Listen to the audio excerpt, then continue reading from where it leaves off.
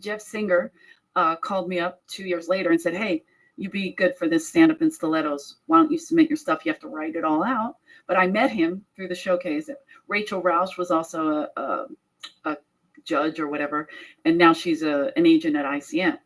And so I did it. He called me. I had to write everything out. It was the fucking scariest thing because you can't say, like, if I had a joke with tit in it, you had to change it to boob or whatever the political, those 7 words you can't say on television kind of bullshit. And oh my God, the first I sent it, I was sweating. I was at a FedEx all night because, I don't know. I grew up in a typewriter store. I don't know what the fuck's happening. So I'm in a FedEx store all night. I must have spent $100 of all the money I was making with Dice in Vegas that weekend just to type it up, scan it, and send it to Jeff. And then he'd send it back telling me what I had to correct. And then thank God there wasn't a lot of corrections, but I did really well. And but I got a little bit cut off in editing. So some of the jokes, that's a problem when you do TV and a short set. You're like, oh, I killed. And then they're like, oh, we needed more time. So we cut that punchline and then the joke doesn't make sense. You know what I mean? So that tape isn't my favorite, but I use it still a little bit of it because they did cut out a couple things. But I had a good set and it was a great experience. That was like 3 years ago. And now this. But this is just me being me, which I love. I curse. It's dirty. I talk about vegans. I fucking hate vegans. It feels great. It feels great. It feels fucking great to be a gangster. I feel like a kid again. Like I'm in my own street gang. I got my corner jacket on, 12th and Wolf. You know what I mean? Nobody knows when you've just had a great set and you've been doing it for 3 or 4 years and things aren't going your way in your life. And yeah. You're not really broke, but you are broke. But you really want something. I just don't want it. Yeah. There's nothing like the want. Like you had that want when you were a child. Like I want this and nothing. I had nothing like that as an adult except for cocaine. I wanted cocaine. But then when I got into comedy, you just want to be so good. Yeah. So fast. And you have all these disappointments throughout the way. You have 200 fucking disappointments before you even feel good about yourself. That's tough skin. Oh, yeah. See, right there in that development right there, if a guy wants to hit on you, that ain't nothing because you've been told no from agencies, like all those names you mentioned. Stacey Mark, nice lady, she's fucking one of my favorite people in the world. She fucking hates me. Oh, your stand-up or your person? I think the whole package. Rachel Rouse fucking hates me from A to Z. It's hysterical. Every one of them were so nice to me. These are the comedy people that run this town, and they fucking hate me. Rachel Rouse, every time she sees me, she just turns her back. Let me tell you, ladies, get your shit together because this is the fucking man right here, Joe Diaz. That's crazy if they hate you. Oh, it's just, and I don't listen. I am in this bubble right now that I love. I do comedy. I go on the road. I'm happy. I don't, they want to give me work. They give me work. If they don't, it doesn't matter. I've been here for 20 years. Just the point that I survived. Yeah. When I came here with all the no's, because there was only one person who dug me. Her name was Mitzi Shaw. Yeah. And that's all that mattered to me at that time. She got it. She got it from the beginning, where everybody else threw everything else in to tell you no. Oh, no, he does coke. He's too old. He's too fat. But you didn't say he wasn't funny. You didn't say that. You didn't say he couldn't act. That's right. You didn't say none of that. You threw everything else in, which I understand. We'll just shake hands and part friends, and you never really have to deal with me. I get that. But it's just so weird when you do have, when you do book a Marin, and the guy from IFC comes up to you at a show and says, bro, I watched a lot of, and that was great. I can't believe people don't know who the fuck that makes you feel good. And I can't imagine how this Blue Show makes you feel. I can't, and I wished it went the way we wanted it in the beginning. Everybody we wanted on there was on it, but you have to deal with some shit, and that's just how it goes. But you know what? If it goes well, if it generates good heat, he wants to do more. So, and that's other comics getting opportunity to be themselves, because not a lot of us fit into the cookie cutter things that you're talking about like that. I don't think I'd ever be on Comedy Central just because I don't think they put me on Comedy Central.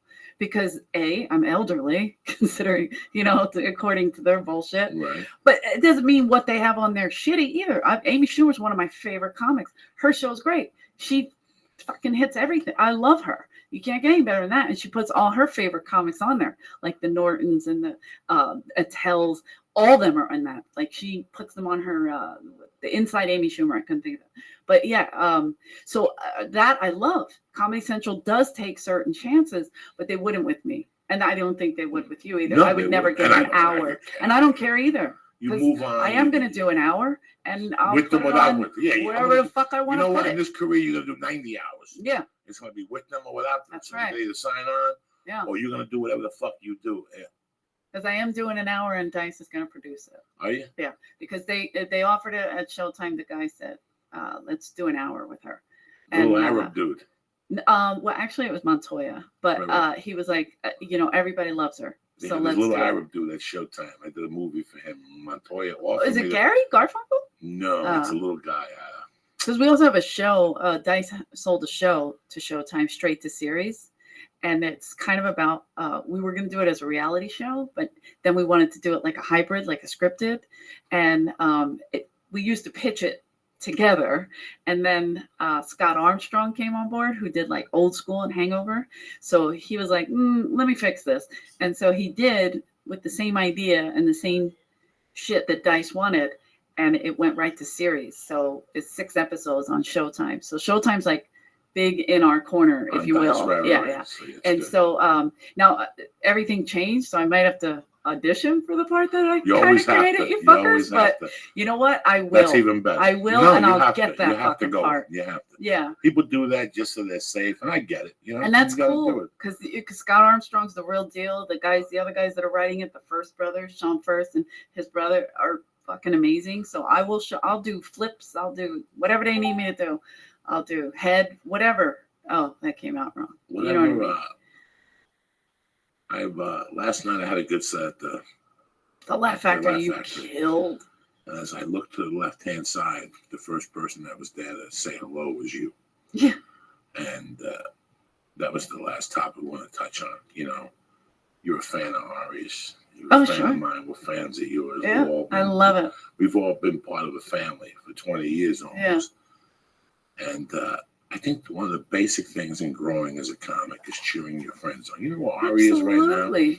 Where? Ari's shooting a fucking movie in Atlanta with Really? What's his name? I don't know. I'm so happy. Hangover. Oh, Zach Zach Galifianakis. Galifianakis. Oh, Zach. And the dude from Mad Men. Good. John Hamm, Hamm. John Hamm. So last night I had a spot at 8:30. And I Uh-huh. had a spot at 10:45. Right. And Can people know that? I had a spot at 8:30. Oh, no, about No. Ari. Shut up. Okay. So I went over to, I had to kill time. I didn't want to go to the store at 9 o'clock. I walked out of Laugh Factory at 9:04. Yeah. And I got in the car and I went down Crescent Heights. I went up, I walked. So I That? Uh-huh. had a Galifianakis. Oh, Zach. And the dude from hung with Ari is right. Yeah. Last night I had a good set at the Laugh Factory. Laugh You Factory. killed. And as I looked to the left-hand side, the first person that was there to say hello was you. Yeah. And that was the last topic we want to touch on. You know, you're a fan of Ari's. You're a fan of mine. We're fans of yours. Yeah, I love it. We've all been part of a family for 20 years almost. Yeah. And I think one of the basic things in growing as a comic is cheering your friends on. You know what Ari is right now? Absolutely. Where? Ari's shooting a fucking movie in Atlanta with Really? What's his name? I don't know. I'm so happy. Hangover.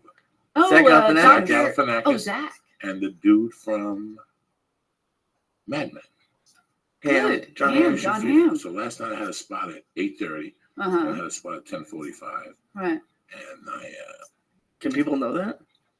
I had a spot at 8:30. Oh, no, about No. Ari. Shut up. Okay. So I went over to, I had to kill time. I didn't want to go to the store at 9 o'clock. I walked out of Laugh Factory at 9:04. Yeah. And I got in the car and I went down Crescent Heights. I went up Fountain and the phone rang. It was Ari. And I pulled over. Like, what's up? Like, you're in Atlanta, right? He goes, yeah. He goes, I just want to tell you something. He goes, I went on the set today. He goes, you know what the first thing I thought of? He goes, he didn't work today. He just wanted to get wardrobe Yeah, and get sure. a haircut. And he trimmed his beard. Got And it. he said, I thought about when I came to see you on the set of Longest Yard and you got me the pastrami sandwich. And we went over and talked to and talked to whatever, how cool you were to me. And man, I want to thank you 10 years later, because it was exactly 10 years. Wow. So we've all, listen, man, to grow as a human being, to grow as a comic.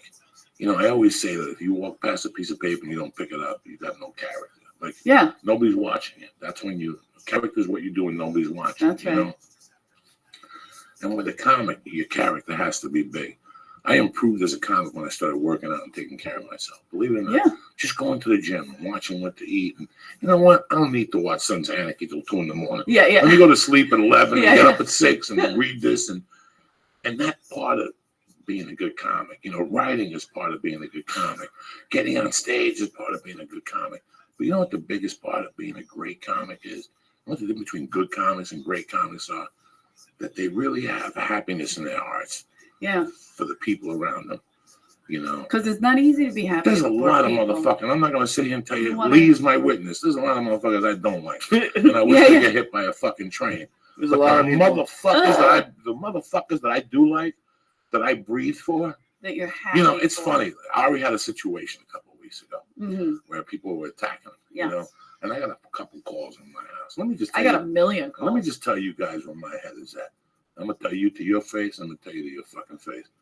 Nobody in my planet could come to me and tell me something about Lee. Do you know what that means? I don't give a fuck. You want to complain to Lee, throw a beating on Lee. But don't you ever come to me and Yeah. tell me about Lee. Same when it comes to Eleanor. Yeah. Don't come to me and tell me about Eleanor. You know, for years, people come to me and tell me what Rogan did over the weekend. And, you know, Tommy, that cunt Caparulo, Yeah. would come to me all the time and tell me when Joe comes back, he's not. And I would say to him, you know, first off, you tell me again, I'm going to smack both of you. Yeah. Don't come to me and tell me about my fucking friends. Right. Don't you ever come to me. When I was a kid, I was a fucking criminal. I don't know. And I would borrow. I'd go up to Eleanor at a bar that hung out with dice and wheels, and they all hung out the comedy. So I go up to Eleanor and go, Eleanor, I want a kilo of coke, and I wouldn't pay you. Yeah. And the next day, you'd say, I'll he's get coming it to the for you. store. You go to the store, and Joey wouldn't be there. So who would you go to? Lee, and go, what the fuck is your punk-ass friend? Right. And my friends used to say, number one, you watch how you talk about him. I don't care what the fuck went down. Yeah. And number two, don't come and talk to me about my fucking friends. Mhm. Don't you ever come and disrespect me about Yeah. my friends. Go tell them. I don't give Yeah. a Just fuck. go right to the Because source. in my world, Lee, you don't do nothing wrong. Right. I don't give a fuck if a chick is about to die, You're on pregnant, the you side. kick her in the Yeah. fucking stomach and she dies and aborts. In my world, you did nothing wrong. And that's the way, that's how I was raised. When you got friends, they don't do nothing wrong. When you live and die for a motherfucker, because there's a big difference between acquaintances and a friend and your brother. Goddamn Big right. difference. Yeah. Big difference. I'm talking about my brothers. Well, since I've been 20, nobody can come up to me and tell me a story about my brothers. Not at any time in my life. They're my brothers and I love them. And my sisters. Listen, you're barking on the wrong tree. I don't give a fuck if they shot your mother in the head point blank range. In my eyes, my friends don't do nothing wrong. So take your fucking magic elsewhere. Right. So when I see you doing what you're doing, when I see Ari in the movies, dog, That's my dick gets awesome. hard. Yeah. And that's what people don't understand. To be a great, great comic, you got to be happy for your friends. You got to sincerely true. be fucking happy when they make a positive move. Me and Lee talk about 10,000 stiffs that get opportunities, and we say how they're going to fail. They're fucking douchebags because they're douchebags. That's how they're thinking about when me and Lee started the podcast. I know them. Yeah. You know, when I left the store, I didn't leave the store because I left the store because I had neck surgery. Yeah. And they took a fucking ball out. I'm Cuban, number one. I'm superstitious. They took a fat ball out. And when the doctor said to me, you want to see it? And he showed it to me. First thing I thought about was the store. You know what I thought about? When you get off stage and you have a good set, and there's comics that come up to you and they give you a hug and they go, what's up? But there's motherfuckers that come up to you and you can see as the words are coming out of their mouth, it pains them to say it. And as you say, thank you, man, they go, that joke we loved, and you turn away, they go, he's probably on fucking coke, that piece of shit. You know that. You know what comics do that, and you know what comics are really happy for you. Yeah. And when I saw that fat ball, that's all I thought about. That fat ball was all the negativity on my back. I'm never going to the store again. That's what happened. Yeah. Once I saw that fat ball, I'm like, that's the fucking store. That's that people looking at you going, that's a great joke, Joey. So many phony fucks. If it wasn't for fucking Rogan or Dice, that motherfucker would be nowhere. Yeah. But, you know, so I got to tell you, and I told my wife last night, I told my wife this morning, I'm having Eleanor on, and I'm very fucking proud of it because you were slinging drinks Me and Terry. And I'm sure that when you told people going to be comics, they looked at you and said, whatever. Yeah. You know, and look at you now. Mitzi first. Now you're on fucking Showtime. Mitzi first. She was like, oh no. Oh, That's what she no. said. But I showcased for her and I didn't bomb and she liked it. She bashed you? No, Tommy did technically, but she stopped coming in. That's why. Because, you know, I didn't start this till 2008, 2007. I just hit 8 years, February. February So, what? I want to say like around the 12th. I have to look it up, but it's something like, I still have the paper from Adam Barnhart's room in the belly room. He used to hook me up a lot. Remember Adam Barnhart? He's still every Sunday night. Good guy. Every Sunday Clean night sober? he's in there. Clean sober. He also had a class. So he let me take the class and he knew I was broke. So he let me take that class for free. And it was like stage time. And everybody else in the class paid. And I used to feel so guilty because I didn't, you know, so I would help him with his music or whatever the fuck he wanted. If he wanted free drinks at the store, I could get you that. I still have shift drinks. I haven't drank 12 years on the fucking job. You know what I mean? So I got like 7,000 drinks left, I think. And so I would get him whatever he wanted, waters, anything he needed at the store, you know. And Mitzi, you know, said he never gets to, because he's such a good guy. So she's like, just leave his show alone. And he does team up with other producers and try to fill that room. But for the most part, every Sunday night he's Every there working his Sunday? What ass. time? I think it's 8 to 10.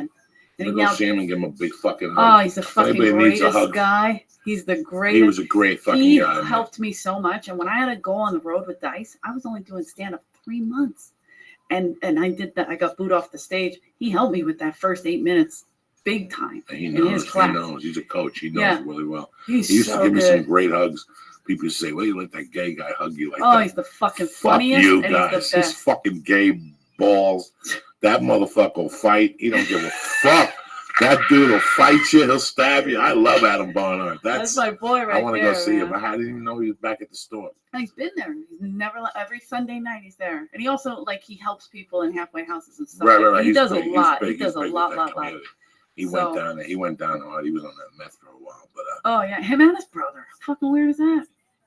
How weird is that? And they're both gay. And my favorite joke is how he tells his father that because he fights with his dad because both of his sons are gay. He's like, your balls are like the gay factory. You know, I'm not doing it perfect, but the way Adam does it, it's With like that the little- Willy Wonka gay factory you got in your balls. You're shooting out faggots, and he does his whole thing. It's the best. He's so funny. How are you over there today, my brother? Lee, are you I'm all right? great. Oh yeah. There's a good high today, huh? This is smooth.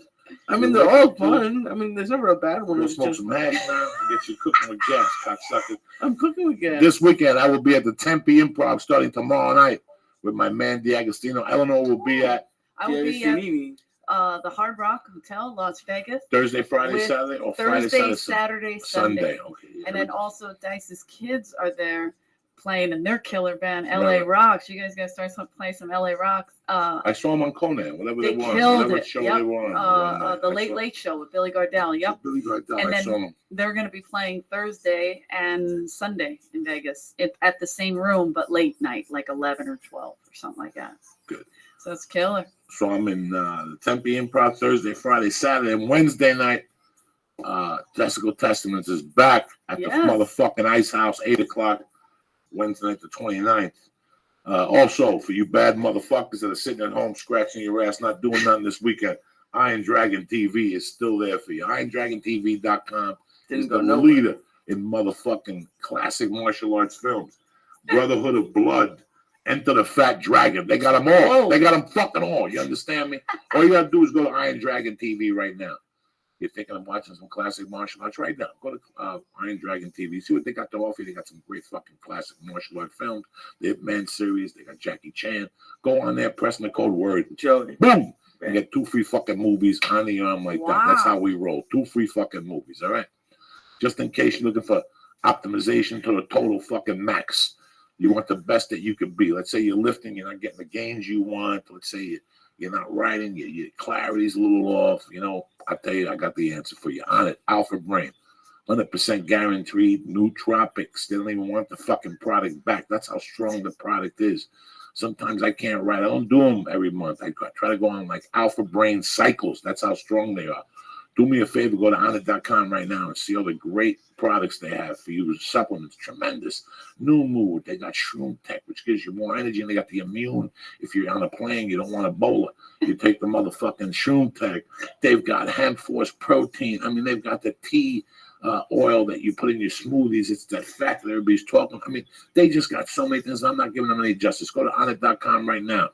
Look at the supplements. I can't help you with the weights and the fucking kettlebells, but as far as the supplements are concerned, I get you 10% off. Get the hemp protein, the acai vanilla, or the chocolate. You're going to fucking love it. Go to the box and press in. Church. Boom! And get 10% off. CHURCH, you bad motherfucker, you. So go to honor.com for optimization to the fucking max. Stop being a fucking mutt. Listen, you're sitting there with those rotten fucking underwears. By the way, MeUndies sent me a little cargo bag last week. I had some stuff here at the house, Lee. They sent me a long sleeve fucking shirt. They're like rash guards, growing a little lighter.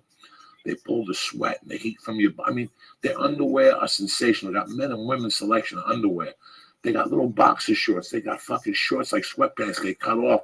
You look like a runaway slave. You know those little slave shorts they had in the fucking 1800s? I think you're talking about the boy shorts that you hate so much. No, these are longer. They're sweatpants that they cut at the knees with a little string around them. I've worked out with them both days. Comfortable as shit. I had the blue pair and the pink pair. That's right. I wore pink pair. I don't give a fuck. It's a rough pink. What do I give a fuck? I'm 52. I never sucked a dick in my life. What I got to be unconscious about? Anyway. Wait, hold on one second. I have, and I don't even wear pink. But that's you, because you're a fucking boutage. Me, I'm the king of swing.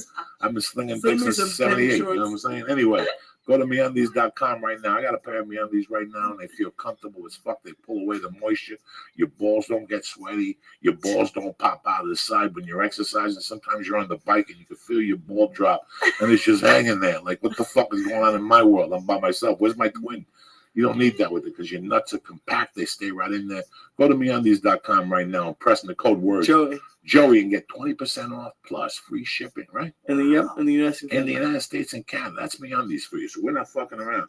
Listen, you're sitting there going, Joey, you sent me to this movie site. I'm jumping up and down without it.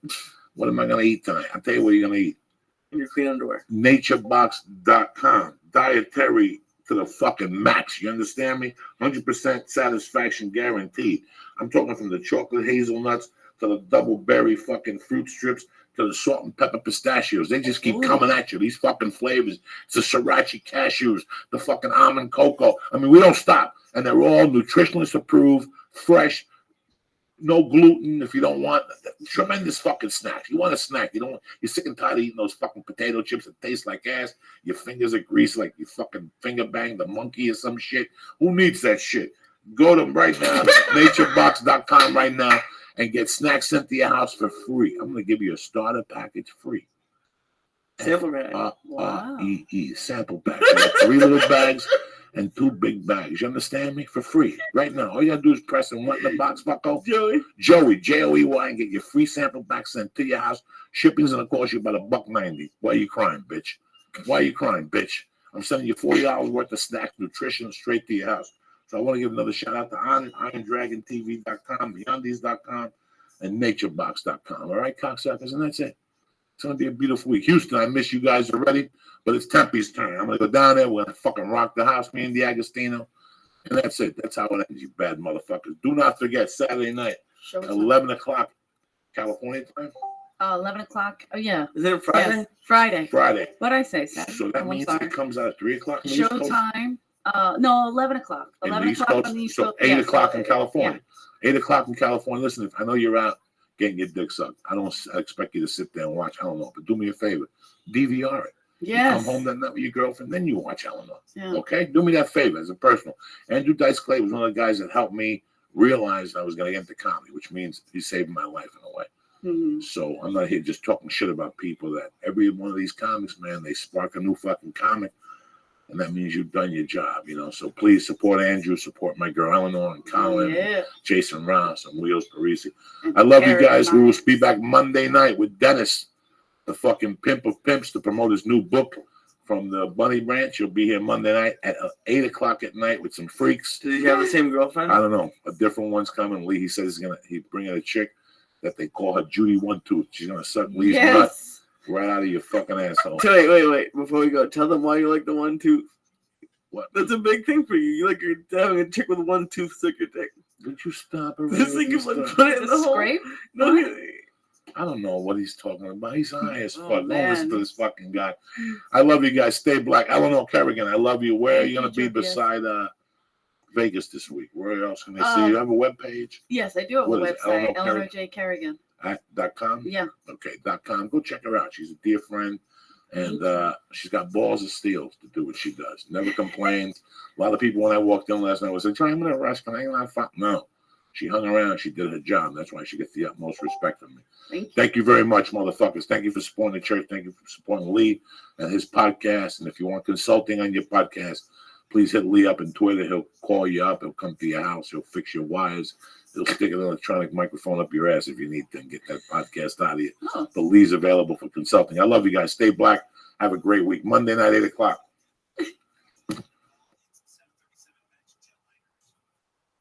I survived. How I did you survived recover this yesterday. morning? What time did you fall asleep? Oh my god, I fell asleep right around like midnight. But I always do this. I'll pass out when I'm super stoned, and then I'll wake up. So I was so high that I like just forgot the shows I was watching. Like a couple of them ended. Like I tried to watch Josh Blue's new special, and when I saw the beginning was good, but then I just like passed out. And I turned on one of these TV channels that just has movies constantly running, and the beginning of The Longest Yard had just started. So I watched that, believe it or not, and I went to the gym this morning. I could only do like 40 minutes. You were tired? I was still high. So we got them fucked up last night. Oh my god!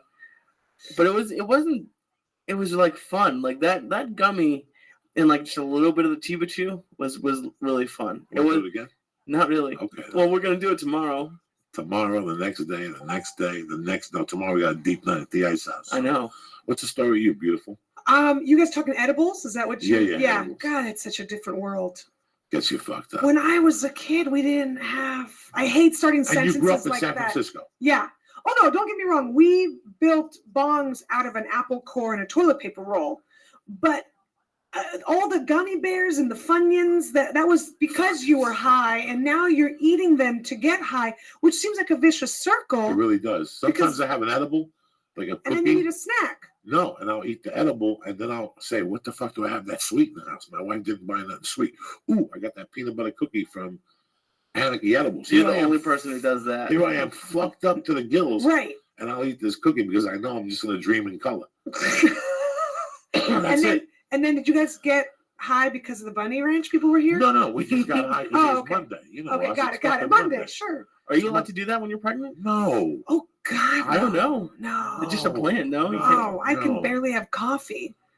They like really frown upon that. Have you ever walked in with a big old pregnant belly into a Starbucks? Alarms go off. Woo, woo, oh, those fucking Gentiles. I know. The yoga moms and and I'm addicted to coffee. That's definitely my addiction. But I feel like a crackhead sometimes. Like I want to sneak some. Like I'll lie about it to my husband.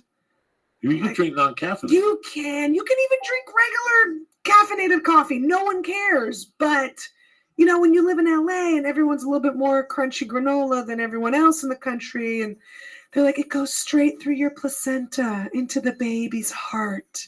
Makes you feel terrible inside. So I try to cut down. Fuck it, the baby will be a drummer. You know what I'm saying? My 4-year-old already is. Is he really? Oh my God. Shirt off. He wants his shirt off and just underwear, and he just sits there drumming. That's my boy. I love it. Shirt love off it. and underwear on. Yeah. It's like he knows he needs to get his like armpits loose. You know, he doesn't want anything constricting him. Does he get drum lessons? No, we don't have lessons He because just I'm fucking not plays. spending money on that bullshit, because we give him swimming lessons. He can barely concentrate on that. But we just let him drum. He has a little drum kit. He's been drumming since he was a year and a half. Does it drive you crazy? A little bit. Yeah. Yeah.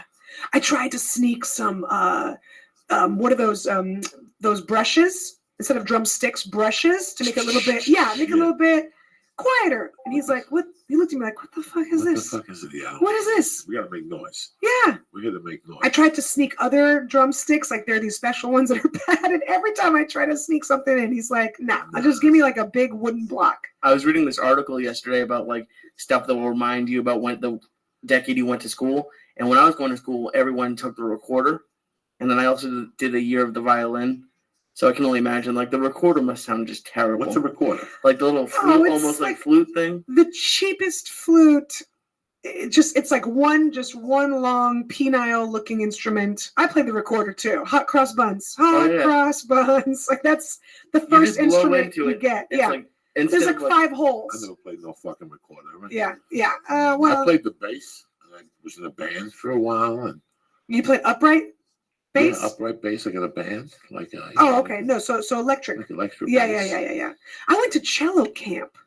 Oh God. Ridiculous. That's brutal. Why? I don't understand how my parents, I don't know, they just want to get rid of me. So anytime there was like a camp, they could get rid of me for the summer, they would send me to that camp. But one summer was cello camp. I didn't really go to a lot of camps early on. The camps I went to as a young man was come home camp.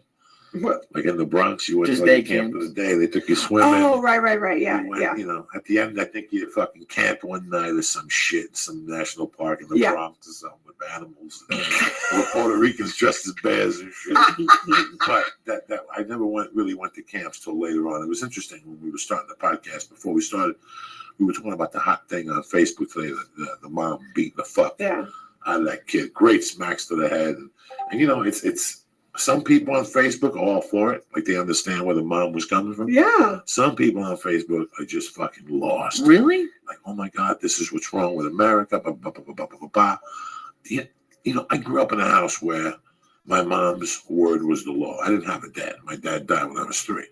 So my mom remarried, but we didn't give him too much control over that thing. That was my mom's basic. And I remember, as I was watching it, I actually remember, I exaggerate to you, I actually remember 5 ass kicks that I got that way. A couple punches to the head, a couple smacks, a bloody lip. What did you do? What did you do to One time, I really remember one time when she beat me up with a purse because I wouldn't get off the mule on 86th Street in Broadway. There used to be a city bank around the corner where I don't know what it was. It could be something different. This was years ago. I'm 52, so this was 47 years ago, 48 years ago. And right on Broadway there, crossing the Blimpie base on 86th Street, there was a guy that let you take pictures of him with a fucking on a mule. Ah, okay. And I wouldn't get off the mule. And my mom asked me like 10 times, and she beat the fuck out of me on the mule until I got off the mule. But she hit me with the purse. And there's a guy that I still talk to, a friend of my mom's in Miami, that said I could live to be 100. And I'll never forget that day, driving in Broadway and seeing your mom whacking you with that purse all the way home.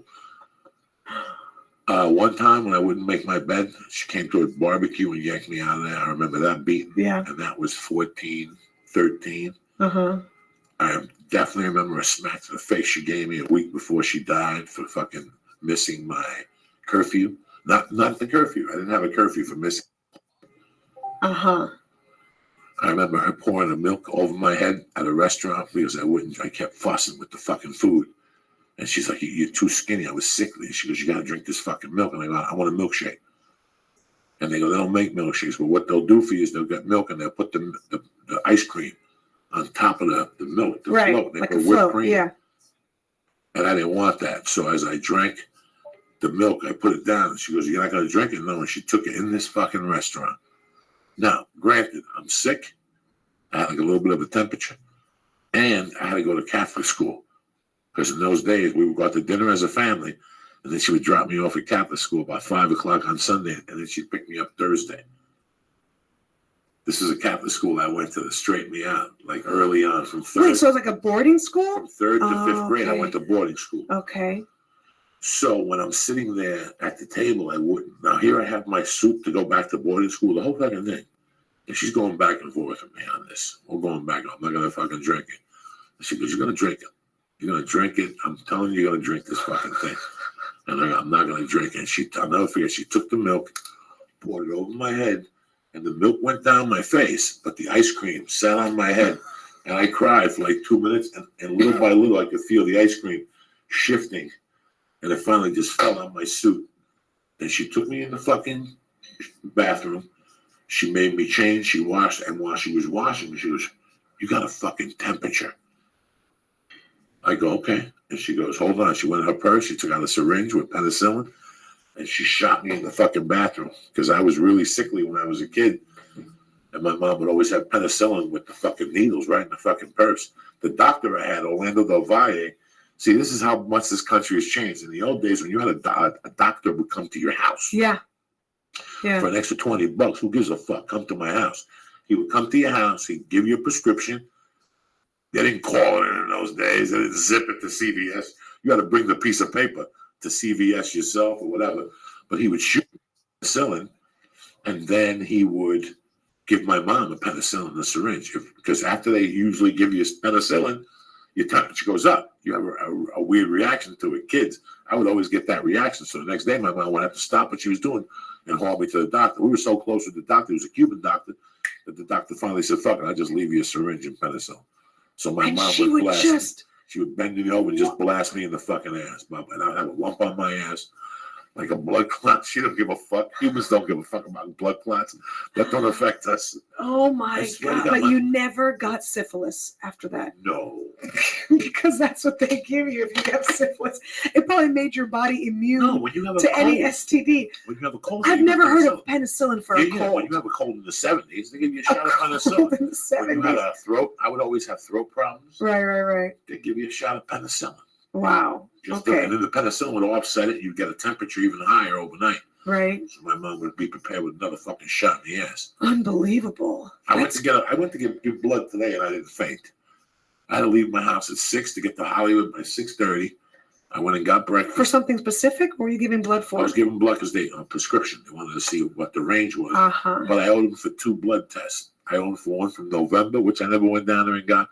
This I got the call in January, and I just went down in April. I was telling Lee, tomorrow I'm going to go for I hate fucking needles. Yeah, I can imagine. I fucking hate needles. Because you associate them with penicillin in your ass. But no, this doctor, the crazy thing with this fucking doctor was he was a cokehead, right? Dr. Del Valle was a bad motherfucker. I knew Orlando since the time I was a little kid to the time I was in high school. When I was in high school, even after my mother died, I still went to see him. But when I was a kid, Orlando knew that I didn't like needles. So whenever my mom and stepdad called him and said, Coco's sick, he would love it because he would always make that his last stop because he knew that my mom and dad would offer him a drink or whatever. So he would have a drink with my mom and dad. They would come in, take my temperature, and he'd go, so Antonio, I have to give you a needle. And I go, let me think about it. So he'd go, great. He'd go out in the living room and have drinks with my mom and dad, like 3 or 4 drinks. He'd do a blast. This guy did blow. He'd do a couple. I didn't know it at the time. He'd come back with his jaw going all crazy. And I'd look at my mom like, why is this fucking jaw going? I didn't know. I didn't know until later on as I got older. I saw him at a club one night, and he was all fucked up, and he asked me for Coke. And I asked, he asked me for Coke, and I told him I had aspirin. He goes, what do you got for the head? And I go, aspirin. He goes, oh, don't tell me that. This guy was a freak. Towards the end, I was trading him cocaine for steroid prescriptions for a friend of mine. I would just go up there, give him like an 8-ball, and he'd give me like 10 steroid prescriptions. And then finally, his kid stole his prescription, Brooke, in the 80s. He got busted. And he lost his license. Yeah, absolutely. So that's how crazy this was. Unbelievable. Now, would you ever give your kid just a shot? Like, could you ever do that? Just come over here. Let me give you a shot in your ass. I don't know if I could handle that. That would be too much for me. I can't. But I could. But I know my fucking crazy wife could do it. She would do it. Yeah, she's kind of sick. Had a house call from a doctor 2 weekends ago. He had an earache or an ear infection. We couldn't even. I've never heard this kid scream for so many hours at such a decimal. Am I saying that correctly? Decimal, yes. Like for hours. I called the doctor on a Saturday, and he heard my kid in the background. I was in a different room. I went to a different room so I could make the phone call. The doctor's like, I hear your kid screaming. I'm coming over. So we had a house call. They charge you? Yeah, I don't care. And this doctor is also an acupuncturist because he does like everything. Like he's homeopathic. He put 2 acupuncture needles in both my kids' ears, and it drained. And in an hour, he was calm. I couldn't believe it. It's like, thank God. I will write you 3 checks like this. It's so worth it because I could not do that. When I was a kid, if I was screaming like that, my parents were like, shut up and sit down. Like they had no patience for any kind of your kid's not feeling good and 0 patience. 0. Immigrant parents. Yeah, they're just. You know, there was a rule in my house. My mom had a rule. I understand you get sick. Yeah. But just do me a favor. Go to school. Go to school. Oh my if you puke in God. school, I know you're sick. If I wouldn't go to school, I wasn't allowed out at 3. But if I went to school and got sent home from school, I was allowed out. My mom had weird rules. Yeah, yeah. You know? Your mom probably didn't have that sawdust that they had in our school, so she didn't want to have to cover the puke up herself. She's like, go puke at school because they can cover that up with that. Did you have that when you were a kid? They sprinkled this like disgusting. dust. Do you remember that? Yeah, my mom didn't let me do anything. Like if I didn't go to school, there was no TV, there was no like I couldn't watch anything. I couldn't do anything. My mom only hit me a couple times, and it was mostly just spanking. Like she never like hit me. But you brought it up before the podcast. If I would have sat at my friend's house and they would yell at their parents, and it's like, what are you doing? Like, and my dad, I don't think my dad ever hit me, but my dad was loud. My dad was on the radio. He knew how to get loud. So, like, I up until a few years ago, I was still scared of my parents. But you probably grew up with a lot of kids that did get hit as well, right? You got all the kids in the neighborhood, right? Launched. See, I didn't. Launched. Yeah. And so I was always embarrassed. I felt like I had to hide it, like live under cover the fact that I would get smacked. So if a friend of mine was coming home with me and we were past curfew, I had to prepare her for what was about to happen. She was not used to the wrath of my mom. My mom would swing the door open and just grab me by the hair. And I had these like white scared friends. They're like, what the fuck is happening? And I had to like make excuses. Because it'd all be in Russian too. So I was like, oh, she's just giving me like a list of things I have to do. No, she was swearing at me. She was cursing me out. But because it was in Russian, I could like make up a story and cover it because I was embarrassed. But your friends were probably all getting smacked around too. None of my friends got hit. Oh, all my friends got fucking punched. Big difference. I had a friend that his dad would punch him at the school and like he'd fucking get up bleeding. His dad would talk to the teacher with crossed arms. And then he'd be standing right there, and okay, and he'd just backhand him, bam, and the kid would go down, glasses busted. He'd get up again, fucking pound him again. When I went to Catholic school, there was a kid, Leslie Rubero, who bailed me out when we attacked a nun. We got beat up by a nun. I did, so we attacked a nun. Leslie helped me. His father used to throw fucking bombs at him. Now, when I got into that altercation with the teacher, I was in the 5th grade. Leslie's father was already throwing bombs at him, guys. I'm talking from fucking men bombs, bam, in the chest. Carmine Balzano, who I'm going to talk about tomorrow night in the thing. He used to pulverize fucking kids. Left hooks. You know, do I see the need for that? Do I want to beat Mercy, my daughter, like that? I don't think so. No. If I had a boy, I think sometimes it's parental frustration. Yeah, you know? A lot of the times. Yesterday's beating was classic. That was no frustration. That was a mom saying, you're fucking slipping. I don't give a fuck what the rest of the kids are doing. You got to be an individualist. Yeah. You know, and she smacked the fuck out of him. And those are the beatings I got. I think because she was also wearing a cop's uniform, the irony of it. No, I'm kidding. She wasn't. But can you imagine? No. Well, it's just sometimes police mom brutality. If you see like a kid getting beat up, like you had an issue a year or so ago where you saw a kid getting beat up, it looks like it makes you feel bad. But watching it yesterday, that was like a teenager, and like the mom was hitting him, but she wasn't like punching him. She was just like hitting him in the head. Fucking smacking him, man. There's some good fucking smacks to the head. You know, also that was more to embarrass him too. You know, because he was probably there with his other friends, and they probably had a plan. We're going to loot this. We're going to do this, whatever. And look, I get it. They're all frustrated. Fine. But there was also, like a lot of the times, I think the parents do it to send a message, like, don't try to act out. Don't think I'm not going to find you and do this to you in public. Because hitting your kid is one thing. You know, you didn't make your bed, and then your mom smacks you. You go into your room, you make your bed. But that's all done in privacy. But if you think about it 30 years later, it wasn't about me making the bed. It was about her telling me something and me telling her, fighting with her. Right. That got under my mom's craw. Of course. That used to, and that's what gets under every mom's craw. The why. Absolutely. The why. Why? Because I fucking said it. That's why. Right. You know, I see these kids today that say shit. If in my neighborhood, if you were 16 and you went home and your dad said, all right, before let's say a prayer. Like I went to somebody's house 10 years ago. And the father said this at a party, and the father said, the kid goes, "We don't pray because, there's an atheist God." In my neighborhood, if you said that to your dad would reach across and beat the fuck out of you. Or dad would say, "You know what? Since you don't believe in the same God I believe in, get the fuck out of here. You ain't eating my fucking food, bitch." That's tough love, but it's also, the beatings that I got, I remembered why, and I never did it again. But you just did something else. My mom didn't want me to. She didn't like the talking back. Yeah. She didn't like the. I think of the immigrant mom. When I was 5, I had this, not this gold chain, but I had something this thick and the same. Yeah. My mom would put this gold chain on me in New York City when I was 5 and say, "Come home with that. Don't let nobody touch it." I remember one day I was getting an ice cream from Mr. Softy, and she was watching from the window. And the guy goes, "Can I see your chain?" And he touched my chain. My mom flew downstairs and almost fucking killed me. And because my mom, I didn't have a dad. Yeah. So my mom was wearing 2 hats. Right. 4 years ago, I went to the YMCA one night and I was hitting the bag. And I wanted to hit the bag, but I couldn't hit the bag because I was an Indian mom, American Indian, Hindu, not the boo-boo, but the other one, had her kid in there with hand wraps, not even hand wraps, but towels. And she was teaching him how to hit the bag. And I could hear her. I was wondering why.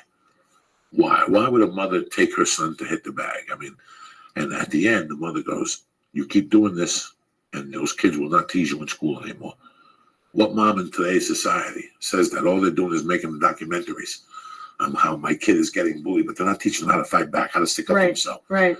Kira, I got no reason to lie to you. It brought a tear to my eye. Yeah, I couldn't. Of course. I got overcome with emotion because that was my mom. My Yeah. mom used to say, "This is what needs to be done. Don't let this." I still remember going home one day getting beat up at the park, and my mom finding out about it. And the next day, me getting home, my mom going, "Get dressed. We're going to the park." I'm like, "For what?" And she's like, "We're going to go see what happened yesterday. We're going to go take care of it." She made me walk up to that kid and smack that 17-year-old in the face when I was 14. And then let the kid beat me up. We fought again, but my mom goes, "You never come back to this house hit. Never in your life does a man stay hit. Not in this fucking house. You get onto a beef, that kid hits you, you hit him back, then you come home. Don't ever stay hit. Even if you get beat up, go home, get a sandwich, and go back tomorrow, next day, and fight this motherfucker again, but don't stay hit. Because then everybody will beat up on you. Yeah. But if you fight for your shit, they won't." So what would you say what would your mom say if you started the fight? If I was 17 or whatever, Yeah. my mom would say, "You're a little bigger than him." My mom was one of those people. My mom understood. I remember coming home from Catholic school and having an attitude like I would leave on Sundays and come back. I remember my mom telling me on Thursday nights, "There's some kids that want to fight you tomorrow. Get ready to fight," at her bar. At her bar. My mom would make me fight, though. Get out there. Get out there. What are the options? What do you do with your kid? What the fuck do you do? Yeah. A couple of weeks ago, I went to this jiu-jitsu tournament. It was a guy's tournament, but there was these 2 12-year-old girls. And they were jiu-jitsu, and one girl had the other girl like by 7 or 8 inches. But that little Asian girl was holding her own. I got so over-fucking-whelmed with emotion because I know even if I die next year, if my daughter gets into jiu-jitsu, she'll never be raped. She'll never. This jiu-jitsu is a great way for women to empower themselves. Mm-hmm. Your strength is on your back, where women never want to be, unless you're a dirty fucking whore. But if I throw you down, Kira, that's what jiu-jitsu is. You're back. How do you get? So when I go to rip your shirt off, from now on, you're going to break my fucking elbow. Because jiu-jitsu is not for a big guy to do to a little guy. Jiu-jitsu is constructed for a little guy to work on a big guy. I went yesterday to jiu-jitsu, and I seen what John Salami weighs 165 pounds. He was throwing me around like a fucking kettlebell. He swept me one time. I went 4 feet in the air because they use technique. So you're going to get these young girls, they're going to keep drilling arm bars. Like fucking Ronda Rousey. That's what you're going to get now. Ronda Rousey is open. Ronda Rousey is a UFC star and everything, but she's also letting women know that the party's over for a while. If a woman really doesn't want to be a victim no more, she doesn't have to be a victim. I'm going to rest better as a father if I know my daughters could take care of themselves. Yeah. I know if a guy pushes my daughter back on her back, guess what? You just went into her world, jerk off.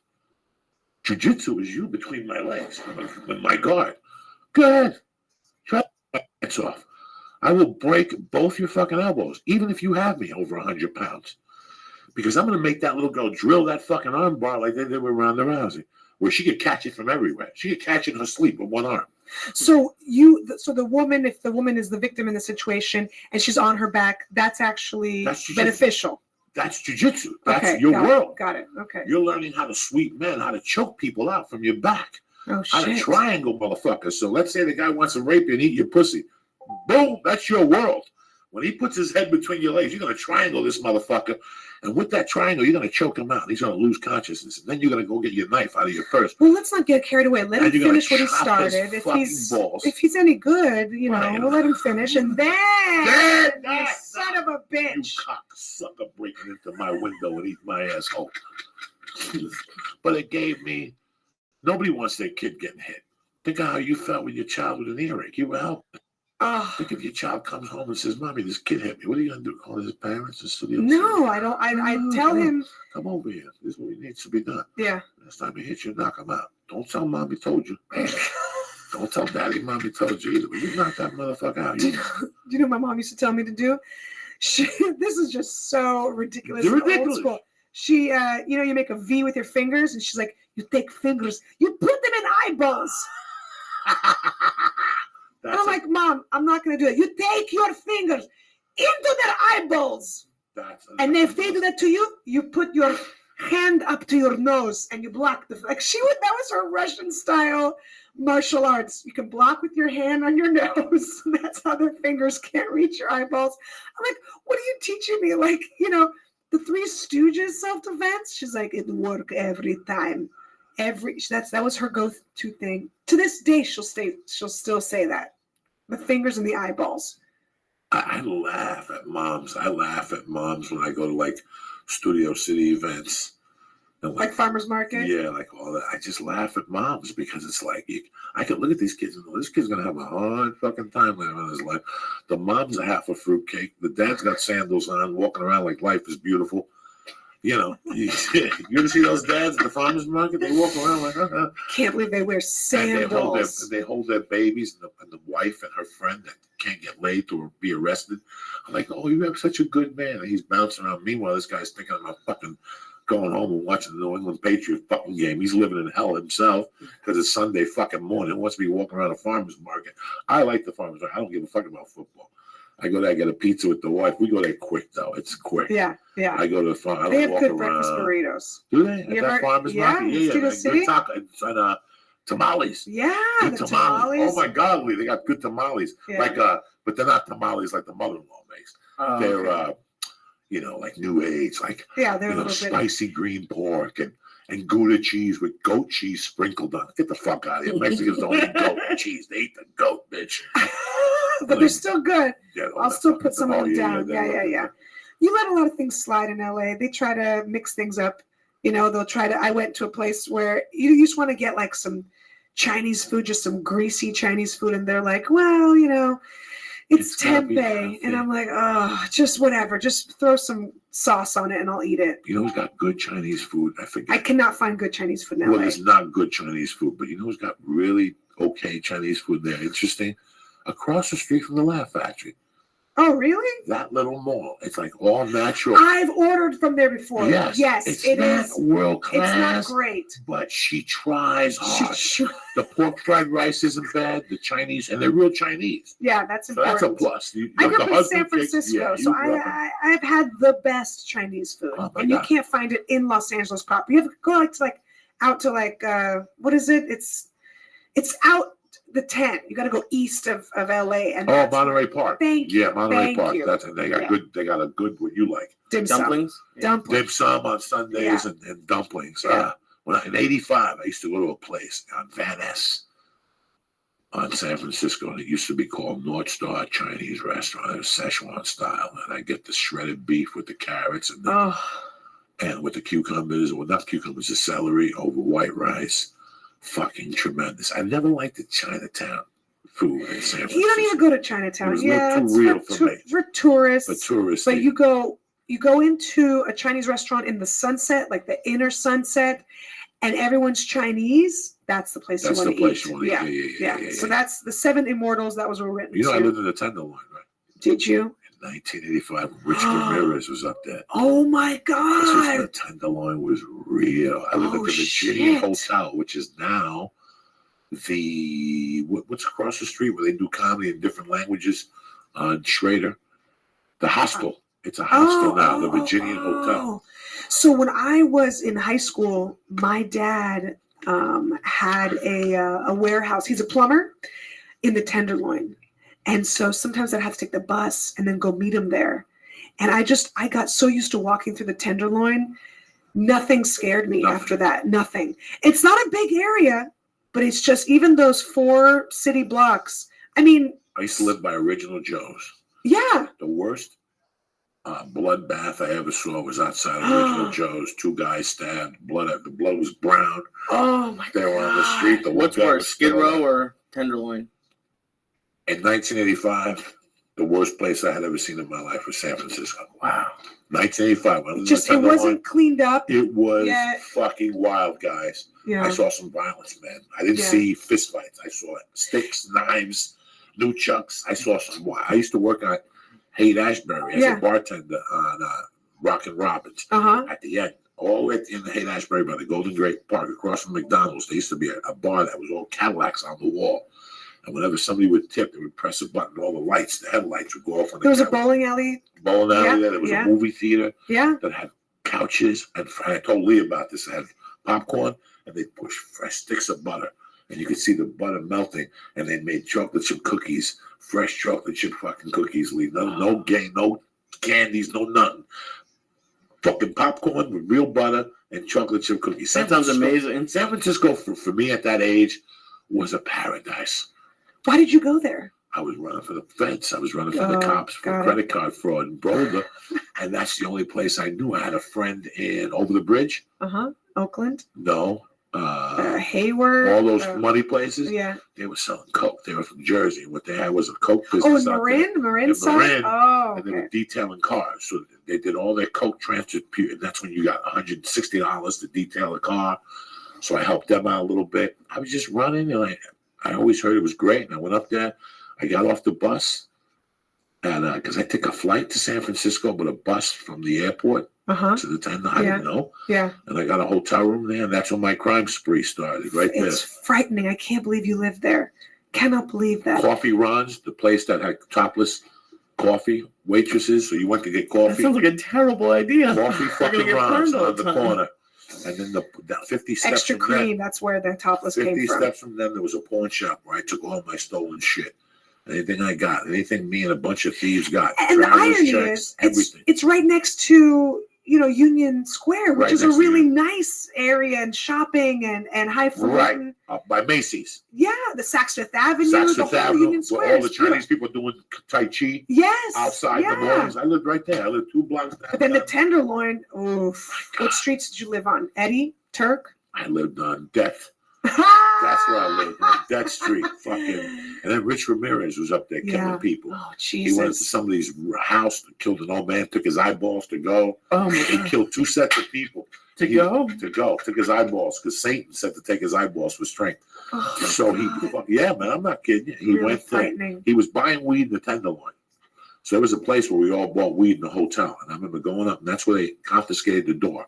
That's where he wrote this thing from AC/DC, Night Prowler. Yeah. That's and then remember when the feds went, they took the doors because he was writing in the room. He had really bad teeth. Yeah. Supposedly. And then I went up to that building to get weed, and they were all feds. I go, I'm looking to cop weed. And they're like, they showed me a badge. They're like, get the fuck out.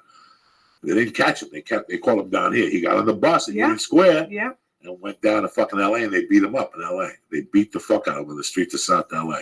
But San Francisco was bad. I left there going, I loved it. I loved the food. I loved everything about it. I loved the waits and everything I was doing, the bartending and the stealing and the fucking drugs.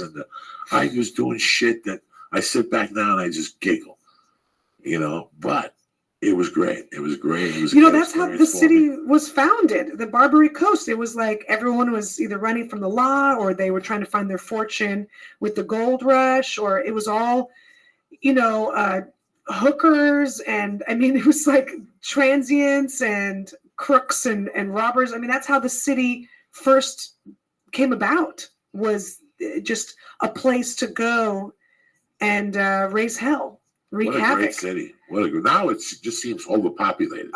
It's a completely It's different just place over now. fucking populated to the gills. You can't do No, anything. I mean, everyone's 25. Everyone wants to be a millionaire. Everybody wants to go and get that next big app and work in Silicon Valley. And just, the tech craze has changed the entire city. When I was a kid, it was like a town.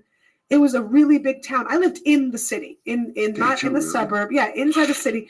And you knew everybody.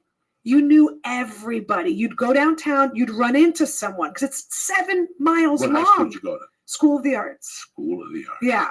It was inside another high school called McAteer, which was such a bad high school. The other schools in the area nicknamed us Blackateer. We had mostly Black and Hispanic kids.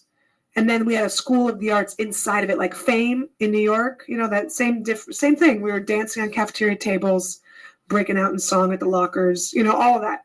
But it was inside this really, really rough school where we had gangs and violence and drugs. And when did you think about stand-up? When did I think about it? I knew at 6 years old. Really? 6. I didn't know what it was. I didn't know it was like a job or a career or you get paid in chicken fingers on the road. I didn't know all of those things, but I knew at 6 for sure. And I'd beg my mom, help me be a stand-up comic. She's like, go sit down, shut up. Like, it was always just sit down and shut up. That was my entire childhood. And I say this with love because I love my parents. You got brothers and sisters? I had a brother. He died. He had a heart attack at 38. I'm sorry to hear that. Yeah. But you grew up with somebody else in the house. Yeah, he was much older. So, he was 8 years older. So when I was, let's say 8, he was already 16, got a driver's license. He was out of the house. We hardly saw him. Then at 17, he decided, I'm going to get a GED. I don't want to be in school anymore. At 17, he graduated basically from high school and then moved, left and got out. And then came back. So then he actually, the picture right here, I just keep looking at it with your fro right here. Yeah, that's my brother. He had that big fro, that big curly Jew fro in his case. And it's just, when I see that, it brings back a lot of memories, those years, those eras. But, I grew up like an only child, basically. And then he came back and moved back in with us and lived with us. But I always felt like he was more of a second father. And then when I got older, he kind of accepted hanging out with me more. But it was hard for him because I was so much younger than him, and he looked so much older. He had a big mustache too, and I had a boy haircut for a little while, and so people thought he was my dad. Like, they were like, "Oh, your son is so adorable," and it was really it was hard for me. I was called a boy all the time, and it didn't help that I liked dressing like a boy. Now, you tried San Fran for the first time. You got on stage up there. No, down here. Did you? Yes. How old were you? Right after college. You came right down. Right, yeah. No, I went to college in San Diego, so I literally technically came up. So I'm a typical California girl, even though I don't look it. San Francisco, went to San Diego State, and then LA. Now I live in LA. I've lived in LA now the longest I've lived anywhere else. 18 years? I've lived here 17 years, yeah.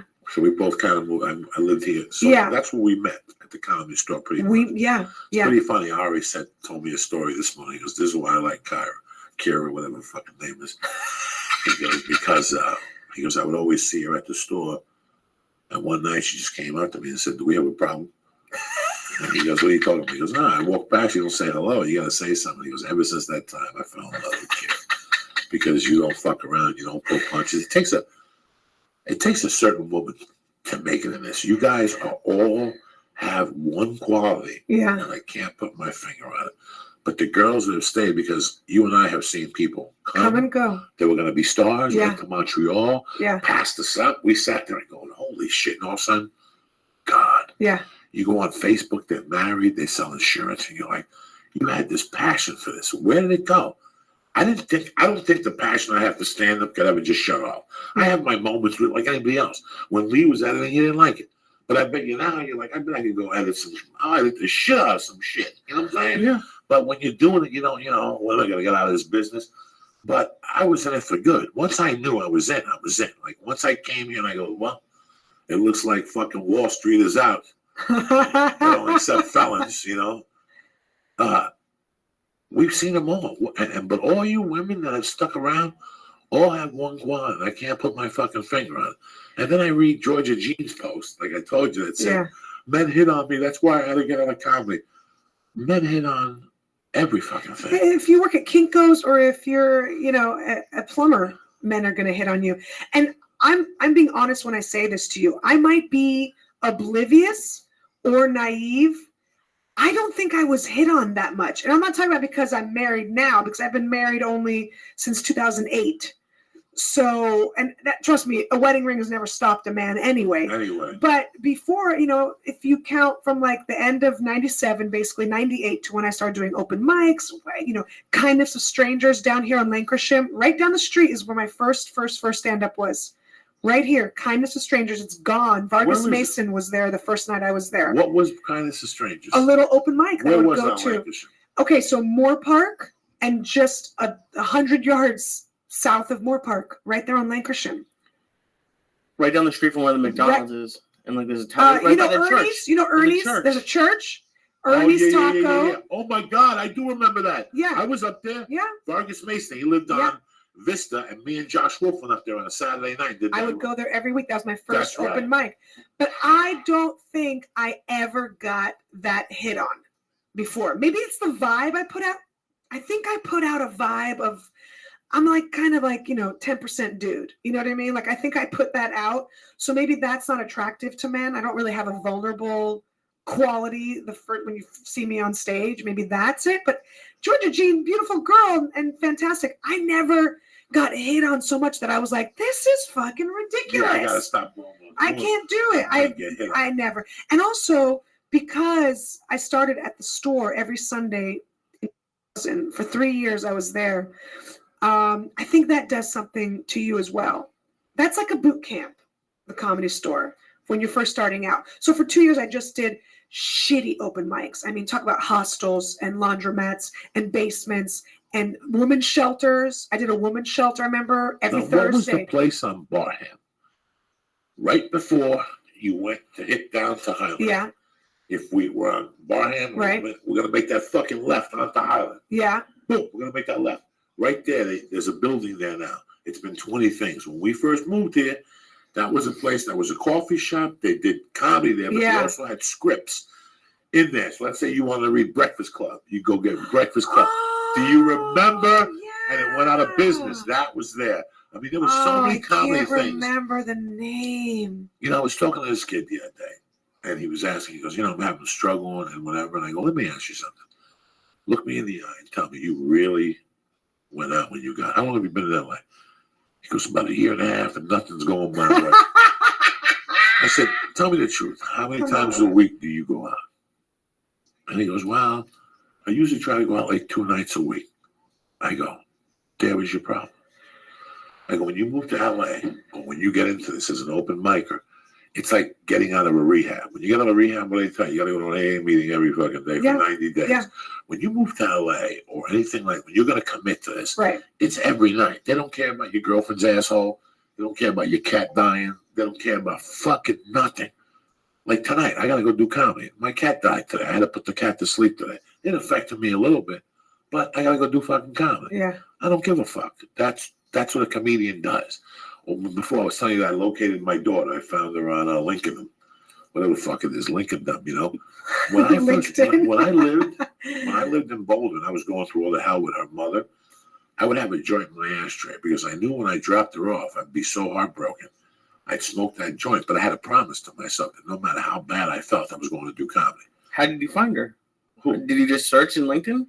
No, something happened. I went to read for some, listen, guys, I may be down, but I'm never fucking out. I called her 8 weeks ago, and I told her the truth, and then she never called me back. So I called again last week. I was a little angry. I woke up, and I called her up, and I go, hey, man, She never called me back. I go, listen, I don't know what you think is going to happen. I just want to say I'm sorry. I love her and I'm here for her. That's it. I understand she got a family in place. I'm not here to disrupt it. I got my own shit going on. I don't believe in disrupting nobody's life. She called back with some fucking story that she just had a breakup and she's still grieving over her grandfather. Her grandfather died in fucking December. So I called a private investigator to find her. He goes, they have her hidden so much. They changed her name. Her name was Jacqueline Michelle Diaz. They changed her name to Jackie, Jacqui. Michelle. They rewrote Michelle. And they changed her last name to her mother's remarried name, Ball. Oh. Without my permission. I never signed that paperwork. Yeah. I'm really thinking of going to an attorney. Like, I'm going to contact an attorney in Denver. And I'm going to tell him my story. And if something's kinky, you know what? I'm thinking about suing them. Listen, you could go somewhere and slice somebody's fucking throat. You could go somewhere and punch him in the face and call him a cunt and express whatever you can. She already knows she's a miserable cunt. I would love to have the balls to put like a fucking Santeria spell or something on my ex-wife. The mother, yeah. The mother, but I know that backfires. I don't believe in any of that shit. But I tell you what I do believe in. If you want to hit a motherfucker, you hit him in the pocket. Yeah. That kills a motherfucker. Not when you're 21, but when you're 50 and you're trying to put away money for your fucking future, that kills you with some mother. Because I had a loose end. This is the way I looked at it. I had a couple loose ends in my life. Right. This shit that was floating out there that I had to get. I got that after 35 years. It was these boxes I had. And I had calling back my wife, my daughter. I just one day said, I can't do this. I can't be a comedian and be at war with these people. I can't do it. So I'm just going to fucking walk away from the situation. I'll be back. I'm down right now, but I'll be back. So I had a loose end. But after I called her and I admitted and then she still fucked with me, guess what now? Now she's got a loose end. Right. It's not my loose end no more. Now she's got a loose end because, like, I called her and told her, I go, listen, I called you as a courtesy. She's 25. I don't have to fucking call you. Right. See, the last thing my ex-wife wants is for me to grab this kid's ear because then she'll find out the truth.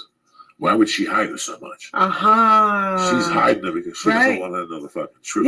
Yeah. Did you ever file a police report for them beating you up? Because that could be an issue because you don't really have proof of that. No, I don't need proof of that. They lived in London for 3 years when she was 16 years old. They took her out of the country without my permission. In a divorce, you still have to get written permission from the child. Oh, really? Oh, yeah, guy. I'm not talking. Even state lines, I think. I'm not worried about that beating. I got the best of that beating. That dude is not walking around today. Trust me, something's not right with his insides today. So I don't get. They broke my rib, but I caught one of the guys. There's 3 guys that jumped me, and I caught one of them. And I'll tell you what, everything that bad that's ever happened in my life, I took it on that guy when he was on his back. He didn't know jiu-jitsu. And I got a size 13 foot. Did he try to eat your pussy? No, he tried to he hit me with a 2x4. He hit my dog. He hit the German Shepherd with a 2x4. What? And I caught this motherfucker by the collar and threw him down. He punched me, and then I started punching him. And I was just really angry. I mean, I wasn't even myself that night. This is all the things they did over time to me. And then when I caught the guy, I wanted his wallet. He was from Idaho. Her boyfriend was from Idaho. So they were friends of the boyfriend. So I had this cop that was off duty. I called him up, and he was a friend. And I called him. I told him the truth. I go, what should I do? He goes, don't call the cops. Where's the guy you caught? I go, right here. He's home moaning and groaning. He came over. I took my car. I put fucking wrapper in it. And we drove to both the hospital. We threw him out in front of the hospital. I never heard a word again. Jesus Christ. Oh, my God. See, once they sent somebody to me, they sent me a warning. Yeah. But they couldn't capitalize on that warning. That's my world.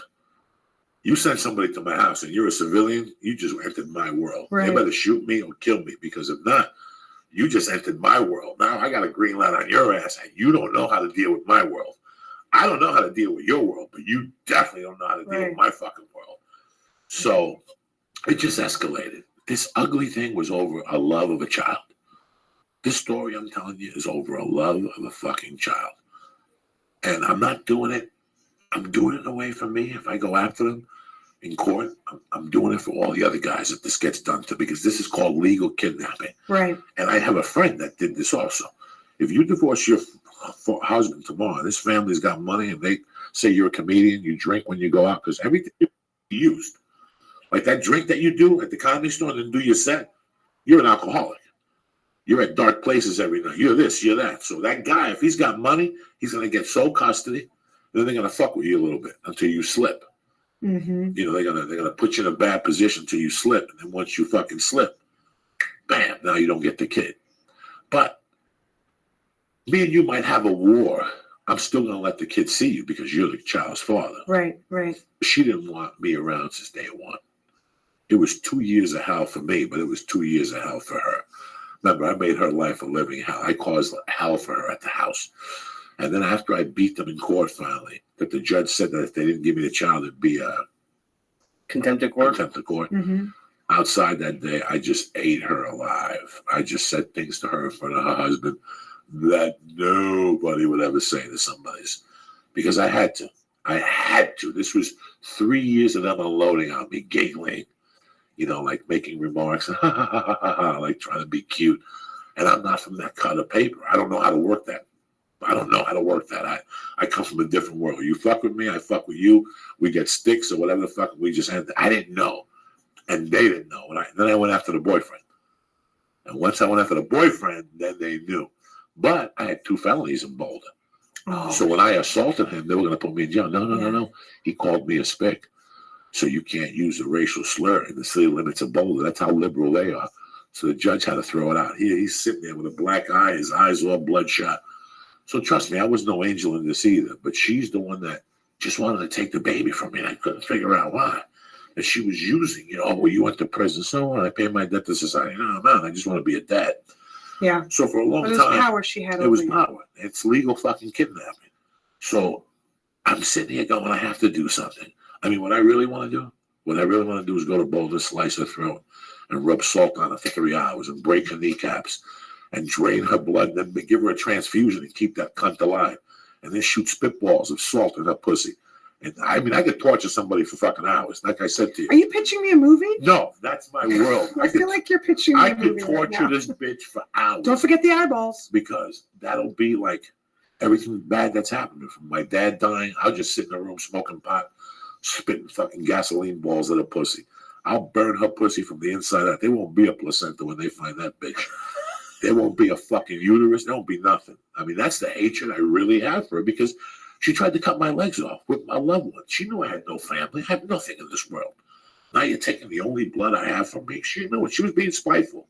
You want to be spiteful, motherfucker? I can be real spiteful. And guess what? I have nothing to lose because I had nothing. I got no family. I got nothing. I was prepared to go to prison. I'll write jokes for Jay Leno. That was my thing at the time. You believe that? That's how sick I was. And I was prepared to go to jail, buy a fax machine in jail, so they could have it in the office, and I could just fax Jay Leno jokes every fucking day.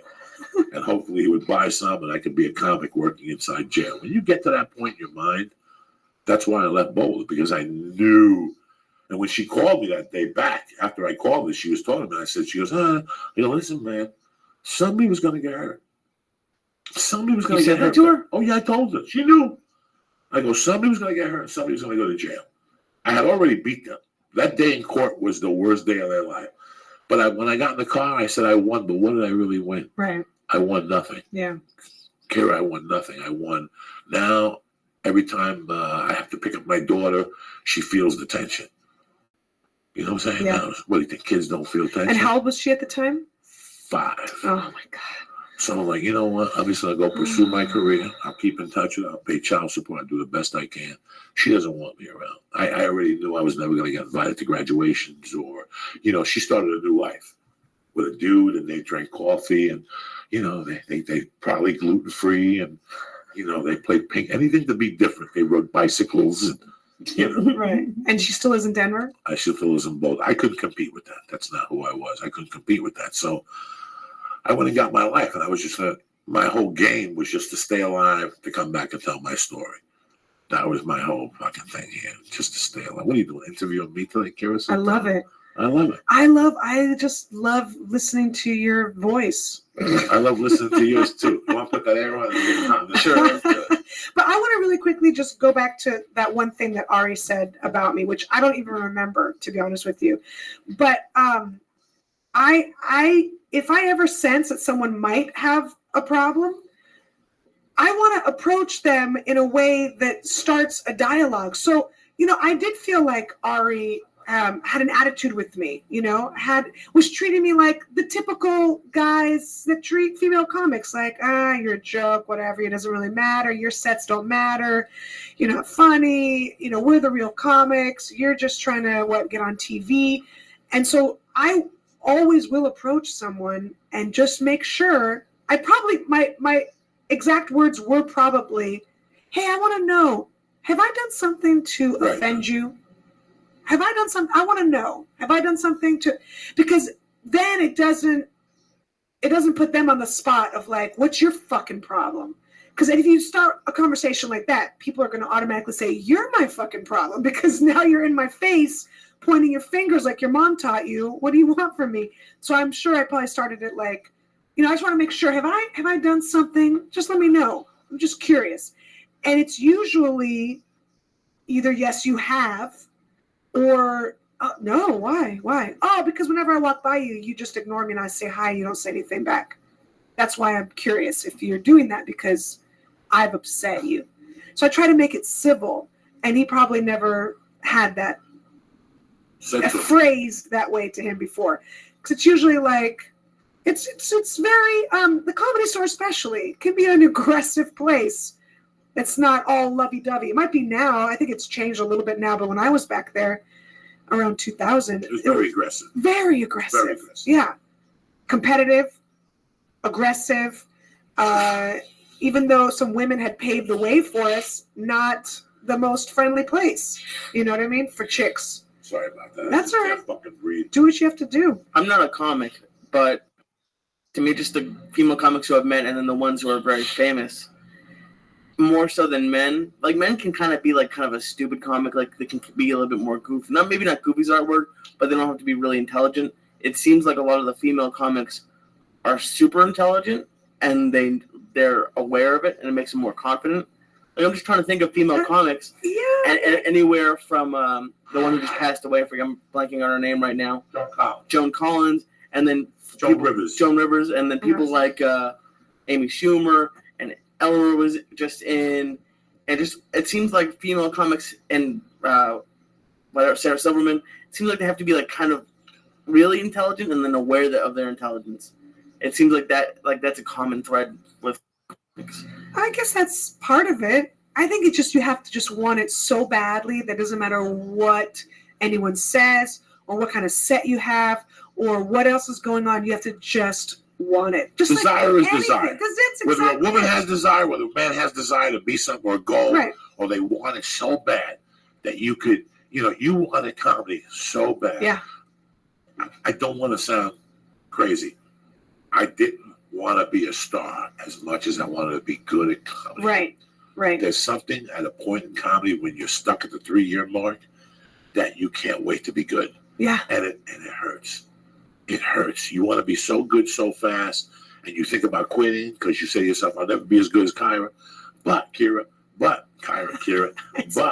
it's a New York thing. Every New Yorker calls me Kyra. You stick with it. Also, when I was first starting out, I knew I would suck. And I knew that was okay. And some male comics, they have a real fucking problem sucking. They don't want it. It somehow affects their manhood. I don't have a penis to worry about, so that's not a pissing contest for me. I want it to suck. That's when you learn. That's when you're growing. You're figuring yourself out. To say that I have figured it all out is actually bullshit, because I haven't. I figure something new out every day. I'm getting better. I feel like after having my kid about 4 years ago, I figured I definitely heard my voice for the first time. Like they have these things on Facebook. Oh my God, they make me cry every time. Where it's like a deaf person gets some sort of special hearing aid and now they can hear clearly now for the first time ever. And then they capture that shit on Facebook and you watch it and you're just like melted. Do you ever see those? I've never seen one of those. Have you ever seen one of those? Oh yeah. Oh my God. They have like little kids who can hear their mom's voice for the first time. Forget it. I'm done. The kid looks up at the mom and it's like, I hear you. The soldier one's coming home. Oh, come on. There's a soldier and there's a woman that hears her husband for the first time. just like loses it and I'm just crying. But that's what I felt like as a comic. After I had my kids, something shifted, whatever it was, and I heard my voice to myself for the first time. I was like, oh, there you are. There's Kira's comedy voice. Now it's still changing all the time. I hope How long was it till you heard your voice? It was about 10, 12 years in comedy. All the other shit I did before that was garbage. Bullshit. Yeah, that's like me. It's just bullshit. And then look, people, they responded to it. I had a Showtime special before my kid. Everyone was like, that was a great Showtime special. Yeah, fine, but it's all garbage when I look back now. I mean, it's good, but it's not. It's the past. it was fit or fat. It wasn't really It was who you the are. past. It's now I have a different goal and direction. I remember being at the store in the belly one night. It had to be maybe 99. It was 99. And I was doing like I didn't know what to do, a one-man show. I didn't know, and my friend says, you should just go up there and tell a bunch of stories. So I called it Stories from a Cuban Street. And I went up there and a bunch of like comics came out and like nobody had money. Like a bunch of us didn't have money. It was me, John Wesley, Ricky Cruz, Jody, Ralphie. It was just a bunch of us that got together. And I remember we bought a bottle of tequila and we snuck into the store and we drank shots in the back before I went up there. And that's the first time, not that I heard my voice. Yeah.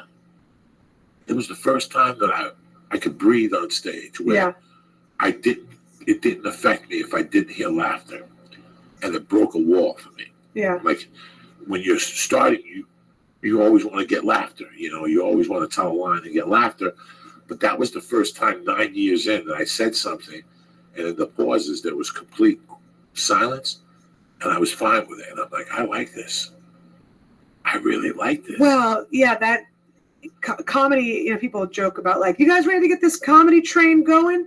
But really it is. The comedy train is, the laughter is like the coal. You just got to like keep scooping it in and putting it in and it keeps your comedy going. But what you want to do is then at some point allow just to coast, just to be in neutral. And the pauses are the neutral, the coasting between the laughs. You don't have to constantly rev the I engine. thought it was constant. Yeah. For me, it had When to you be start constant. off, of course. Yeah. It's like when I go to jiu-jitsu and I'm in a rush to get to it. They're like, no, guy, relax, breathe. You got the guy on his back, breathe. Now decide what you want to do. I didn't know that. I thought that you had to go up there and get laughter, but it took about 8 or 9 years, closer to 10 years to hear my voice, like what I really wanted, I'll tell you what it was. I had a showcase for APA. Uh-huh. And I had this shit fucking material right now. 8-minute showcase. You know one of those things Yeah. in the improv? On a Wednesday night. And I'm in my room and I'm smoking cigarettes and I'm smoking pot and I'm drinking coffee and I'm trying to write this brilliant fucking act that I'm not a brilliant comic. You know what I'm saying? I got the mentality of a fucking kid. And I wrote something, but as I'm fucking leaving, they show a lady getting carjacked in Oceanside, a Samoan. It was one of the funniest things I've ever seen. So it's like this little guy driving a truck, like a Ford little old truck. The not even the big trucks, but the little ones that you see driving around. Right. And all of a sudden he stops at a light. And this big fucking Samoan comes up to him, punches him in the face, opens the car door, takes him out and throws him. And then he gets in the car, and as he's stepping away, they show his sister. This is on national TV. Well, it's on ABC, whatever, Eyewitness News. And then they show the sister who, if he was, what does Samoan weigh? What's the average weight of a fucking Samoan? 250. Yeah. 250. His sister had to be 4, 5, 50. She's running down the street, yelling at him, hey, come back, come back. And as he's driving away, she goes to jump on the flatbed and misses and just lands on her fucking face. Oh, Right? And I'm wow. sitting there watching this, and then they go to another story. Right there, they go to, and I'm like, oh my God. And then they go to another thing. They go in East LA today.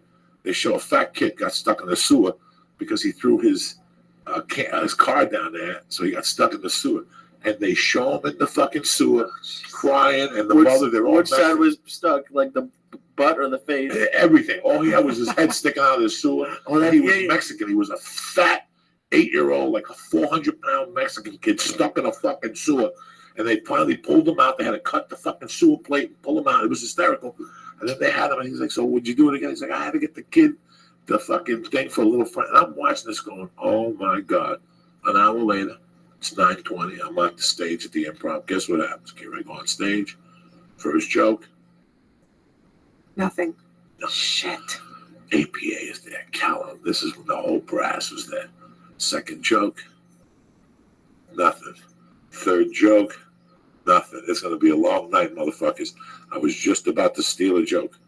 Like, I was that desperate at that time. I was just about to drop a stolen bit. I would have dealt with the repercussions later. I just didn't even know who to steal from. You know, it's like getting punched in the face 3 times. You throw out 3 jokes and nothing happens. God. Were there jokes that you've done before and people liked or not? No? You know, whatever. I just tried to be fucking Jonathan Silverman or something. And all of a sudden, I'm dying on stage, and I go, did anybody happen to see the Fat Simone go for the truck tonight? The fucking place roared. Roared. So Like everybody everybody saw must it? have been home. Did you see the fat fuck running for the thing? And if that wasn't bad enough, how about that fat little fuck that got stuck in the sewer? Roar! Did you see it? What was he looking in the sewer for? Candy, you fat fuck. What the fuck is wrong? And I just went off. APA came up, they didn't sign me. But that was great. Talking about the news. We saw that. We were in the office. And it was tremendous. You know, so I found that was my voice. Oh. Fucking looking at shit and seeing it for what the fuck it is. What, Yeah. You know, a lot of people can't. A lot of people look at shit and go, oh my God, I see some shit. I don't know, oh my God, that quick. I oh my God a little later if it's really that bad. But at first, you're like, something fucking interesting happening. This is fucking funny. So that was my voice that night. I had to find something that, I don't know. I don't even know what it is. Make it fun. I don't even know what kind of voice. But you had a breakthrough, a breakthrough. revelation. Yes. The same one you had. Yeah, yeah. How often does that happen though? Because do you realize it over the first 10 years? Do you realize you're terrible, or do you just have like a bunch of different? Oh, here's this is happening, or because I would have to imagine it happens a few times. I think it's like when you first start having sex. Look, you know you're probably terrible. You know it's not really fantastic. It feels good, but it's not really bringing a lot of joy to a lot of people. You know what I mean? I'm assuming more for guys than girls because you guys have a lot more pressure, right? Do you remember the first time you had sex? It was terrible. It was terrible. But you have to convince yourself. You have to almost like you're in denial, almost I had like. sex last night. It was terrible. 50 years later, I'm still having But terrible see, sex. sometimes Terrible, as a terrible. comic now you have a bad set. Although I doubt it's that often for you now. No, but always. I look for bad sets. it happens if you I put wanna yourself have it, out there. Yeah. So I think there's a part of you that has to be, again, that passion, but also a little bit in denial. Because if you start taking it too seriously, like, I bombed, this is the worst thing, I should just quit, then yeah, you should. You should. Because I wasn't one of those people that had a great first set. You know, some comics are like, first time I went up, it was magic. I destroyed. I did 20 minutes. I had a standing ovation. I'm like, holy shit. The first time I went up, it was silence. There was a guy with a leg missing the front row heckling me. And he was right. And I should have said something to that one-leg cocksucker, but I didn't because I was like, you're fucking right. And I don't have a leg to stand on, and you only have one, and you are right. But guess what? It's my first time. And I'm going to try to put my comedy penis in more audiences. That's all I can do to get better. That's all you That's can all do. you can do. Listen, the breakthrough you talked about, I probably had 2 a year. As a comic, when you're starting out, you probably have 2 a year. What's a breakout? Joey, how much time you got? Really? I probably got about 18 minutes. But then Kira meets a guy she likes. She's watching the clock, right? It's her show. Kira's watching the clock. So she's going to give me a line of 15. I told her I could do 18. But guess what? Kira meets that guy that she's been flirting with. So she goes outside to smoke a cigarette with him, and I run the line. And all of a sudden, after making out with the guy, she runs back in and goes, Joey, you went over. And I get off. And then later on, she'll come over to me and go, you know how much time you did? And I go, no, you did 43 minutes. That's a break. So now you know you have 43. And you stayed up Push there for comes to that long. shove, yeah. You know, when I go to jiu-jitsu, I tap out after a minute. I can't breathe. But sometimes I go, and even if I'm huffing and puffing, I stay on the bottom and I just protect myself. And even if I make another 30 seconds, that's a breakthrough for me. Yesterday, I swept salami for the first time in 2 years. Guess what? I left there with a big dick. Because it's little things that you do. You know, it's like sometimes I'll throw a line out. And Leo go, what'd you throw that line out for? Because it's been on my notebook for fucking 2 months. Yeah. I just want to get it out there. So now I know I got it out there. Yeah. And now that's it. That's it. When I go to jiu-jitsu sometimes, I'm horrible at knee on belly. But until I don't do it, I'm not going to get better on it. So I'll knee on belly and then go back to side control and hold them just to try. Did I submit it from knee on belly? No. But it was a good day for me. It was a positive day. Because I went up to knee on belly. I tried something. How often do you have a bad epiphany? Like, let's say you think you did something great and you're like creating bad habits. That must happen too. Like, you've talked about doing crowd work a little bit too much at a certain point. Like, that must. When I started, you know, crowd work is not having material. Crowd work is for people who are lazy, that don't want to write material. Yeah. Or you write material, and that's your backup. You have some strong material, but you fuck around. If it doesn't go anywhere, then you hit them with the material. If it goes somewhere, guess what? You're a fucking star. You keep improvising. Every minute that you keep improvising, that means your last 30 minutes are going to be death. Also, I do crowd work, so I have a callback. So my crowd work that I do is I want to, you know, figure out where you grew up, and then if I make fun of a city, or not make fun, but like, you know, talk about something, I go, well, at least it's not Albuquerque or something. Then I have a callback and something fun to play around with. But I think sometimes bad habits are comics that just do the same type of room, the same type of audience, and never try anything. Yeah, absolutely. It's like me telling a joke to my grandmother. Of course she's going to think it's fantastic. It's your grandmother. She's going to like give you a kiss and a smile and make you feel all warm inside. Why don't you go try to do a room that not everybody looks like you in the audience? If you walk in and you have a big beard and an alt sweater and horn-rimmed glasses, and everyone in the audience is wearing, you know, recycled clothes from, you know, Buffalo Exchange and horn-rimmed glasses and have big beards like you do, if everyone looks exactly like you, then what are you doing? You know, go do an all-black room. Go do a room that you would never do. Go do a room full of people that don't have kids if you're going to do your kid material. If it works there, then it's going to slay.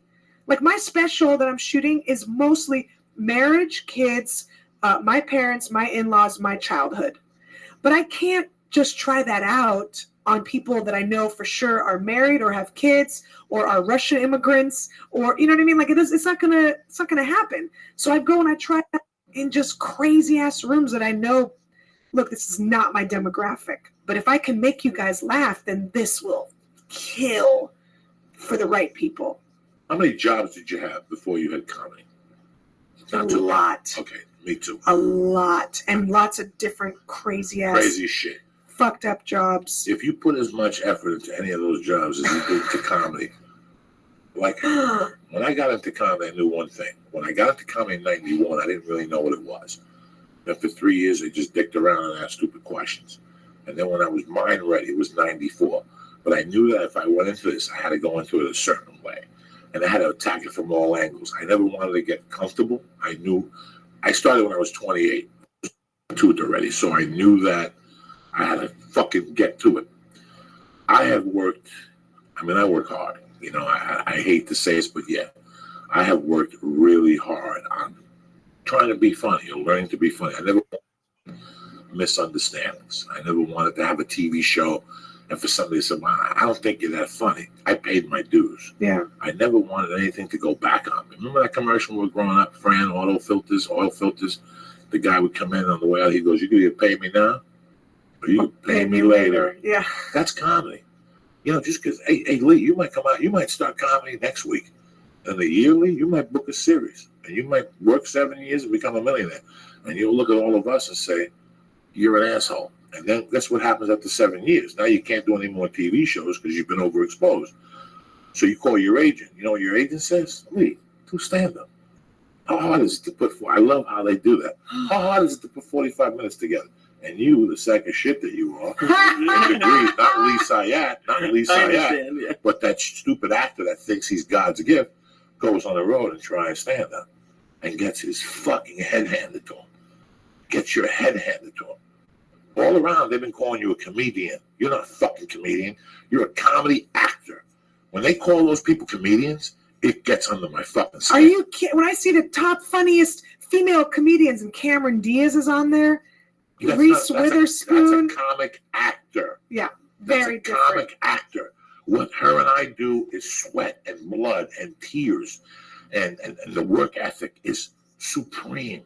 You know, I talk Lee starting a business of consulting. Yeah. And I talk to Lee sometimes. And Lee's like, I never thought of that because I have thought of every angle for stand-up. We have thought of every fucking angle. I have attacked this with a passion that has been, and I attacked everything like this when it comes to this. This is my business, whether it's a podcast or it's a fucking audition or it's a fucking game show, whatever I'm hosting. I'm doing a game now, one of those 2K games, and they sent me the sides. They're fucking tremendous.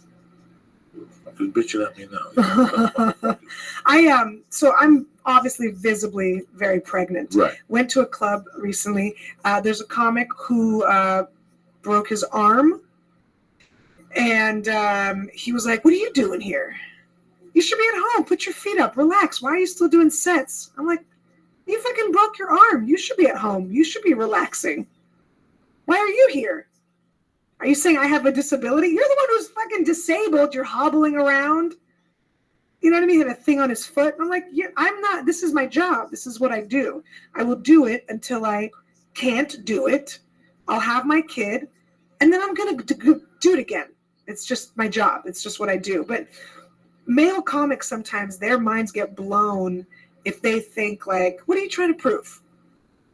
I'm not trying to prove. It's like if you were to go to work and you work at a law firm and people are like, come on, what are you trying to prove? I'm a lawyer. Come on. It's amazing. Work ethic. People question. Today somebody called me like, I'm having a party. Can you swing by from 5 to 10? Both of these people are comedians. Yeah. And they're always crying about nothing happening. And I'm like, who's going to go to your party from 5 to 10? It's Tuesday. I'm working today. Yeah. I'm doing a podcast at 2:30. I don't know what the fuck you're talking about, you know? And that's the other thing. People misinterpret the work ethic. Right. Oh, we need a break off. We don't need no. There's no days off. I don't know what you're talking. What days off? Yeah. What days off are you talking about? What society are you talking about? Even these dudes are the filthy fucking rich that you see them. They're fucking. That's why they're rich, because they work time. Go talk to them about a baseball game. Go ahead, I dare you. Go talk to them about going swimming on Sunday or they don't give a fuck. They're on their own agenda. Yeah. When their wives come in the room and go. And that's something for the fucking monkey. Get the fuck out of here. I'm going to make a fucking... Get the fuck out of here. Let me get some shout-outs real quick. Get you the fuck out of here. My main man, Bobby Sharon, his girl, Crystal, I love you guys. Name B, Dead Squad Nashville, and all the other Dead Squad affiliates. Kevin Furman, Constantine Rain, Norlin Soto, Alex J, Ali Musa, you bad motherfucker, and my new girl, Bree Ari, down there, new listener. What's up with you, cocklicker? How you doing? You still look fucking stoned. I'm still a little bit stoned. How the fuck you be stoned? Because you gave me, 300 calories, milligrams of the red one, and then we split a deck of dopes. And you're still high? Yeah. How can you not very, but I'm still high. He's a cheap date. Yeah. He's sitting there. He gives me so much of those edibles, but no, I'm great. I'm having a good day. Let me talk to you about a few things, my love. So, Let's talk. I love you to death. I mean, something about a pregnant woman moving around has always riled me up. I never knew I had something for pregnant women until I moved to Boulder, and I was shopping one day, and I saw a girl. I saw 2 feet of fucking snow, and I saw a girl with yoga pants on, with whatever the fuck pants on, with a belly out there here, with Sorels, you know, those winter boots. Yeah. With like a hood, and she was carrying shit. And I looked at her like, holy shit. She is the prettiest fucking woman in the world right now. If she only fucking knew how sexy she was with them fucking Sorels on with her belly walking down the street. And I've always admired that. You know, you see these women, oh, I can't move, talking shit. That's you in 2 months. The last 4 weeks are a fucking the last nightmare. 4 weeks. But whenever I see a woman that's, you know, I used to swim in Boulder. I jump in the pool and I thought I was doing something to change my mind. I'd see these women huge swimming past me. Fucking doing, what's that shit? The When they breaststroke. do the butterflies Yeah. and shit. I'm like, what the fuck are these women thinking? It's always done something to me. So when I saw that picture, you carrying the thing, the fucking car seat, Oh, yeah. you're really yeah. pretty. You have sunglasses on. I go, look at fucking looking sexy as shit. But you had a thing on there. You're doing a special, Yeah. and on Mother's Day, Mother's Day, May 9th? 10th. May 10th. Sunday. It's fucked up. I'll be very pregnant. My mother's birthday is May 9th, and every year I used to get double wham because I have to get a birthday present and Mother's Day. I get fucked up, so I always think Mother's Day should be the 9th. And you're shooting it where? At the old place where we used to do comedy 10 years ago, right? Did you ever perform at the Coach House? Fuck yeah. Yeah. The Coach House Who is... used to book that? I don't know. A long, long time ago. I only started doing it maybe 4 or 5 years ago. Now, guess what? I did that room with Rogan. Oh, shit. Maybe 4 years ago. It was tremendous. And Rogan Yeah. was out. I don't remember it. And they used to book it huge when we first lived here. Well, I mean, it In seats 98, 500. in 98, that was huge. Yeah. That booked huge. Yeah. I remember they used to do 4-man shows, and it was like 3 headliners.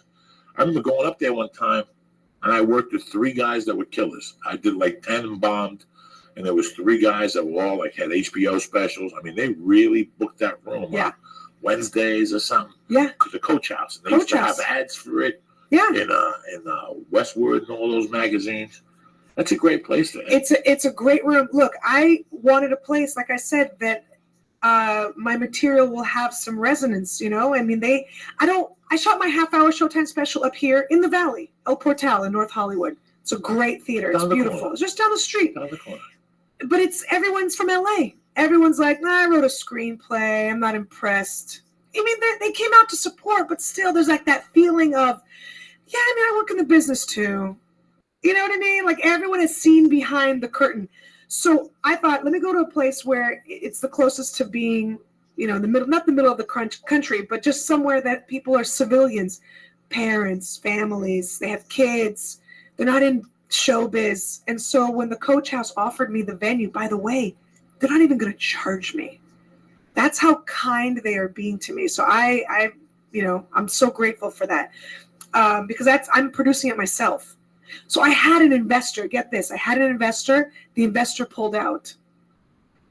So now I have to crowdfund because hell or high water, I'm shooting on May 10th. Doesn't matter. The ball's rolling. I'm already in production. So I started doing a crowdfunding. And I don't know if you've ever done crowdfunding. That's why I got you here, so you could talk. Yeah. But like, you know, I did Corolla's show and I learned about what he did for his movie. He just rode hard. He just crowdfunded that whole thing. He raised like millions of dollars. I'd never done it, but I was like, what do you do? I don't even know what this world consists of because you have to do like little perks and rewards. Have you ever contributed to someone? Yes. Yeah, I do all the time. People are like, oh, someone, you know, needs funeral services. I always, you know, give money for that always or whatever. Or we're shooting a movie or we're shooting this. And so they're perks. But I've always just given like $50, you know. And that's like you get some minimal stuff.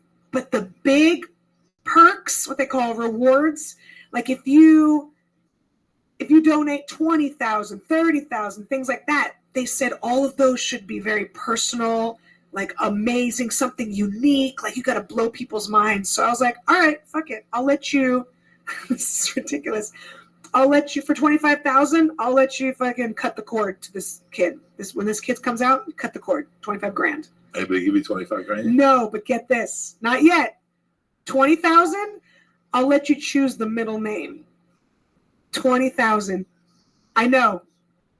It's crazy. So guess what? Someone called my publicist and goes, all right, we want to talk business about this middle name. So someone might be donating 20,000 to my special, which thank God, because I mean, I need to pay camera ops. I need to rent equipment and lenses. Fucking a camera lens costs so much money. I want to pay people to edit. I don't want favors. This is professional. You know, I want everyone to get paid and it's fair. And I have producers and I have a sound guy and everything, you know, so that would be awesome. I don't know if it's going to happen yet. How much have you gotten so far, if you don't mind me asking? I don't mind. I think we've raised about 25%. It's not enough. What's the total? What's the grand number? The grand is 30,000. And that covers everything. Yes. And then you charge. I don't get paid, by the way. No. I don't get paid. Just so everyone's clear. That's yes, but that's, you know, techno crane. That's editing. That's getting a permit. You know, we're doing it by the books. We're getting insurance. We are paying people workman's comp. everything. We got to do it by the books. I don't want to fuck around. Someone falls off a ladder and it's like my whole career goes down because I didn't want to pay a couple thousand for all that stuff. No one takes into consideration. So, yes, we're raising money on Tube Start. I didn't make up the name for the website, but it's a comic who started it. He's got his crowdfunding going. And it's TUBE, like YouTube, because he also puts it on YouTube. I'll put the link in the description. Yeah. And if people find it on my Twitter and Facebook, they can link. It's all over my social media. But that's what I'm doing. That's where I'm at right now. And it's crazy because you have to be the producer and the talent and the craft service. I mean, everything. You've done your own shit. It's like, it's nonstop. It's insane. I wish I could just focus on the set, but I won't be able to. I have to focus on everything else. And I'm selling tickets too. So your listeners, though, if they email, call in, whatever, they get on my guest list. That's not a problem.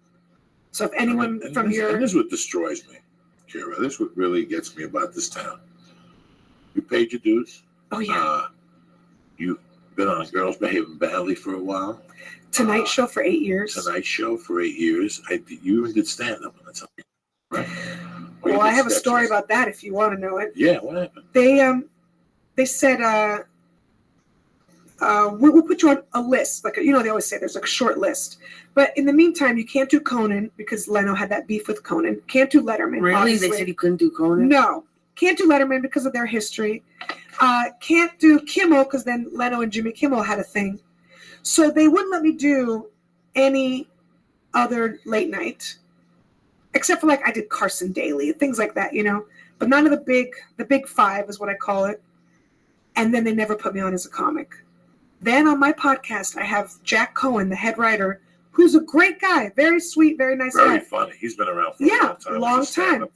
He comes on my podcast, and he's retired now. Jay's down on the Tonight Show. He can speak freely. He's like, yeah, they just didn't want to give you those opportunities. It broke me. It really broke my heart. And he saw me at the Ice House, and he said, after I saw you live, he said, I felt like a bad person.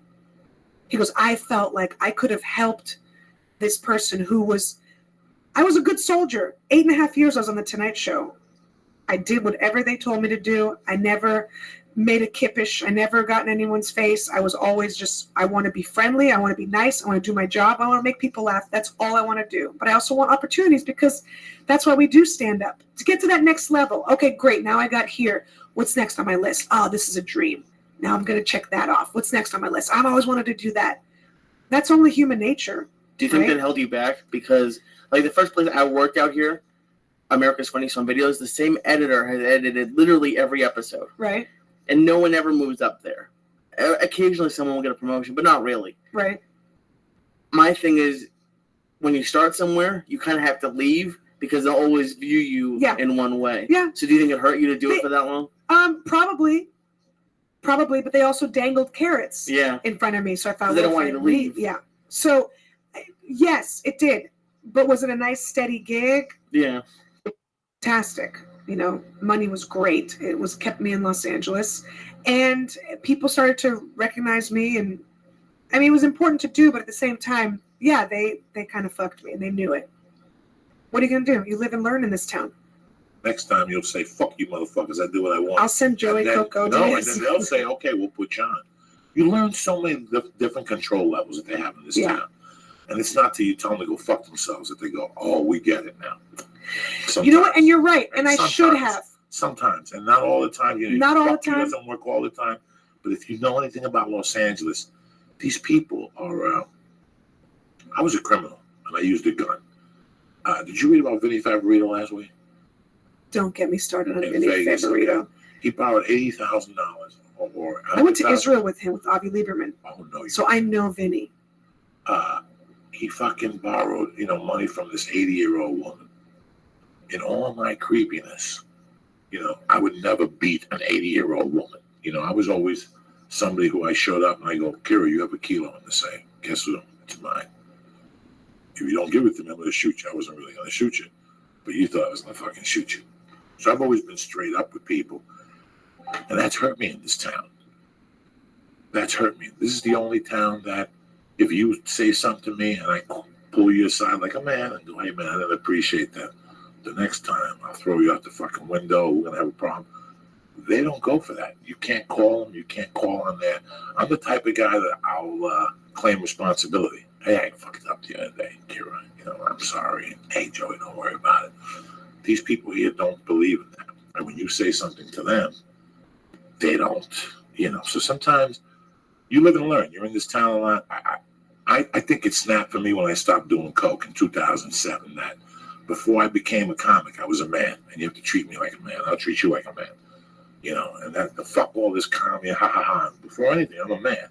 Don't you ever fucking forget that, because I'll never forget you're a woman. You know what I'm saying? Like just on the set and stuff, right? The way people would talk to you. So I had that situation happen where, you know, people told you. I remember there was a group of guys that kept coming to the store for a Stallone movie. I'm talking 10 years ago with Gabriel Byrne. And these guys like, dog, you're the motherfucker for the first scene. I mean, one guy came, then 3 guys came, then 6 guys came, then 8 guys came. They're like, you're the guy. We're going to shoot in March. We'll get a hold of you. Then March comes and you don't hear nothing. But you get caught up with your life. Right. And all of a sudden one day the movie's getting released. And you're like, what the fuck happened? 8 people came, you know? And I didn't say nothing. I bumped into the guy one night at El Compadre. And he tried to like grab me and go, I'm really sorry. But I just don't understand that. I'm from a different society. Yeah. I'll tell you right now, Kira, it's not going to work for you here. You know, they're looking for names. They're looking for, you know, D.L. Hughley's, Joe Rogan's, anything to tell you instead of saying that to you. You know, this is a town where you go meet with an agent, he tells you he loves you, they're really interested, and then you can't get an answer out of them because nobody can look in the face and say no. Because if you become a star years later, they don't even want to be responsible for that fucking no. They don't want you to come back and go, I'm the type of guy, I just tell you right off the bat, this doesn't work like that here. And it affects you. It affected me. I thought I was doing something wrong. I thought I was a bad guy. Then one day I go, what? I'm the type of guy when I look you in the face and I shake your hand, that's it. You're good. You're good. I'll tell you if I can't help you. And you'll say, okay, I got to make my decision. I'll leave. I bullshit you, Lee? When I tell you, I told you, Lee, do I bullshit you? No. This is what we're going to do. This is how much money we're going to make. This is what we're doing on the move. I tell people, I'd rather you know and you make up your fucking mind. Not this town. This town's always It feels like they're holding on to it more, like they're getting worse because they see it slipping away. Because years ago, if you didn't get on the Tonight Show, you wouldn't get the special. But now you can do your own special. Right. That's why I'm doing it. I feel like now they're holding on a little bit more just because they know in 5 years. Yeah, but how come she doesn't have a Netflix special? How come she doesn't have an hour on Comedy Central? This is what I'm getting to. That these are the things that fucking burn, you know. And then some guy go to Montreal with 30 minutes to give him a Netflix special. Meanwhile, you've been busting your ass for 20 fucking years doing this. You know, I never understood that. You know, everything is what works for one person doesn't work for another. For 5 years, I saw Marilyn Martinez do the dirtiest material in the fucking world. Nothing happened. I saw Lisa Lampanelli walk into the store one night doing the same fucking thing, talking about black dick and Filipino balls that you could suck them on your lip. They thought she was fucking brilliant. You never know what the fuck could happen, man. I just have a lot of respect for you, or you wouldn't be in that fucking chair. I have a lot of respect for women that have balls, for women that, you know, I just don't want to hear crying no more, man. I'm 52 years old. This is a comedy game. We all got into it. We all knew what the fucking parameters were of this. Yeah. So I don't want to bump into you and for you to tell me that you don't have any success because you didn't suck no dick. I don't want to hear that shit. I don't want to hear that shit. Hard work replaces everything. Hard work. If I came to you and Kira, I got a tour, we're going to go to fucking Mars. Jesus is going to be at the show. You got to suck my dick every night after the show. And you say, go fuck yourself, you fat fuck. I'm going to keep working here. Wait. How much is it paying? $3,200 a night plus fucking expenses. But I got a lot of respect for you. And just give them the GoFundMe again so we can help you out with this. I really wish you helped Kira out with this because I wouldn't have put her on here if she was just some Johnny-come-lately. She's the real deal. I mean, she apprenticed for Adam Barnhart, which is my motherfucker's motherfucker. I might even go down there on Sunday and see Adam Barnhart. I was just there this past Sunday. Adam Barnhart was very good to me. And, you know, when he was going through his drug stuff, he was always there for me when I was going through my drug stuff. We used to call each other high as fuck on the phone and promise each other we're going to go to rehab together and all this shit. and I'm gonna go see him and say hello. But I wish you. I'm out of town on the 10th. I'm in Michigan. I wish you. Now I'd be down there to support you. I get back like that afternoon. By the time I come back, wash my pussy and head to Orange County. I got the baby and shit. It's not gonna happen. But I really wish you a lot of success. That's why I had John here today. You're proof that everything's bullshit. You just keep putting your nose to the grind and keep getting prettier and prettier and having babies. Look, the baby's middle name could be Coco. Joey, now let me ask you this. So I'm just saying. I must have cut the umbilical cord to finger you. Let's break that out. With that, I was gonna put 10 grand. You can watch me breastfeed. Oh my God. You're just thinking about your finances tree, like, well, spend the 10 grand. Go talk to your financial planner. You get back to me. Oh my God, for 12.5, you squirt them while you're feeding the milk. You go, hey, watch this, bam, and put that back in his. Have you seen how? No, you've seen Somebody will do that. Oh, I have never done crowdfunding, but when someone told me you got to make it personal and you got to make it interesting, I was like, all right, that's what I have to offer right you have now. anything left over from girls behaving badly? Any memorabilia you could sign? Anything from Tonight Show? People like Ari gave away grinders and lighters with his picture on it. You know, and then he moved up 10 tickets, you know, all that shit, a VIP dinner. Oh, yeah, like I have all those stuff. Right. Yeah, I have all that stuff. I'm talking those are the two big ones. And then all the stuff in between. Yeah, for like $500, you know, for $1,000, you know, I have all these different levels. Absolutely, I have all that stuff. But I had to make it interesting. You're a bad motherfucker. Let me give the sponsors and we'll get the fuck out of here. First and foremost, onit.com for what is it? Optimal optimization. Optimal optimization. Start with Alpha Brain, the best fucking thing going in the world. I took 2 of them this morning for my blood test. And you go onto the New Mood, which enhances you. You go onto the Shroom Tech. I mean, there's just so many fucking things. The T Plus, the testosterone, the elevator. They have the tea stuff, the coconut oil, the healthy fat to put in your smoothies. They just have so much. Do me a favor. Go to onit.com right now. Look around. I can't help you with the weights and the fucking body vest and all that shit, but I can help you with the supplements. So go to onit.com right now and press in. Church. Boom! CHURCH. That gets you 10% off. Do you like what you fucking got? Go on the Stay On It program. They'll mail it to your house every month on the 1st. You don't have to leave the fucking house or reorder or lose your mind. Also, my main man, Dave Foley, over there on Iron Dragon TV, dropping it with his classic martial art films. You can get 2 free films. Just go to Iron Dragon TV, look around.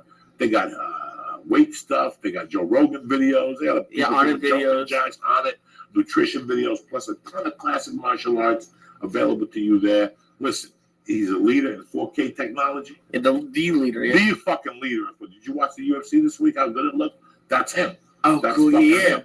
So do me a favor. Go to IronDragonTV.com right now and press in. Joey. Boom! I get 2 free fucking rentals. I got all confused here. I got a little itch under my wing.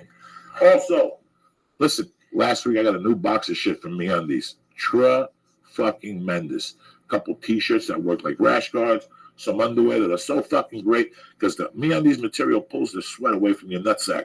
So your nuts don't smell. They're fresh all day. If you're a woman, they got to work even better. No fucking little pads you got to put in there. It just pulls the moisture out of your fucking monkey. They have the shirts for men and for women. Go to MeUndies.com right now and press in, Joey, and get 20% off. 20% off and free motherfucking shipping.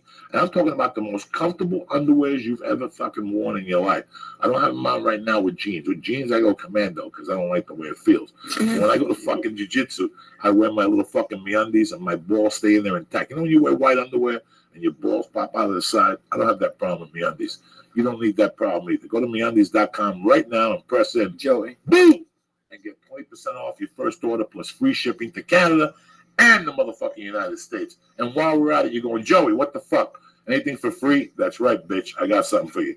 Naturesbox.com. Naturebox.com. Nutritious, delicious, healthy fucking snacks. Forget about that machine with all the potato chips and pretzels in there. That shit will fucking kill you.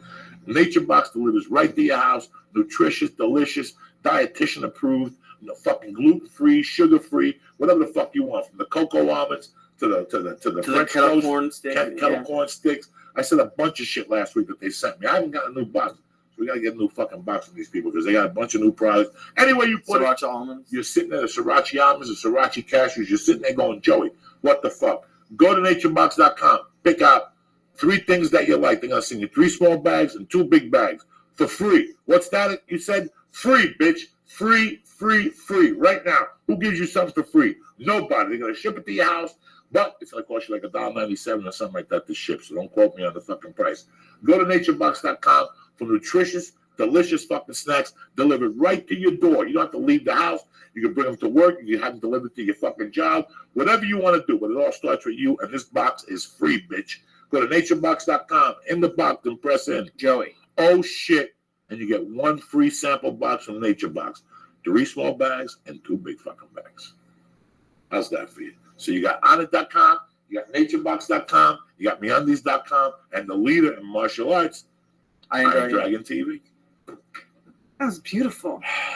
That was poetry.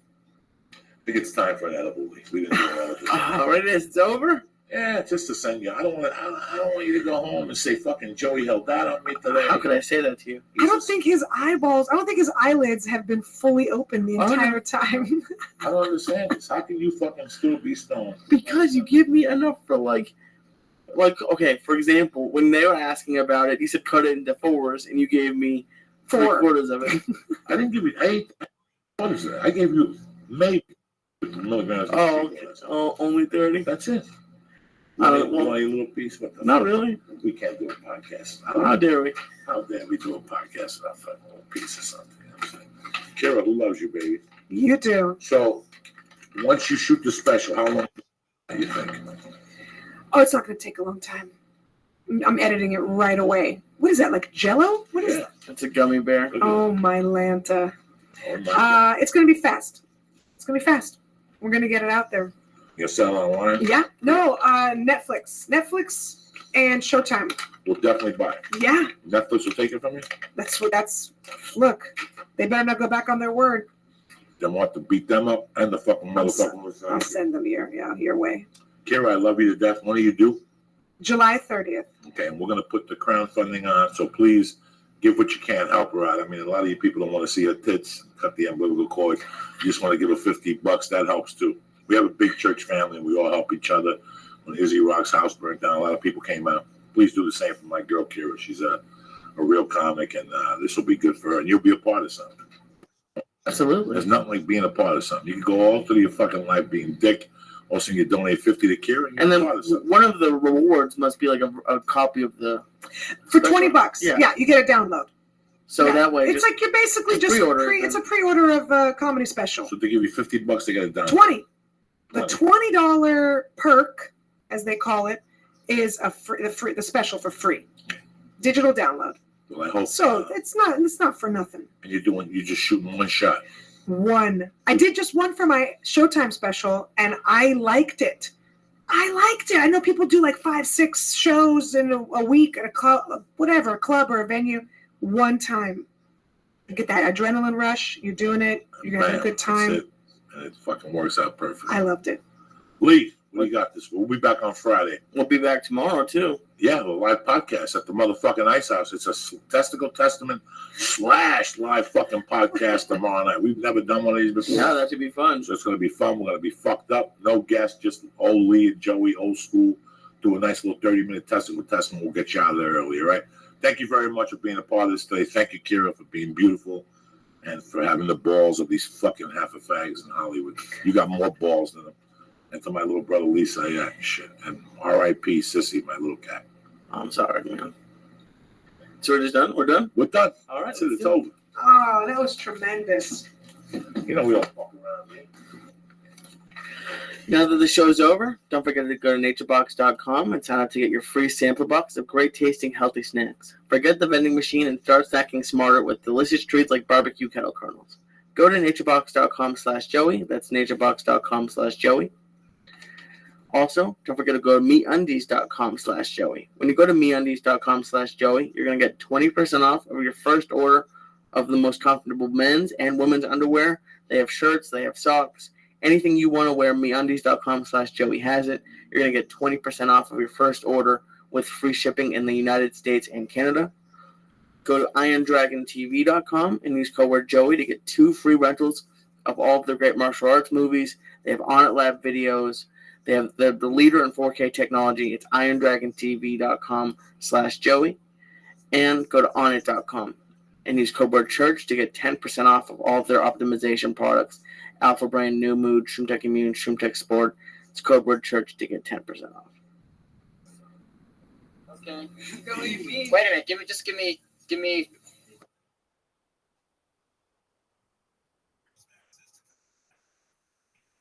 For our guest, he's running a little late, but fuck it, we're still gonna take it to the hoop. Were you excited because of Star Wars? Yeah, oh yeah, can't you see me jumping up and down? I don't give a fuck about. I know what you Chewbacca. did all day. You I'm watched Star Wars. fucking years old. I was telling you what I was watching tonight when I left the goddamn house. I was watching that Nirvana Kurt Cobain documentary. What is it on? It's on HBO. Okay. And I think it's on HBO Go, but it's on again tonight at 9. I was taping it from the beginning. I watched like 35 minutes of it. My wife was watching. The baby was in the room.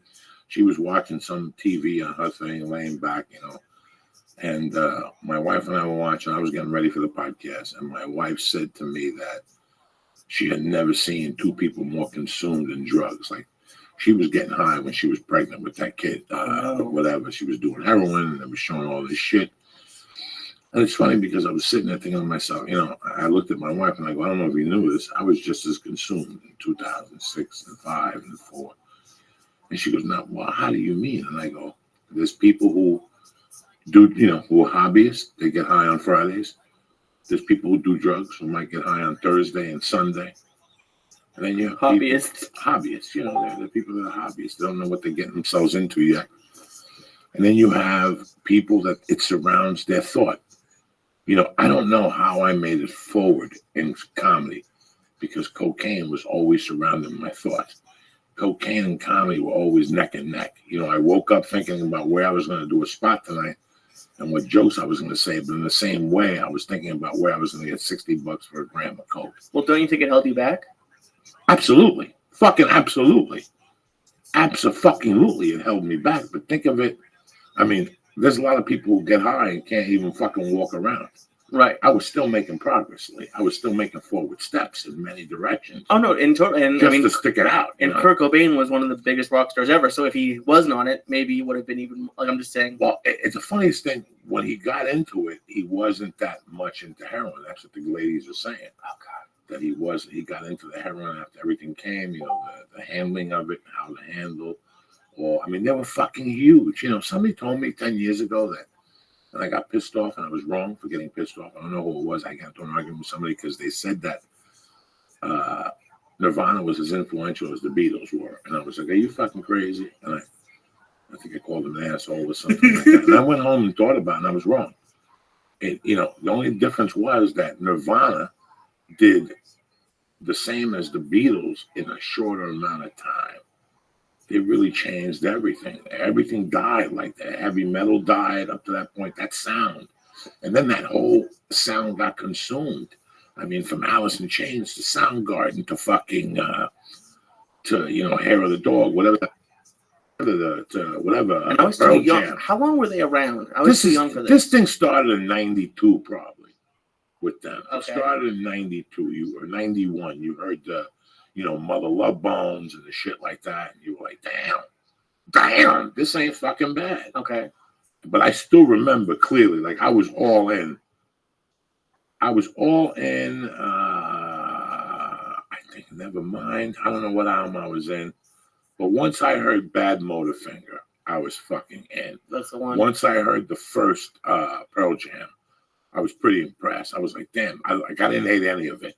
Like I understood it was a time for a change. But once I was all in, once Soundgarden Super Unknown came out in the spring of 95, I think. Okay. Maybe 94. I could be wrong.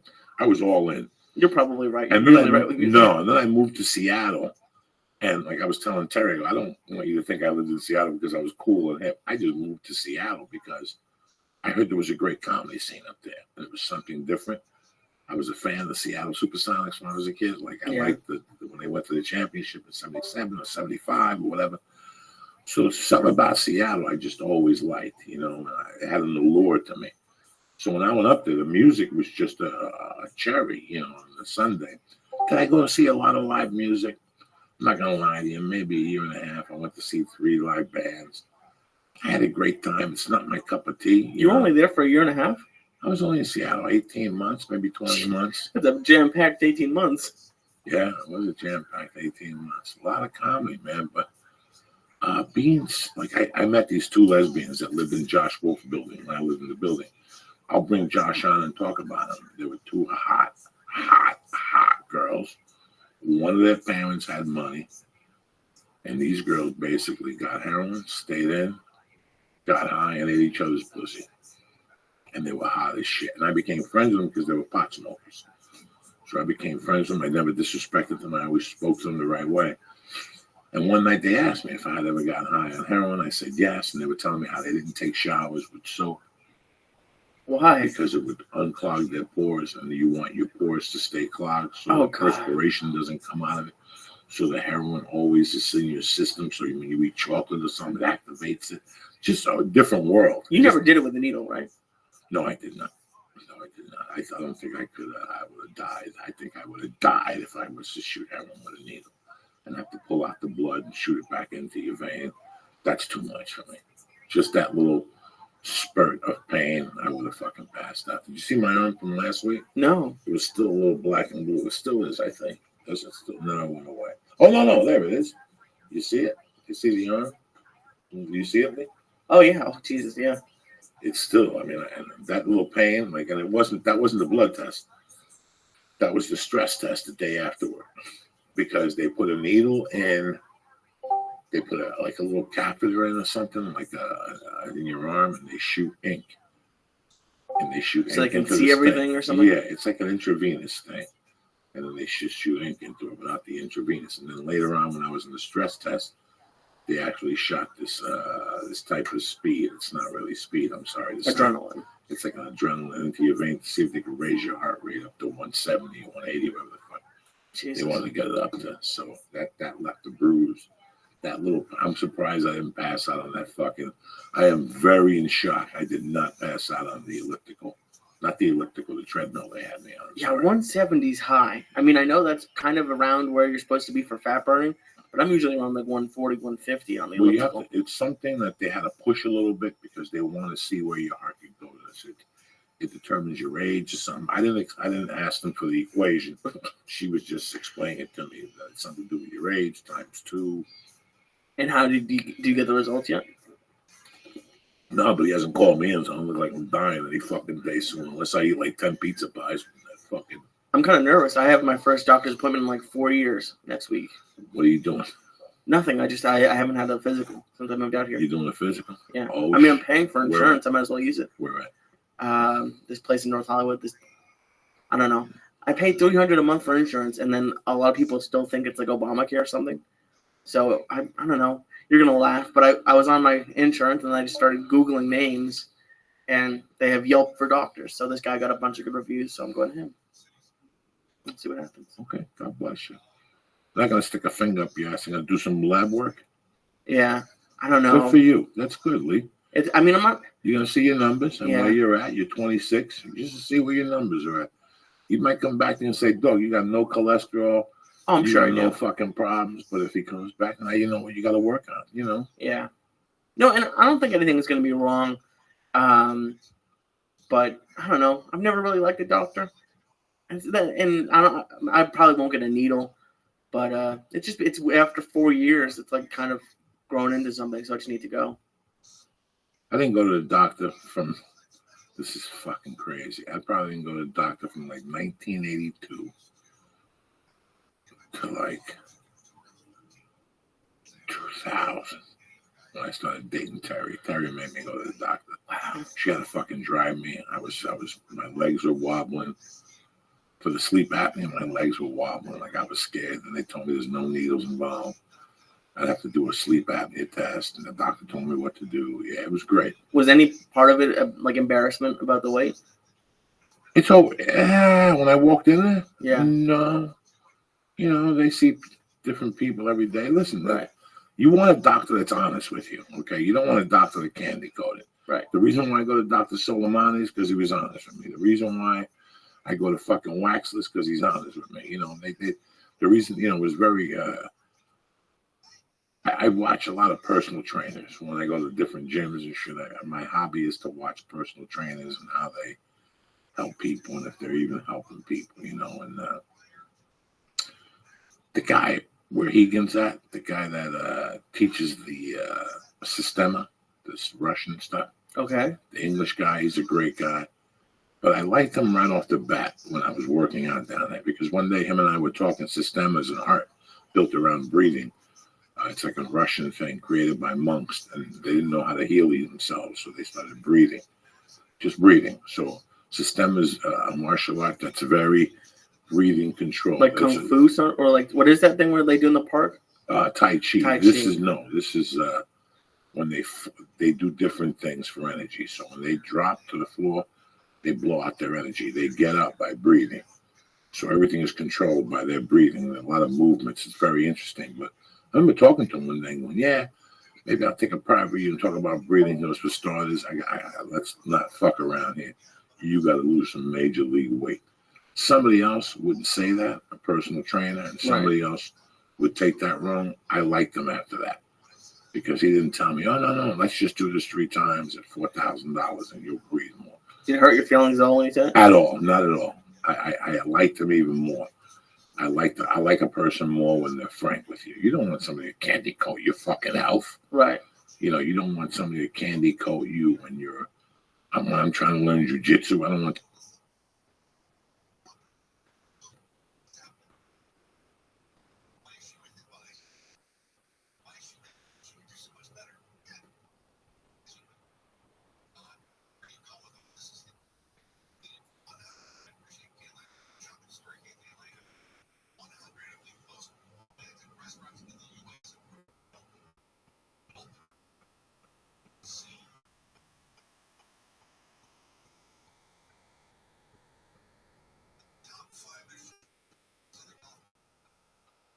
And you don't see no progress. You're not going to do nothing for the guy. The guy's not going to come back to you in 10 days. Why is he giving you $95 to walk around fucking sore? Right, yeah. That's, I think that's, you were joking around with me when I came in, but I think maybe once I've lifted weights at the gym since I've been going since June. And it's just, the doctor's a perfect example of it. Whenever I have to do something like that, I procrastinate and I get in my head about it. So, I like the elliptical, and yeah, it's just, but it's, at some point, I don't know if it's fear or what it is, but I don't know what I'm doing with weights, and I know what I'm doing with the elliptical. Well, like I told you, listen, you're a smart guy, you know, and the thing that you guys have that I didn't have, this generation has, is you have access to the computer. Everything is on there. We can have a discussion right now about a topic, and when you go home, you get a cup of coffee, get a joint, get your boxer shorts on, and you go online with a notebook and write everything you need to do.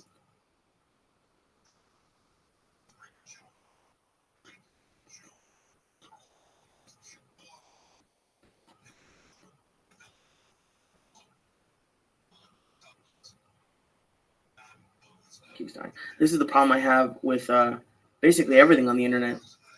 Even when I was trying to just do a diet, if you read 10 articles, they're gonna tell you 10 different ways, and they're gonna say every other way is wrong.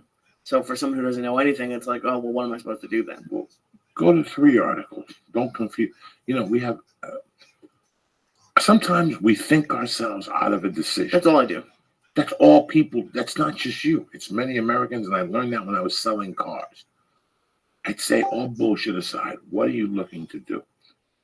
And they'd start rattling off, you know, blah, blah, blah, blah, blah. And I go, listen, first of all, you know, I want you to look for a car for your needs. What are your fucking needs? Well, my needs are, I'm really not making a lot of money, and I got to keep my payment at $140. Okay, so we got that need. Okay, what else do you need this car for? I need it to go from here to there, point A to B. It's not much, 22 miles a day. I got your needs, you know. Sorry about that, people. Allergies in California are to a fucking uptown. They're just off the charts. Oh, really? I don't get them out here. I just bumped into a lady. I get them out walking her dog, and she said hello. And she goes, what's the matter? Why is your eye leaking? I go, allergies. She goes, please, I'm back on the pills. I'm not kidding you, people. Allergy. God, I'm sorry. I had an all-time fucking high the last 2 or 3 weeks. Yeah. But it's tough, especially when you're buying a car, because like let's say you say I need my payment to be at 140, and the first thing they come back with is 180. Well, because they know you're bullshitting. Uh, They know you're lying as a consumer. You're trying to rob them too. right. You know. Yeah. I actually had a fucked up sort of thing happen on Thursday, and it's kind of embarrassing, but I don't know. This is kind of what the podcast is about. So when I moved into my place, the electricity was just on, and I tried to switch my account online, and I just never did it, and it wouldn't work. So I never went down to the office, and I worried about it for like almost the entire year that I was there, and then I actually lied to you, and I felt bad about it, which is why I want to talk about it. On Thursday when I got back, I was helping Paula out. My power was off. I never experienced that before. It's fucking terrible. And I didn't have AC, so I came here and I just hung out here. I did some work, and then I went home to go to bed. I almost slept here, but I didn't want to get someone get here early and hear me. But I went down to the office the next day, and I was really worried about it. Like I actually got paranoid because she took my license and she went to go take a photocopy, and like a cop came down from the back, so I thought she was calling. I thought I was going to get arrested for not paying an electric bill, and they came back and it was like $700, and it wasn't. I don't want to pay that much right now, but it wasn't as bad as I thought it was going to be, and I kind of wish like I had just paid it. Like I just called them because like yeah, I called them and they don't answer, so like I gave up on it, but not having power for that one night was fucking terrible, and I thought I was going to have to do it for a whole weekend. That would have sucked. But no, they turned it on that day. But I was there. You have to look at your room and say to yourself, what would I do without power here? What's going to happen after an earthquake? You have no power for 4 days.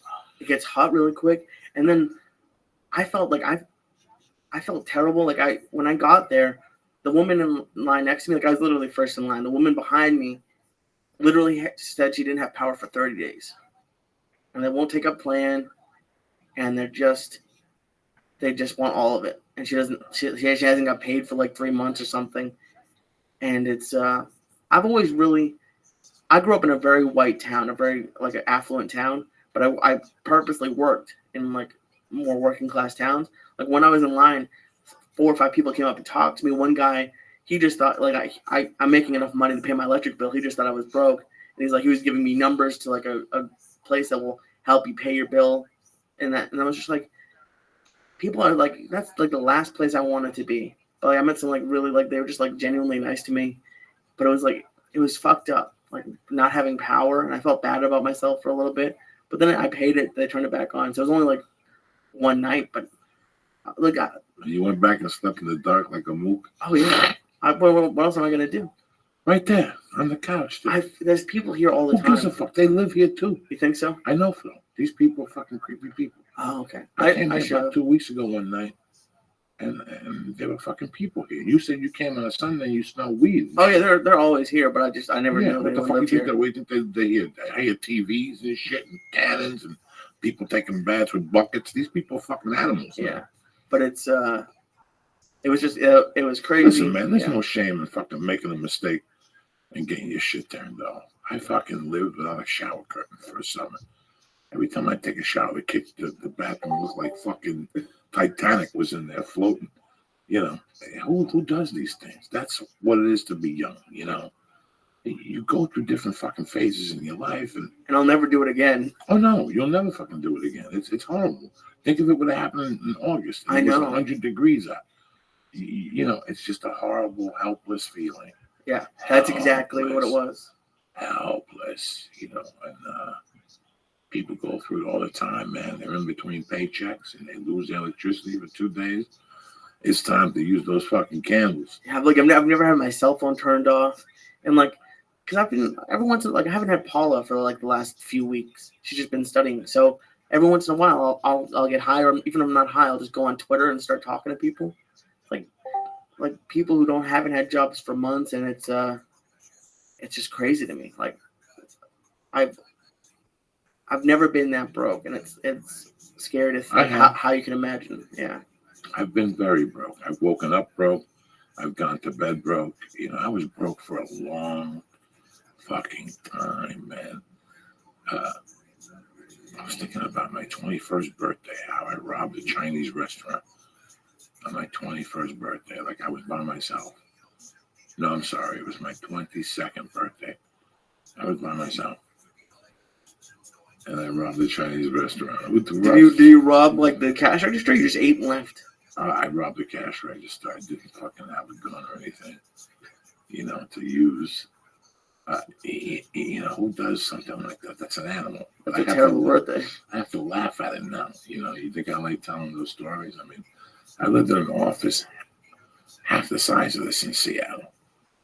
You think I like telling that story? You think I like even thinking about having to get up and shit out the window and piss out the window, and fucking the cleaning people would come in the middle of the night and I'd be in there all coked up and I'd turn the lights off and lock both locks and shit, and they'd try to be getting in to vacuum the office and empty the trash. Are you fucking kidding me? And I didn't even have a couch. I had a blanket on the floor with a blanket and a fucking pillow that I would sleep on, with a desk and my clothes hidden under the desk in boxes like this. So if anybody did come in, I had a 1-800 number because I was selling fucking sports information out of their head. You have no idea. This is what I did for comedy, but this is also what I did when I was consumed by the blow. That was part of the consumption. I dealt with that lifestyle so I could still get high 4 times a week. Wow. Fuck. If I didn't get high 4 times a week, that's $200. That's $800 a month. At I least. could have had an apartment and food in the refrigerator. I said, fuck it. I'll live in the corner so I could do my little addiction fucking thing. It's amazing how quickly stuff piles up, like bills, and there's always something unexpected. Like the day before, I was looking at my credit card bill. I was like, oh, I've kept it pretty low this month. That's gonna be cool. And then it's amazing how hard it must be for people who get in that position to ever work their way out of it. I mean, that must be what happens when people decide to be drug dealers. Listen, I was pretty much broke from 1992 to 2005. When I got the longest yard, all the longest yard did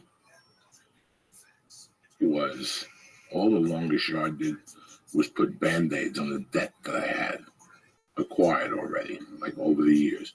Okay, so when I came out of here, I had this chunk of debt, right? Then I got the Taco Bell commercial, and I paid like a quarter of it off. I paid a couple credit cards that had been bothering me. I paid a couple creditors off that had been bothering me. I paid a couple personal loans from people that I owed money to for drugs or people who had helped me out in a bad time. I sent the check and then I apologized and I skipped town. I did whatever bullshit I did. And then from 99, I was broke. I went on the road with Jody Furdy. We did those 10 weeks. This is after I lost all my clothes with Carol. What happened to your clothes? My car got towed with all my clothes and headshots and boxing stuff and tapes and everything I owned got towed in that fucking car. So I went to Miami. I told you people live here. And I had to start from fucking scratch. Actually, $350 a week working as a house MC in Miami Improv. $350 a week, Tuesday through Sunday. Okay. How many shows? A fucking Tuesday through Sunday. 1, 2, 3, 5, 8, 9 shows for $350 fucking dollars for you people who want to know. That's like $30-$40 a show. Okay, exactly. They gave me the condo, so I would snort half of it, and the other half I would buy clothes at TJ Maxx, or one of those dumb places. What's the other one that sells like pants for $8 and a buckle? Ross? No, the other one that Kohl's? Walmart? No, Kmart? I forget. Anyway, that's what I did for about fucking. I just went on the road and I chiseled away money, little bit of money here, a little bit, paying child support some months not paying fucking child support. I mean, it just did not fucking end. Did it create? I mean, this is kind of a stupid question, but like, how much stress do you go through with that? Because I go through a little bit of just. Here it is. Having You ready a for tiny this? bit By that protected. time, I wasn't getting stressed no more. I had given it up. In '93, I knew that you're dead. You're in debt. I'm a comedian. Right. This is what I'm going to do. I'm going to become a comedian. In '94, I said, all this debt could suck my dick. There's no debt is prison. I'm going to start doing comedy.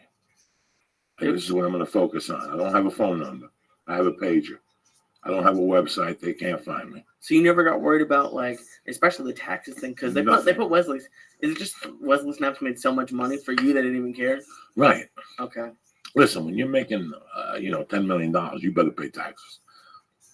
Okay, but when you're making $8,000 a year, they're not looking for you. You're not going to jail. But you didn't feel like you weren't constantly worried about it, like it would come up No, once or twice a day? when I got into comedy, I made a decision in 93. Like in 90, like I told you, I just got my American Express card. Yeah, for 20 years. When my American Express card got canceled, listen, I came from money, and then I lost money, and then I became nothing. And then I went to college, and I started getting loans, so I started getting credit cards sent to me. My biggest job then was to keep those credit cards paid. I paid those cards before the bill came. Like, I'm one of those motherfuckers. I didn't even wait on the bill. If I went out on a Monday and I spent $100 on that card, by Wednesday I was sending $150 back. I'm one of those guys. When those cards got taken from me, Lee, I got to be honest with you, that was one of the biggest heartaches of my life. I had 10 credit cards calling me at different places. Oh, no. I go to Rouse and I get a call at Rouse. Joe Diaz, line 1 high. Hey, this is Joe from Discover. I never got your payment. What? It was that heavy, Lee. They were calling me at comedy places. No way. Yeah, man. They were calling me at my fucking comedy place when I first, you know how embarrassing that is. No. I would come in, the bartender said, hey, Joe called for you 3 times. He left an 800 number. He wants you to call him back tonight. He's going to be there till midnight. You know how fucking embarrassed I would fucking be, guy? Do you have any idea? And I did that. And then finally I just dropped off the radar in like 94. And my friends were getting letters. Anybody I put down for a loan were getting letters. Oh, it was horrible.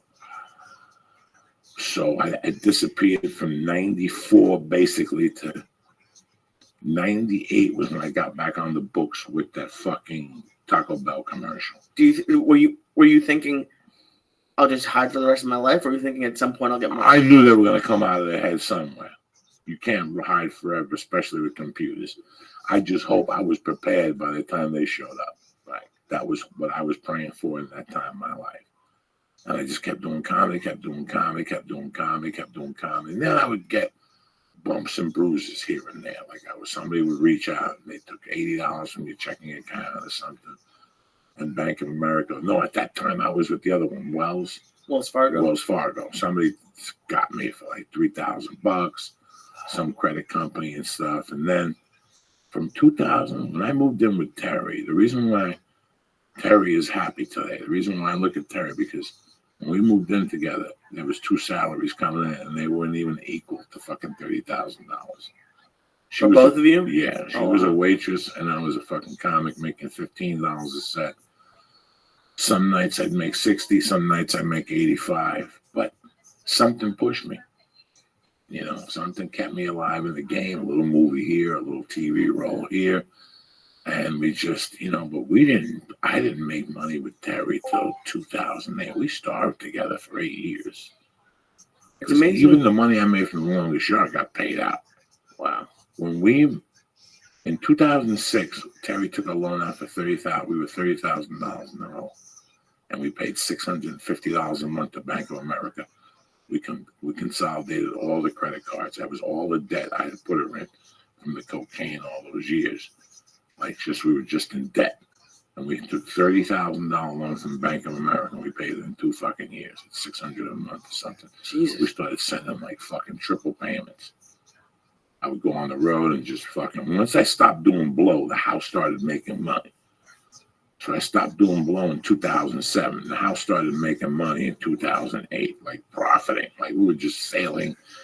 Each month we were losing $400 a month, probably. Yeah. Borrowing from Peter to pay Paul. And then once I stopped doing blow, I went on the road heavy. I booked a couple of movies.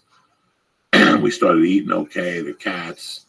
And we started buying clothes. I lived off free clothes. I lived off Fat Daddy, Big Daddy used to send me clothes and boxes. It was amazing. Terry used to make $40 a fucking night at the Comedy Store. On weekends, $100, maybe $120. But during the week, we lived off $40. It's amazing you didn't give up, because I heard this. I don't know the exact number, but I was some news story. They were saying they say unemployment's 5%, but they don't count the however many people have just stopped looking for work.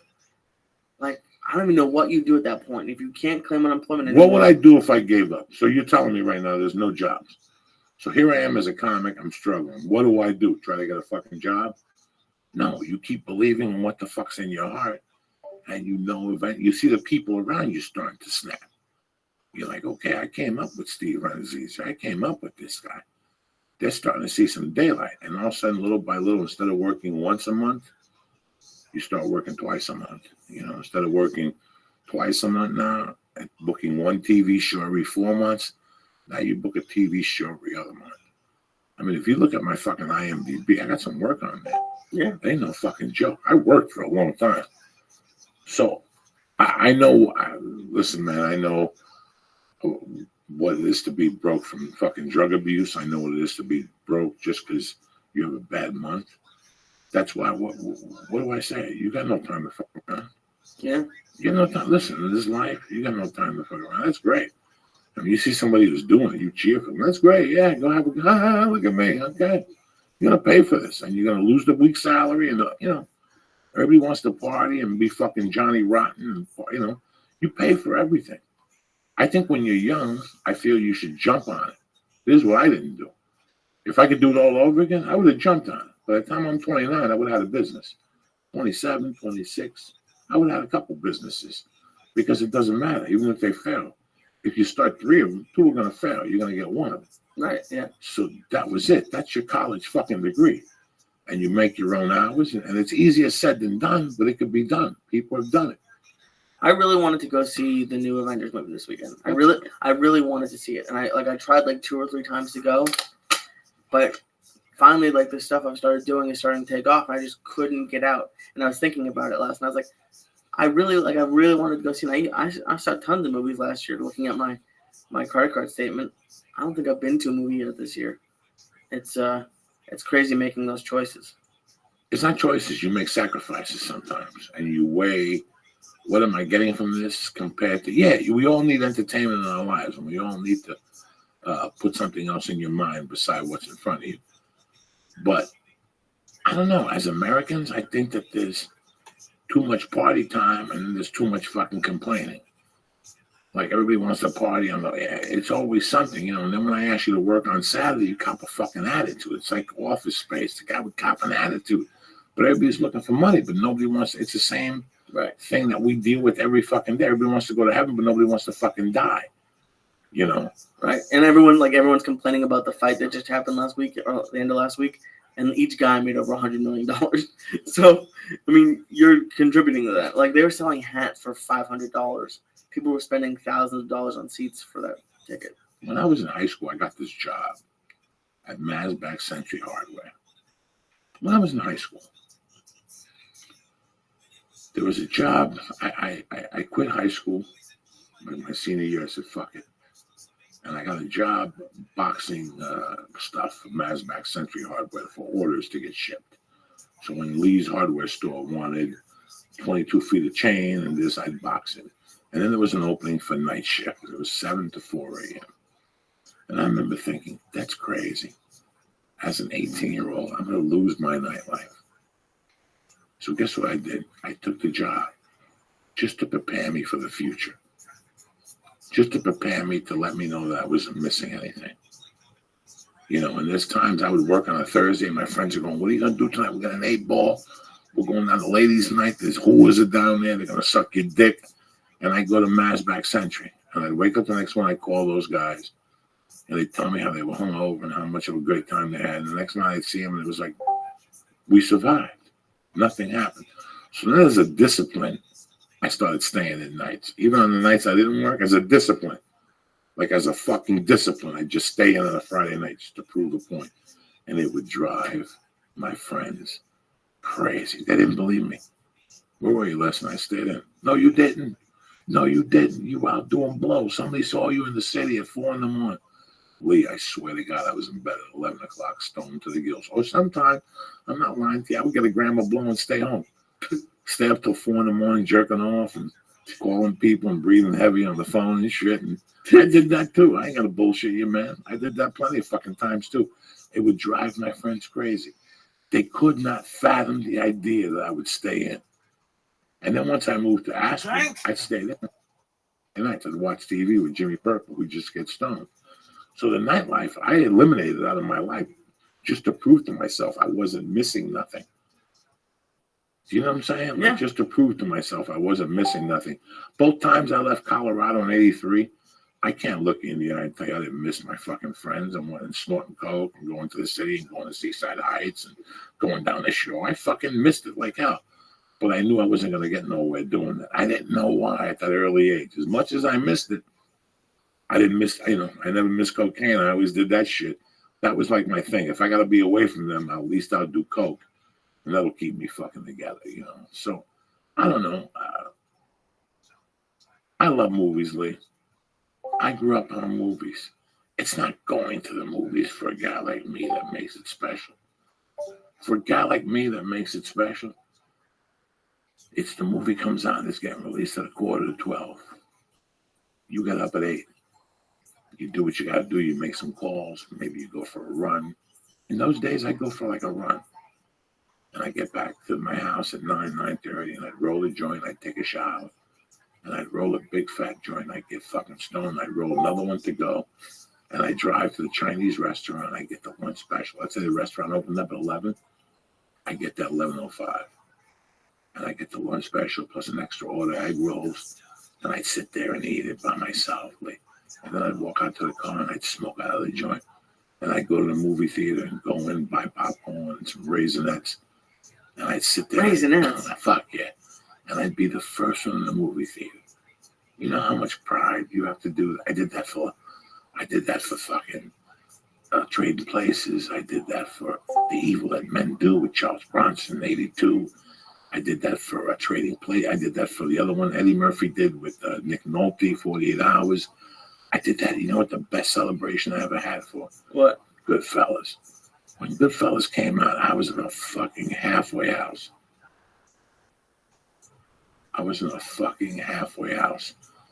And I didn't give a fuck. I did the same thing. I smoked 2 joints. And I went to see Goodfellas by myself. Is it scary high? What, Goodfellas? Yeah. No, it's sensational high. You just fucking sit there and enjoy everything. But that's not the point. Okay. The point was it was an event for me. You know the last time I did that was? No. 17, 18, 19 years ago. It just went away. So nobody appreciates the movies more than your Uncle fucking Joey, you know what I'm saying? Throw in, I want to be around and go downstairs and open the door for this fucking dude. Monday, cocksuckers, light a candle for the fucking dead people in your life. Let them know you're thinking of those fucking spirits that are surrounding you, cocksuckers. Nate, let's do this shit. And hurry up, cocksucker. I can't keep him down for an hour. Look how high you are, you fuck. You should be ashamed of yourself. Don't forget, cocksuckers, this weekend, Grand Rapids, Michigan. And I got the week off, then Memorial Day in Las Vegas.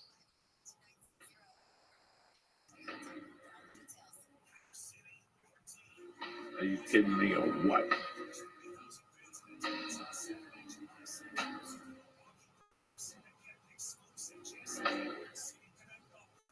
Old time podcast here. Lee and I started off a little bit. And then we have a guest tonight, Nate Moyer. Green Beret, motherfucking got drafted by the Seattle Seahawks on Saturday. He's an unrestricted free agent. So I'm going to have him on the show to talk some shit with us tonight about his days in the fucking Army and all the shit that goes with it. You know what I'm saying? Nate Moyer, have a seat, my brother. What's happening? Look at him with his fucking longhorn pants on and shit. We're ready to throw down here and shit. What's happening, buddy? Put the earphones on. I'm sorry. Put the earphones on. And stay close to the mic. Don't worry. They don't have earwax in them. We just had a crackle in here. There we go. There you go. What's up, my brother? Oh, man. Thank you very much. No. It worked out just fine. We're not mad at you, nothing like that. I pulled into Unbreakable last week to work out with Dave. And I'm looking at you. This guy looks familiar. But I see so many fucking different people there. I didn't know if it was the movies. I didn't know if it was football. I didn't know what the fuck it was. Then when I go in, French Dave pulled me aside. He breaks it down. I'm like, oh, all right, Dave. And then I went home. I think I told my man Lee. Did you meet Nate Moyer? I did, yeah. So this is like one of the best fucking stories I've heard in a long goddamn time. Appreciate that. This is one of the best fucking stories ever. It's not a story to me, it's just my life. I mean, who would have fucking thought that, I mean, I tried to read some stuff on you. It was just bullshit, what I read. It was like two people did a publicity thing. But then I just started thinking about the things you did. You were an actor, it says? You tried to be an actor? For a little bit, yeah. I came out here, I'm from a long line of boyers that aspire to do some different things. My grandfather is from the Northwest, actually. He's from near the Seattle area, which is kind of ironic because that's where I'm heading in a couple of days here. But he kind of set off on his own, and he used to just kind of jump on trains and backpack around and sort of like a vagabond for a while, And then he ended up, being a successful businessman. And then my father, he after college, he didn't know exactly what to do, so he went and tried to raise oysters in the Bay Area. He ended up being a racehorse veterinarian. And so then, I get out of high school and I'm like, I don't know. I just had this adventurous spirit or whatever. And so, it's just led me all kinds of just crazy places. But I love attacking things, I mean, it's just like, we do in the gym, you get in there and it's like all business and you just get after it. And so that's just sort of how my personality is, Now, in high school, what did you want to be your senior year in high school? Now, let's get this straight. You did not play high school football. No, I didn't play. You didn't have a team at your high school. Right, yeah. So what did you play in high school? I played baseball and basketball. So when these other mooks from your neighborhood were playing football, what were you doing? What were you talking Well, my about? school didn't have a team. Right. So, but some of the other, that's what I'm saying. Yeah, the other ones did. I mean, in the Bay Area, it was a little. So when I went to school in college in Texas, and it's like football is everything. Right, football is everything. But there, it wasn't so much so. Actually, at my high school, so I went to two different high schools. The first one I was at, we actually had a football team, but basketball was a sport. So what everybody did, football was cool, but our basketball team was really good. And our basketball coaches were kind of like discouraging doing both because the seasons ran into each other. So, but I always looked at the football team, and I looked up to those dudes because you get to run into people, and it's a physical game. It looked like fun, you know what I mean? And I'm not the most athletic dude. I can't dunk, you know what I mean? I'm a good shooter, but football probably made more sense to me at the time there. But I wanted to play with what was the best sport at our school, and so I just stuck with basketball. But I regretted it. I regretted never playing. It just ate at me. It was something. You aspire to do great things. If you would have never went into the entertainment business at all, you had that heart. But I'm sure there was a time. I wanted to try it. I'm sure there was a time in your life. The whole thing is when you have that little thought, the light bulb goes off, right? And you're like me or with like the same. We sit there and go, what are the chances? They're slim to none. But what if I don't try? Exactly. What if I don't try? What if I'm 55 one day and even if I'm fucking filthy rich, but I didn't try what was put in front of me? Lee, did we not talk about this subject last week? The what if? Yeah. That always bothered me. That was always the thing that made me go, no, that's it. I'm like you, dog. I got up one day and I knew my junior. Here I am from a Mecca. I'm from New York fucking City. I'm from Hudson County, New Jersey. A stone's throw from New York City. Yeah. You talk to anybody. Where do you want to live? I want to go to New York City. That's 90 fucking percent of the people. And I couldn't wait to get the fuck out of there. Right. I would look at the kids around me and what was around me, and I go, they're great kids. God bless them, but this isn't for me. I was like you. Right. What's this? What's in Colorado? How come whenever I watch fucking TV, they always say Eastern time, this, and then Mountain time? What's these fucking mountains they're talking about? So, do you follow me? I'm like you. And also I end up in fucking Denver. Right. I'm a Cuban kid in Denver. Like, oh my God, what is this shit? I'm from Jersey where nobody leaves, Nate. Right. Nate, they go to Atlantic City and then they go to Miami. And we're taking our yearly trip to Atlantic City. It's beautiful. They're closing it because it's a fucking shithole. Right. But you wear your white shoes. You got to see those Jersey people. So I get when you say you got to get the fuck out of there. Yeah. So now you're in LA. After high school, you're not an athlete at that time. No, so right after high school, I actually moved to San Diego for a year. Okay. I worked on a fishing boat down there, and I just had to get outside. I wanted Right, to yeah, be yeah, outside, and I wanted to. No college in your future at that point. Not yet. I was actually taking. I took a couple firefighting classes. I thought that was maybe something I wanted to get into. It was all.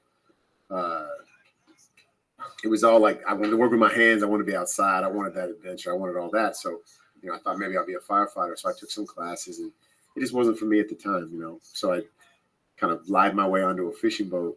Telling them I had all this experience, which I didn't have, and just sort of BS'd it. And then I loved it, though. I mean, you're out there on the water all day, and you don't have to think that much. You know what I mean? But it's refreshing. And at What did you do? 18, say again. What did you do? I was a deckhand. So it was like a charter fishing boat.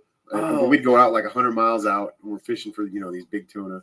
And so I'm like, I'm rigging people's lines up. Then I'm also running around with the big, what a gaff pole is. No. So it's this long like bamboo pole with a big hook at the end.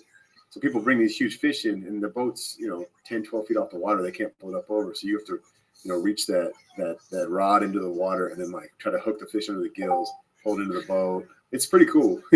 And this is what you wanted to do right after high school? Yeah. I mean, I didn't even know what I wanted to do. No, he didn't know what the fuck. He just got in the plane and said, he looked, he goes, there's jobs. Yeah. That's what I did. I looked in the classified, there's jobs. We'll find something. Yeah, I don't know. Today I may shovel snow.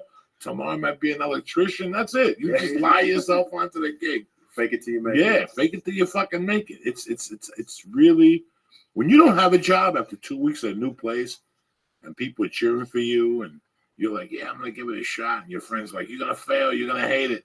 You fucking determined. You get whatever the fuck you get just to bail you out until something you want to do opens up, Right. But fuck it, I got on a fishing boat. What the fuck? Exactly. So how long did that last? I did that for about a year. All right. Yep. And then I came up here. Yeah. And, I wanted to do a lot of things. In this industry, in this business, the film business, just was exciting to me because not just the glitz and glamour of it, but just I love stories. I love inspirational stories, and I don't know. It just was. I think people in this industry too have the capacity to do a lot of good things for the planet. People like revere these guys. You know what I mean? And now more and more you're seeing these people, these celebrities, and film and television. Not all of them, but some of them.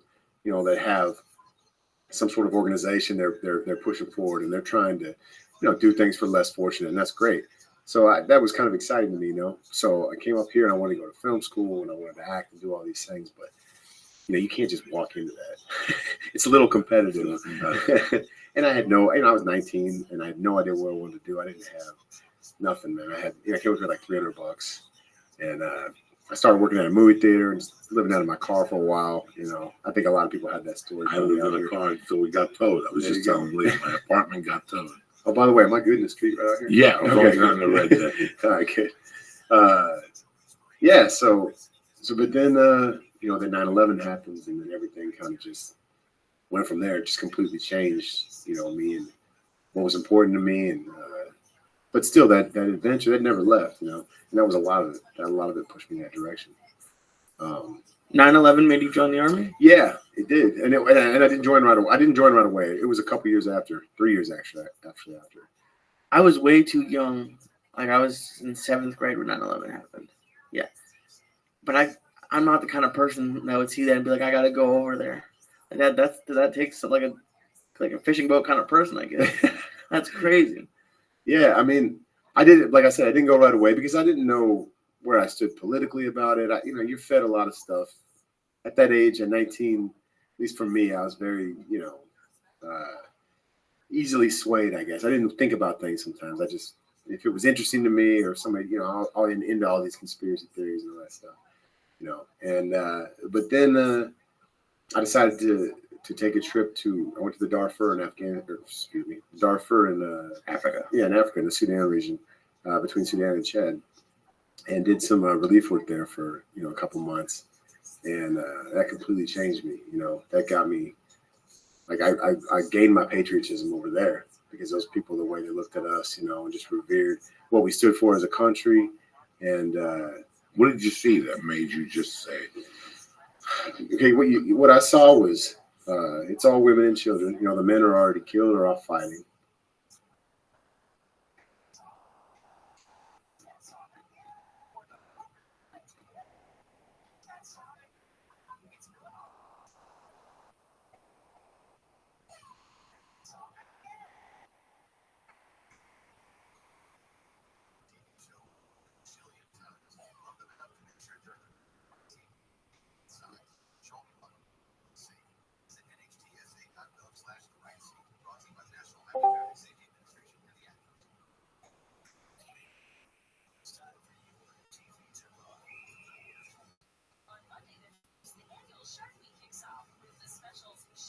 for me. You know what I mean? They were generous. They wanted to just put me up and like hear stories, and were so grateful that I would come, to their place. And I had guys that join the American Army. How do I be a soldier in America? Like, I want to fight for, people in countries such as ours that they don't have anything like you guys do. I want to be a part of that. So I just became so patriotic in a short period of time, and just so I finally realized how lucky we were. I grew up very comfortable. We didn't always have a ton of money, but my parents were able to provide everything for me. It was never really a tight time where it was like I had to worry about anything. Whatever I wanted to do, they would help me do. And so it's not like that everywhere, obviously.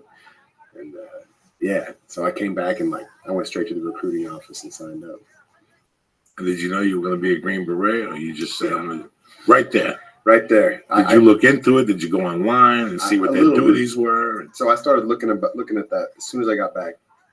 I was like, what can I do that I still wanted to work with the indigenous people? I wanted to, to free the, de oppresso liber is the Special Forces motto, and it means to free the oppressed.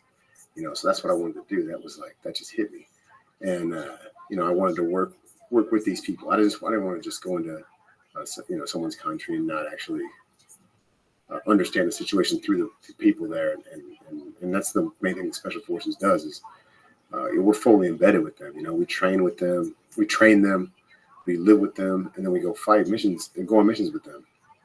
And it's cool to see that side of it when you meet, there are a lot of people in their country that are, that want to develop and they want to change and they want to get better and they want to improve their quality of life, and you don't have to, and they're smart enough to realize you don't have to, throw away the traditions and the religion and all that to do that. It doesn't mean you need to become an American. You can just adopt some of the values that we have and let us, if we're there trying to help you, and so it was great to see that kind of stuff. And so I read a little bit about it. I knew it was a long shot, but I was like, man, I'm just going to go for it. So you where was the recruiting station where you went? That was back in the Bay Area. In the Bay Area, and then you got stationed where for basic? In Fort Benning, Georgia. Okay, that's where you go if you want to be a Green Beret, or if anybody in the infantry. It's like infantry school. Fort Yeah. Benning. So you go there for basic, and then you go to airborne school also there, and then if you trying out for special forces, then you go to Fort Bragg, North Carolina, and go to selection. And you got to pass all these steps. It's how long did the whole process go? About a year and a half. Wow. Yeah. And then you're a full Green Beret. Yep. And then where'd they ship you to first?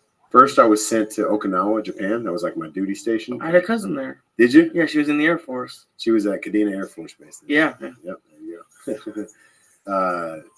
So I was out there. How beautiful is Okinawa? It's amazing. It's amazing. It's so first of all, that base is the smallest. It's the smallest army base in the world, I believe. It's called Torii Station. It's just Special Forces Battalion and some MPs. And but the island's gorgeous. I mean, it's it's the Hawaii of Japan, I guess. There's a lot of weddings out there and all that stuff. You have to have permission to move there. Somebody has to sponsor you. People live there till they're. I know that. Yeah, you just can't move to Okinawa.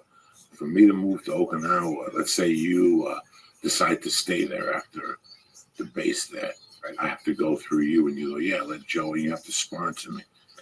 It's the place where people live the longest. Mm-hmm. I think the average age is 90-something. Yeah. The diet, they fuck till they're 90. They suck.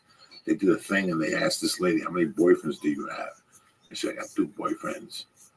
They have bodybuilding competition for the Japanese. They have a 65 to 75-year-old league, and they were interviewing the 74-year-old guy. And he goes, so what happens now? And he goes, well, now I go into the 75 to 85-year-old league, and those guys are fucking savages. And they showed these guys. I mean, they're 82. Where did you see this? Oh my God, online. And they have old man skin, but they get tested, no juice. Right. This is just off the fish, off the island. Right. And they're little yoked guys, and they're still doing crabs and double bangs and, Latimer's Dorsey, but they have fucking 80-year-old skin, but it looks a lot better than not having it. Right. So I saw something one time on Okinawa, and I looked into it, and it just looked very interesting to live there. It just looked, I didn't know they had Army bases and Air Force bases there to you guys. There's a ton of them. It's covered in them. Oh, yeah. There's Marine bases all in the north part of the island too. It's a lot ever since World War II. They've had a presence there. But yeah, but it's amazing that I knew they had that long life expectancy. I didn't know about all that, but yeah, it's got to be all that diet because they all smoke and drink. No, they all do. Oh yeah. They all smoke and drink. Yeah. And they just live forever. So what do they eat that's special? Fish Fish and vegetables all day long, and rice. But there's something that I heard that the Chinese smoke more than we do, and their cancer is less than ours. It's interesting. And they blame some of it on Tai Chi, some of it, they have different, Ways of life. It's the same cigarettes, same like filters, all that stuff too. I don't know, maybe they're even fucking stronger. These Chinese people, they smoke those things to the fucking finger. Yeah. So now, do you get deployed out of Okinawa? So you can. I was actually going to. I was going to go to the Philippines for like a year, and I really want to go to Iraq and Afghanistan, because that's where we are needed most, and that's where I wanted to go in the most austere environment possible. You know what I mean? I wanted to get after it. I had all this training, and so right before, That's so scary to just think about. it's great though, man. It's great, but yeah. So I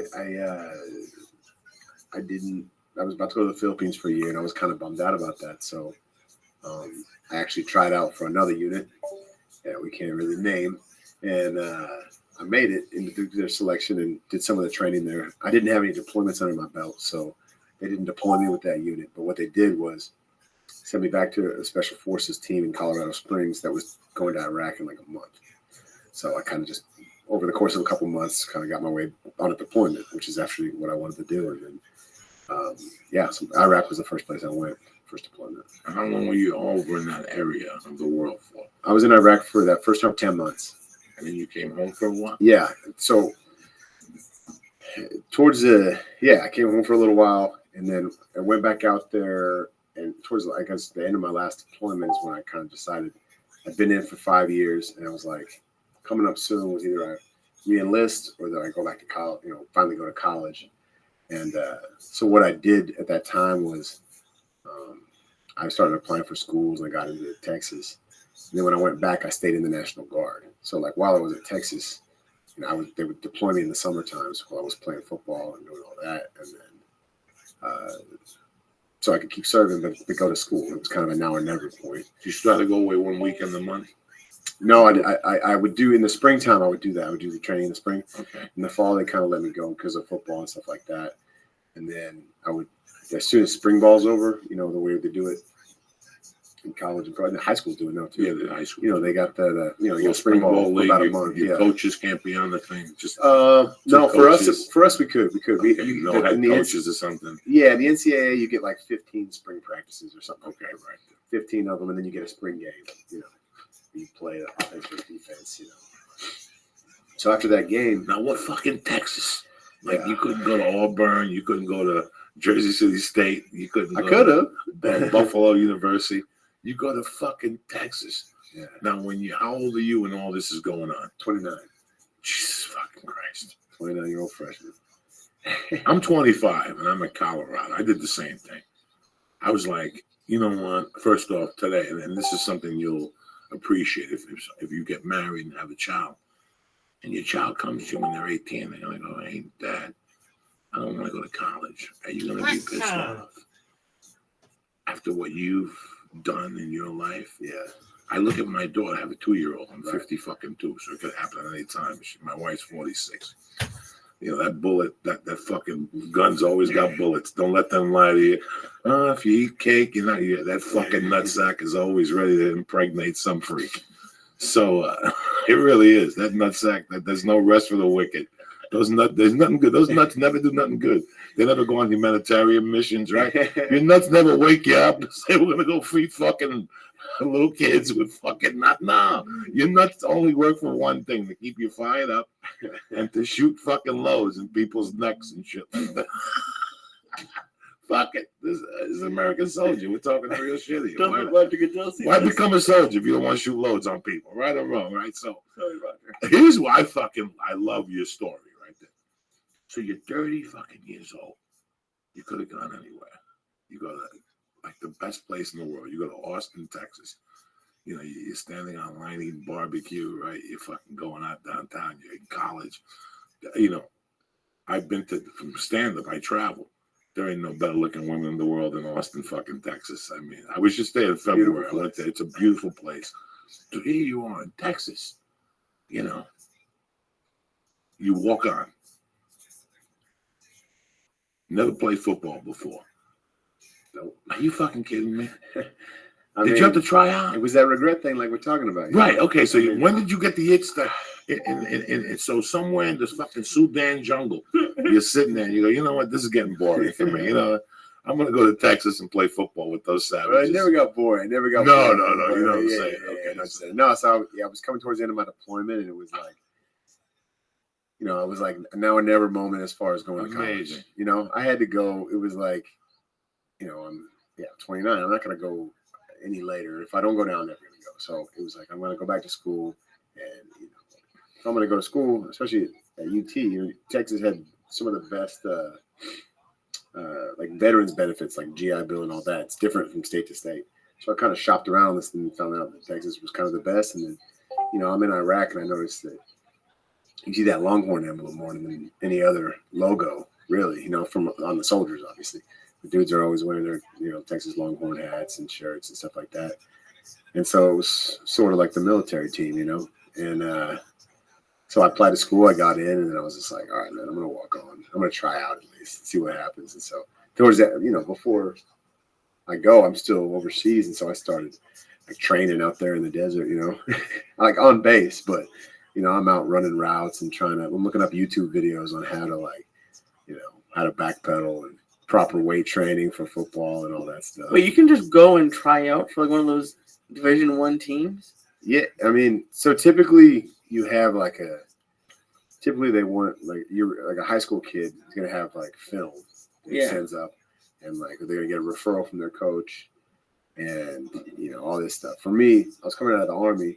I didn't tell them I hadn't played before, but what I did say was, you know, that, you know, Green Beret, let me on your team. I just got off, you know, active duty. You know, can I try out? And they assumed I played in high school. They're just like, oh yeah, of course. I didn't tell them I was 29 either, you know. And they're just like, oh yeah, sure. How long were you in the Army? And I was like, I was in about 5 years. So they were probably like, he's probably about 23, 24, you know. And why not? So they let me work out with the team, and I just, you know, busted my ass and went 100% on everything, 110%, and just beat everybody as, you know, as much as I could on every drill, every lift. I was doing an extra rep and everything. And so they let me on the team, on like the scout team, you know. And then it's only then when they kind of figured out, when I'm in the locker room the first day and I'm having to watch the other guys, you know, put their pads on so I can figure out how to do it. You know what I mean? So, you know, a little bit of lying there too, like the fishing boat. Comes back to that. That's how the whole Africa thing happened too, though. I had to lie. I just flew over there on like a commercial ticket. I wasn't even with an NGO or anything. What? Yeah. And I just like, talked my way I'll onto find a group. Yeah. I talked my way onto a UN flight and then flew across to where the refugee camps are and just kind of showed up. And then it was like, you know, just sort of talking your way into a job. And, you know, of course, a few people were upset about that, but it's all good. I am very happy right now. I have tears in my eyes talking to you. Just there's so many things about your life that make me happy. But the number one thing is that you just don't give a fuck. You're a nice guy. You came from a nice house. But for some reason, some in your DNA has the same DNA I have. I just never gave a fuck. Yeah, you can't. It doesn't matter. It doesn't. People, nothing matters. Nothing matters. I was telling somebody today that, you know, when I was young, there was a show called Cheers. I'm 52. There was a call, and people watched that show, and all of a sudden they started going to bars and having these bar families. And I remember talking to a friend of mine. I'm like, "Where you headed to?" I said, "Oh, it's Nick's birthday." And you know, one day you stop going to the bar and you realize that nothing matters. Your life moves on. Why not go for shit? Right. You know, like I never gave a fuck. I never really did. Once you know, those people that come to you and go, I'm thinking of getting married in the spring of 2017. You look at them and go, I feel sorry for you. What's all this fucking planning? Yeah. What are you waiting on? Or people go, I'm thinking about being 55 and having a kid. What's the deal? You want to do something, fucking do it. Thought just makes you What does psychs yourself out. What does thinking do, Lee? We're just talking about that.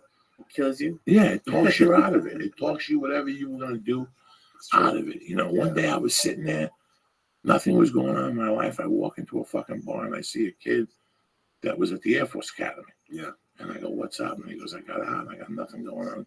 I'm moving to Colorado in a week to join my brothers. My brother went to Brown. Yeah. They're garbage men and something else out in Colorado just skiing. I said, you know what? You looking for somebody to help you drive? Yeah. I'll be in that car with you. That's how quick it was.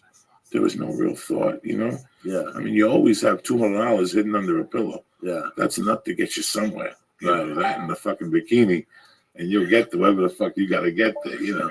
I never understood all the thought, all the fear. This podcast is about fear, man. This is it. You know, the longest yard, they told me they were looking for a star name. Right. I went and made a tape and sent it to Adam Sandler. A week later, he called me. Right.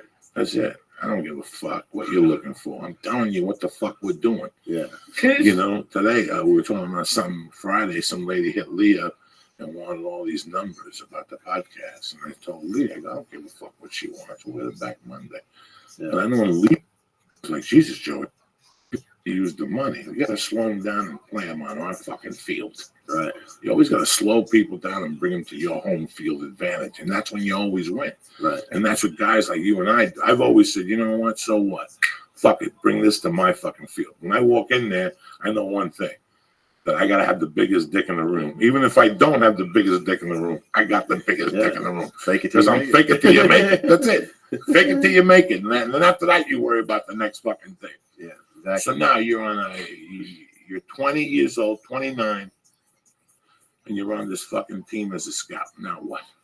Now, on the scout training team. Yeah. So, I mean, I'm on the team. I dress for home games. Okay. You know, Coach Mac Brown, who's the head coach at the time, great guy. You know, he's the one who gave me an opportunity. And he'd have me, you know, run out of the tunnel with the American flag before the games. Everybody on the team, I mean, every team has a guy that does that, and he would have me do it every game because of my, you know, background, obviously.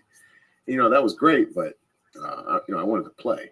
And so I kind of looked around at the different positions, and, you know, I was a safety at the time, you know, a defensive back, and it's tough to play at that level unless you're pretty fast, you know. And I'm a decent athlete, and I work really hard, but I'm not. It's a gifted, you know, speed David like these guys. And so, you know, I noticed that the guy that was long snapping the ball was a senior, and his backup was a senior also. And so I was like, maybe I'll just learn how to long snap. I didn't even know what long snapping was before I got to the team. You know what it is? I know what it is, but that's just a crazy way to choose a position. Yeah. Hey, man, he's a survivor, this fucking guy. Yeah. He knew that was it. That's it. Is that or nothing? That's my quick fucking way. I'm not going to run up against these 18-year-olds coming out of high school. Yeah. They've been DBing for fucking 4 years, you know, tackling gorillas in group 4 football. I'm not, you know, it's just at least you're honest with yourself. Yeah. So it was just like I had to find my niche. And then who taught you how to long fucking? This guy. You taught yourself. Tell me you went on YouTube so I can Oh, strangle Lee. That's exactly You what see, I I'm did. saying, Lee, we were just talking You can about learn this. anything on the internet. There Right you now. go, Lee. But you look at 20,000 things because of your Gentileness. I don't know why. You're a fucking Jew. Take it to heart, cocksucker. Go to 2 pages and make your decision. Okay. I told you before. We were talking about Yeah. this. And he goes, I go on the computer, but each one has a different story, so I get confused. Like for like referencing what? Like let's say, how many videos did you watch to learn how to long snap there? You probably watched like 10, and one guy would say, put your foot here, and then one guy said, oh, well, those guys are idiots because you should put your foot here. Well, I turned the sound down, first of all. Oh, okay, so you just and I would just watch, you know, and I'd watch it because I don't want to, because just like you're saying, people, they all have their own opinions. Everyone's got a different way of doing something. But I would watch whichever ones looked the best to me. Like this guy's snapping the ball faster. You know what I mean? He looks the most consistent. And I would just watch his body, and then I would go try to emulate that, you know. Sometimes I'd be in front of a mirror, just like getting in that stance, you know what I mean? Right. Oh, yeah. And then I would have people grab a cell phone and like videotape me, and I'd watch myself and be like, oh, man, that looks terrible. You know, but I know what to fix. So it was just self-coaching off of imitation, really, you know. But I don't know. I mean, See, I have balls to do that, but I'm also scared. Like after I joined jiu-jitsu, I knew that I had to start doing kettlebells to get everything going. right. And I went online, I looked at a couple kettlebell things, but I got scared. because I knew I was missing something with my posture, and that little thing might ruin a disc, or it could ruin something. And that's what I don't want to do. So that's why I took a. But for some opinions, whatever, if I'm stuck, like I said, I remember having to go to an encyclopedia. That's when everybody had the same opinion because you only had one fucking person to read from. That's it. It was I forget the encyclopedia company, but now Britannica. Those people don't know dick. But now you could go online and you get so many different opinions, and at least you could make the same hypotheses they're making. You come to the same conclusion they're getting with just a couple things. I believe that. I believe that at least you could read and get some fucking knowledge. It's an amazing time, and without the internet, I wouldn't be here as far as the football stuff. I don't think. I really don't. Because that's how I learned to do all my stuff. Who was teaching that online? Do you remember who was teaching it? It's a bunch of different guys. I would look up the NFL rosters, look up the NFL, snappers and stuff like that. There was a guy that played for the Bears for like 17 years. He just retired last year named Patrick Manley. And so he was kind of known as like one of the gurus. So I would just watch him do it. There's a guy that snaps for the Eagles named John Darrenbos, who's got an amazing story, what he had to overcome and go through. And I would watch him, and there's videos of these guys like snapping footballs through the windows of moving cars. You know what I mean? And stuff like that. So I'm like, these guys are obviously pretty accurate. They know what they're doing. So then I would go back and watch their game film, go back and watch their back when they were coming out of college, and they had like footage of their snapping that they send to the their agents send to the scouts and stuff like that. Just watch all those little things. And even young high school kids and college kids that are just highly recruited or whatever, I'd watch them too, because they've all been coached on it and trained and spend all this money and go to all these like snapping camps and all that stuff. So I got the free way, the cheap way. Pretty fucking impressive, man. So here you are playing for a Division I football team, not no semi-pro, bunch of fucking washed up alkies. Yeah. They're just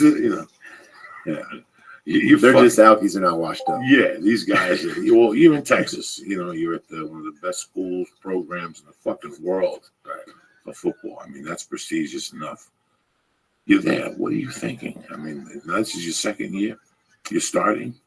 Yeah. So I started on a field goal and extra point that year. Just field goals and extra points, snapping for that. And then the next year, who is your quarterback? Colt McCoy? This is after Colt. This was Case actually, and Case McCoy and David Ash. They kind of split. They went back and forth. Yeah.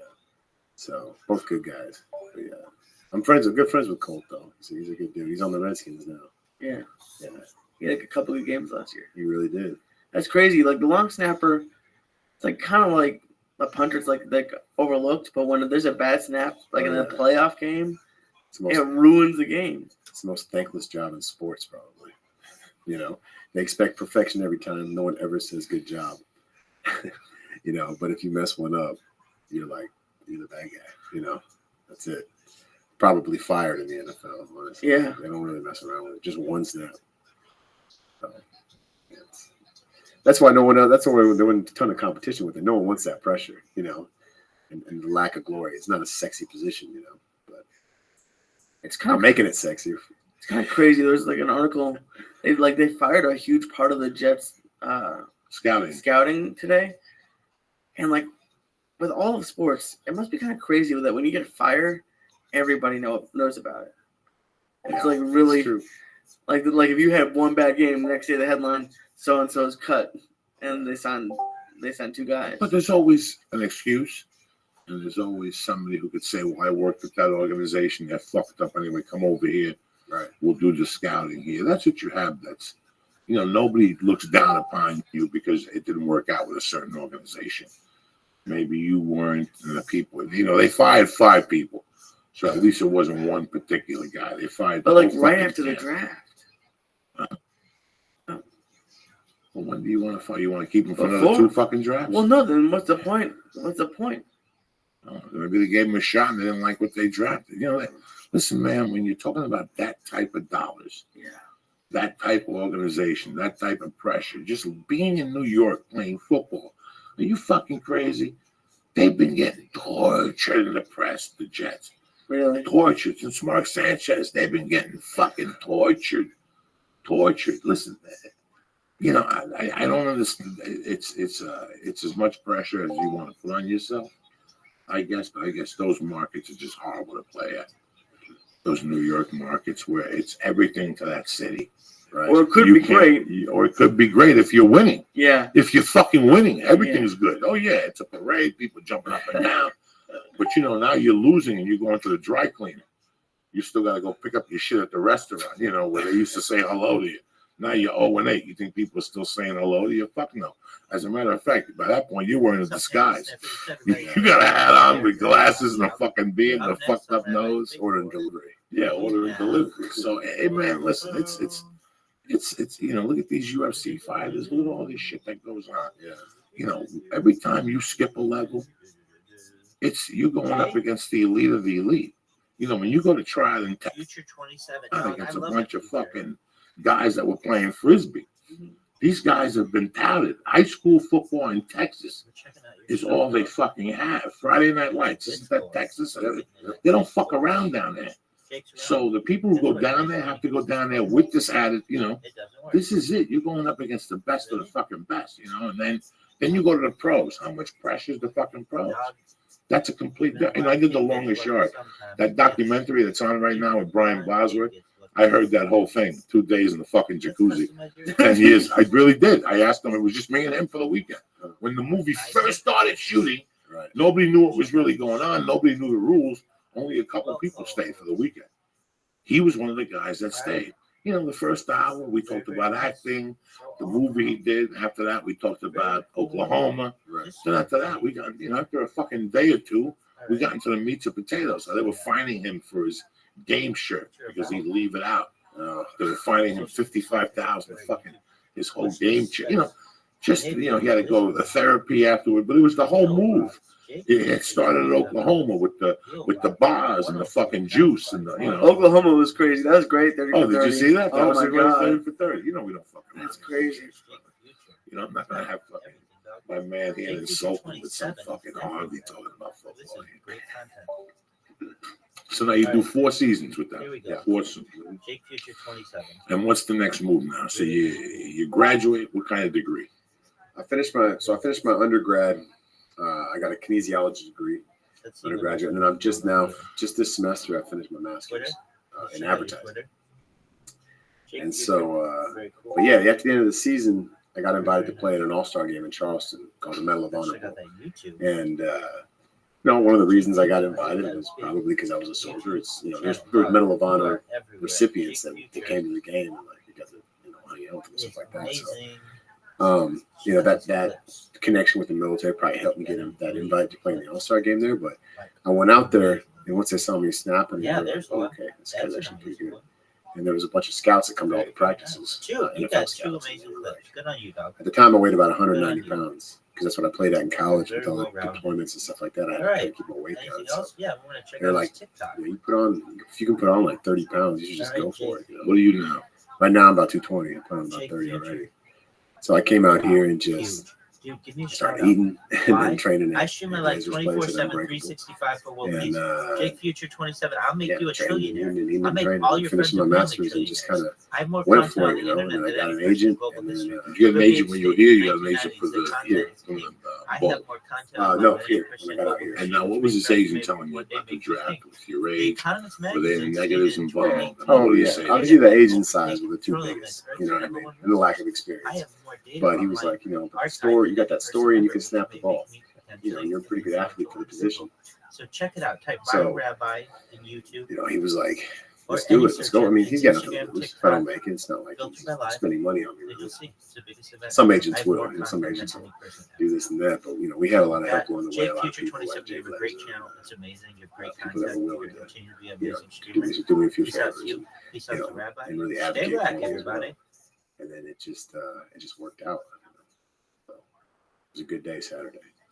And you got drafted. I didn't get drafted. I was right after the last pick in the draft. I got a call from Pete Carroll, the Seahawks coach, and I picked up the phone, you know, and he was like, "How's it going, Nate? You know, we'd like to sign you as a free agent and as an undrafted free agent, and invite you out here to camp and you know to compete for a job. You know, I still got to go win the job. That's another. I haven't even thought about that yet because you know we don't want to plan too much." just one day at a time. So, Do any teams keep 2 long snappers? None of them do. Nope. One, no backup. If a guy gets hurt, there's usually another guy in the team that can do it for the rest of the game. And then on Monday they'll sign another guy. So there's only 53 man roster. So for kickers, punters, snappers, they don't have any backups. This is I've been blown away in a couple different levels here. You miss the Army? Yeah, I do. I actually just got out February 23rd.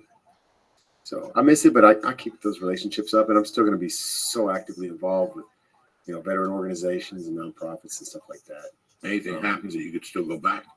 I could, yeah, I could. Anything, it gets hairy, you could still make a call and go, listen, I'm sitting here scratching my nuts in Seattle, throwing a ball for a bunch of momos. Yeah. Let me come down and party. You know what I'm saying? Yeah. Let's get down and party. And again, let's get the helmet on and the night scope. Yeah, it could happen for sure. Fucking tremendous. So you have nothing to fucking lose, which is what life is Nobody does. Oh my God. Nobody does. People think we do, but we just make that shit up. It's not real. You know what I mean? There's not really any barriers or obstacles. They're just imaginary. They really are. I started comedy at 28. I got out here. People like it too fucking old. You'll last a couple of years. 18 years in. Which people told you that? Just stupid agents and people. People that aren't doing probably what they probably want to do with you. They're probably jealous. Yeah. That you had the balls and the heart to go for it. I've always loved deferring odds. I always loved to hear the word no. Oh, yeah. I'm a walking salesman. Yeah, I'm a walking salesman. I love to hear the word no. Then I go home and I eat a roast beef sandwich and I look at the mirror and I remember what God gave me 2 sets of balls for. You know what I'm saying? Again, they're not going to go in the fucking play the drums and nothing like that. Nothing useful. So, and then I do what the fuck you do. Fucking balls. Yeah, balls don't fuck around. They're only here for one good thing, to get you fired up. That's it. That's all your nuts do. They get you fueled up for the fucking day, Lee.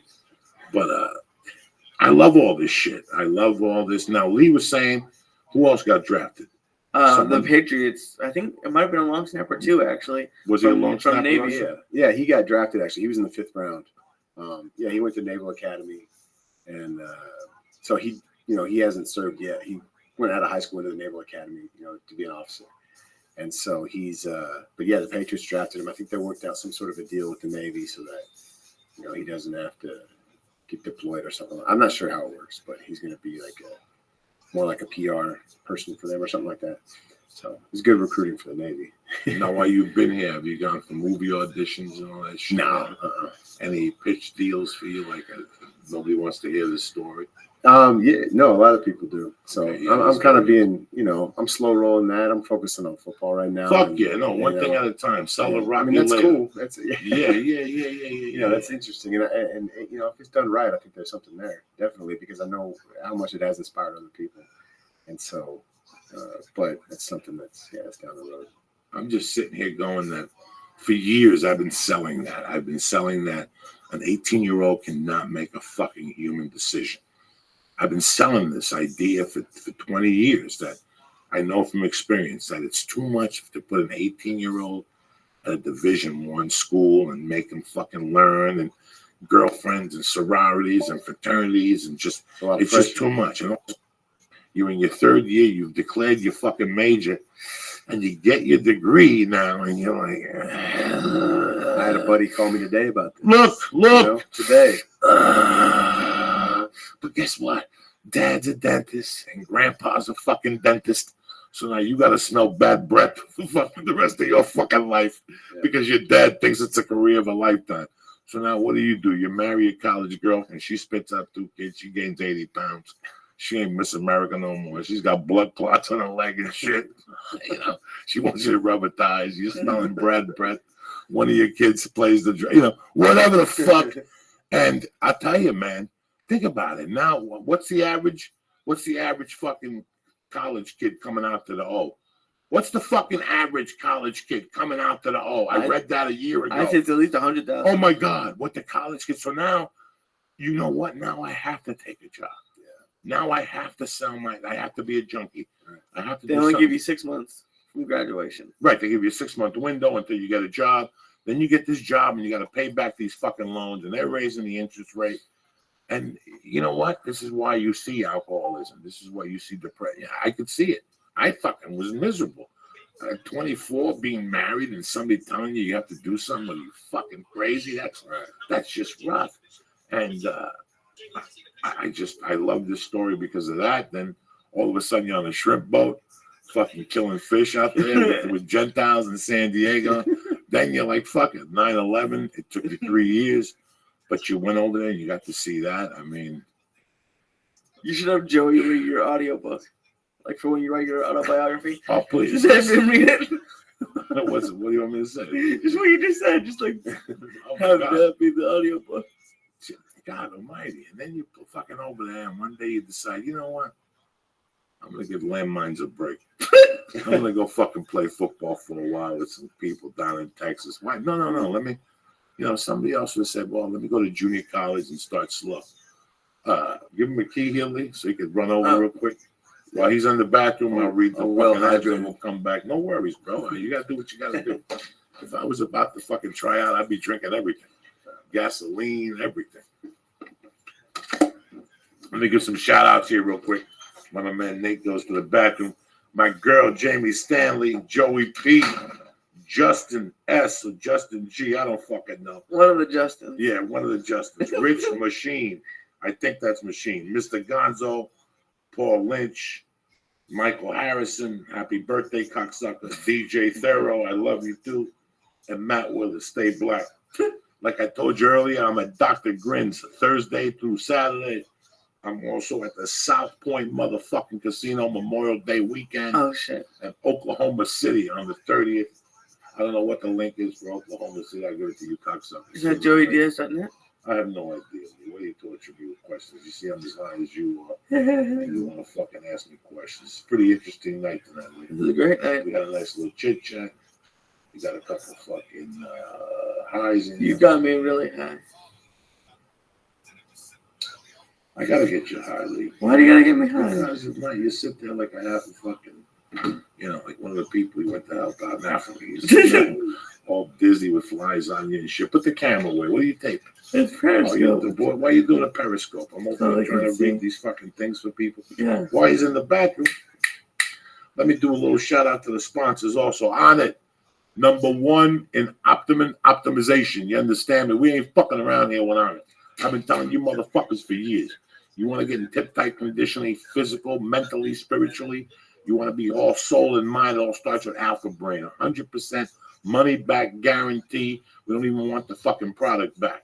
All right? Shroom Tech, I use it before every fucking jiu-jitsu roll. If I got to lift weights, whatever, I used it today. I did 35 on the elliptical, and I did the upper body just like that, okay? Shroom Tech Sport. Shroom Tech Sport. They also have Shroom Tech Immune if you move around a lot, if you shake hands with a lot of shady people. Shroom Tech Sport. They also have New Mood. They also have supplements. They have the T Performance to raise your testosterone levels. On it, just go to the fucking page. I've been telling you people for 2 years now to stop fucking around. Go to onItRightNow.com. Look at I can't help you with the weights or the battle ropes or nothing like that.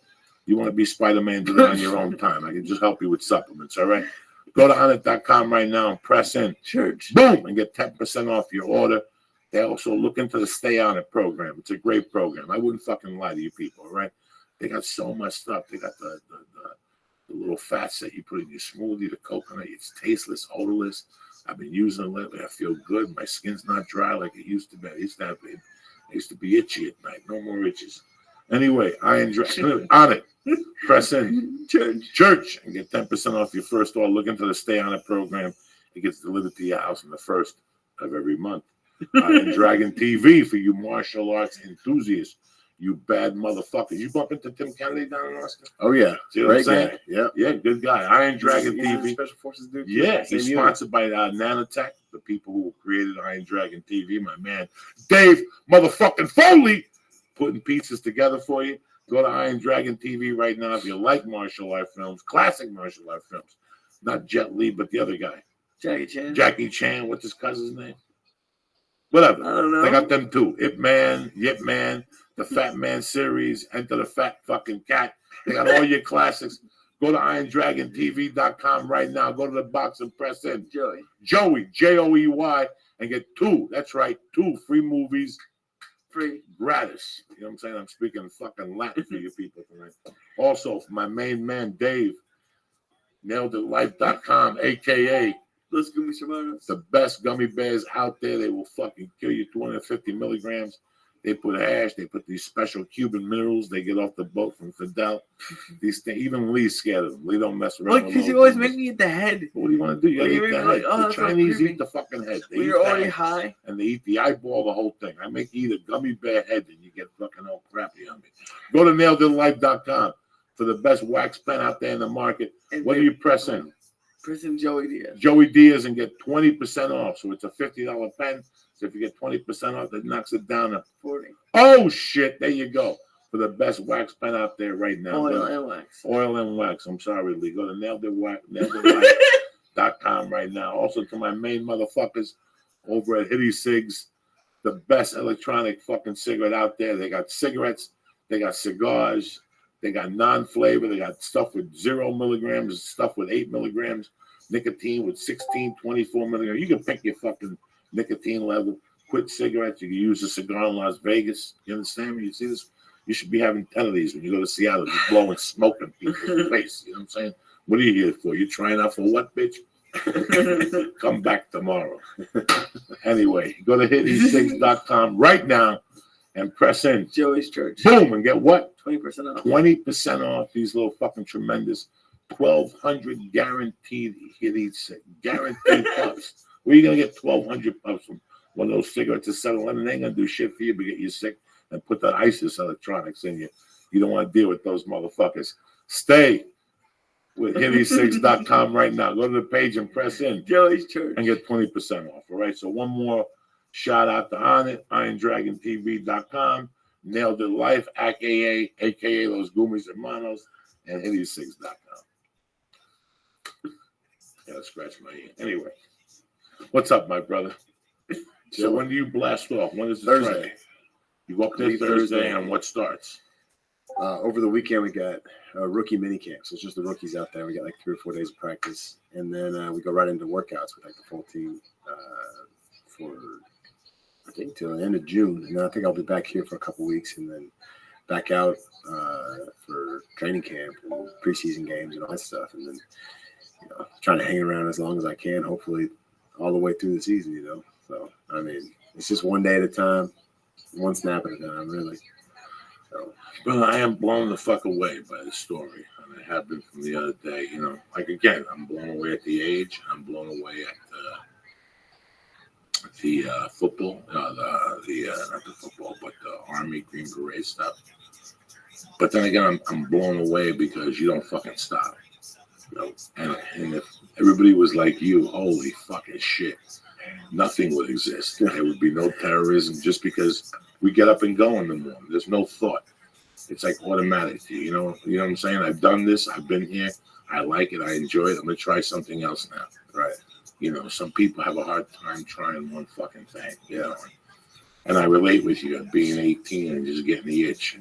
And no matter what, all we got to do is hear a certain story about our relatives to really just push us over the edge. Well, Right. Grandpa fucking did it. I could do it. No, Exactly. but times were different. There was no roller skates then. I don't give a fuck. Grandpa did it. I'm fucking doing it too. All right. That's the biggest mistake they make is let us know that somebody in our family had the balls to get up and leave. You always had that one uncle. Your crazy uncle went out to California hanging with those gay people. What are you talking about? Yeah. So what? They don't want to walk around without sandals. Yeah. People always look down at that. I've never ever, when I was a kid, I was confused when I was in high school. Right. I knew I didn't have a family. I knew that I would probably not get a football scholarship or a basketball scholarship. I knew that I would have to get maybe like a Division IX school, like a junior college to take me on a financial aid and maybe a Pell. Right. So I didn't have options. So I looked around. And I looked around at friends of mine that even went to the service. But when they came back on that first leave, they told you how they loved it. And things were great. And they couldn't wait to go to fucking wherever. And then you saw them back and you're like, what's up? Oh, that fucking place sucked. You know, and I'd always go, well, then why join the service if it's so rough on so many fucking people? But then I realized the friends I had were kind of like fucking weak. Like they went there and they came home for that first leave and they just missed mom after that. Yeah. Like some people cannot fucking take it after that. Yeah, it's a certain time. I know a friend of mine called me today. He was really disappointed about it. I just found out after 20 years that our friend had been, what's when you discharged? Dishonorably? Dishonorably. And I go, you didn't know that? I go, he was living in San Diego hiding. When he got cut, he was working in Redondo as a bartender. I go, I knew that. They were my roommate and they would talk. Meanwhile, he was telling you guys. So I saw him back in Jersey for the holidays, and I'm like, he's like, I'm back home from the Marines on leave. And I'm like, I felt like ratting him out, but I felt bad. I really embarrassed somebody.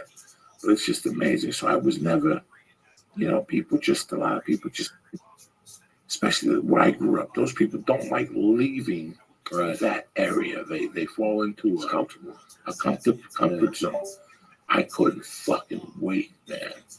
And I didn't know where I wanted to go. I ended up in Colorado because of the mountains, I guess. And then once I got there, I did the same thing. I took 6 credits at the Colorado Mountain College just to keep my knowledge on top of things, you know.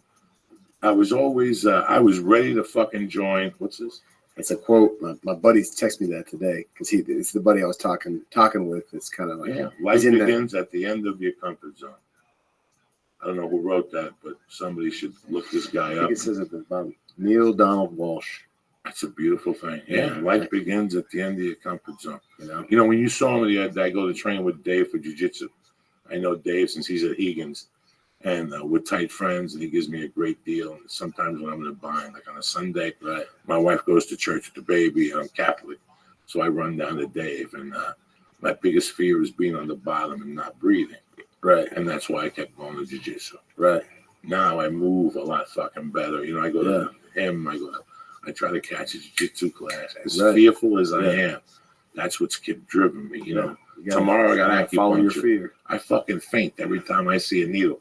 That is the reason why I didn't get up and go to the Army recruiter when I was 18. I told the guy I'd fucking be there. He was a friend of a friend, and we were talking. He goes, Joe, you don't need this shit in your life. Well, forget about everything. I'll get you on a plane. You do whatever the fuck you want. I was like, okay. I go, what happens? Because we give you a physical. Oh, my God. At that time, I was telling Lee I couldn't handle needles at all. Yeah. Like now I go and I put an iPod on and I look the other way and I breathe. At that point, I just couldn't handle it. And I never showed. And I got to tell you something, man. I was always sad about that. But I never showed for that. I didn't join the service over a fucking needle. Right. How embarrassing was I, you know? I didn't join the service over a fucking blood test, you know? So I applaud you, dog. You're a fucking savage of savages.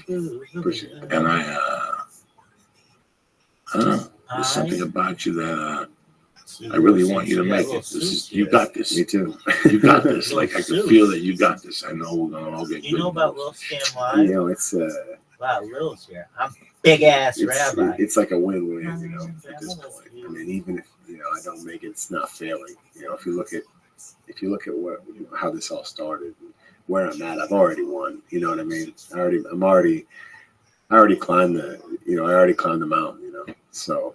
I want to go to Vegas with you. I feel like if we went to Vegas, we'd make like $400,000. I don't think that's a good idea. I feel like you're like that kind of. You can't make your luck in Vegas like you can make your luck in life. But you said something about you. I feel like we'd get it. Like, okay. You have like some sort of story. I don't know, man. No, Lee, this is just one of those stories you talked about when we discussed it. This is the stories that we like to hear. This is it. This is all because of you can't put your fingers on it. You can't say whether you just didn't have fear or didn't have. Oh, I definitely have fear. Just like you were talking about, though, about, you got to follow it. You got to chase it. You got to go after your fears. There's a reason you're afraid of it. And a lot of times it's because it's interesting to you. It intrigues you. You know what I mean? And some of that, at least with me, it's that, it's a fear of it. A fear of looking stupid or a fear of failing, or not working out the way you envisioned it. But if you don't do that, I mean, my biggest fear is regret. You know what I mean? That supersedes all that other stuff. So, were you scared going into basic? No, I wasn't scared. I was excited. It's the same with this thing. I just was having, a talk with somebody tonight, and they were saying, are you scared? And I was like, are you All right, kidding me? well, Like, this is a Suze. great opportunity. You know what I mean? This is what I want to do. Any social I'd be media? stupid if I was scared of it. Obviously, I don't see it. Am I it missing is, something? you know, I care about it. So I'm, you know, it's that good kind of nervous energy you have, you know, like when you probably went on stage the first time to do stand-up. I still you know what I get mean? it. I still get Good, it. because that's because you love it. Yeah, I love it. You know, and you still, and that's like that good kind of fear, that good nervousness, All you right, know, well, Suze. that it's not holding you back in Yeah, any way, exactly. but it just lets you know how much you love it, you Shout out know, to and Little how much it Suze. matters to you. Shout Like out you're to doing being the a right, Cape you're doing what you're Streamer. Shout out supposed to to be your doing. stream. If you don't Shout out have to that in your Rothschild. life, If you know, you in didn't my know Rabbi opinion, if you don't Rothschild have that streams like feeling, 24/7, you need to be doing something else. Tomorrow morning I wake up No one has more data on and my Rabbi morning Rothschild. isn't complete Check it till I out, Rabbi find out whether or Rothschild, not I have Bible a spot Rabbi at in the store. YouTube, filtered by live. Biggest event in Okay, global do you know that, Lee, about me? peace, baby. That when I wake up tomorrow, I Shout do out to the Little Suze, usual shout out to things. Rabbi. The Stay wife black, walks everybody. the baby to school. She comes back. Sometimes I go to the Y, but I'm not settled till I see the Comedy Store retweet the lineup. And then I call to confirm my time. And then the whole day I talk myself out of it. Like why I'm not going to go to the store tonight. Lee knows I have a spot. I always say to you, I have a spot at the store, but I don't know if I'm going. You never know if you're going anywhere. I swear to fucking God. Have you ever not gone?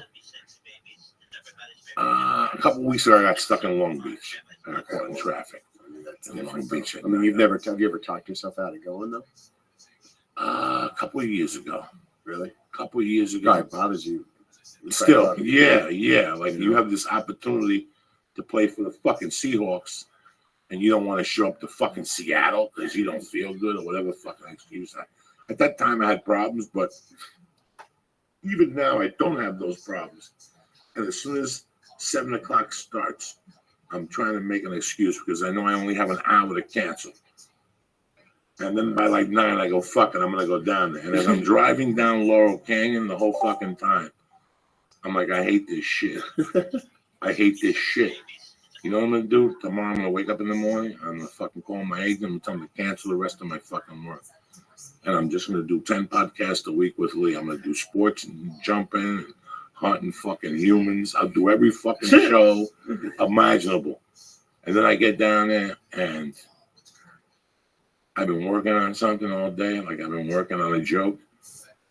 But about a week ago, I wrote something in the back of a page sideways. Like I didn't even write it correctly. I just was talking to Lee on the phone. I wrote it sideways. And for some reason, at the 6-minute mark, like the previous shit last week, I remember that I got home the other day and I was so frustrated on Burbank Boulevard. I didn't get stuck behind one Prius. I got stuck behind 2 Priuses, which is hell at about 3 o'clock when you gotta pee. And the whole way I'm cursing at them, and they're pulling. It's like they were playing a game. One fucking fruitcake would do 45, and the other guy would do 48. They were tormenting my fucking life.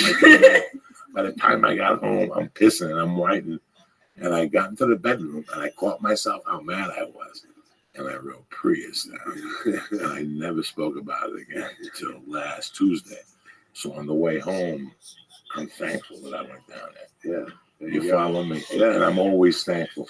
There's mornings I get up and I'm like, listen, I never wrestled in high school, so I'm horrible at jiu-jitsu. Right. So my friend's class is at 9:30.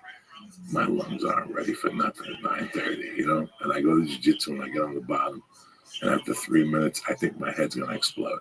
And I tap out and I get up and I run around. And I go back in and I do it again for 2 or 3 times. I keep getting choked up. Yeah. But as I'm walking to my car, I always tell myself, Jesus Christ, thank God I didn't let myself get talked out of coming to this class today. Exactly. Because I wouldn't have learned that move. Or I wouldn't have learned where to put my foot, you know? Right. So every time I don't want to do something and I've talked myself into doing it, it's been the great thing that happened to me, you know? Always. I've noticed that more and more with my life, too, every time and it's hard for me because more and more, you know, you got to learn to say no in life. You can't say yes to everything, you know? But at the same time, some of the greatest, you know, opportunities and relationships and friendships and whatever you call it have happened because I just was like, oh, screw it, I'll go, you know, I'll go have a beer with that guy that said he wanted to buy me a beer or whatever. You know, you go out and you realize that this guy really needed you there. or he has this great idea that you've been thinking about, and he's got the way to make it happen. You know what I mean? Just a little thing like that. Just taking that little step, and it just leads you down a whole other path you never even thought you'd been on. It's just crazy. Life's crazy, but yeah, those little things like that, you talk yourself out of that. And it's just one step backwards instead of one step forwards. It just goes to show you sometimes what you miss in life by not just trying. Yeah, it's yeah. I'm very happy. I tried different shit. This my hometown is very political, and I used to see people. All they lived by was every 4 years they would back a politician, and that's it. And even now today, I see those same people backing politicians now, making videos and posting them on Facebook. Oh my God! And I'm like, I'm so happy. Even if I lived here and I was fucking starving, it'd be better than being in that position, kissing somebody's ass every 4 years for a fucking job, right? Just me taking the chance. I live in fucking California. I get up. I've been here for 18 years. I get up. I'm at the green light. I'm at a red light. I look around. I see a palm tree, and I'm like, I can't believe I'm in fucking California 19 years. Like, I still remember coming here, looking around and going, I'm only going to be here for a month. Yeah. I'm not funny enough to be here, Right. But I'm happy I fucking tried. Lee, you got any questions for this fucking hero or what? You going to sit there? You want a Browns fucking star? You going to sit there? Yeah, that's crazy. It's just, there's been a lot of stuff going on recently, and I haven't even watched one of the videos because I just don't want to. But there's people that are like stomping on American flags. Where'd you see that? It's all over the news. They've been doing it for 30 fucking years. No, but they're doing it like a lot right now. I'm talking about football and going What's to the fucking reason? jumping out of helicopters, and you're talking about stamping American flags. Yeah, it's fucked up. Well, wait, I want to hear about this. I don't know What's the reasoning behind it? I don't know. I couldn't. You didn't read the fucking article. I didn't want to watch that video. Who sent it to you? It's like Get him on the phone right now. I think it's because like some of the Baltimore stuff, like something like that stuff. Oh, okay. So it just, I have 2 cousins in the military, and I just found out that one of them has to get deployed again. She's in the Air Force, so she's not going into like actual like dangerous places, but she's a little daughter, so it's like fucked up.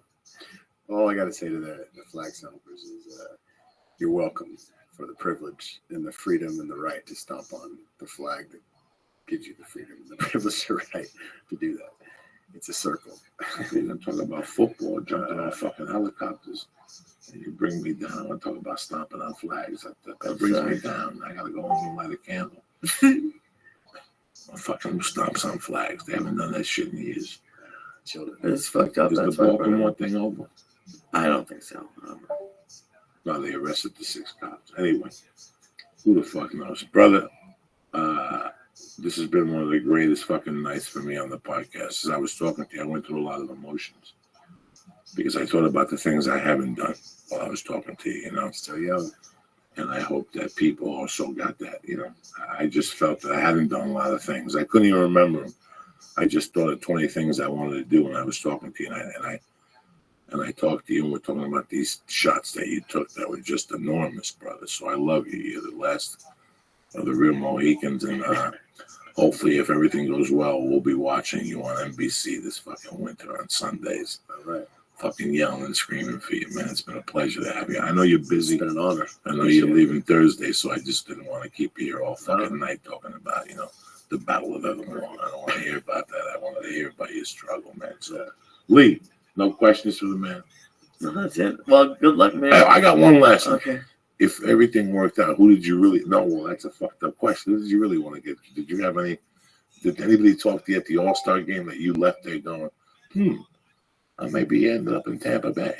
I talked to a few scouts from different teams and coaches, and in the end, there, I had a couple of options, but it just made the most sense. I mean, apart from Seattle being a great place, like that's the best team in football right now. Yeah, it's a great organization, and where is it? What are you doing? I'm missing something. Oh, I'm a Patriots fan. Okay, well, you guys won. You guys won the game. You guys are very good, but this is if I make the roster, I'll be the oldest player on the team as a rookie. In Seattle, their oldest active player is 33. 34. So, they're on the rise. But it could be good for you, like preseason, right? Like if you have a good preseason and another team needs a long snapper. Exactly. You never know. Exactly. So just gonna go out and all I can worry about is, me and things I can't help, like my age and my size and all that stuff. Fuck that. There's no reason to dwell on that stuff, You got heart, man. Yeah. And that overtake heart and fucking mind and soul fucks all this shit up dramatically. Right. Because just the posture, the confidence in you, the air that you have. Right. So I felt it when you came in the room, and I felt it the other day, man. So I wish you all the fucking luck in the world. Lee, I want you to start looking into the Marines. I could see Green Beret in your future. You know what I'm saying? You take a little deployment, deploy you for 5 years, and you come back and we do the church. Sounds good.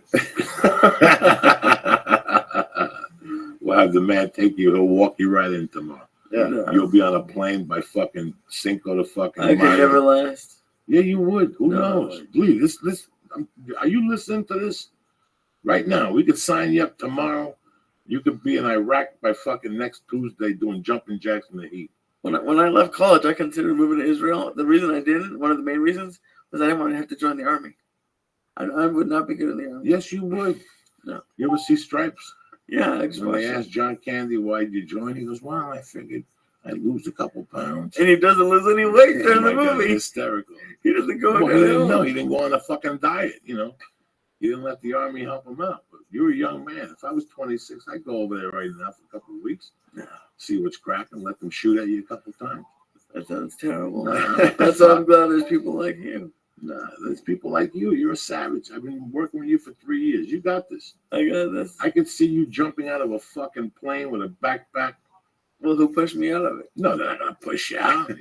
I've seen it happen. They do that. They push you See, out. see, I told you. If you don't go, if you hesitate, Who's gonna push this sweet face out? They do that to put you- animals like you, not this. Look at this. they will put the sole of a boot in the middle Oh, of your back and kick you right out.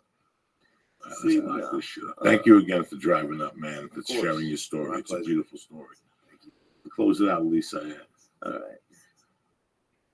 How long is this gonna take now? What happened now? Jesus. I'm just getting the music ready. You guys can go. Happy Cinco de Mayo. Yeah. The church will be back tomorrow. Oh, we are? I hope so. Okay. Let's do it. Go to honor.com, use code word church to get 10% off of all the great optimization products. Huh? What did I say? I don't know. I said honor.com. What's the music? I have to do this for All him. right, hurry up. He's in a rush. He can go. He's in a rush. Okay. I'll do them after the music.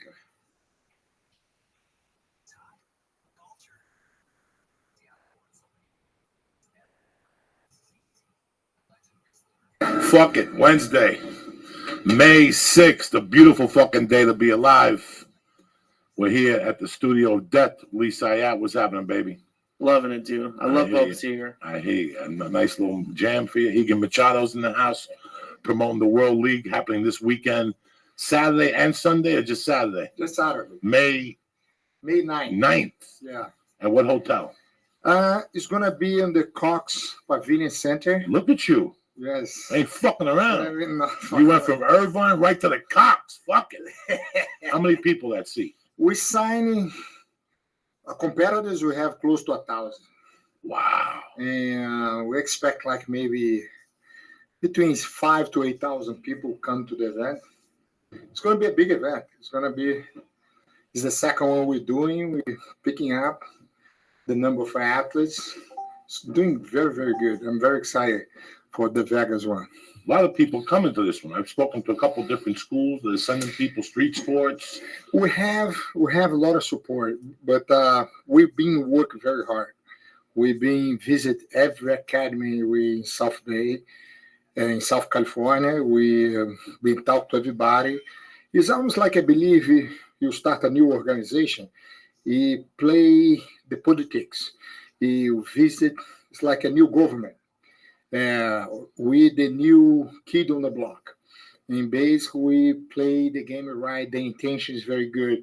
But the only way people are going to know the intention of the organization is good by we go to the academies.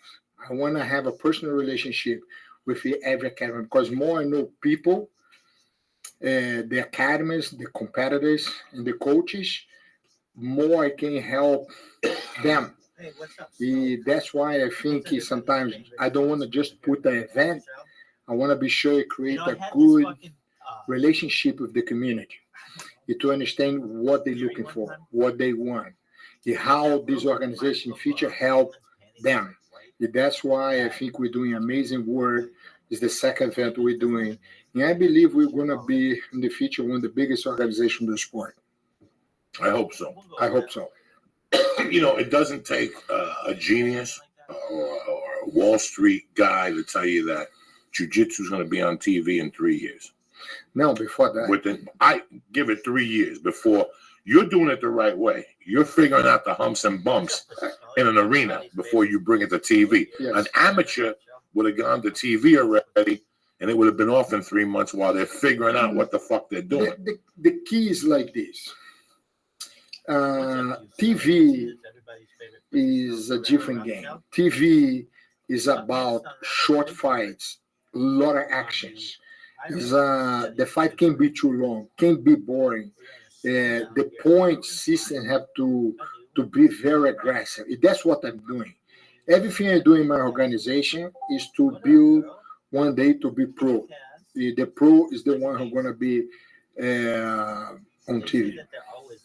So you're going to build it like a regular baseball team. You're going to have farm leagues in the World League, and then you're going to we're gonna build the UFC in sports, like jiu-jitsu sports. I get home from doing comedy 11:45. I make some coffee. I call him up. I feed the cats. So at 12:30, I'm switching through the channels, And sometimes you see I got 19 ESPNs. Right or wrong, I don't know how many Fox Sports. At least 5 ESPNs and 4 whatever. There could be a midnight jiu-jitsu show on Wednesday nights, just to break the audience into the, it's going to take a long time to explain the point system. Now, the point simple you get is better. More you complicate the rules, more difficult for people to understand. But one of the things about jiu-jitsu people don't know is one of the fastest sports growing today. Yes.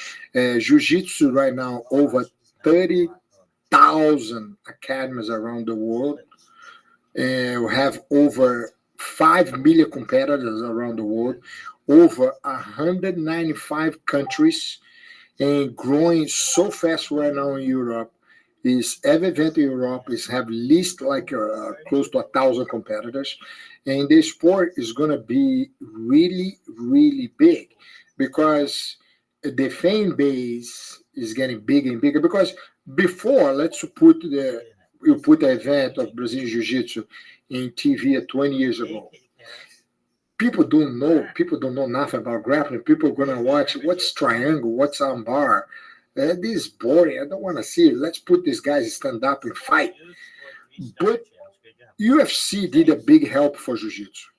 They help UFC. They kind of teach the people understand grappling. Because when this Joe Rogan is amazing because when people go to the ground, Joe Rogan explained hey man, look, he's doing the armbar, this and that. He's doing the neck cranky, blah, blah, blah. This guy's a black belt under Hickso. These guys are, basically people start to understand the ground. People start to see a lot of submission. And people now know Jiu-Jitsu.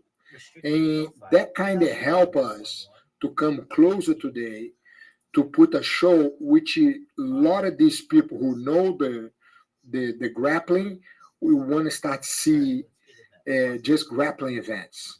I give you an example. Have a Metamoris. Now, Metamoris is an event who have match fights. They have a special pay-per-view online, and they getting good numbers. And a lot of people watch Metamoris. That is a good sign because the moment you start to see the fans in this sport grow, that when realize the timing for put something TV. But my organization is a sport, is a league. like same like football league, same like basketball league. I create the jiu-jitsu league because it's time for athletes to get paid. That's the bottom line. Because I spent 20 years of my life fighting and winning events and stuff like that. The only way you're gonna make money is teaching jiu-jitsu at the academy, doing seminars, and few little sponsors. And I think it's not right because you see the new generation of athletes today, they can survive as a competing jiu-jitsu. They reach to a higher level in this sport. The only choice they have is to go to MMA. Because MMA, the UFC, the Bellator, they pay well the fighters. They can become success. They can make a good money. But I try change that. I try make a sport to grow in TV. Because like this, you can bring big sponsors, bigger ticket sale, and that's you can start use that to help to pay the fighters well. And that's my intention. That's my goal. That's why Jiu-Jitsu League, I work very hard to reach to that level. I don't want to be just amateur. My whole 100% intention is to get to TV. And I feel very lucky because my partner, he used to own Fox before. He sold his company for Fox, and he specialized in TV sports. And he had all the relationship with distributions and things like that. But to get to a level we get to TV, we need to establish the Jiu-Jitsu League. We need to prove we are a strong organization. We in the phase 2. The phase 2 is to establish Jiu-Jitsu World League around the US and around the world in different countries, which we start building a great relationship. But I believe in the next year, we're going to get a year, maybe a year and a half, we will be in TV. Now, I'm 100% sure. Is the World League broken into teams or academies? No, the Jiu-Jitsu World League is about the athletes. It's not about academies. It's not about teams. It's about the new generation of champions, like by weight class.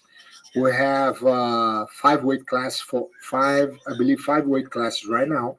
And in future, we're going to design more weight classes. What are the weight classes? We have the same like all the organization. We just don't want to do too many weight classes in the beginning.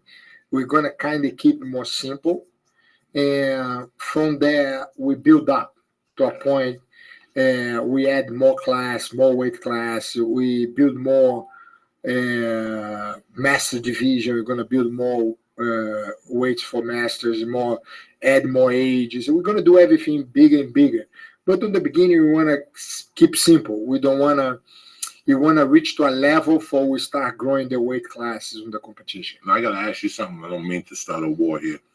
I just noticed that, I go on Facebook and I love jiu-jitsu and I read a lot about it.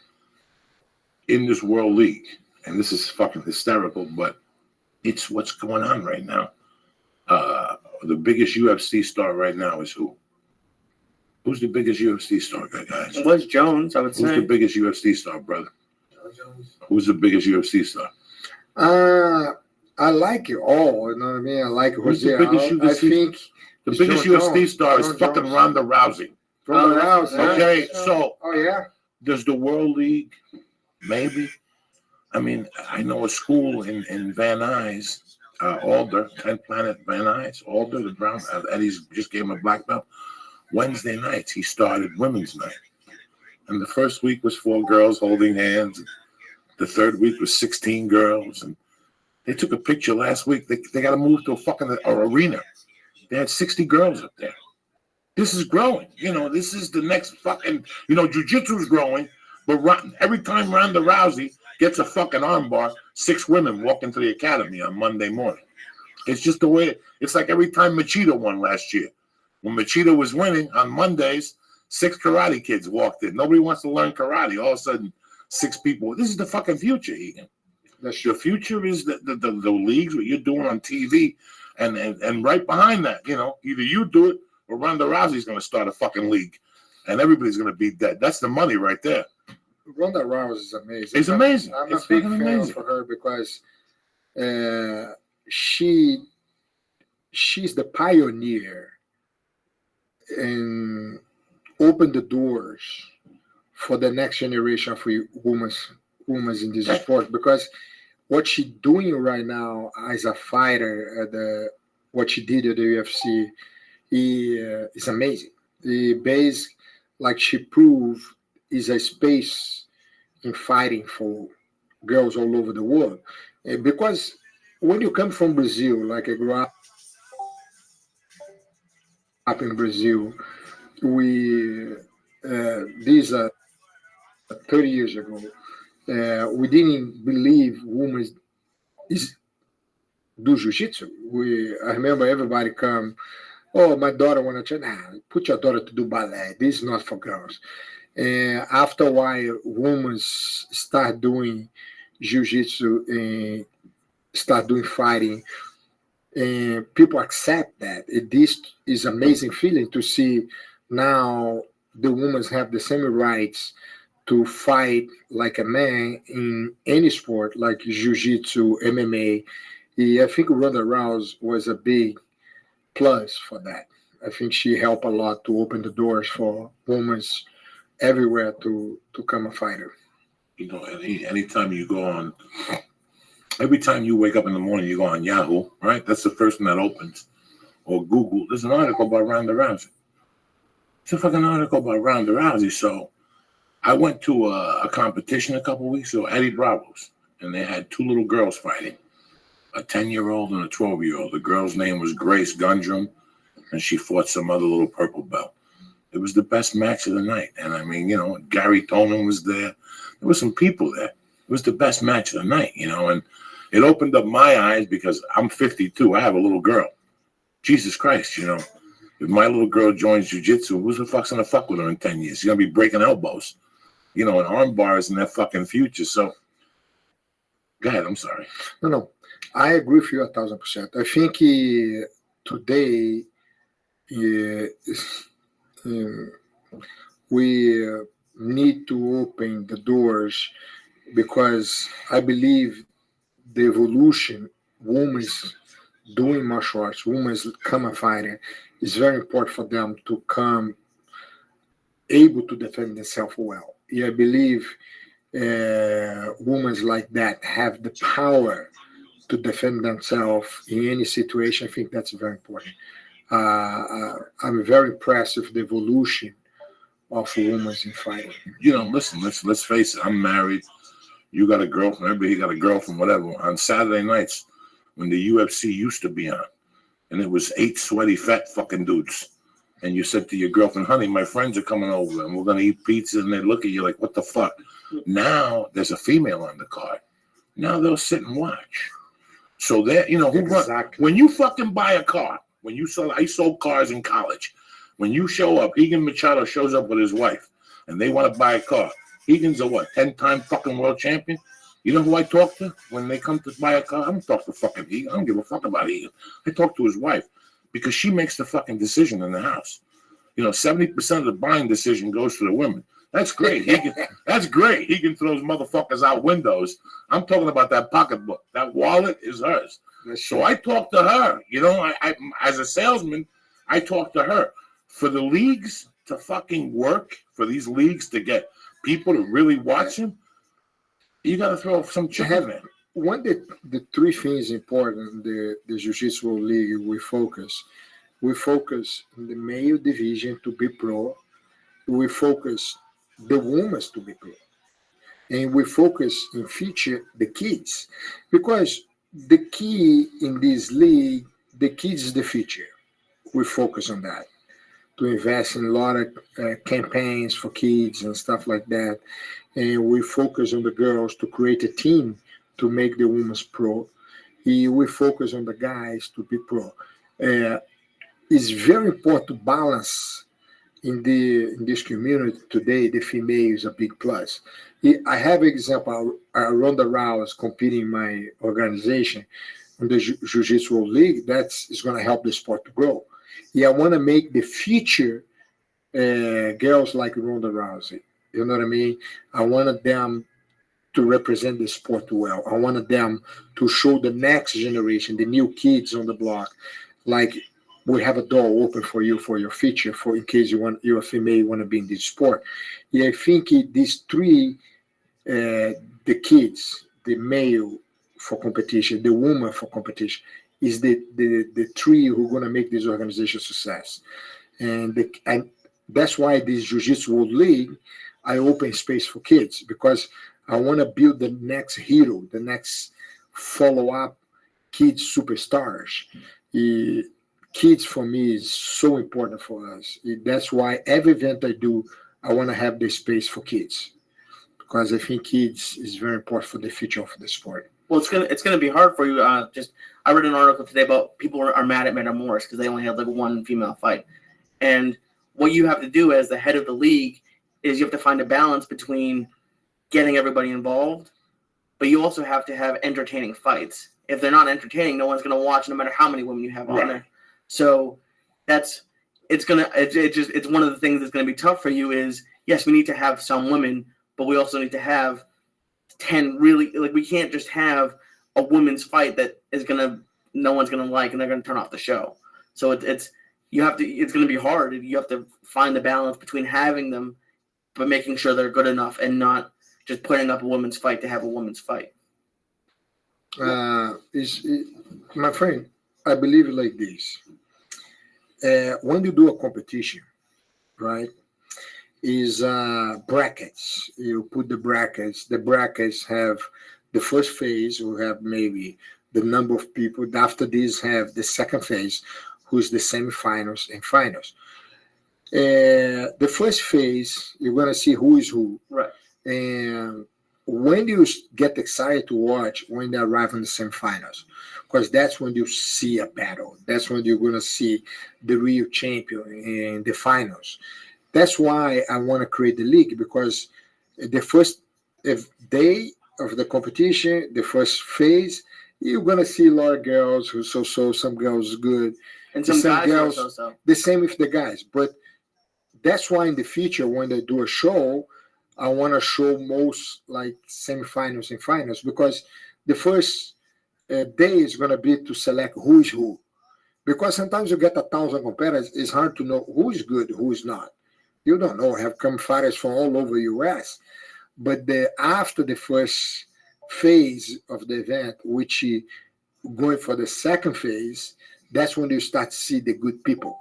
And that's what start getting excited. That's why in future, when they start doing like online pay-per-view or things like that, or going to TV, anything like that, I want to start showing more closer to the semifinals and finals for people.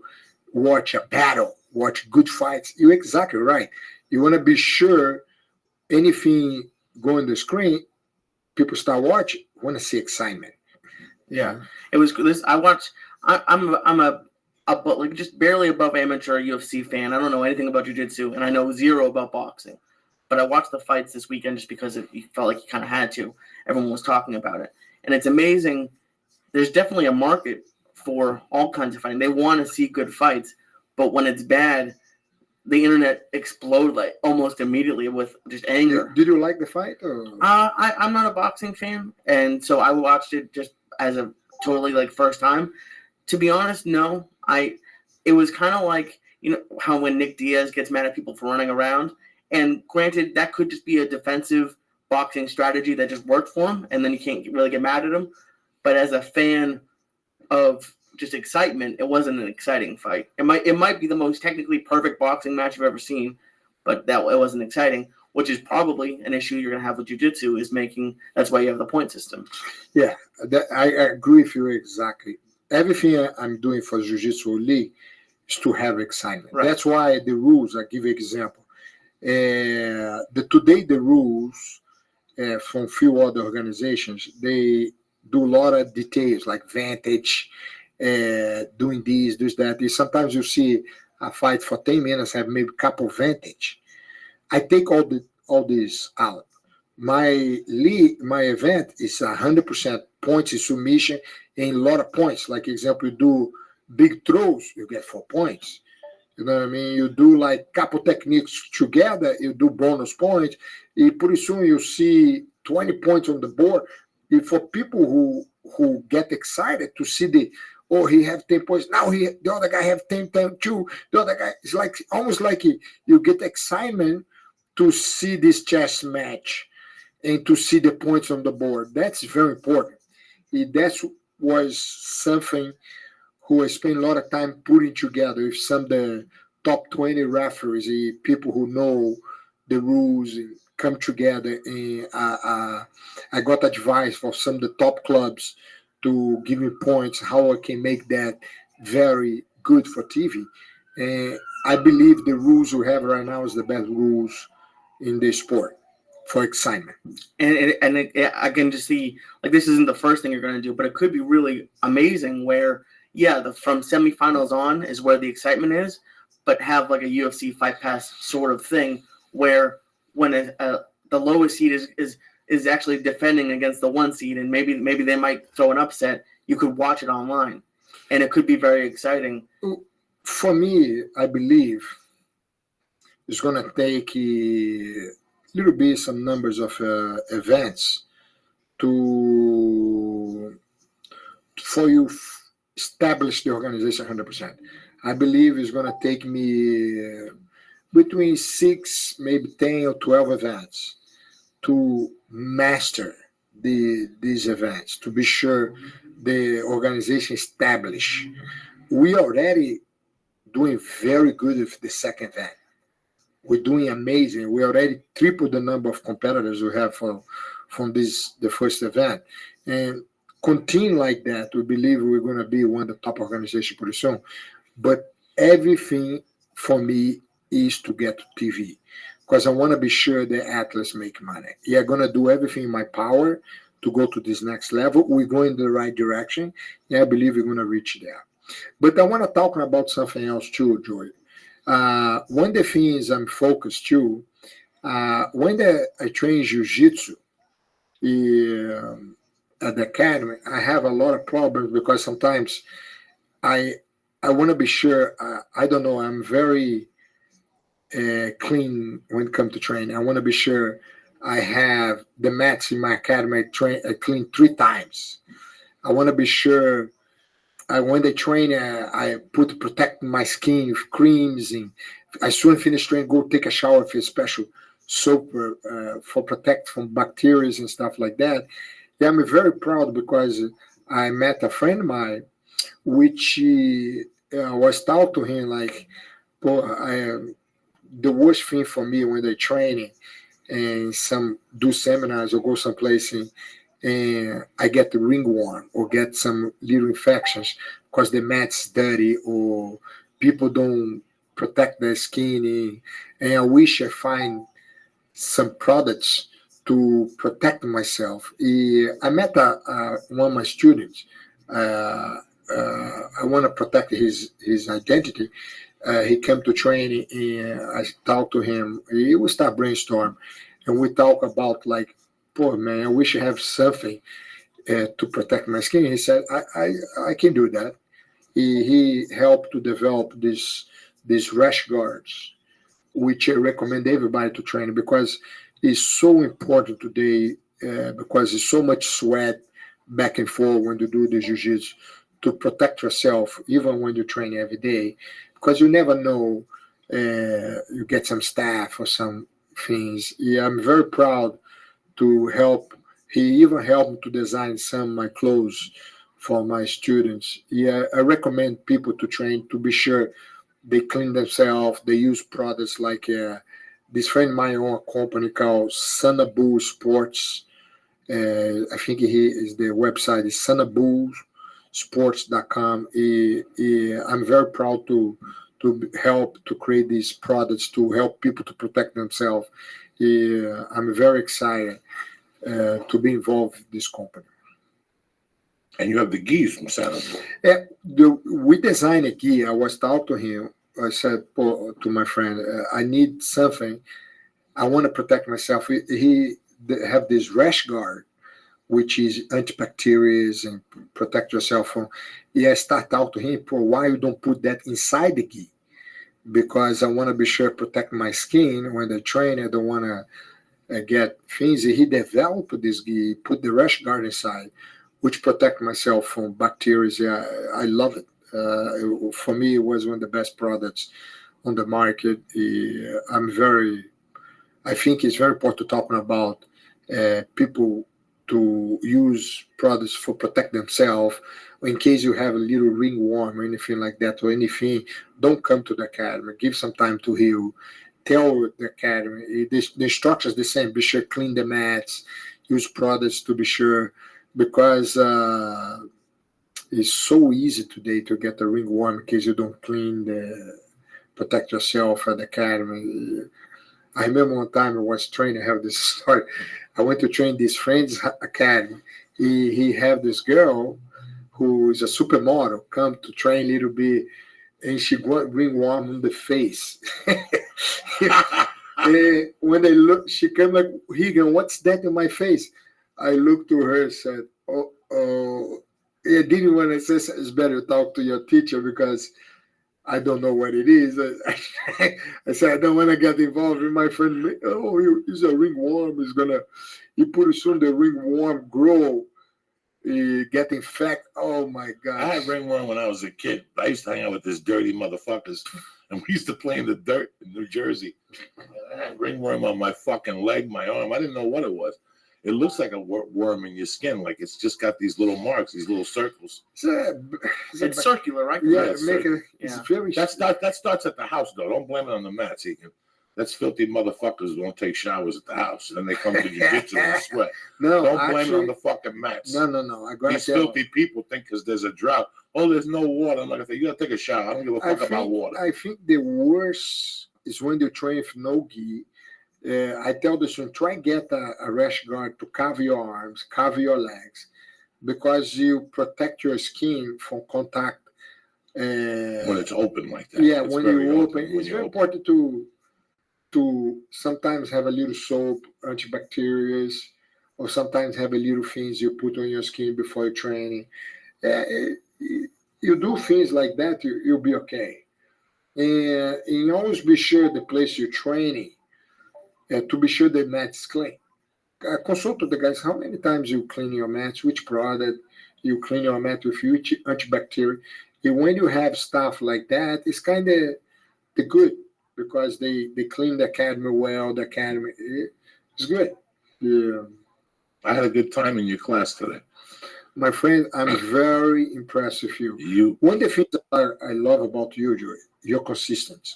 And the day you came to my academy to today, the difference between you in the beginning and now blow me away because I love people with consistency. Because I tell a story, I have 10,000 students through my academy in this period of time, 20 years. And probably I have only 300 black belts in my school. Through this 300 or a little bit more, a little bit less. But it's amazing to see the 10,000 people. The biggest problem with people is consistency.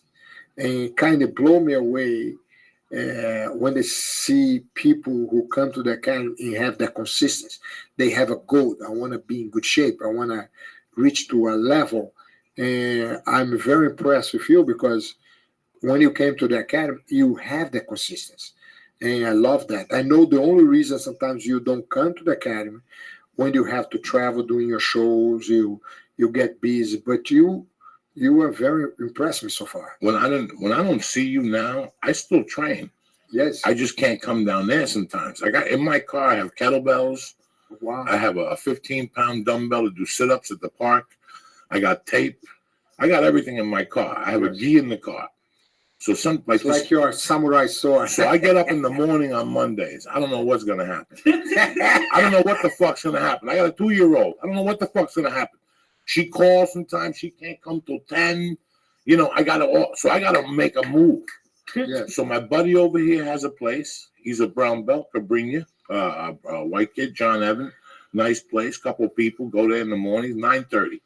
So I shoot in there. If I have an audition, so I got to go where I could go. Sometimes he doesn't have class, and I have to go to 10th Planet with John Salami. And me and Salami go in the back, and he throws me the fuck around for an hour. Or I come to you on Wednesdays down there. But I keep going. And if I don't, I still go lift weights. Every week I change it up. Amazing. So some weeks I do, like a bench press, squat, deadlift, curls, shit like that. I do sit-ups and I do the elliptical for 40 minutes. And then other weeks, I just go to the park and do kettlebells. 10 sets of swings in 20 minutes, cleans, some fucking sit-ups, some squats, and I'm out of there. 30 minutes. I'm 50. I got no time to be out there because that's when you get sore and then you don't come back the next day. Everybody thinks they got to do it for 2 hours. That's bullshit. I'm 50. I got no time to be out there. Like today, when I was leaving, the little old brown belt, the old guy, came over and he goes, "That's very good. You know your limits." Because I know, Tom, I deadlifted yesterday. I worked out Monday at the Y. I did bench presses and shit. If I stay there for 2 hours with you, when you're 50, you get breathing. Once you start breathing, you go, "I could do this shit." It's when you stop the gasoline 2 hours later and you fucking can't walk out of the car. You get all stiff. So tomorrow I got to fly, right? So tomorrow's my day off. Tomorrow I just take off. I go to the hotel. I take a nap. I order some salmon. Nobody gets their feelings hurt. You know what I'm saying? And then Friday, I do the elliptical or weights, whatever they have at the hotel. I bring the bikini. I bring the goggles. Whatever the fuck they got, you look good in bikini. So you try. Every day you try a little more. And you know what, bro? Some days you go on a diet, and some days the diet works. Some day you go to this place and you have a salad after you train. You have a protein shake with a banana. But some nights you go to do common, you smoke a joint, you eat a fucking cheeseburger and some fries. That's it. You can't beat yourself up. You got to get up in the morning and do 10 extra sit-ups, and that's it. But you got to do something every day. What's your favorite food? My favorite food? The last 3 weeks. Let me tell you what I've been craving. Because I don't eat that shit because it scares me. See, the food that I know is going to give me a heart attack is my ethnic food. Okay? What? Cuba. Cuba. I'm from fucking Cuba, so that food. What's Cuba food? It's rice. Cuban food is black beans, white rice. That's very Same good like for Brazil, you. Right, same like Brazil. That's good for you a little bit. Yeah. Not every day with a fucking steak. Okay? Cubans will eat it every day with a steak. I got it. You follow me? Cubans don't know what oatmeal is. Cubans don't know what oatmeal. I don't care how poor they are in Cuba. They eat eggs every day. Even if they gotta eat eggs, a lot of fried food. A lot of fried. Croquetas. What is it? Croquetas. They have good appetizers. But the Cuban sandwich, for example, that's fucking Cuban sandwich, butter. Hold on, you need the bathroom, brother. Cuban sandwich, yeah, a lot of butter, pork, cheese. It's 7,000 calories. So my favorite, like right now, the last fucking 6 weeks. You want me to tell you what I really want to eat? I want to go to Silver Lake and go to a place called El Cochinito on Sunset and get the pork chunks with the white rice, the black beans, and the fried bananas. And then you come and stab me in the fucking neck. Right there. That's the best. No, today training was very good. No, you're amazing. And it's funny that you go to these places. Like I was at home before I came here, and I was playing with the baby, and she had the little thing. She was looking at so I could watch the TV, and I was watching Moneyball. You know Moneyball? Yes. With Brad Pitt. It's a great movie. I'm watching Moneyball, and everybody talks shit about Brad Pitt. Everybody has something to say about Brad Pitt. I'm gonna tell you something. Don't talk shit about Brad Pitt around me, dog. I never met him. You met him? Yeah. But no. I'm talking about when you see him as an actor. Like, look, when I can't, what I tell you? Like, I remember the Valachi Papers, and I remember Her Majesty's Secret. When you come from another country, explain to people when you come from Brazil and you come to the United States and you see a movie from the United States. What's that feeling like? It's amazing. It's fucking amazing. Americans take that shit for granted. When you're an immigrant and you come from another country and you go to 42nd Street and you see a fucking movie, even if you don't know what they're saying, how fucking are your heart's beat. Where are they like a hero or like? It's America.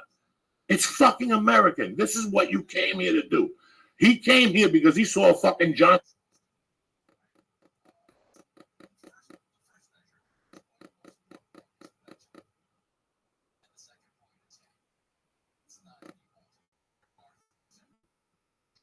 See a movie is fucking it's tremendous. It's amazing. So I saw Brad Pitt and I'm thinking to myself, the Fight Club is good, but the movie he made with the devil was good. Meet Joe Black. I didn't see that one. And the movie he did was The Legends of the Fall. You know, you got to give him $20 million.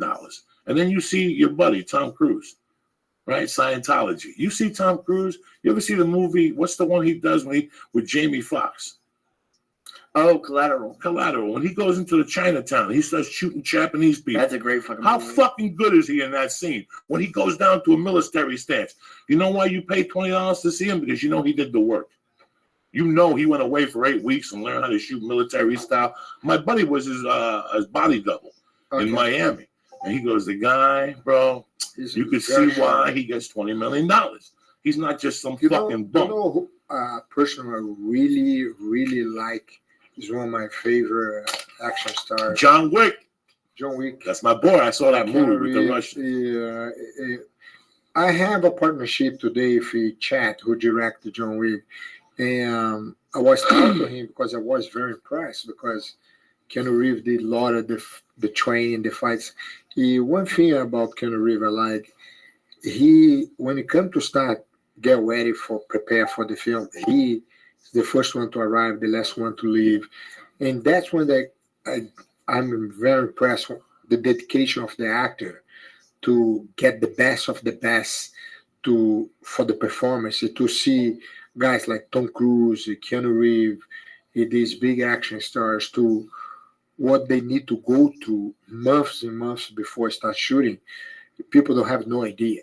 Yeah, I have a lot of respect for Tom Cruise, for Keanu Reeves, and for a lot of these action stars who put the time get all this action and try to do the most actions. They want to show his face. They want to do it. They want to do the right performance. And I have a lot of respect for that because come to a point sometimes for protect the actors, you need to have doubles or stunts. But I respect the actors who try to do most the action, the fights, the stunts of the film. And I have a lot of respect for guys like Keanu Reeves and Tom Cruise. No, but what I was going to say was that when you see those guys, you see why they get $20 million. It doesn't, you know what I'm saying? Fuck the dude from Taken, Liam Neeson. Fuck that dude. You don't like him? Fuck no. I don't want to see him do martial arts and shit. Nah. They move the camera around and you don't see him do shit. You know, when they're too fucking old. It's like Charles Bronson in Death Wish 4. Did you ever see Death Wish 4? He's 74. You're chasing people down the fucking street. I can't deal with that. But my point being that when 74 chase people. You fucking put on Death Wish 4. He's got. Now I have to watch that. He's got. All right. He was 53 when he did The Mechanic, and he was 51 when he did. No, he was 51 when he did The Mechanic, and he was like 53 when he did Hard Times. He was in good shape, Charles Bronson. Go ahead. He's my favorite actor. The bet. Look at the picture. Look at the picture, Charles Bronson. I love it. But watch it, Death Wish 4. He's 150, and they got him chasing people down the fucking street. Which one do you want to watch? The one I don't give a fuck. Whenever he's chasing Death people. Wish 4. Death Wish 4. You want to watch the ending scene? Whatever you want. It's embarrassing. I had to walk out of the movie theater. And Charles Bronson is my all-time favorite. The Valachi Papers, Red Sun with Toshiro Mifune. You ever see Red Sun with Toshiro Mifune? Yeah. When he gets to fly with his hand and shit. Look at him chasing down the street and shit. Charles Bronson embarrassing me. Look at him. He's a fucking 100. He couldn't even get such. That machine gun is made out of plastic.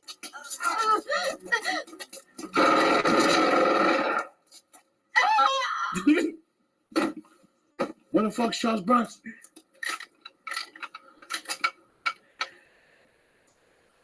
There he is. Oh, Jesus. Told you. Look at him. I warned you. I tell her. I warned you. I tell her.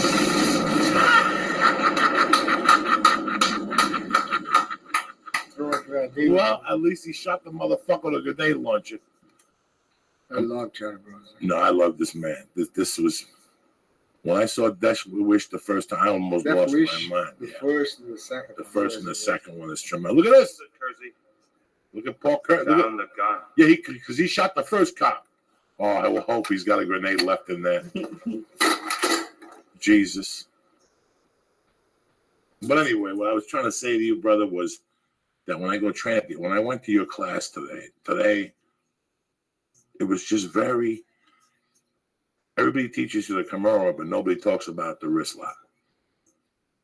Do you know what I'm saying? Like, you just saw right through the move. The Kimura off the mount was beautiful. One the thing I loved in my teaching, the reason I believe I'm always 1 year book advance in seminars and things, because one the quality I have, which I been in relationship with the first generation. I have opportunity to train for Carlos Grace, the founder, Helio Grace, Gastão Grace. I have a chance to train the second generation, Carson Grace, Horace Grace, all these generations of superstars at the time to today. And basically, one of the things I try to explain for it's very important to not just know the techniques, but to understand the history behind the techniques, to understand where these techniques come from, why people do these techniques, who is the person to master these techniques first. And I like to explain every detail where it's come from, who was the person who did these techniques, the name. And I think it's very important for people who get involved in this sport to understand about the history, to understand about the people who built the sport for you to learn today all these techniques. Go back a little bit, try to understand a little bit where these techniques come from, who is the person behind, which is very important. I believe this is something I feel very proud to know.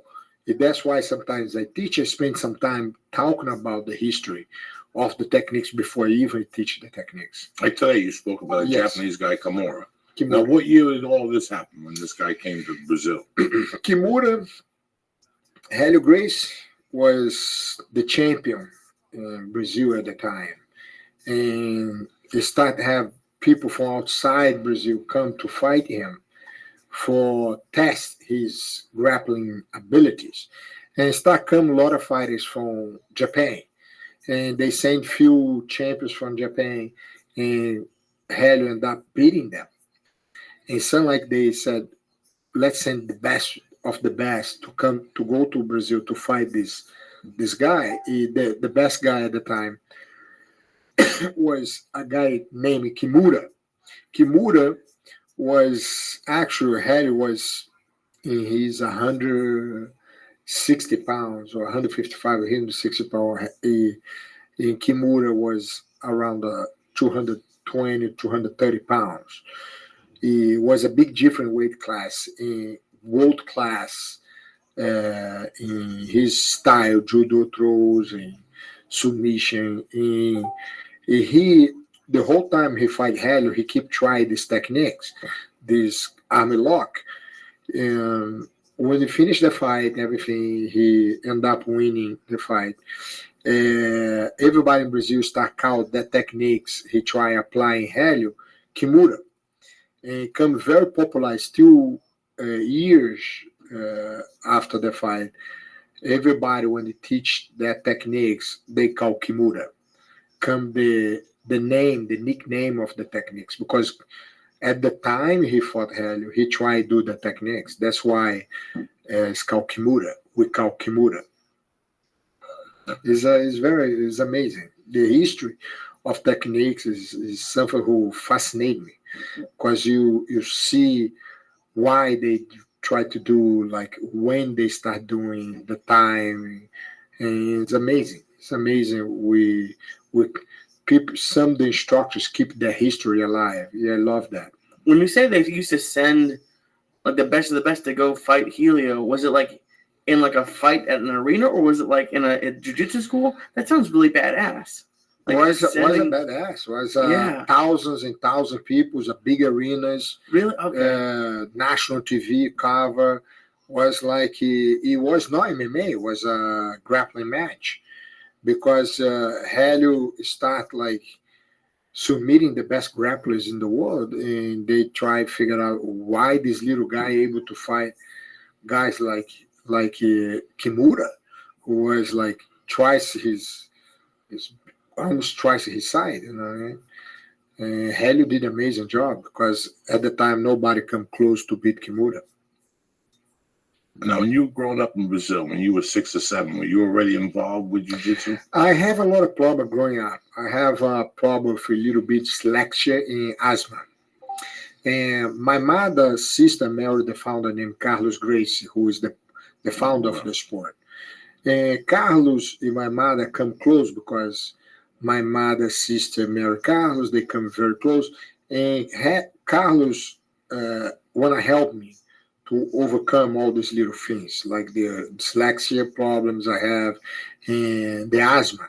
And Carlos, after a while, I start coming and treated by Carlos. And Carlos wanted me to do jiu-jitsu for help my coordination, to help things, put me to do a lot of swimming, to help to open my lungs. He had nutrition to help to improve my health. And that's how I started, because Carlos pushed me to do a lot of jiu-jitsu. I ended up getting very good. And Carlos always checking how you doing. He start seeing my progress. He come to a point, he invited me to live in his house. I stay in his house for 10 years. That's how I come very close to my cousins. That's when I have opportunity to train for Helio, Gaston, and the whole family, because I live in his house for 10 years with my cousins. Now, when you were growing up, soccer was still the number one sport in Brazil. Soccer is the number one sport, not just in Brazil, but all over the world. All over the world. Soccer in Brazil, Pelé, Zico, Garrincha, a lot of these guys is the national heroes in Brazil. And we love soccer. We live for soccer in Brazil. But it's amazing to see, because jiu-jitsu today is the second biggest sport in Brazil behind soccer. The second biggest sport in Brazil. We have more people in any other sport doing jiu-jitsu. It's the second biggest sport in the country. Is it on TV there yet? In Brazil, they have a big covers and things like that. But outside Brazil, it's not on TV yet. But we will be there. But that proves that it could work when it's like that popular. People do like it. Yeah. The question is like, who's the next person who's going to do that? Yeah, I hope it's going to be me, because I will do my best to get to TV. If anybody could pull this off, it's you.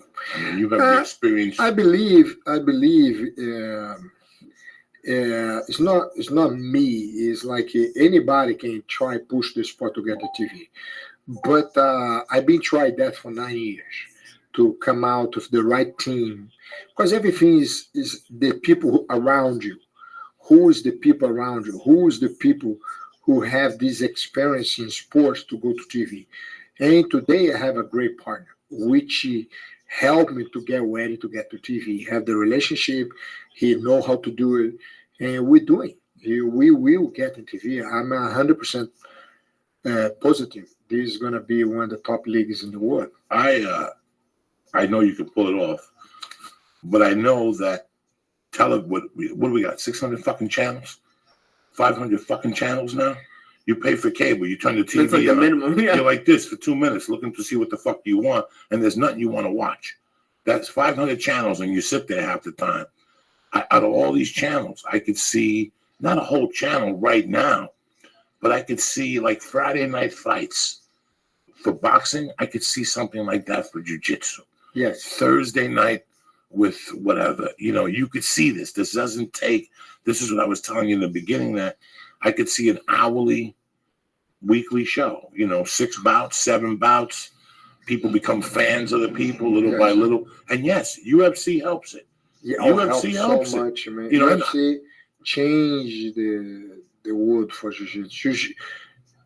I'm very thankful for UFC, because UFC is the best for us, because when you watch UFC, you see a lot of grappling on the show. You see people try arm bars, people try chokes, And everybody talk, oh, this guy is a black belt in Brazilian Jiu-Jitsu. He trained with this guy. He tried to do these techniques. He going for the Kimura. Now he going the choke. Blah, blah. And basically, like, it's kind of nice because people start to understand the grappling. That's the type of people who are going to be the same people who are going to watch what we're going to do. I'm very excited about that because the future is very big for us. You know who's going to watch it, Higan? Guys like me. Guys that are 40 that want to get in shape.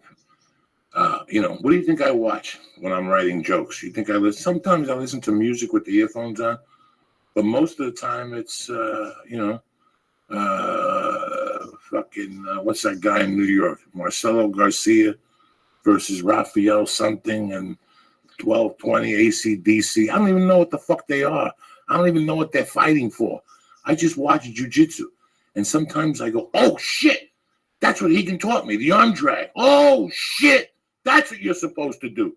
So a lot of white belts will watch that fucking league and go, oh, it opens your eyes to things you could do and what you can't do. Sometimes you go to...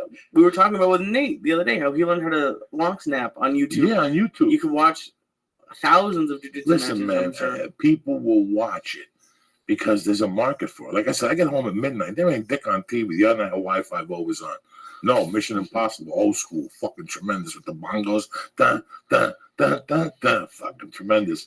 But besides that, there's nothing on TV. I don't watch Sports Center, but I would watch jiu-jitsu at night. I really would watch jiu-jitsu. And you'd have to have an announcer, but you'd have to have somebody who go, look at Rafael Dos Anjos going for the armbar. He needs to have his leg over a little bit more. Because, my favorite person to watch in UFC is Joe Rogan. Me too. I enjoy The reason I love Joe Rogan because he knows so much details when he watch the fights and stuff. And he's a big part of UFC for me because he talking about it's amazing to see his knowledge in this ground fighting because he know everything about the submissions. He talking about like my brother he going for the armbar, this and that. He go to electrical chair.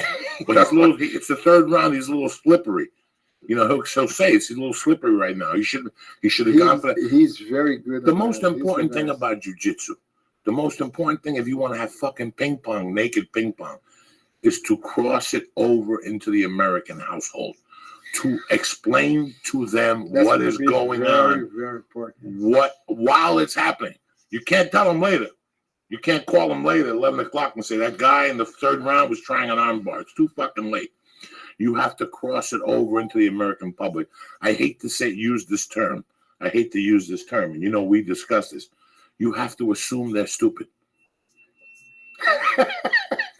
You have to assume they're all like me. You have to assume they're all white belts. They're coming in for knowledge. Or less than white belts. You can't pass. Like, you can't, that little part of that submission or whatever the guy's doing, because you're a black belt and you've been doing it for 50 years. You can't not mention that. That arm, if he flattens it behind his ear, he's got to come over. You know what I'm saying? But if he's over there like this, he needs to put that elbow down. If he puts that elbow down, we got a submission, ladies and gentlemen. So he's crossing that bridge. That bridge for jiu-jitsu is going to be the crossest bridge ever because you have to explain it to them from scratch. They've been watching football. They've been watching basketball. Now because of Sunday's fucking boxing match Saturday, after people paid $100, that's it. Listen, you pay $100 for a bad piece of pussy. You don't call that piece of pussy back, right or wrong. You take a chick out for lobster, she costs you $110, and on the way home she tells you "fuck you." You ain't calling that bitch no more. Did you see any of it? I didn't watch any of it. But that was part of the thing about Joe Rogan, and even just the production quality for the UFC is it's super exciting. There's a lot of quick, and it's like a lot of rock music. The boxing seemed really like old school, and then the announcers were like 70 years old. Why the fuck was that dude singing the national anthem? Why is everything now has to be a Hollywood star? Why? There's everybody was busy. Fucking Mariah Carey was fucking busy in Las Vegas. Anybody, they could have picked a fucking black girl from the street. Why? It's just too much. We didn't need all that. Jamie Foxx is singing the fucking national anthem. What the fuck is going on here? We didn't need all that shit. And that's what I don't know. I didn't even give a fuck. I think I was in bed at 10:30. I didn't even give a fuck. Oh no, but it's just what you're talking about, Joe Rogan. The other thing that he does is it's entertaining. And when it's boring commentators, especially for something that could be a little bit slower with fighting or jiu-jitsu, where it could have like lulls in the action, if they're not entertaining, like that's the main thing with anything. If you have to listen to people that you don't like, then you're just gonna turn it off. Fuck them. Fuck them. If you paid $100, you got beat, bitch.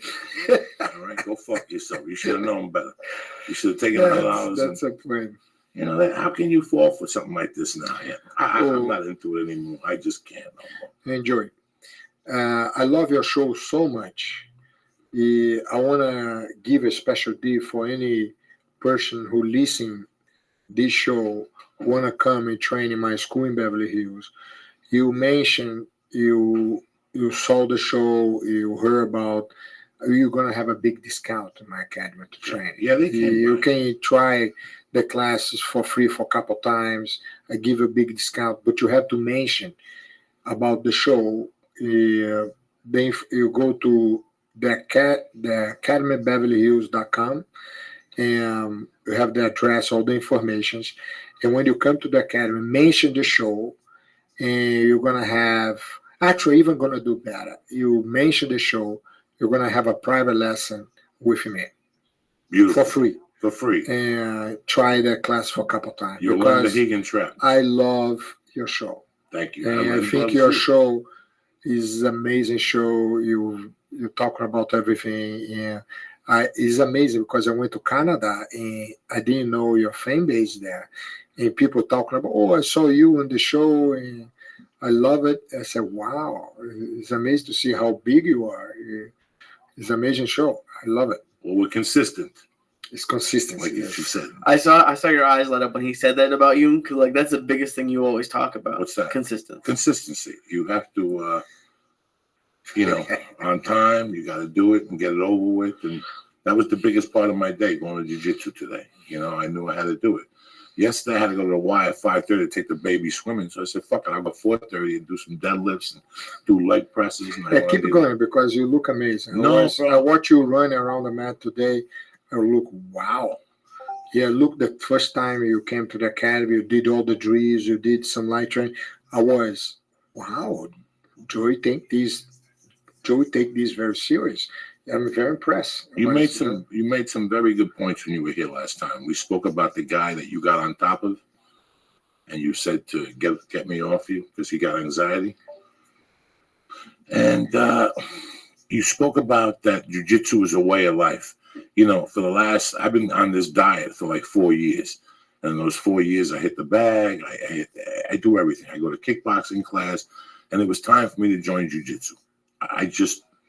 I hang out with Eddie Bravo and I hear Joe Rogan in the back of the fucking car. For 10 years, they won't shut the fuck up. I'm going to tell one thing. I had one day opportunity to sit with Eddie Bravo and Joe Rogan. In case I close my eye, I think Joe Rogan and Ed Bravo is like they are brothers or something because they speak exactly the same way. Exactly. They so funny together. I was listening to them talk. I said, man, they exactly look like brothers or something because they talk the same way. They have the same vision about life. It's amazing to see a good friendship like that between Ed Bravo and Joe Rogan. But I have a lot of respect for both because I remember the first time I met Ed Bravo, to see his progress on the sport, which is not easy to get space and get respect. And to see what Ed Bravo accomplished, I'm very proud of Ed Bravo. I was like, wow. I remember he came to Jean-Jacques, this skinny guy who don't look like martial artist. But you see he start competing, doing well.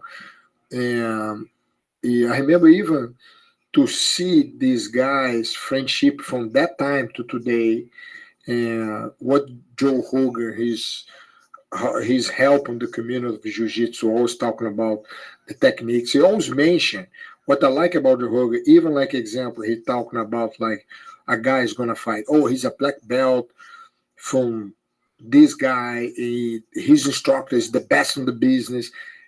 He don't understand when he do little things like that. The next day, there's an instructor have 30 new students, and that's a big help for the community. And the Brazilian Jiu-Jitsu community, they love Joe Rogan for that, because every time he mentions something about the sport, you too, is help the sport to grow. I'm blown away. I am blown away by this sport. I am blown away by the support. When I was going to the kickboxing place and I would come on the podcast and talk about it, and I would go to Rip, Michigan, nobody would hit me up and say, hey, you want to kickbox at the academy? With jiu-jitsu tonight, I'll go back and I'll have 10 messages. I own a school in Grand Rapids. Come on by, bring your gi. I'll teach you how to breathe. I'll teach you. Very open. Everybody wants to help you. When I first walked into jiu-jitsu, I was so embarrassed. I couldn't do a hip escape. And these guys actually picked me up and did it. And I was like, wow, I'll come back. And every time I go to fucking jiu-jitsu, I tell you 1,000 times, I used to hug the cats. I thought I was going to die from a heart attack at jiu-jitsu. Every time. And every time I'd walk out, I feel like a new fucking man. Jiu-jitsu has changed my life because it let me know how bad a shape I was really in. And I didn't want to fail. I don't want to be a world champion. I just want to go to jiu-jitsu and sweat and roll around. That's it. It's a beautiful thing for me. I don't want to black belt. I have a good story for you. And this is a story I remember growing up. I think Horace Gracie have different assistants. I was the youngest one at the time. And Horace Gracie have come and gave me a student. This student was the worst student on the planet, out of shape, and was like the worst student. I tried to teach these guys for months. I show him the techniques 100 times, 1,000 times. He asked him to show him the techniques. He do everything wrong. I started get upset. Yeah, I went to Horace and said, "Paul, I'm kind of upset." And Horace, why? Boy, you gave me the worst student on the planet. You gave it the other guy who was a water polo player to this guy. You gave this guy who's a natural bodybuilder to this guy, and you give to me this guy who's look like a chess player. You understand? Who's no muscles, like goofy, chubby. Yeah, I start thinking like, why? Give me a good athlete to work on him, making him a champion. And he started laughing. He said, "Higgin, listen here. All these guys here with me, being around me for a long time, they already proved to me they are very good instructors. You're the new kid on the block. But you have to understand like this. Why I give this student is a reason for." I said, "Paul, what's the reason?" He come to me, because he's not a bad student, he's bad instructors. You were able to train this guy in making him a champion. That is what I want to see from you. Because you have to think every single day, how can I make the worst student to be the best student? And that's what's going to help you to become a good teacher, a good coach. And that's the test I have for you. I trained this guy for years. Nothing. It was a nightmare. It's like he couldn't learn anything. I started losing hope. I said, man, I think I'm going to fail my coach. I never seen, I teach this guy 1,000 times in one technique. And this, sorry to say, this motherfucker couldn't do shit. One day, something happened. He did a sweep. This weird sweep. I looked to him, whoa, wait, what did you do? He did the sweep again. It sounded like he swept the whole academy in that sweep. Don't think he know how to do it. I come to him and say, my brother, I'm going to throw you in competition. The only thing I want to see, pull people for the guard, and try this sweep. He won 4 national championships. And that was the most amazing thing ever seen in my life. He didn't know how to throw. He didn't know how to pass the guard. He pulled people for the guard and sweep the person. And that was the best lesson I ever had in my life, who changed my life as a teacher. Because everything's to find that techniques. Can take sometimes like 1 year, 2 years, but you keep the consistent in the hope to find the techniques, you can make the person to be a champion. And that was the best thing happened to me as a teacher. And that was a fun story because the guy come a champion. He didn't know nothing else, but he knew one techniques well. That techniques made him a champion. That's the most funny thing I ever seen in my life. What do you think, Lee? You think he can make you a champion? No. It's a lot of praying. I'm gonna pray every I day. can get to like third place. I can get a bronze. You can be a champion. Come on. Let me do these shout outs and then we'll talk about the thing Sure, this please. weekend and then we'll get the hell out of here. Lee's got a hot date today with a Mexican chicken. Congrats, by the way. He always got a hot date. Give a shout out to my man Matt Greco, Kevin Smith, Sean Barrett, Corey Layton, Richard Badula, Matt Walker, Paul Hello, Aaron Lemus, Nick Davis, A.E. Bob, and Bill Poley, whatever your fucking name is. What's up, dog? What do you got planned this weekend with your Uncle Joey? What are you going to do? This weekend, nothing. I'm gonna try to go see the Avengers tonight. I figure since I'm so high, Are you it'll going be to see the super fun. Avengers tonight? Yeah. You don't have a date tonight? No, she's done. She got one more What final. time is your Avengers start? I You think go to the movies, see the Avengers? No, I didn't see it. I heard it's fantastic movie, right? You still go to the movies here? I love movies. Really? You I'm still go a lot? I go every chance I have. I don't go. I got to go to the movies more often. Maybe I go see the Avengers with you this afternoon. Okay. My wife is going to dinner with my cousin. I don't get along with my cousin, so I'm on my mother's side, so fuck them. All right, so what's going on Saturday? Saturday we have the Jiu-Jitsu World League in Vegas. Is going to be the whole day. Have over close to 1,000 competitors. It's going to be a great show. By the way, anybody who watch this show, come to the event. I'm going to leave a note at the door. You come for free. Mention the church at the Cox Pavilion. Yes. Now, what time does this start? Just check jjworldleague.com and have all the informations over there. I'm going to be sure when I get over there, I'm going to put the name of the show. When you come to watch the event, you want to come and watch the event, mention the show, and I'll be sure I will pay for you to come. It's a nice thing. What time does the event start? I believe it starts around 9 a.m. And what time are the finals? Do you know? Or it just goes all day? They go all day, but Okay. probably the finals, semi-finals and finals start after 2 o'clock, 3 o'clock. For Really? Sure. Yeah. That quick? Wow. Yeah, because we have like a lot of mats and we keep no stopping.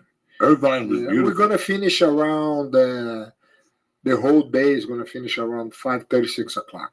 Irvine was beautiful. Oh, it's amazing. It was a big beautiful. The success. mass, beautiful. And I want to mention one more time about the Academy in Beverly Hills. Anybody who mentioned the show want to have a private lesson with me or want to try out field class for free, mention the show, the Academy of BeverlyHills.com. You're going to have a free pass to try out, or you want to have a private lesson with me, let me know. But they have to mention the show. And the second thing, protect yourself. Be sure you always clean the mats. Always use products like sanabusports.com. Check it out. I have a complete line, Riga Machado there, which all antibacterial, microbes, protection, things like that. Great products, quality. sanabusports.com. I always thought you were Santa Bull. Like Bull has something to do with you. The fucking Brazilian bullet. No, Sanabu is the reason I get involved in this company because it's the best products on the market. Because my partner family owned the manufacturers in Pakistan. And the only thing I want to get involved is companies I believe, companies who have the quality control. companies like have something to help people. Sanabu have a good philosophy behind. They have products high quality, the best one, the best price on the market. Yeah. What do you think, Lee? You gonna take a shot with some Actually, Sanabu? anytime you wanna come to train, I will give you a free gi and a couple months for free for you try out. That's it. Now you're there at night No, I too. kind of have to go now. You're there at night Now too. you have to come. Another way, I'm gonna come here challenge you to a jiu-jitsu match. I tap already. I preemptively tap. You're there at night too, Higgins. I'm over there every night. I have now 3 other assistants, black belts, who help me at the academy. Okay, so you're there every night. The Also. only time I'm not at the academy is in case I'm doing Seminars. a seminars or movie. Or movie. Yeah, because actually I have good news for you. In July, I'm gonna shoot my first movie. My story. I create the story. I raise the money, and we're gonna shoot here in LA. I'm very excited about. The name of the movie is called Genetic Code. Is about asteroids for athletes who have side effects. This is the whole story. It's like a kind of sci-fi horror type of film. I think you guys gonna be. Actually, I want you to play one of the stars on the movie. Perfect.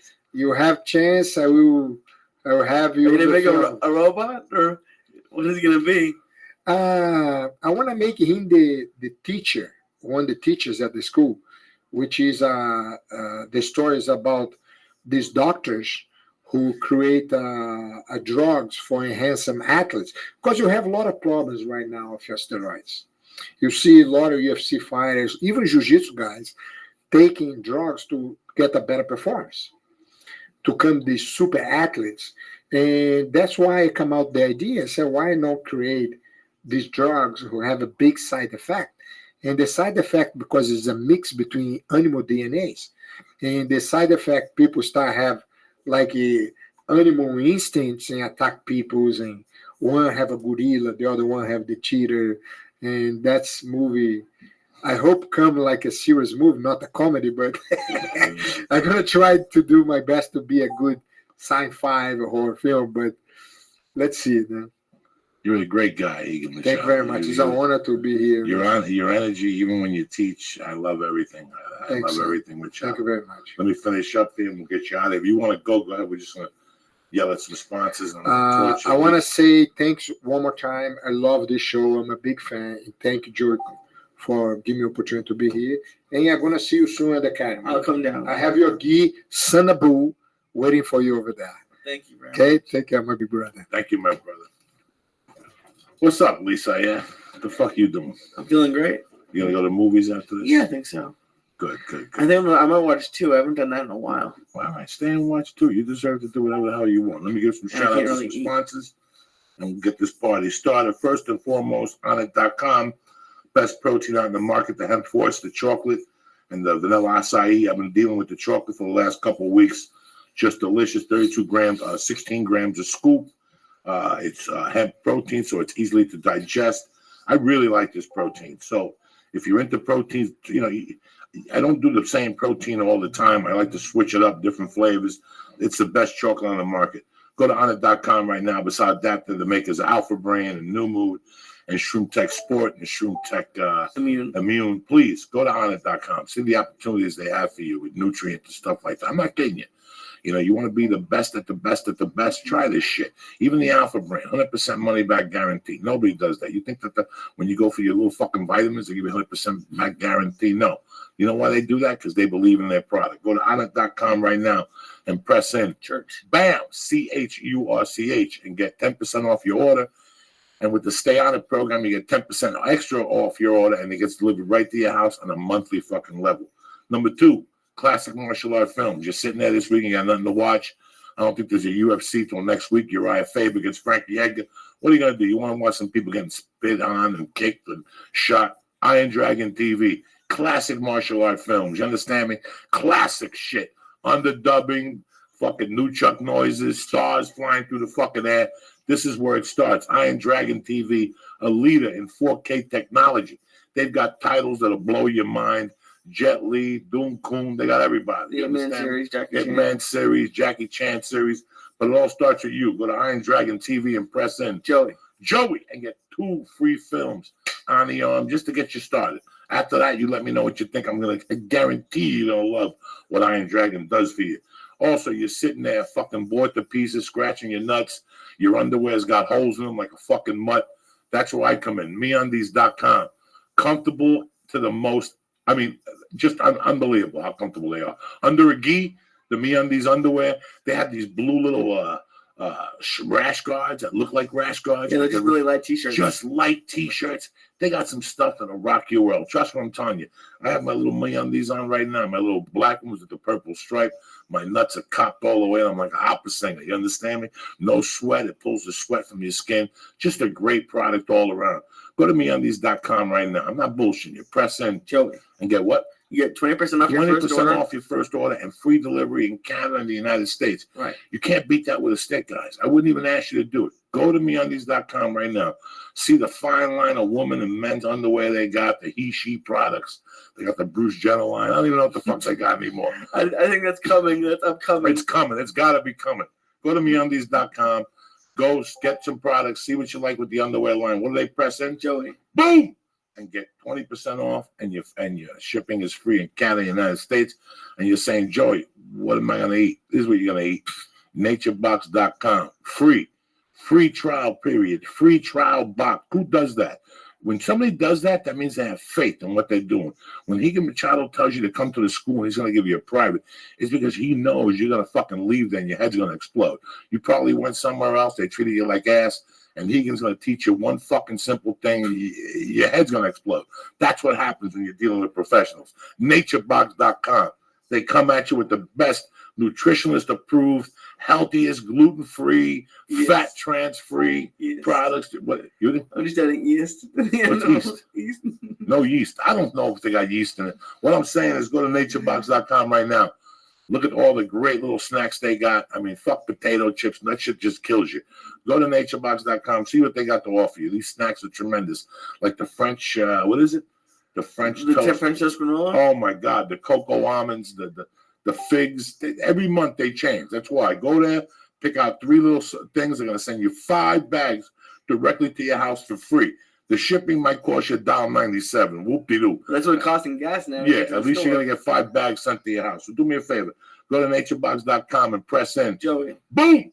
And get your free NatureBox trial package. 5 bags. 2 big ones, 3 little ones sent to your house. I want to give a shout out to MeUndies.com. Also to IronDragonTV.com. Also to Onnit.com. My sponsors also want to give a shout out to Sanibel.com. Can you order the World League on the internet on Saturday? Can you order the World? Not yet. Okay, so you're either there or you're fucking square, cocksuckers. You understand me?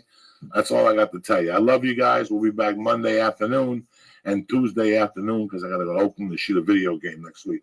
So I love you guys. Thank you very much for watching the church. Thank you for Higa Machado and the BeverlyHillsAcademy.com. Go see their schedule and come on down. That's it. That's all I got to tell you. I'll see you bitches in Grand Rapids, Michigan this week, and in Las Vegas Memorial Day weekend. Oh, snap. And go to Flying G Radio. It's my podcast. We had Cassius Morris on last time. It was great. Now that the show is over, go to naturebox.com and sign up to get your free sample box of great tasting healthy snacks. Forget the vending machine and start snacking smarter with delicious treats like barbecue kettle kernels. Go to naturebox.com/Joey. That's naturebox.com/Joey. Okay. Also, go to MeUndies.com/Joey and check out the pics of the men's and women's underwear they have. T-shirts, socks, all those great products. When you go to MeUndies.com/Joey, you're going to get 20% off of your first order, and you're going to get free shipping in the United States and Canada. Go to Onnit.com and use code word church to get 10% off all the great optimal.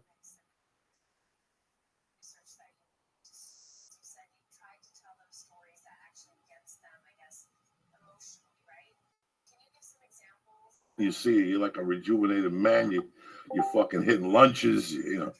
Oh, yeah. Brown rice and fucking chicken. Oh, that's really good, that Asian box. But no, she finished her second year on Saturday, so we ordered a pizza, and we got high, and we fucking ate dessert and just hung out, watched 3 hours of Shark Tank, and passed out by Dessert midnight. did you eat? I had cinnamon rolls. I had those Pillsbury cinnamon rolls. Did you make them fresh? Oh yeah. In the oven. Oh yeah, you have to. And you got extra cream and smear that those motherfuckers. Not to the extra end. cream, but just yeah. Just the shitty cream they give you. Where do you get extra cream from? Because you want to, don't worry, you're gonna make a few calls to crap. What the fuck makes it? You joke that like my sweat smells like cheeseburgers, but on the elliptical today, I'm convinced I was burning like a McDonald's cheeseburger off From a long time ago? because it smelled like a cheeseburger. But you know when the pickles and the ketchup get hot and it like has it. Oh, I was on the elliptical. Like, why do I smell like a McDouble? You could smell the Oh, I pickle could. coming. You could smell the pickle juice coming The out of your pickle and armpits ketchup. shit. Yeah, That's amazing. This motherfucker smell. When was the last time you ate McDonald's? over 6 months ago. So it's been in your. You just caught like a little piece of fat in the armpit that had the fucking pickle in there. I think so. Yeah. Tremendous, man. I'm happy that everything's working out. You had a great weekend. I was in fucking Grand Rapids. Great club, great audiences. The food at this place. They got a salmon. They got a beautiful salmon and a bed of tortellini with green peppers, red peppers, little goat cheese cream. That'll put you in a different dimension, Lee. A little bit of tortellini too. I love It's tortellini. not You know for I a like fat tortellini. man. No, it's gnocchi. Oh no. With a Okay. little potato in it, and they fucking just delicious. You understand me? Just off the fucking chain, delicious. The shows were great. I thought my Thursday show was men's and more, but it was good. Friday, my best show was Saturday early. Friday late, they're crazy. I'm crazy. The timing's off, but fuck, we make it work. You know, but I had a great time. That's a great little awesome. city. That is a great, great little city. You know, I'm really happy because the places I go to, I really want to go to, and I really enjoy them. There's maybe one or two things. You know, Lee, I don't even eat in these cities no more. What do you mean? Like, you know, I don't know. I think the last time I went to Buffalo, I only had 3 wings. Yeah. Like at the club one night. You know, I just really don't. Like, I've been there so many times. I see it. Remember I was telling you that I have the chubby state of mind mentality, that everywhere you go, the first thing you think of is food. Like some people think, oh my God, when I go to this place, the first thing I'm going to go is go to this library or go to this museum I like, or there's a coffee shop that makes my latte. You know, guys like you and I think about, fuck, there's a place on the corner that makes barbecue. I'm going to go have 2 fucking barbecue sandwiches. I'm gonna try to go home for a weekend this summer to Boston, and my mom and I are already planning what I'm gonna eat. What are you going to eat? We're gonna go to Legals, which is one of my favorites, and then there's a really great barbecue place where I used to go when I was in high school. That I'm gonna go to, and then it's crazy how much I never like. Mother's Day is great, but I wanted to talk to you about it because Paula's mom is like the first mom of any girlfriend that I've been like tight with. And like yesterday, I gave her a card, and we were going to a Dodgers game on Thursday. And she got really emotional. We can't really talk because she doesn't speak English. But like I can imagine Mother's Day for you, like after your mom passed away, must have been fucked up. But then you probably had other people who took that place. Like yesterday, even when I was having a fucked up day, I made some calls from Mother's Day. Yeah. People who were nice to me growing up, and they got a kick out of the call. But it's funny, every Mother's Day, yes, I think about my mother, but I also think about the mother to my ex-wife. You know, she was real. So that's why I understand where you're coming from. Yeah. I was thinking about a fight we had one time that could have really been bad. You know, I don't believe in setting a crib up until the baby's born. It's just a superstition that Cubans have, maybe a couple of other cultures have. I'm just fucking superstitious. Like you think something bad could happen? Once the baby's born, then you build the crib. He's not going to be home for 2 fucking days anyway. You come home, you build the crib. It takes 1 fucking hour. No. That's the only beef we ever had, her and I. We had a beef about a crib one time that escalated a little bit, and I walked out of the room because I didn't want to blow it up. But my mother-in-law was very cool. When I got to my first job selling cars, I didn't have clothes. She gave me her Visa card. I said, go use it and just pay me what you can every week. And I paid off like $600. I had to get a couple suits and some shirts. She used to cook special for me. She knew I liked pierogies, the sauerkraut ones. And Oh wow. so it's, you know, growing up, you always hear people, comedians and people on TV, the comedies towards the mother-in-law. You hate the mother-in-law. You Right. hate the mother-in-law. You hate the mother-in-law. But once you have a mother-in-law, see, to me, like even Terry's mother and I are close to an extent. But I know when I'm with Terry's mother, I know that she likes me because she looks at her daughter and she sees a smile on her face. Right. See, that's why this woman loves you, because you're making her daughter happy. You're acting like a gentleman in her fucking home. you show respect in her home. Now, a lot of guys just, guys do it, but it's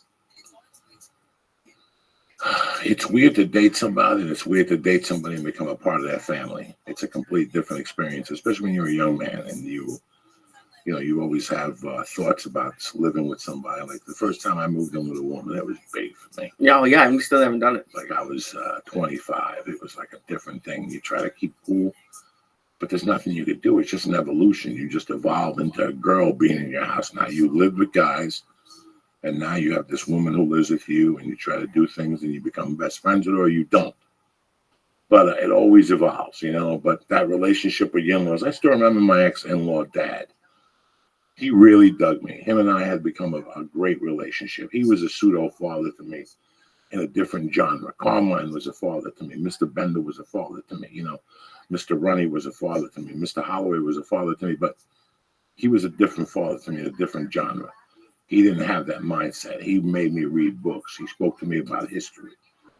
When I got arrested for kidnapping, he came and bailed me out and spoke to me and asked me what happened, and to tell him the truth. And I told him the truth. And it was weird because I had dated his daughter for 4 years, and we were always on a very 50-50 type relationship.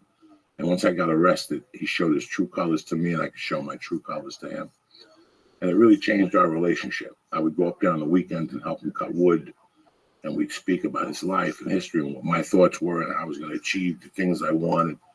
And sometimes I think that the only reason why I didn't go off in Boulder was because of him. I didn't want to disrespect him and his wife for what they had done for me. Because even though me and his daughter weren't together, they did a lot for me, man. I always respected that of people. When somebody does something, I never wanted them to feel like I used them. You know, that was always very important to me. If you've been used, you know the feeling. It's a shitty feeling.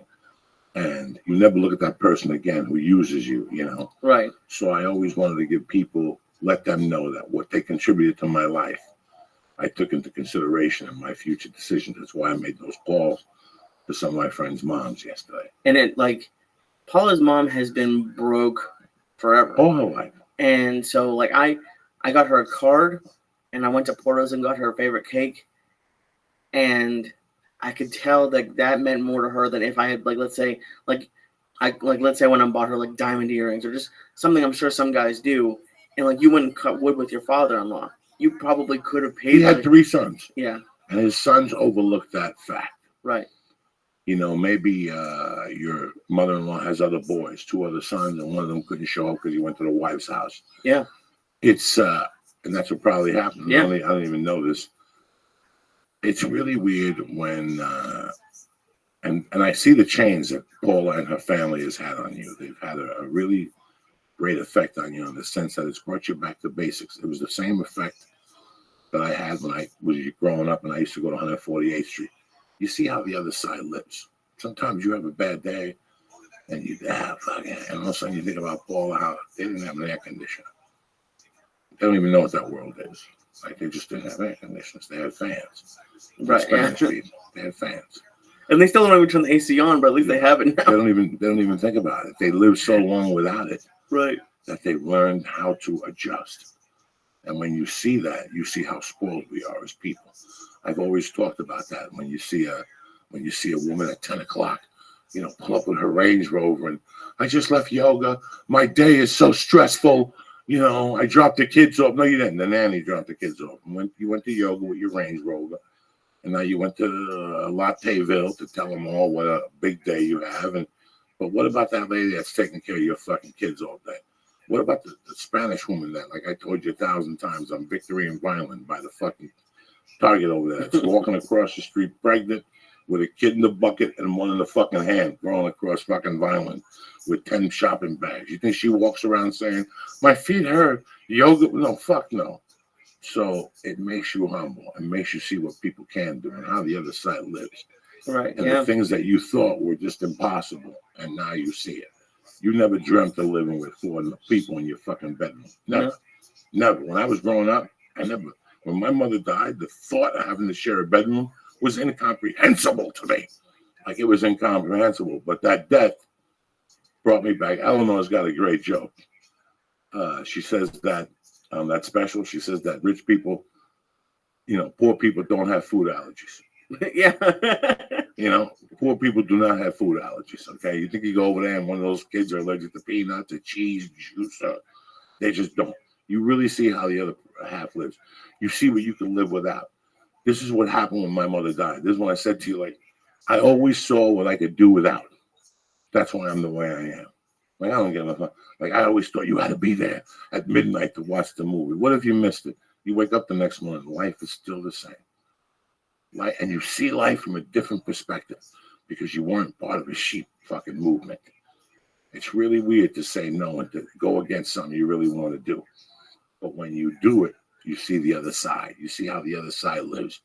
You always realize what's important now. Holy shit, I see what's fucking important. And what I found, at least, and let's try. Listen, hold on 1 second. What are we gonna try right now? Auntie Dolores sent us the new packaging today.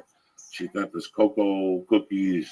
She sent us caramel corn. This is the new packaging, and she sent us savory pretzels. As you know, Auntie Dolores is the leader, in vegan, sugar-free snacks, and she's the leader in death. She also sent us 30 milligram edible that we'll eat right now. Let's have the caramel corn. What are you going to take there? Oh, you want to do the brownie? Okay. Yeah, that's a little brownie, bro.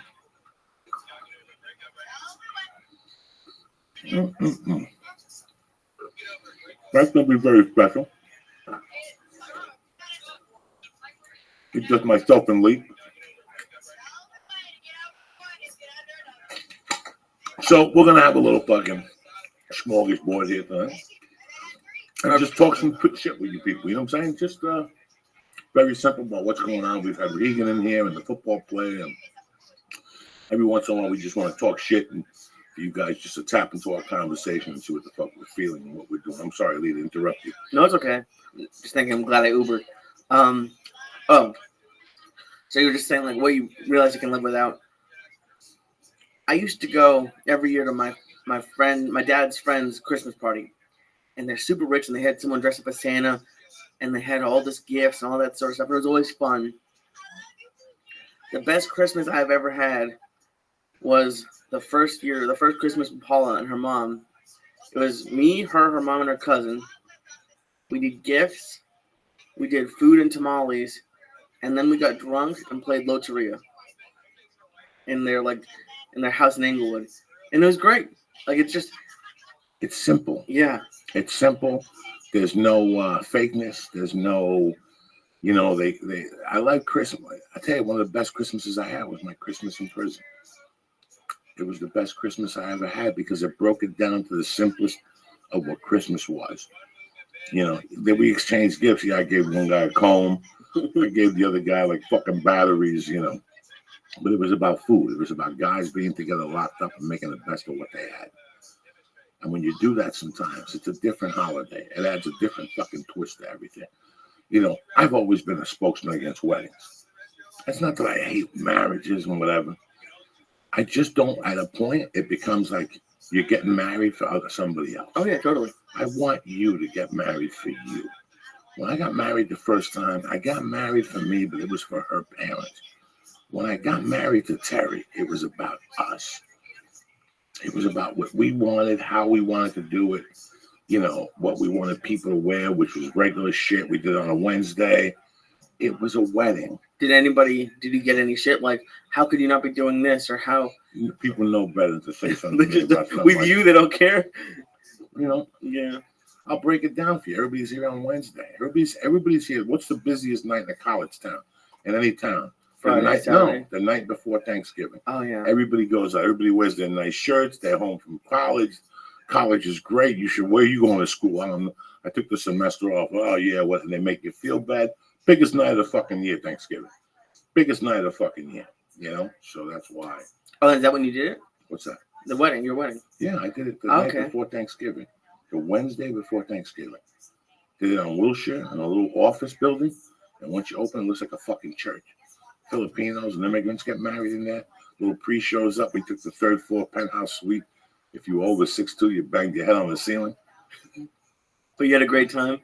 Like, I've seen the pictures. Mike Kessler walked my wife down. It was red band and Ari with a suit. Ari wore a suit and gave me a present. And we got married, and we raced up to the Hollywood Bowl, and we got fucking white rice, black beans, and pork chunks from Silver Lake El Cochinito, and we got pastrami sandwiches from Langer's with a bunch of rye bread, and then we got fucking fried chicken from Rouse, and we got sodas, and we bought a bunch of booze.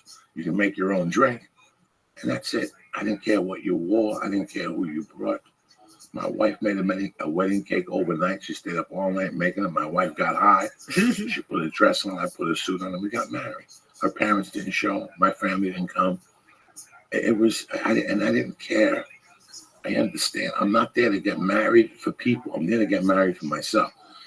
I never held a grudge against people. Felipe didn't go. A lot of people, Ralphie didn't go. They were working. I got it. I wasn't mad. I had to do it that day. I did not want to do it on a Saturday and, make a big to-do. I just wanted to fucking get married. And look, we're still together. We're going on 15 years. I love him more than ever. I didn't get married. I remember years ago, the black chick from The View got married to some fucking black dude. And they fucking had Chris Rock there and the chubby black girl. What's her name? Sherry Shepherd? No, the one before Sherry Shepherd. I'll look it up. Okay, she got married. She lost a lot of weight and blah, blah, blah, blah, blah, blah, and blah, blah, blah, blah, blah, blah. And the guy fucks some fucking whatever. The chick from Desperate Housewives. They had a $10 million wedding with the basketball player from the Spurs, the fucking black guy that lost his edge. And all of a sudden they got married. Everybody loved each other. And what happened? Boom, he fucked the housekeeper. A guy, listen, that's all that shit is to entangle glasses and for your friends to come and say it was elegant. At the end of the day, nobody gives a fuck. They're all there for the fucking free meal. So, and to be seen and to be heard, that's why that celebrity shit is bullshit to me. Every time I see a celebrity get married, it's garbage. It's like, I love him, and you don't even love yourself. You're fake. You don't even write your own fucking lines, you piece of shit. You expect to fucking love somebody. Get the fuck out of here. What's up, Lisa? You bad motherfucker. You. This brownie hit hard. Right away. Yeah, I don't know if it's a Green Hornet or what. We don't fuck around. And we also have we're going to do a little caramel corn and sample that. Okay. The caramel corn is delicious. I'm going to do one of these fucking black mambos, the cocoa sparkle. And listen, people know I usually don't like brownies. Like anything with chocolate with weed is usually not my favorite. That is that brownies.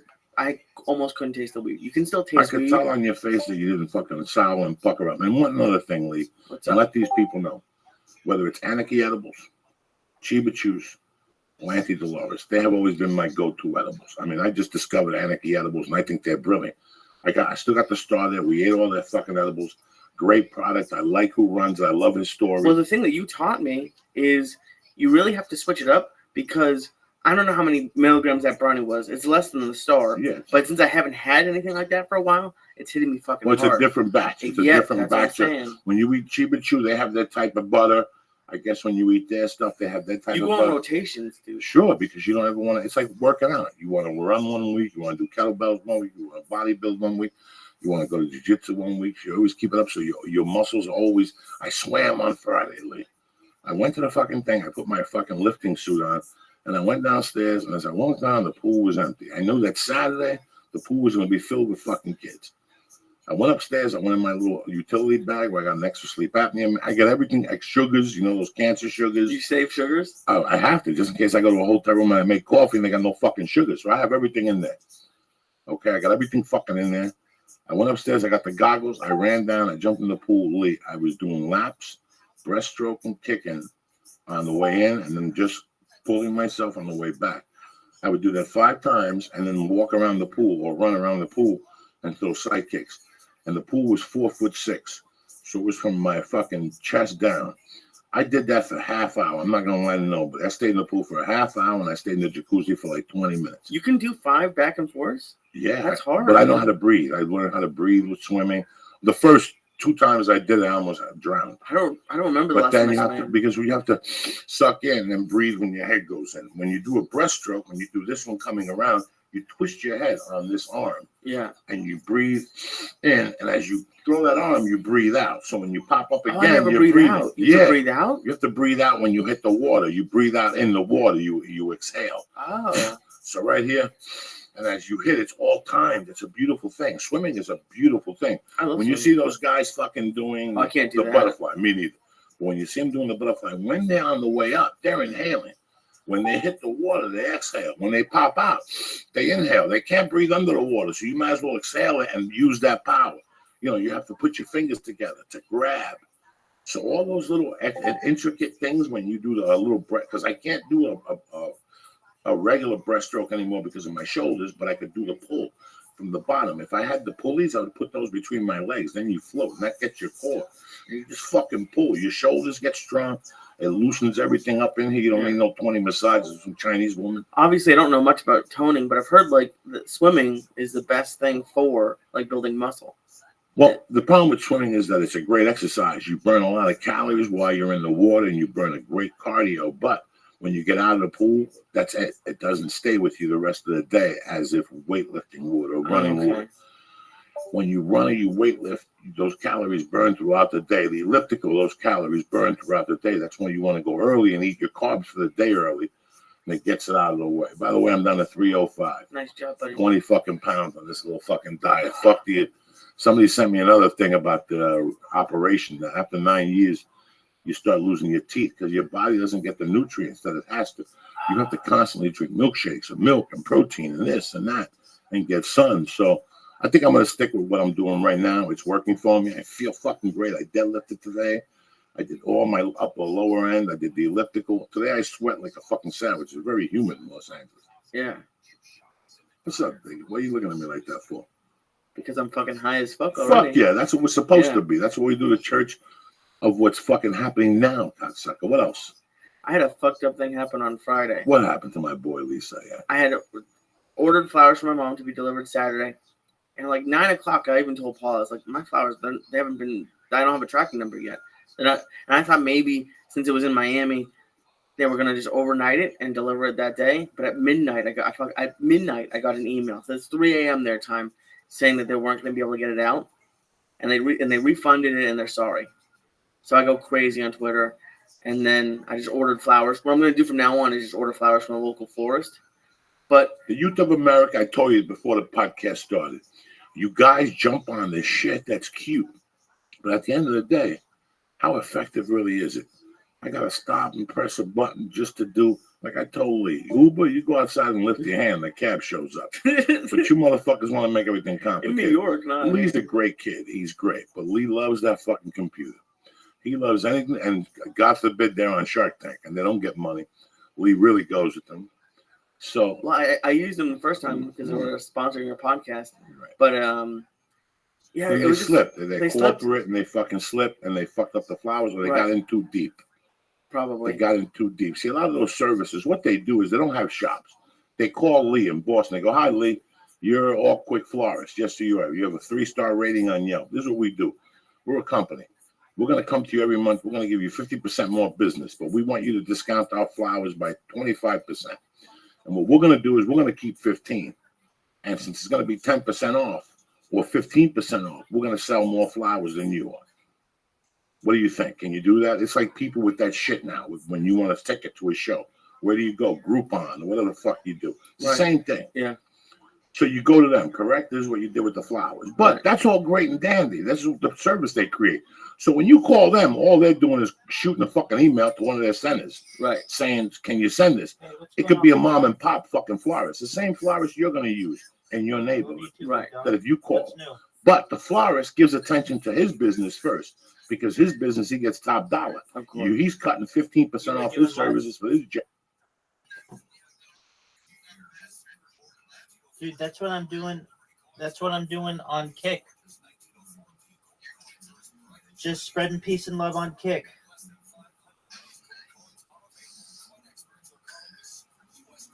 How was your weekend?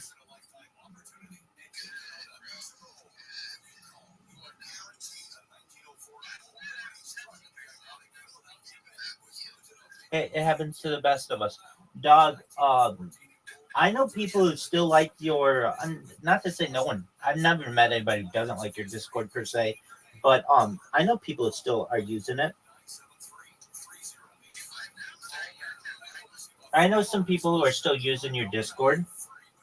Not Discord, your Telegram.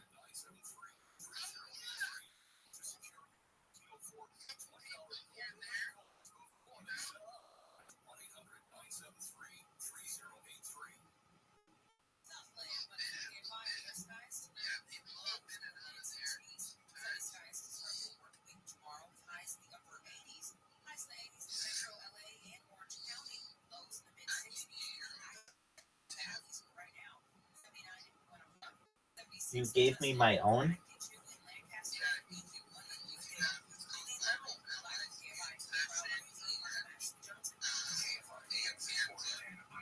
Okay.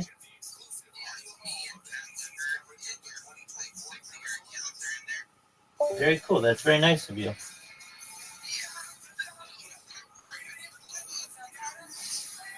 Absolutely. I'm ready for it. Have you spoken with Apollo recently?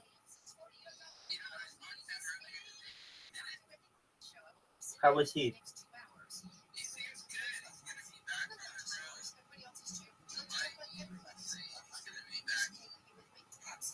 Wow.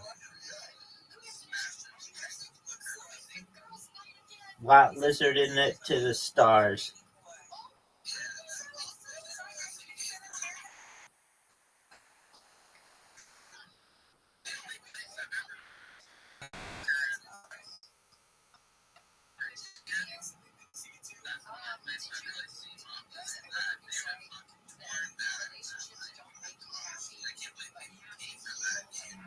Joey Diaz said he never saw a lot lizard.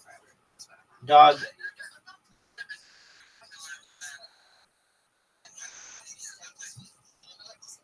Dog. I had a friend of mine who I just found out was murdered in the last 24 hours. Yeah. Well, honestly, this person and I had a falling out. He was a former owner of a startup. He was a owner of a startup that I joined within 6 months and launched the biggest app in car wash history. We just really blew this thing up. But he wasn't paying me on time, and so I just got another job. And while we didn't keep in touch, it's not that I wanted bad for him. I wanted only good things, but what really ended up happening is the state of California changed the law under which we were operating. And so basically we were legal until January 1st, 2020. And then we were operating in a gray area thereafter. And the gray area, number one, I was uncomfortable acting in that gray area. And I had made that aware very early.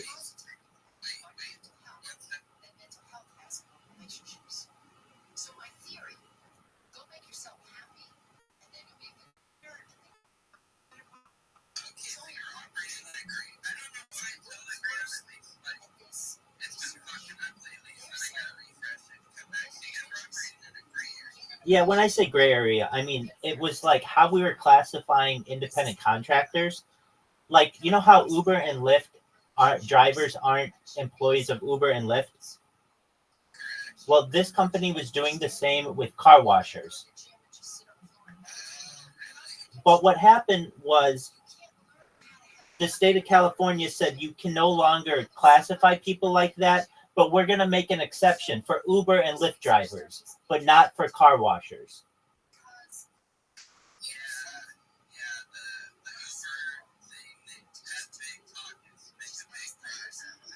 That's exactly right. And so it made it really hard to be a truck driver in the state of California and some other things. But it also made it that this app that we developed, where at the push of a button, you have a car washer at your house to clean your car or your work, was a convenience that was no longer, I felt, going to be legal. And I made that very clear. So I knew I had to find another position. Also, this boss was being really, really difficult on me. I worked really, really hard for him to ensure that I could have my religious holidays off, which meant I never took any vacation days and I never took any sick days over the course of years. But I just wanted what I was legally afforded for my religious holidays. And he started putting pressure on me, and I could tell things were just wearing on him. Anyway, the state of California ended up suing him for $37 million plus. Actually, it ended up being more. It's going to be like $50 million, or it would have been. So what ends up happening, I got this fucking app in Forbes magazine, which is a big fucking deal. And I left, and like 14 days after I left, the state of California sued him. So I left just in time. And I really had no idea. I don't want to say I had no idea it was coming. I sensed it, but it was just very good timing on my part. Anyway, so I go and I then get a contracts working for the Fortune 500. And if you're familiar with Kimberly-Clark, and I worked for them for several years, and then went on this expedition of streaming my life, living off my savings. Well, I go to check on what was going on with that lawsuit, and I Google the name, and I read that the person with whom he was my friend,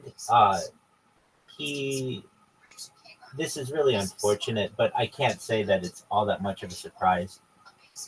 When I looked it up, an article comes up from Las Vegas that says that he was in a situation where it was a cocaine fentanyl overdose, but there was like a hooker who was going to rob him or was stealing from him, and there were like two other people.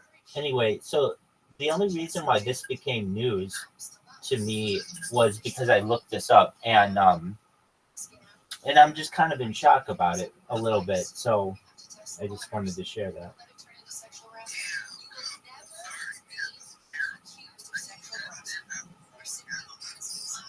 Yeah, and I was really looking. Let me say this: he was a really, really difficult person for whom to work, and a terrible boss. But he would have been a lot of fun to hang out with once we were at the same level financially. He's like a multi-million-dollar person, and it's just hard to hang out at the same level with that kind of person when you're a thousandaire. And so, but I just feel bad for his. See, here's the thing, too. I mean, here's the thing. They had a picture of the prostitute, and it's like, dude, your wife is so much better looking than this chick. Like, what were you thinking? And in his own way, he was like the head of the Armenian mafia in Southern California. He ran a bunch of chop shops, essentially, and he legitimized them so that he was able to take the profits from that for this startup. Anyway, now I think they're going to have a trial and things for there were 3 people who are accused of murder, and honestly, I don't think they should be accused of murder, but they're really, really harsh on fentanyl, particularly when you have like a dealer involved. So they're looking to get 2nd-degree murder on all 3 people.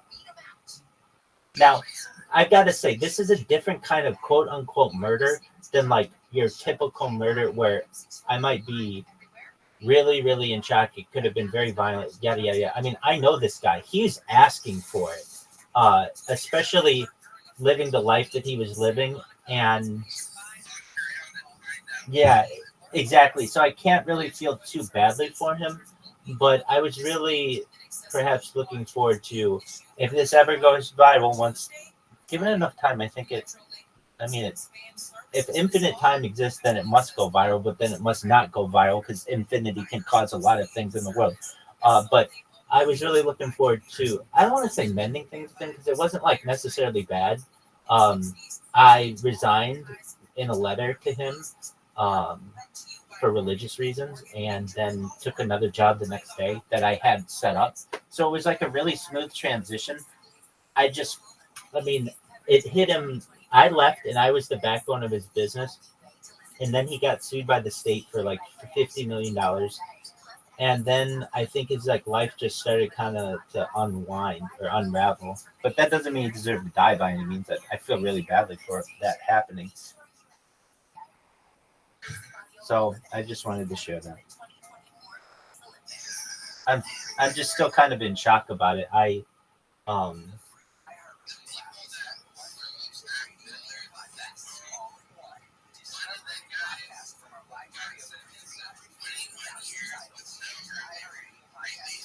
Yeah, dude, I don't agree with that. Dog, dog, that's horseshit. Do they charge the bartender for the murder of someone if somebody gets a DUI that results in a fatality? No. It's like, how far back are you going to do this? You're going to take it back to the liquor company?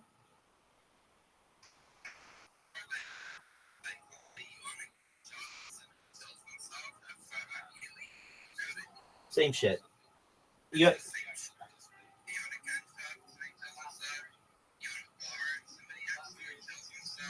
right.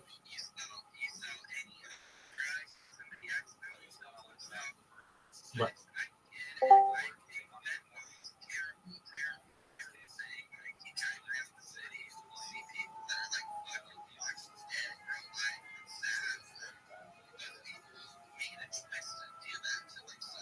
Can I tell you this?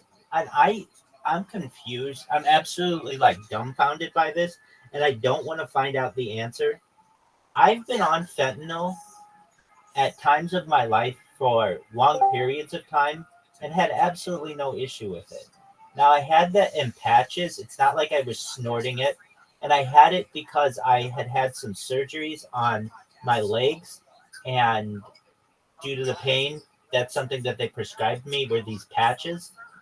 And I recognize that like there's anything that could be in this stuff. I'm just saying that like I didn't ever have an issue with it.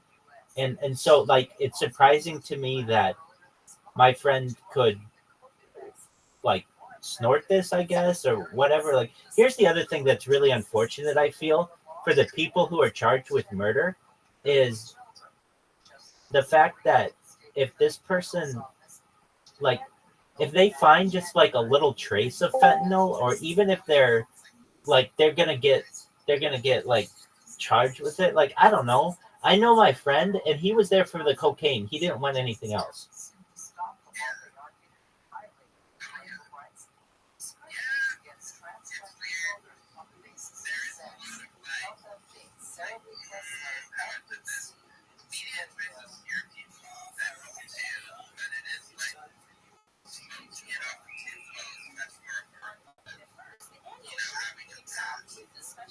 Oh yeah, definitely. I mean, in my opinion, what happened is it was a cocaine overdose, and they just found some fentanyl in this batch of powder, and I don't know. I just the the situation. If you were to ask me, like, if this person were gonna, I remember having discussions with him, saying he was so intense of a person that I said, "You're gonna drop dead before you're 40, and I'm gonna have to run this company with your family." And I don't want to have to do that. I want you here.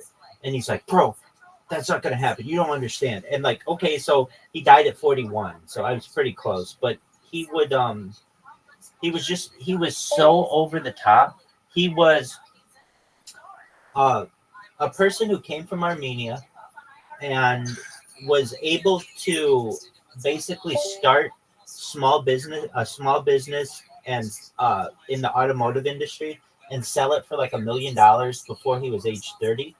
And then he made another business. And this was a really good business. When I said it was a chop shop, it was a legal chop shop, I guess. I guess that's not the right way to put it, because a chop shop is one that just steals cars and takes out the parts. It wasn't that. What he would do would be he would bid on auctions, and then he would only bid on really high-end cars. So here's what happens. Cat lovers driving cat lovers Ferrari down the 405 and totals it. Well, my friend would bid on that totaled car. He had a shop that would put it together, and then they'd sell it to somebody in Dubai like it was new. But since it had a salvage title, it couldn't be resold in the United States for the same price. But if you could sell it overseas without an issue. Does that make sense? So you have to understand, he was making huge amounts of money on these cars. Like, I don't know, let's say a $500,000 Lamborghini gets totaled and it's salvaged for like $50,000. He puts another $50,000 of work into it so it looks like it's $500,000 again, and he sells it for $300,000. So he makes a profit on it of $200,000.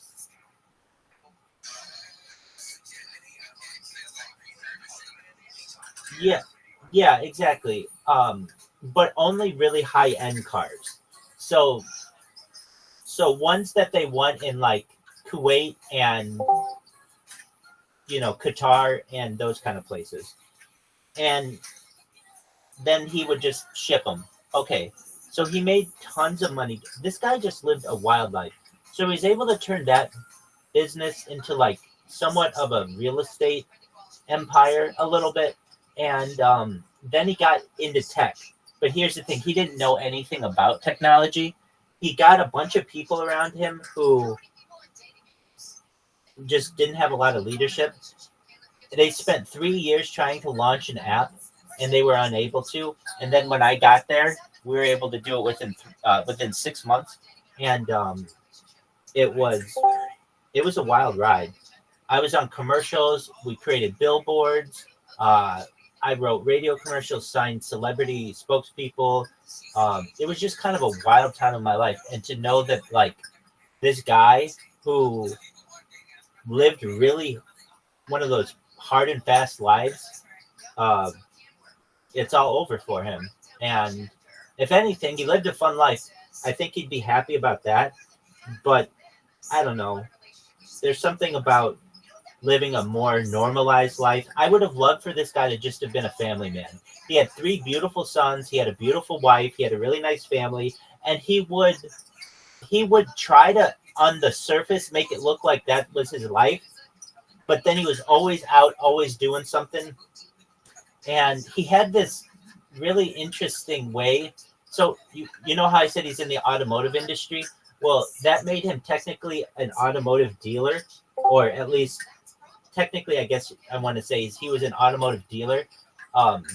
So what he was able to do is to drive cars without license plates on the freeway, and then he had a dealer plate with him. But here's the amazing thing.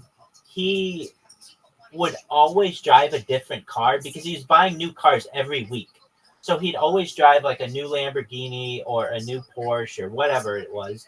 And whenever you have to go through the like HOV lane, and they take a picture of your license plate if you're not in there with a carpool, it would just take a picture, but there was no license plate.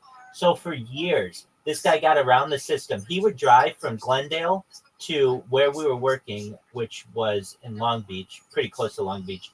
He'd be able to drive it in like 10 minutes.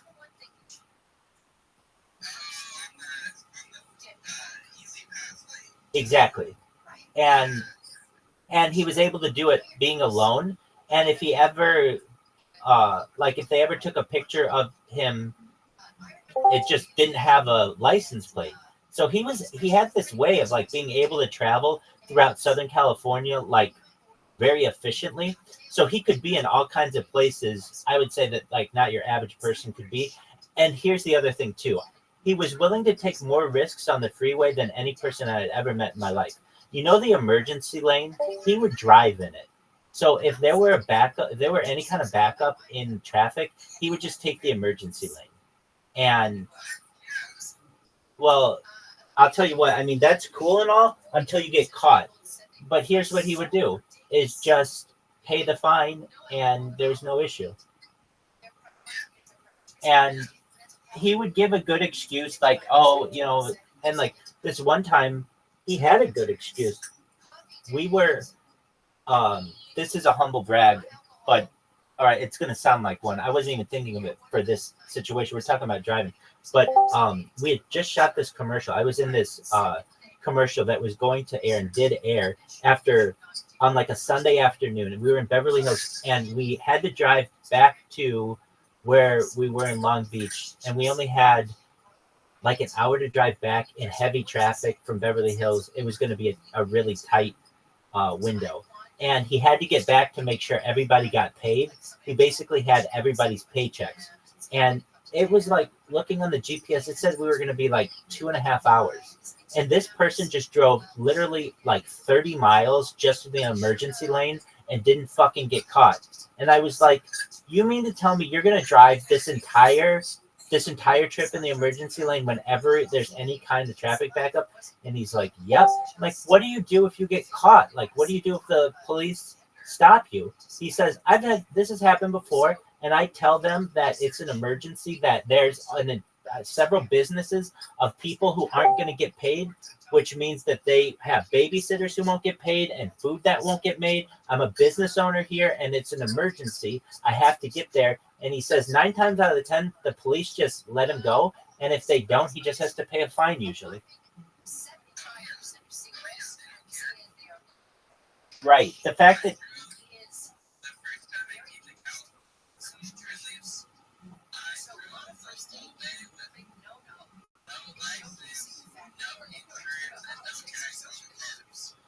that is ballsy.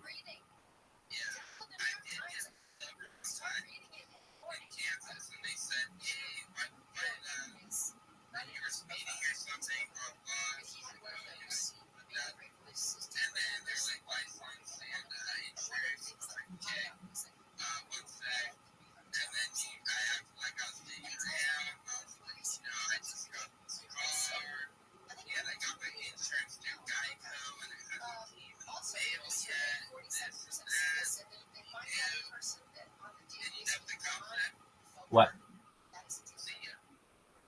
No way. You were really fortunate.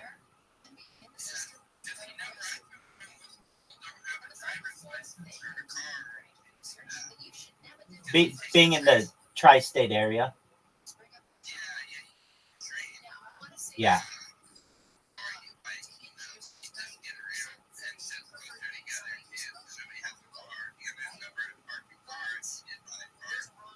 I understand that.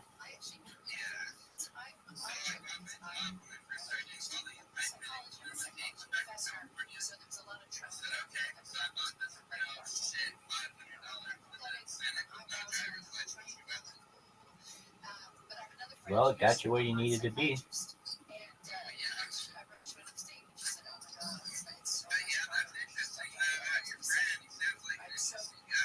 He was definitely an interesting guy, and someone who I'll say, like, I had really good times with him. And at the end of the day, though, do I think he was a good person? Not really, actually. Like, he fucked a lot of people. There were really good elements of him where he could be really nice, but he would only be nice to get something out of it. You know what I mean? Like, for his own benefit. And it's interesting to me that, so he actually died in 2023, in March of 2023, but there was no obituary. And I hadn't worked there in like 3 years, so I didn't really have contact with anyone from there. And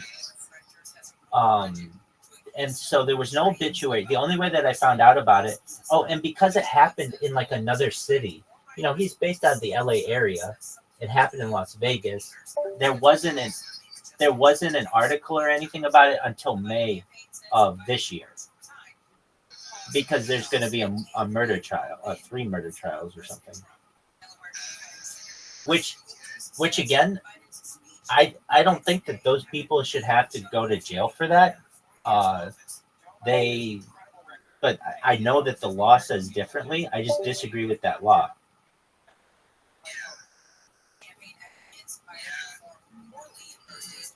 So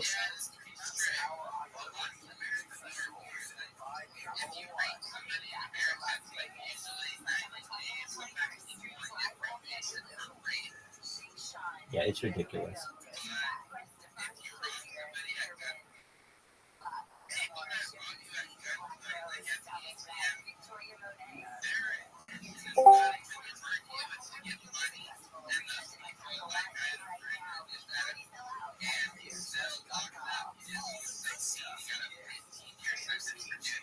I could see that.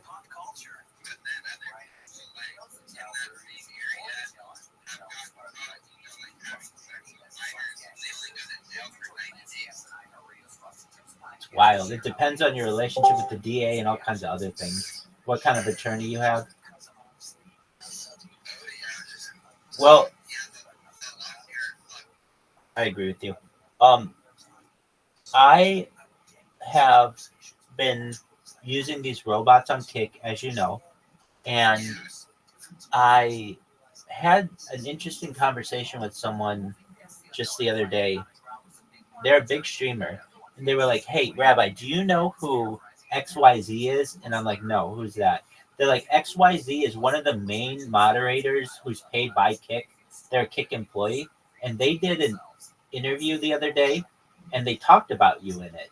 And I was like, "Oh, okay, well, do tell." Exactly.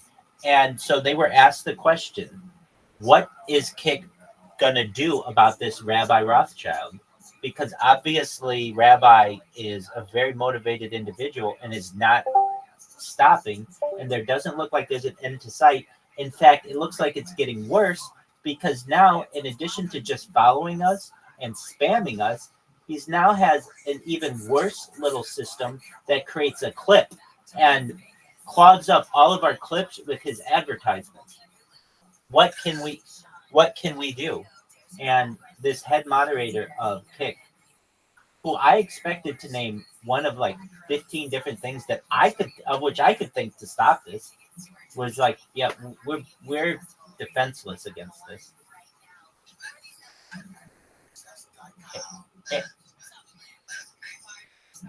So I was pretty proud of that, and I do my best to stay behind VPNs. I'm live streaming my life, so they can watch me do it. So they could literally just watch what I do and build defenses against it. But for now, I'm getting out the word. And let's say I don't know, for some reason I can't do it on Kick anymore. I'll just go do it on another platform. Did you know this? Well, you probably don't, but when you stream as long as I do, I have literally, my stream has been going longer than like some platforms on which I've been using have had lifespans. There's this one that I was using called Caffeine that was like like a gamer site that was for live streaming. And I went and checked. I had all this content on the site until a certain day, until like I don't know, like June 15th or something. And I went to look what was going on with this. And I go to their website and it was like, we're so sorry, but after a 2.5 year journey of providing the best service possible in the gaming industry, we no longer can continue to provide, we can no longer afford the hosting services. And for these reasons, we have to close the doors. So it's like, wow. So that's a service that I was using that isn't even in business anymore.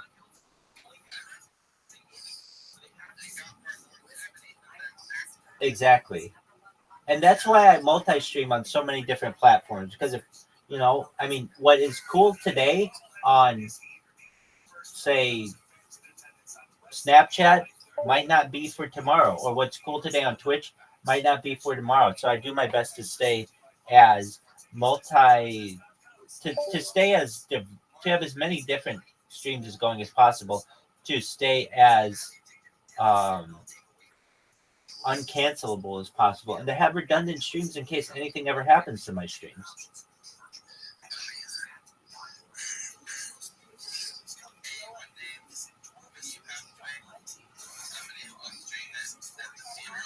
I don't think I'm gonna pass away though. Okay. Like when I do my mind uploading technology ceremony or something.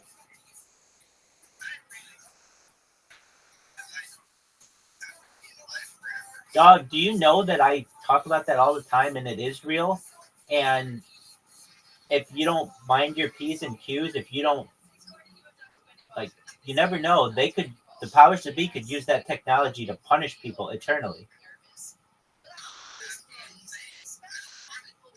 I know, you just want to straight up die like a normal person. But they can revivitize you and basically resurrect you, and then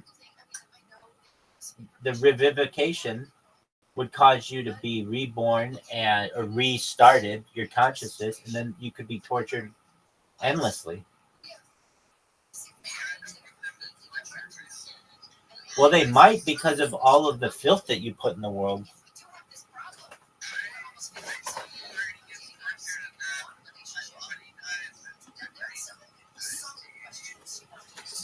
Dog, I'm going to now tell you everything I know about Joey Diaz. You ready? All right. Dog. I'm not going to tell you everything I know about him, but I will tell you this. I've been watching his podcast, and while it's not like his humor is different, it's very, to me, his humor is like this. It's the kind of guy you hear at the corner of the bar just telling stories, and you just kind of pull up a stool next to him and listen to what he's saying. And how much of it can be believed, who knows? Has this guy lived the most moral lifestyle in his life? Most likely not. He's probably done a lot of bad things, but that's some of the reasons why we like his stories. So I listened to him. I mean, these are like old stories of his. This isn't like modern podcasts of his. I mean, these are like 5 or 10 years old. But I really think that, he's going to die. And when he dies, his podcasts are going to be huge. Like, there'll be this archive of his stories and all this other shit. And I think he is a very underrated storyteller. I think, from a comedic standpoint, he's a bad boy of comedy. So that means that major agencies and stuff don't want to fucking touch him, especially because, he was accused, and I probably think actually did it, of a lot of sexual assault. In order to get up on the stage at the Comedy Store, he used to basically say he had to finger you as a girl or you weren't going to get up. And that's terrible. So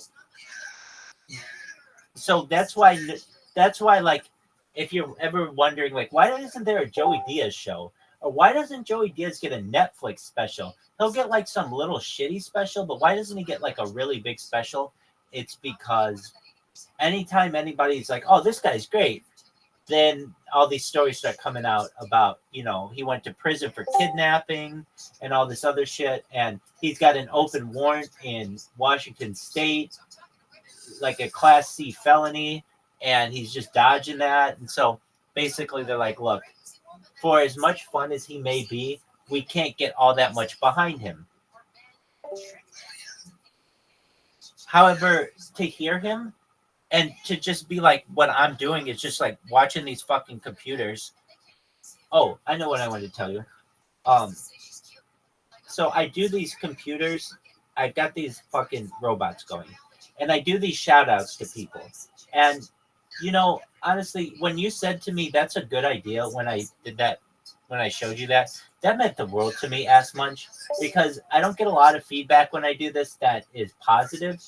Usually it's all negative. Hey, you suck cock, dude, go fucking drop dead, all this other shit, just because people are so sick of what I do, which I understand. But to get positive feedback is great, and especially get it from my friend Ass Munch, and to know that if I do those for basically every creator, I mean, it's possible, not on the internet, but every creator on Kick. It's just a matter of time until someone's going to be like, what is this? You're always streaming. You're a weird person. I know they're going to be like, this person is fucking weird. They have all this content. It's they have all these cameras going. But if anything, I'm going to share it with my friends because we can make fun of it. And we'll make fun of it for a little bit, and we'll see what happens. And then people start to find out, hey, you know what? Normally when you find someone and you want to make fun of them and you're going to troll them, you go to their content and then you basically find all their content and then you're done. But in this case, it's you're going to spend years looking at my content, honey, and still not find it all.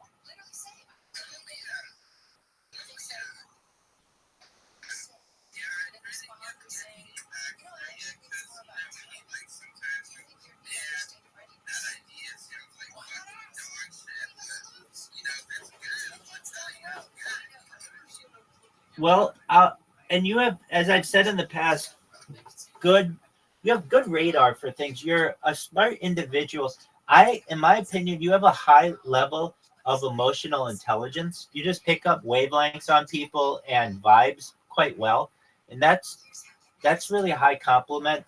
that one of the higher compliments I can give you. I don't give that compliment often at all.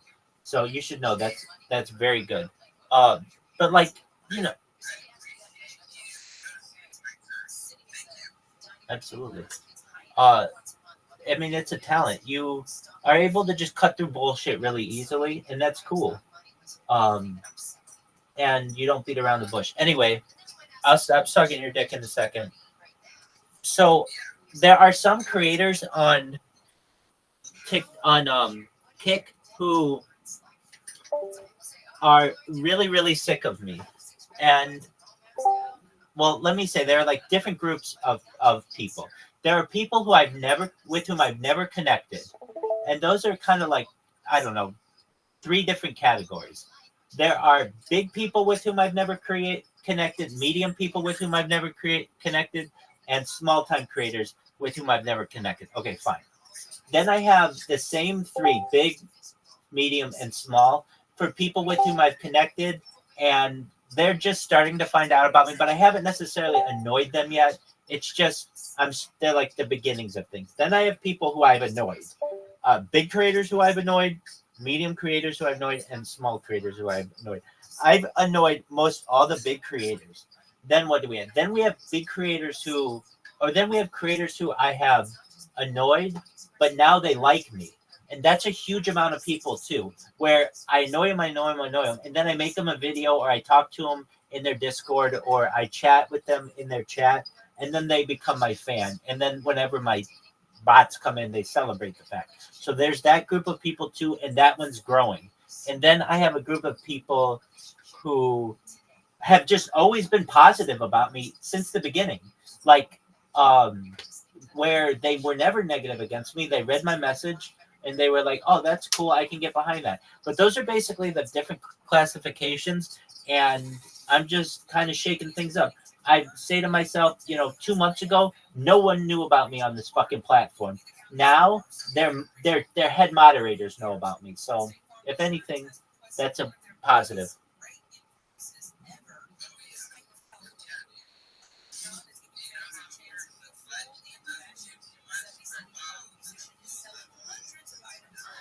You're exactly right. And what is interesting about this project is just the sheer amount of data there is that normally with any other event, like, do you know who Hawk Tua Girl is?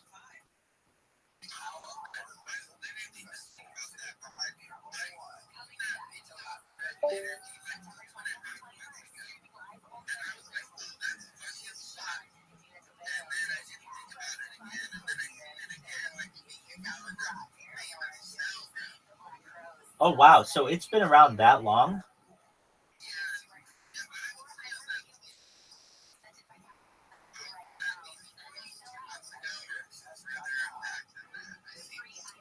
Okay. So there's a perfect example where you saw it two months ago, but then all of a sudden, I don't know what it was. I really think it's just probably, it could be intelligence agencies that want this, but at a certain point, the algorithms saw this piece of content and ran wild with it, and it went to the right aggregators, and it went to the right influencers, and now you know who I'm referencing when I say Hawk to a Girl, right? All right. Well, sort of in the same way, when you saw her shit like a month ago or 2 months ago, it didn't blow up. You saw it. It's the same fucking content. Nothing changed. But it didn't blow up. However, something happened where the right fucking people saw it, and then 2 months later, this shit is everywhere. And this woman is on concert stages, and she's a mini celebrity who has her own endorsement deals now. Good for her. So in the same way, when you have anything going viral, it doesn't always go viral right away. But at least in my case, I have enough content that any major influencer could just be like, all right, I don't know what all this person is saying, but there are at least parts of this that are interesting to people, particularly the fact that you can just always watch this person. That to me is the coolest part of it. That, hey, are you ever like really interested with a creator or watching a movie or a television show and it ends, well, guess what? This one doesn't. It's always going. You got that right. So what I did was I changed my message that I've been spamming a little bit. And now it's pretty long. It says, basically, have you seen Rabbi shoutouts on Instagram and TikTok? Check him out at Rabbi Rothschild on Instagram, Super Rothschild on TikTok. Now, if you're like, why don't you have Rabbi Rothschild on TikTok? I do, but that account got banned. So it's like fighting the People's Republic of China to get one of those accounts back. So I just let them go. If they get banned, here's the thing. This happened to me recently. It's happening to me more and more too. Get this one. This is a new one. Okay, so my entire, like, if you wanted to know, Rabbi, why aren't you fucking famous right now? One fucking reason. It would be this. YouTube. It'd be like, Rabbi, YouTube, it's not Kick, it's not anything. No, it's YouTube. What? Whenever I get any kind of momentum going on YouTube, my account gets banned. So I have accounts with thousands of people, but they've been banned. And those thousands of people either forget about you or don't know if you're still streaming on a different, it's just, you're not always there to remind them. So, and this has happened to me now, like at least a dozen times, where I've taken all my accounts and changed them just so that I could have this archive and it's not all one. So what happens is this. Basically, once YouTube thinks that you're doing something that is against their community guidelines, they'll give you a warning. And they used to not allow that warning to go away, but now you can get that warning to go away. Then there's like a strike 1, a strike 2, and a strike 3. I don't understand why it has to be baseball related. I've never understood that with the 3-strike system when it comes to like prison, and I've never understood that for anything except baseball, because that's from where it comes. But anyway, so you get these 3 strikes. Well, here's what happens to someone. In my case, I will have streamed something 2 years ago. I'll stream like a Joe Rogan experience 2 years ago. And that content will stay up for 2 years and everything will be fine with it. But then all of a sudden, the World Health Organization, which I can't even say, like, without having everything fucking getting flagged, might change something in their standards. And then that changes all of the algorithms. And then you can get a strike for that. For like old content. Does that make sense?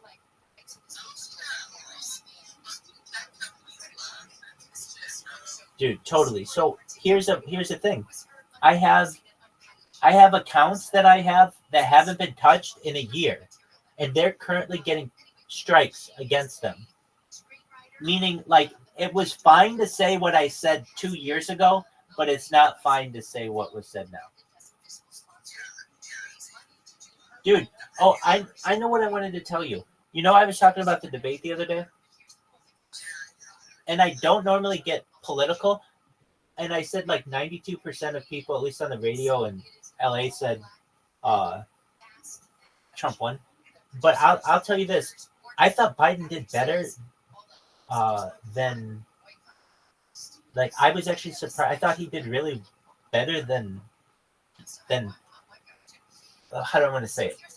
Biden acted like Biden has acted for the last 3.5 fucking years, exactly that way. And it's like all of a sudden now people are starting to pick up on it. It's like, no, dog, this has been the same dude this whole fucking time. So like, he did great. He did absolutely fucking great. He didn't fall down. That would have been like here. This is literally my expectations for this man. Where did you fall down? That would have been kind of a boo-boo of a debate. If you stayed on 2 feet the whole time, that's a win.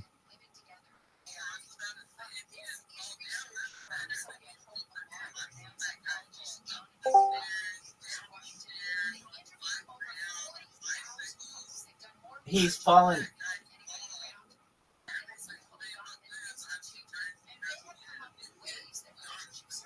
Doug, I have to say this. He does not look like the Joe Biden of the last like 75 years. Like, I know they say he got a facelift, and I've seen people with facelifts. I don't believe it.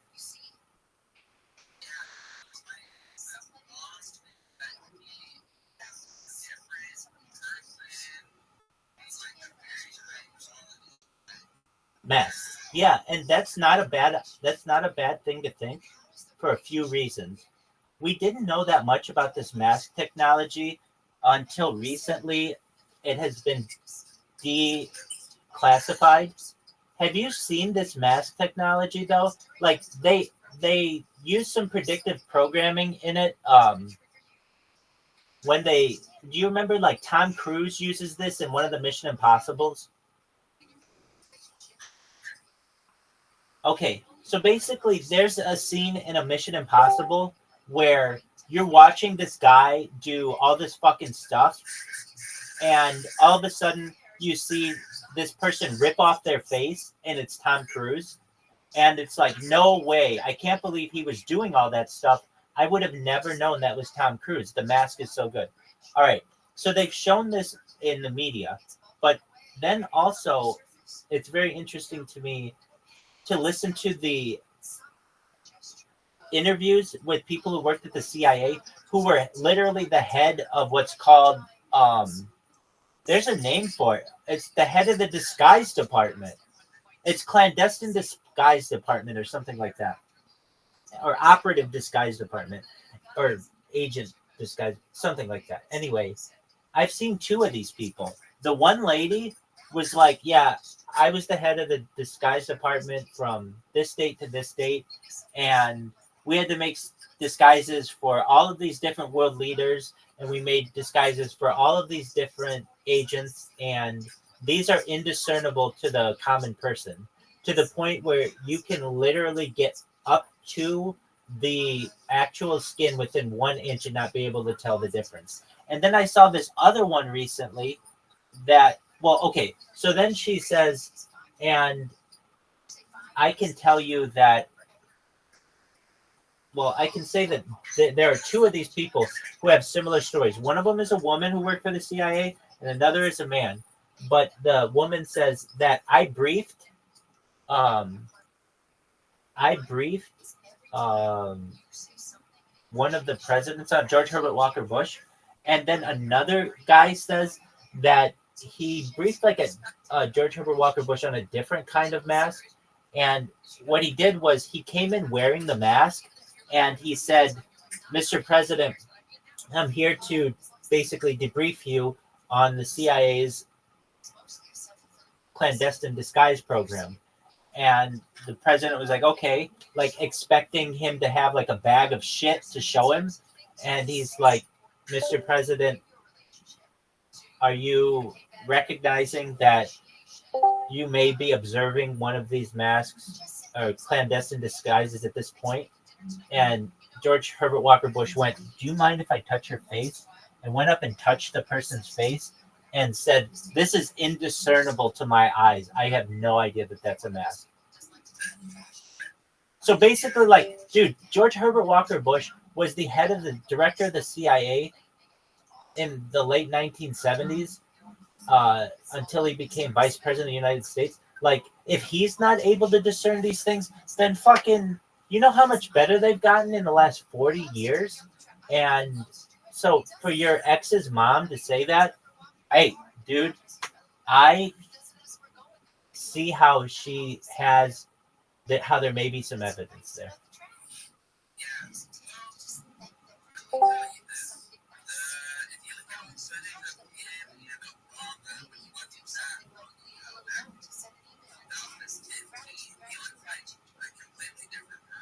Oh, totally. That's what I'm saying. He looks completely different.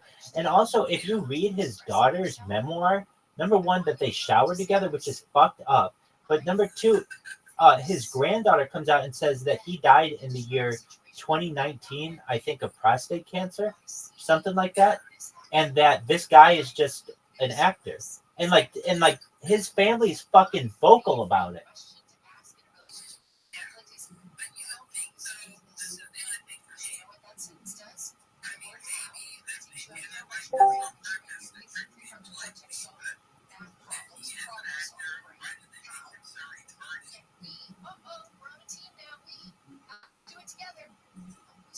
to lower the status quo.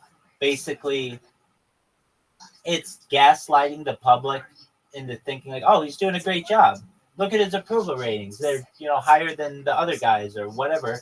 But what people are now finally saying is we have a geriatric in the office and we need an alternative. What I'm saying is this. Nothing has fucking changed in the past 3 years. So if you were happy with it for the last 3 years, I don't know why you're changing your vote.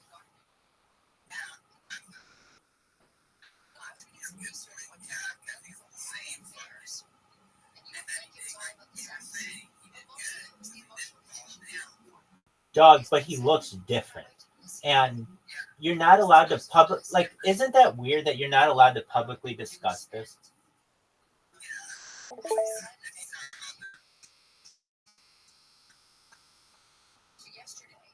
I'm just saying, the motherfucker looks different. And you can say it's a facelift, and I can say, did you hear that fucking interview with George Herbert Walker Bush and the head of the disguise people? I'm not saying that's true or not, but I'm saying, like, dog, ask his fucking granddaughter. His granddaughter says that he's dead. So what do I think's going on? Look, I don't fucking know. I just know that I made a prediction on Coast to Coast AM, not like about a year ago, that Biden would win in 2024 and he would die in office, and Kamala Harris will take over and she'll finish out that term plus another 2 terms. So she'll have like one of the longest, she'll be like the longest president in U.S. history.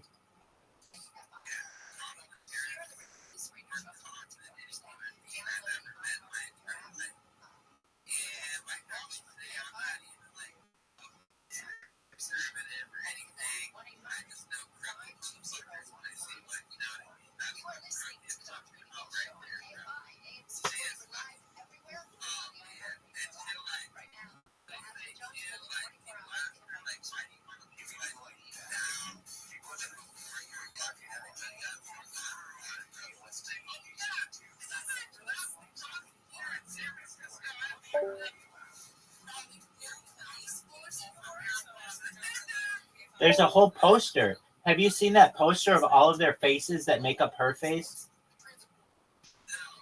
So there's a poster of all of the people she put behind bars, all of their mugshots, and if you zoom out, it's her face. But it's like thousands. It looks like it's hundreds of people.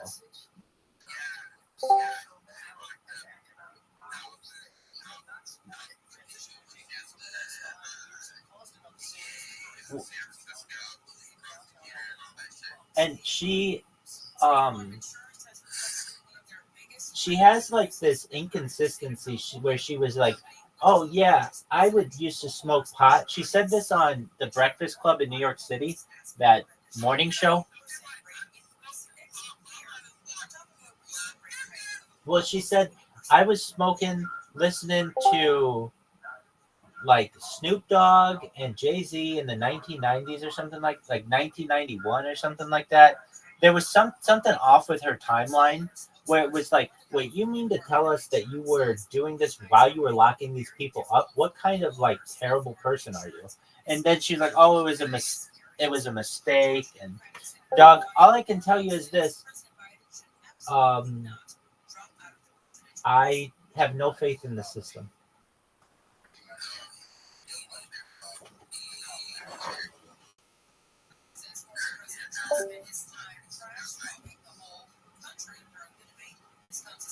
Dog, here's a really interesting thing, or here's something that I found really interesting, was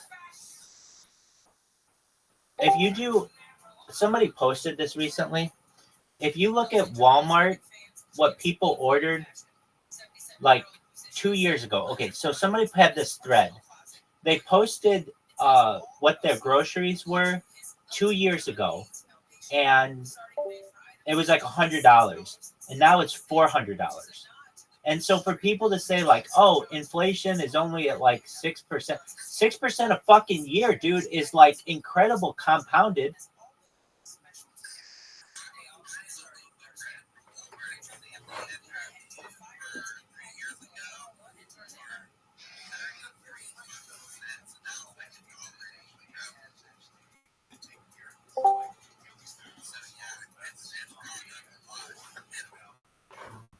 Yeah, and that is like a staple. Walmart bread is probably like 50% of the bread on the market of the United States. It's some pretty close to it. It's a huge amount. And so when you say like, oh, okay, but did people's benefits go up that much? No. Did people's salaries go up that much? No. Did anything go up that much? No. So then this is how I've always felt. If I had a company and I could afford it, when you would have your like you have your annual review, and usually after an annual review, a company will evaluate your work and then give you a slight raise. But sometimes they also give a cost of living raise, and I would also give an inflation raise. So whatever the inflation was for the United States of that year, say it's usually between like 1% and 3%, then automatically your salary is 1% to 3% more. Because here's what happens. And I had employees where this would be the case, where here's what happens. The first day that you take a job chances are can be the day that you had the most, that you made the most. Because you may get a little bit of a raise down the line, but like, let's say, here's a perfect example. You do a really great job for your company all year and you get a 2% raise, but inflation is 3%. Well, now the next year, you're actually working for that company at 1% the value that you did the previous year. Go for it, baby.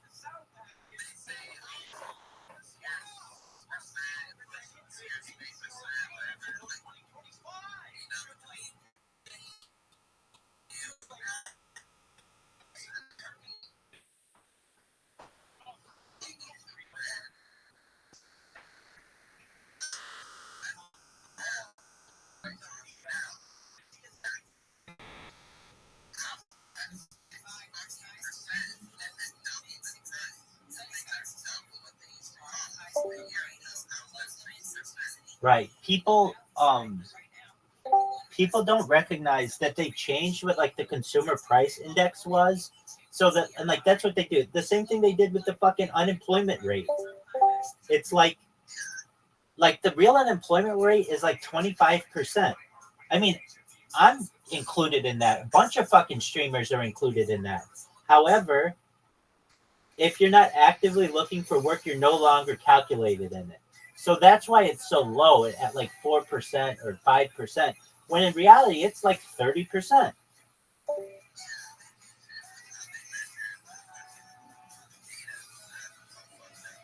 Right. If they found out that like, I mean, there's a way to do this where you take whatever the inflation rate was in or the unemployment rate was in, like, let's say 1929 when the stock market crashed versus what it is today. And if you said, all right, a few things. Number one, like back then, none of the women, like you didn't count women in the workforce. It was only men. So now we have this huge like group of people of both men and women who are now included in that. Like all the data is different, basically.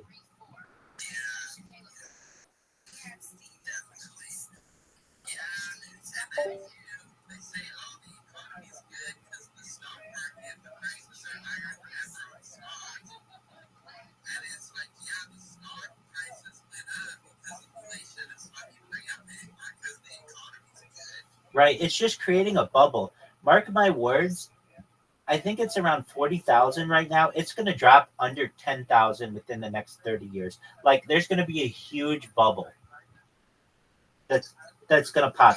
Meaning, I think that they're going to want to cut baby boomers' retirements in half.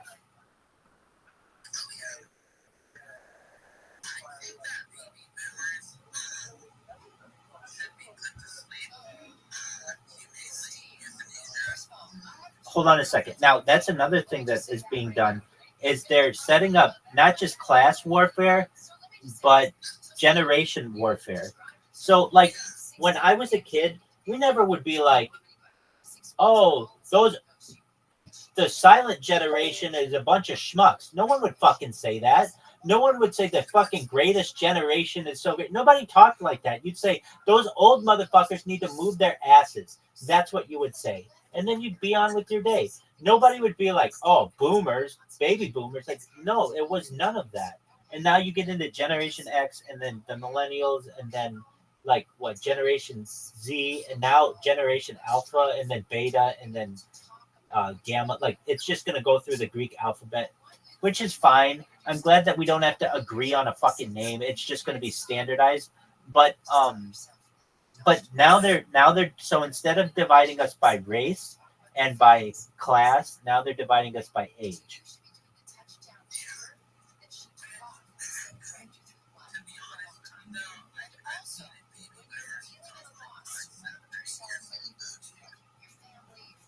I don't, but I'm a little older than you are.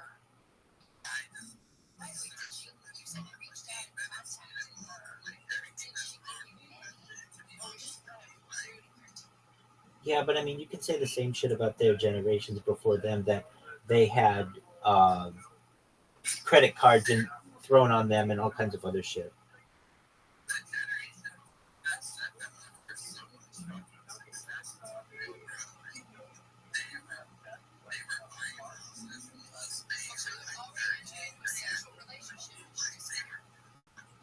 Do you know when America reached its peak?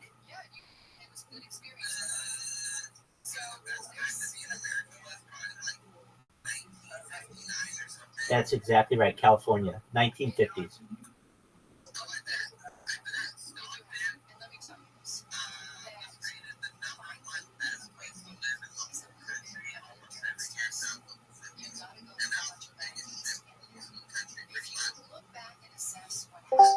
I could see that. Yeah. Basically, the United States has hit its peak.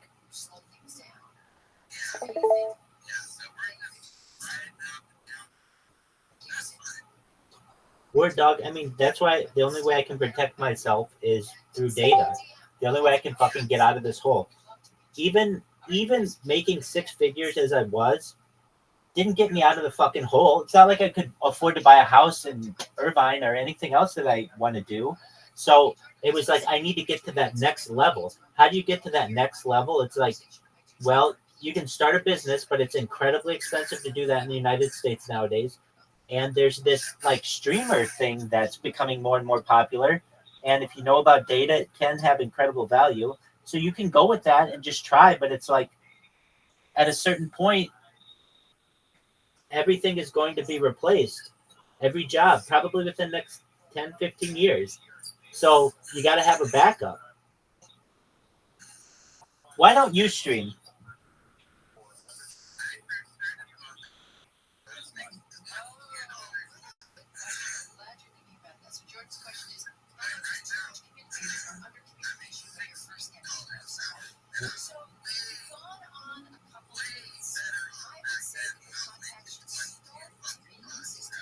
Because things were affordable?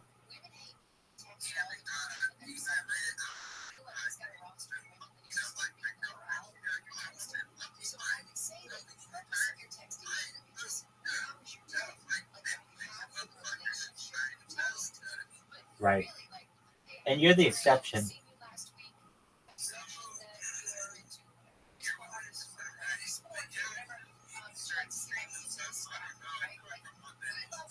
So let me ask you this. You're a good welder, right? You're a good welder? Dude, you should just stream yourself welding. That content is fire, no pun intended. No, not that. Not that. You go to TikTok and you live stream yourself at the beginning of your workday doing whatever you're doing, and people will just watch you and give you donations, and you just literally are in a shop all day fucking welding. Or am I incorrect? Dude, it's perfect. So I don't know if you could work it out with your boss, but you just say, hey, look, all these people, I watch them all fucking day and they do woodworking. Why can't you do metallurgy or machining or welding?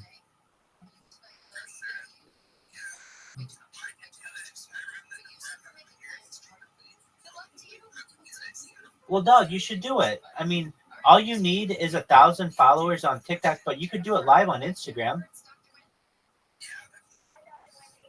What I'm trying to say is the earlier that you can get that following, the easier it's going to be for you in the future if you want to do that. And look, for as good as a welder as you may be, in 10 years, there's going to be some robot that can do it better. And I know you may be like, I think I'm irreplaceable, and that's fine.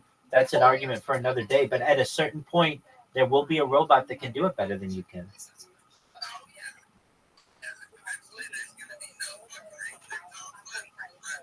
Exactly. And, well, let me say this.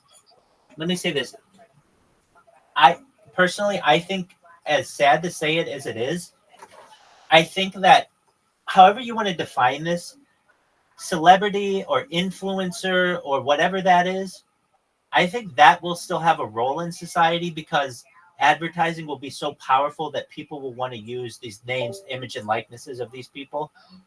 I could be wrong on that, but the other thing that I think will be in more desire in the future is artist. Like human art, I think will become more and more popular because people want in the future when robots are doing everything, you're either one of two things in society. And I came up with this quote, and if I didn't, I don't know to whom to give credit, but I really do think I came up with this. You're either one of two things in society. You're either a creator or a consumer. I don't care whether you're a doctor, a lawyer, a stay-at-home mom, a welder, a project manager, a rabbi, a pastor, an imam, whatever you are, you're either creating for society or consuming for society. Which is it? Which one are you doing? And at least, like, I mean, I'm someone who, I don't know, I just, as a futurist, look, I'm not saying my content is so fire, everybody fucking wants it. No, I know that. But I know as well that we're in a point in history where this is a very new thing, being able to live stream and being able to create an audience. And look, I mean, we're at a point right now where there are companies, Kick will pay people to live stream. That's incredible. You make $16 an hour, which is just about what you made when you first started your trade. And all you have to do is sit there behind a computer. It's not a bad gig. Wait, that's how it starts. And it gets much higher than that, a lot faster. And yeah, 1.6. But wait, hold on. That's just the start of it. What that 16 is, in addition, you have subscribers in that, and you also have endorsements in that, and that's just on one platform. So, that can really compound. Now, they won't let you do you can't do $16 from every single platform. They do ask for some exclusivity, but that doesn't mean you can't do OnlyFans, and you can't do YouTube Shorts, and you can't do Instagram Reels, and you can't do Snapchat and all that other shit. They just don't want you live streaming on the same platforms, which I get, but still, that's just the beginning. Look, there's this other one that I use, Rumble, has a different setup that I like more, where they just say, like, if you have two people in your chat, you'll make 30 cents for every person. If you put this link in your bio and you have two people who are watching you, you'll get 30 cents for each viewer. And so long as this link is in there. And then it has your bank account, and then it goes up from there for however many people watch you. It is. So it's not hourly, it's based on how many people are watching you, but it's really easy to achieve what they want. Now it's like, Rabbi, well, why aren't you doing that? I use Rumble Studio as a multi-stream platform, and when I first got on it, I created a whole bunch of accounts, all Rabbi Rothschild, and I started multi-streaming to a whole bunch of different platforms. Well, Rumble came in and shut off my access to all those accounts and basically sent me the message, you're only allowed to stream on one account on this platform. And so I was like, well, fuck that. So I created 6 more accounts, but I didn't have any of them tied to my name. They're all like test account and they're all like backup archive. None of them are Rabbi Rothschild. And then I'm able to multi-stream using those. And just, I don't care about anyone following me on those accounts. So like one of my accounts is just test. Nobody gives a shit about following that fucking account, but it allows me to multi-stream on these different platforms. So now, you know Caspian Sea, right? Okay. So I've been using Caspian Sea kind of as my, and he knows this. I have no issue telling him, no issue saying this, but kind of as my test subject for Kick. And here's why. Since I can't stream on it, or I can, I think if I stopped my robots at this point, they might let me stream on it. Maybe not, if like we came to a truce. But I don't want to get into that. I could give a shit about streaming on their platform. It's more valuable for me to be able to use their platform as my punching bag than it is for me to have one extra live stream that no one watches. So I was saying to Caspian Sea, though, yo, dog, you know that, oh, dude, we had something weird happen. So there's this guy, I don't think you know him, but I met him in a Discord. Actually, I met him on Kick. I started spamming him on Kick, and he was like, hey, you want to come to my Discord? And I get into his Discord. His name is Wappy Flanker. He's out of Las Vegas. And do you know about this story? Okay. So Wappy Flanker allows me to start like streaming in his Discord. I do that for like a week or so. And then all of a sudden Wappy Flanker goes away. And I don't know what happened to him. And so like, I was able to introduce Caspian Sea to Wappy Flanker since they were both in Las Vegas. It's like, you know, I just wanted to put people together. And so Wappy Flanker comes back like 2 months later. And it was like, dude, what happened to you? And he was live streaming. Now, this is a guy, he's a really nice guy. He would go live stream in Las Vegas on foot or on a skateboard at night, which is pretty kind of dangerous. And I would do like play-by-play for him over the microphone. So I would do like 2 hours of commentary of him, a lot of which was just him staring at the ground. Nevertheless, he had some really cool content too. I mean, just going out in Las Vegas on a skateboard, you never know what's going to happen. Anyway, he was out on one of these late night travels, and allegedly, I mean, I couldn't really tell from the video, but somebody jumps out of bushes and like approaches him, and he's telling the person, like, I have a gun, stand back. And the person is just like coming closer, and he's like, I have a gun and I will shoot you. Stay away. And the person pulls out a knife. He's like, dude, I see that you have a fucking knife. I have a gun. I'm pulling it out and I'm going to shoot you if you come any closer to me. And then this person continued to come closer. Wappy Flanker shoots at him. Now this is all live on Wappy Flanker's live stream. So, you know, okay, so what happens? He shoots this person, and there's this rumor that he hit the person and that the person was shot in the head and died. And if that happened, I don't think it's true, because there would have been blood. If you shoot someone in the head, wouldn't you walk up to their body and be like, hey, are you dead? Right? Now, apparently, the person jumped a fence and then like jumped a fence while shot.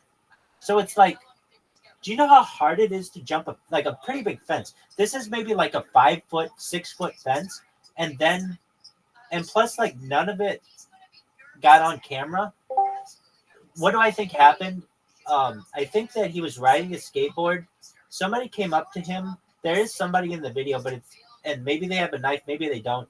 He shoots off a gunshot at them, like a warning shot almost, but he was shooting to kill him. And they got scared and jumped the fence and ran away. Either that or there was absolutely no one there. But I think there was someone there. Anyway, so Wappy Flanker has his chat called the police. And so the police come, and he handled it very, very coolly. Like, honestly, the second that I tell someone that I discharged a weapon in a park, I think that I'm losing that weapon, and I might even go to jail just for them to talk to me. You know how strict they are with firearms nowadays. And so he goes up to the police and explains to them what he did, and that it's all on camera. And there wasn't anything really that they could do to him because he's like, it was self-defense. I told them like 4 times I have a gun, and they had a knife, and they kept approaching me. And so he shot off a bullet. Okay, well, what happens? So immediately Kick bans his account, and YouTube bans his account, which is like kind of a tough situation because it's like, okay, well, and then what else happens? I remember I said I was streaming in his Discord like, I don't know, a month earlier or something like that, or earlier or whatever. Well, I had put in the description of each video that I have, Wappy Flanker, just because I was in his Discord and I wanted to give him some just advertisement. Well, what I didn't know was that when they banned his account and they banned on Kick and YouTube, they banned some of my accounts too because they said Wappy Flanker in there. And even though I had nothing to do with this situation, they were just taking down anyone who referenced it. So our friend, or this guy, Wappy Flanker, well, I'll say this. I would have said to Wappy Flanker, dog, why didn't you just turn around on the skateboard and leave? Like, you're on a skateboard and he's on foot. And I understand that you're like afraid for your life and everything. So just turn around. You have a gun and a skateboard. Why wouldn't you just turn around? But without the opportunity to say that, I understand that he was protecting himself. And, you know, so long as we're in the United States and that's a thing, the Second Amendment's a thing, then he's allowed to do that. Nevertheless, he talked to the police and they let him go. But here's the thing. Then I got to know this guy a little bit better, or at least hear other people talk about him, and he's pretty quick on the trigger.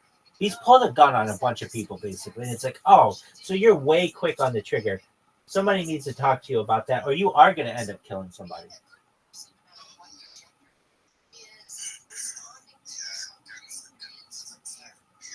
Well, yeah, and then try getting into that when you're, like, on social media.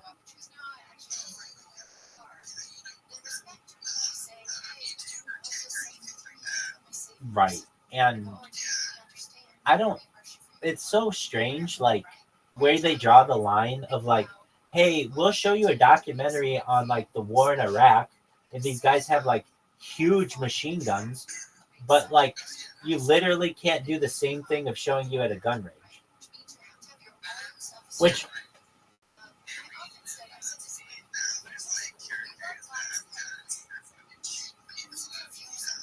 An excellent point.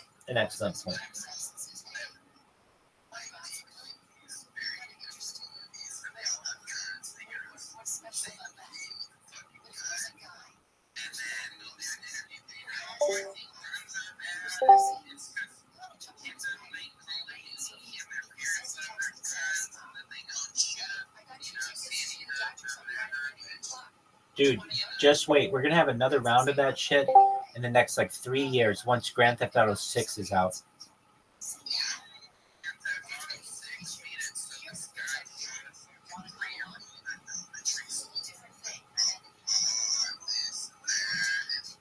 Hey,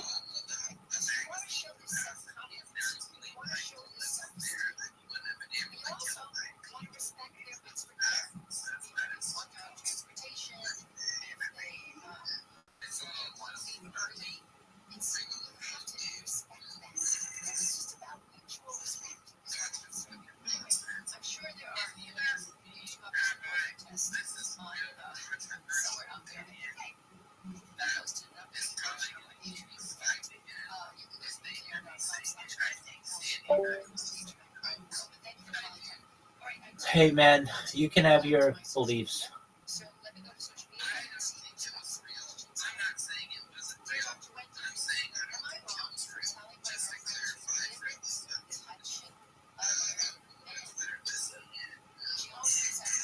You may not be alone in that belief, and I don't understand why it's such a big fucking deal, even if you do that. Like, isn't this the United States where you can have the First Amendment and personal opinion to say whatever the fuck you want?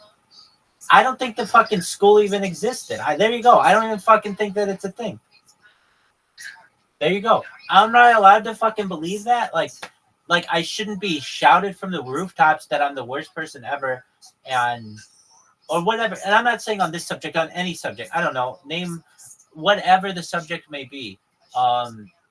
Just anything that goes against the mainstream. So I don't just. I'll try to take it to another level. Like okay, I'm just at a loss for words right now, finding an example. So, with that said, I think it's horseshit. The whole thing's horseshit, and I fucking don't like it. Well, so here, I know what I want to say. At a certain point, people will use a certain phrase to be able to say like, oh, you're a denier, or you're a hoaxer, or whatever you want to say. At what point do you just say, dog, whatever it is you don't like, you come up with a little term for it, and then you just bitch about it until things change? Shut the fuck up. It's like, oh, now you're like, I don't know. It goes back to what I used to complain about this shit to my mother, and she would say, one person's terrorist is another person's freedom fighter.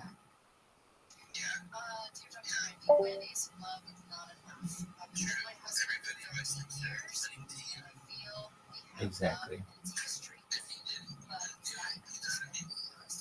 We're done.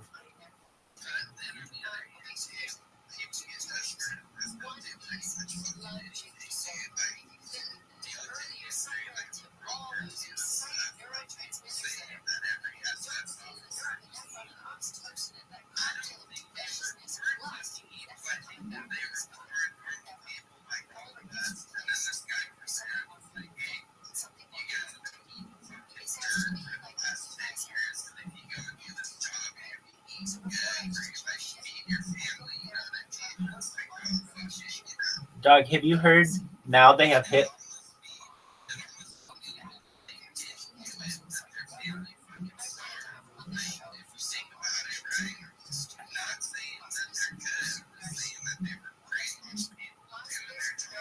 Dude, totally. I've always been an advocate that I was just following orders is completely appropriate.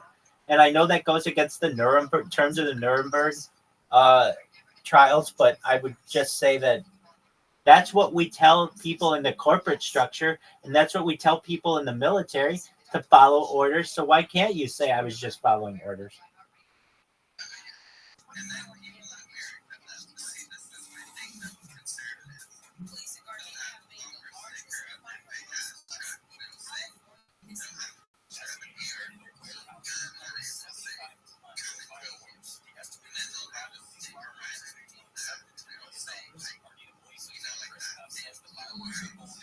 Yeah. Dude, Ask Much, that's an excellent example. Did you know that there's some... Right. Do you know there's a type of technology that can sense where dense amount of metals are, and all they have to do is basically declassify it, and they can go from door to door and just see where you have a dense amount of metal, like a handgun or a firearm, and take it from you?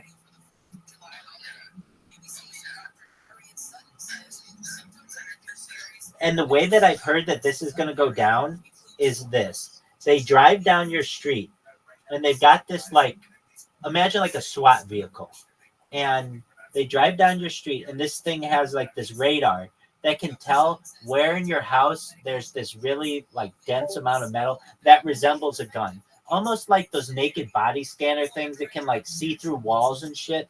And then whatever it is, you have to basically secure it for them in a box and bring out the box, and then they're gonna just go down the street and then take everybody's weapons.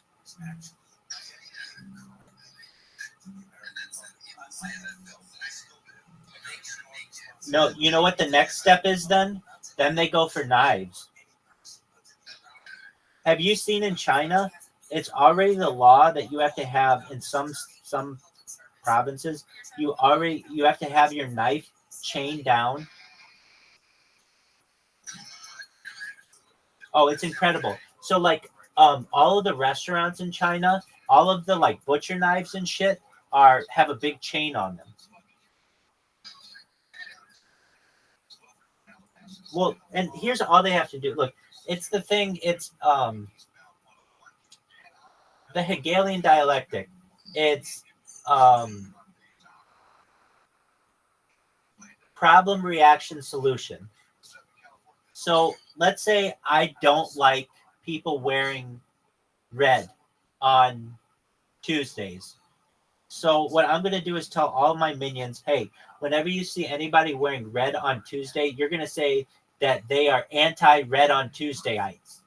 And it's like, oh, you're an anti-red on Tuesday. And then we're just going to keep saying this until we can modify everyone's behavior. No one's wearing red on Tuesdays.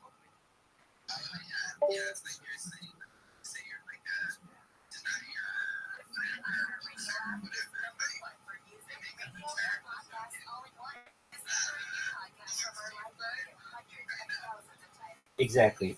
And so when people say that, I call it this. You can call me whatever kind of theorist you want. I call it pirate logic. What's pirate logic? Well, if you know the word like CONSPIRAC, that one, part of that word is piracy. It's kind of just like with piracy. And so I call that pirate. And then a theory is just a theory that makes sense to me is logical. So I call that shit pirate logic, and a lot of it makes sense to me.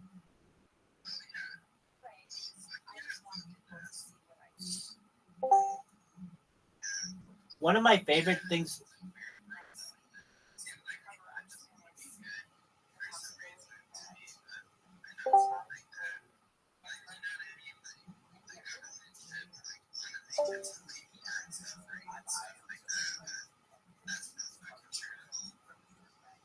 Word, Mockingbird.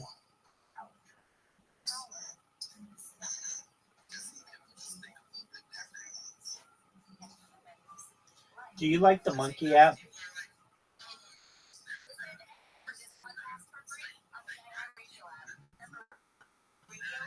Yo, dude, who's Cat Lover?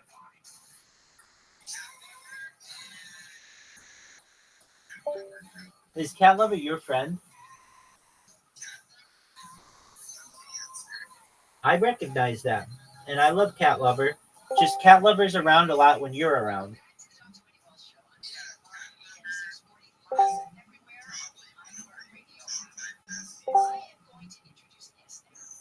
Is Spring is Dead included in this top 5?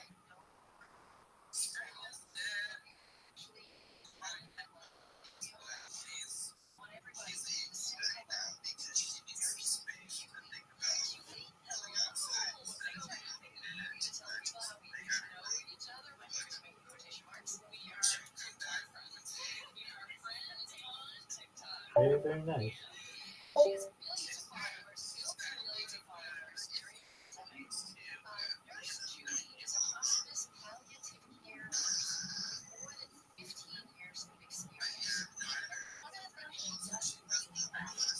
Do you want to know why she left?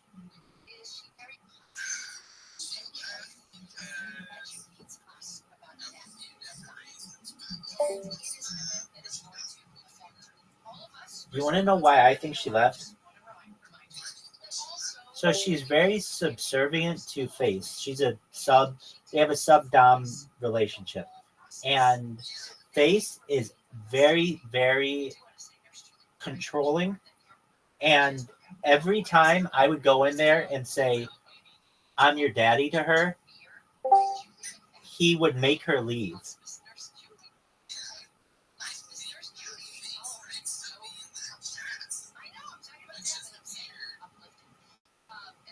In Ass Munch? Or in Bitcoin Ass Munch?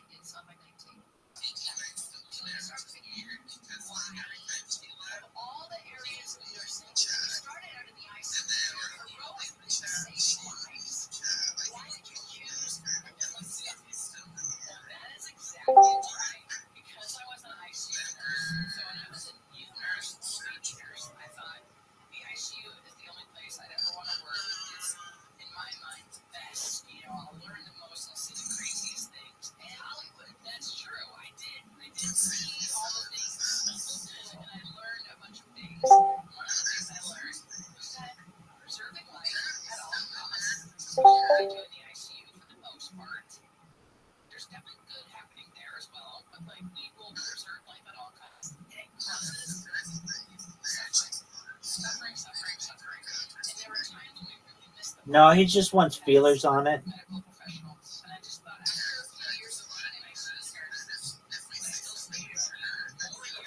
Exactly.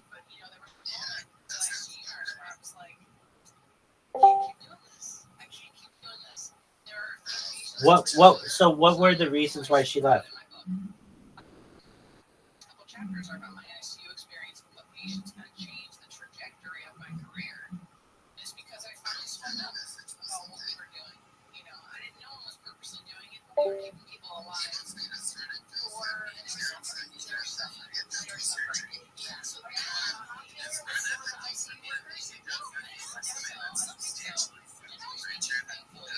I was gonna say, I mean, come on here. Is that really what he said?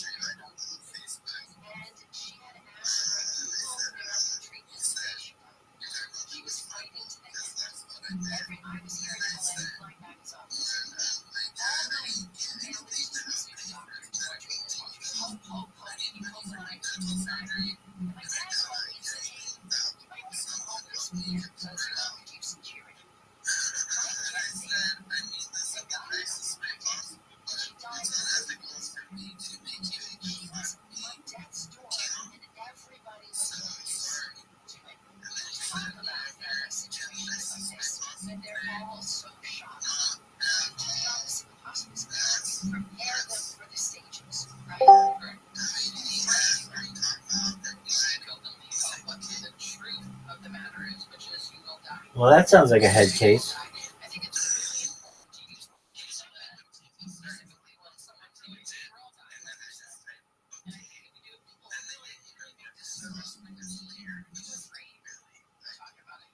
Yeah, it's a perfect response.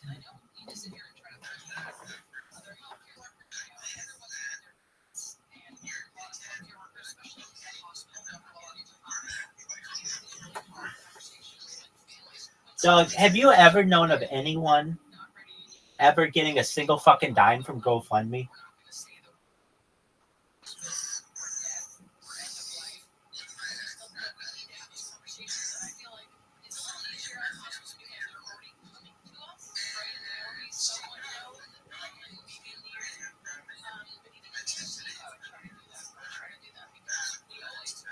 Right, it's only $85,000. Okay, so you do know someone who has. Okay, I just don't know anyone. I don't know anyone who's ever had one, fortunately.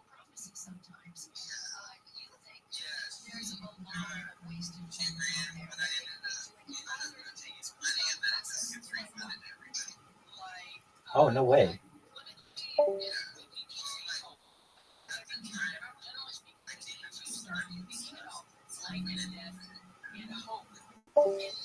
All right.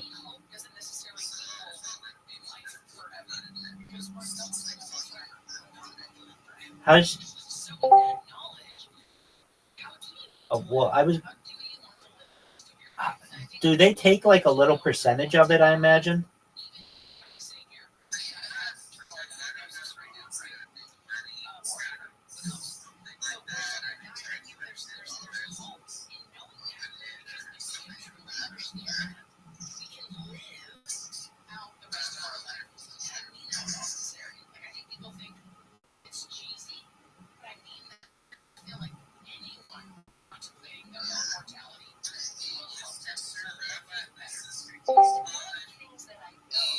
You take care of your home matters.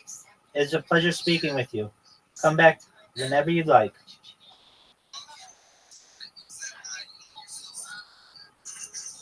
Yeah, but single by choice. Tell this girl she'll get fingered by me like a bowling ball. Thanks, baby. Please do. Peace, baby. Take care.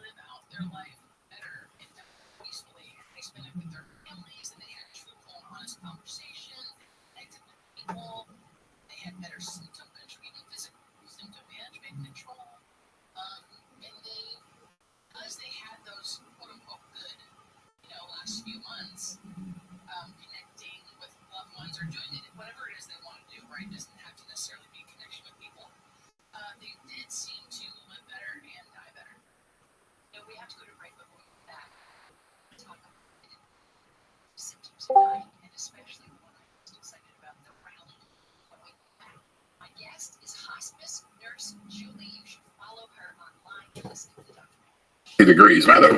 They're freezing. It's 60 degrees. It's cold. Yeah. Those people in Chicago, what do you think warms them up? The pasta. That's what the pasta fazool. You know, in the winter, what do Italians make? Poor Italians. It's beans and fucking. It's peasant food. It's peasant food. You know, I grew up with these people that they were such Italians. Like they even made like peas and potatoes like with pasta. That's too. Excellent. I'm glad you're here. So you have a girlfriend and a wife? I think that's a yes. Dog, you can't just be like my ex. Your ex what? Your ex what?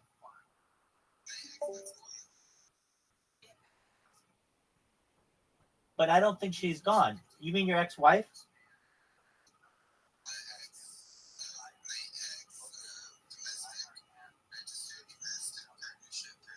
Yeah, that woman. You still got to get that bitch annulled or whatever.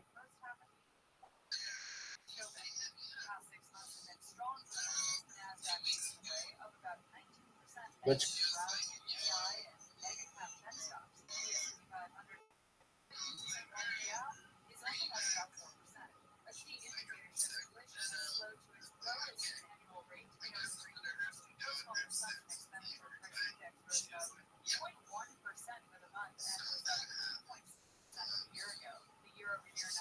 All right, so are you married to that chick? Dog, and you have a girlfriend?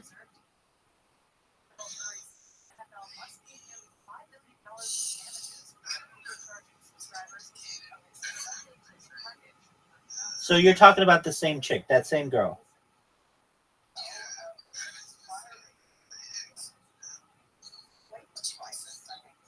Yeah, that complicates the shit out of it. If you would have said, you know, my ex-domestic partner, I'd be like, oh yeah, I know you're referencing now.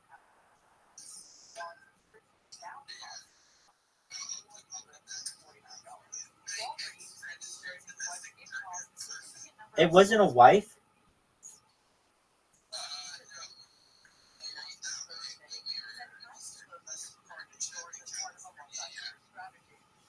Tight.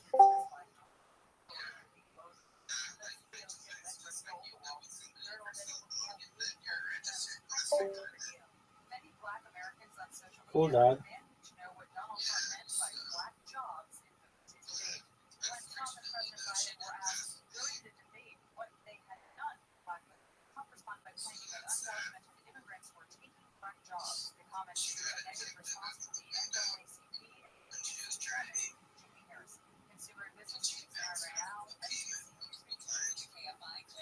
Did you break that bitch's back?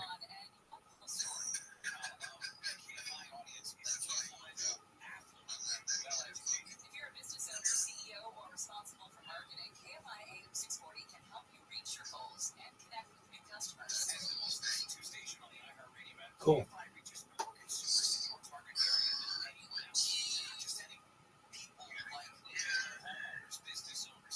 So you're going to see that registered domestic partner again soon?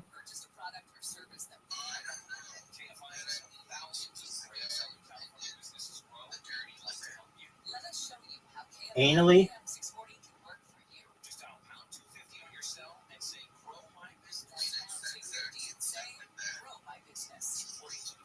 All right.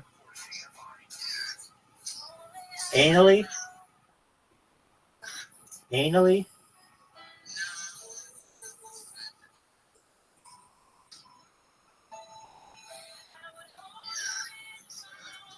Who's your favorite musical artist of all time? Go.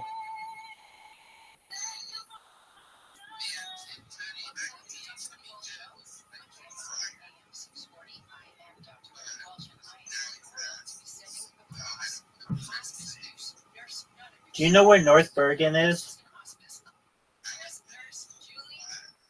Oh, good on you, dog.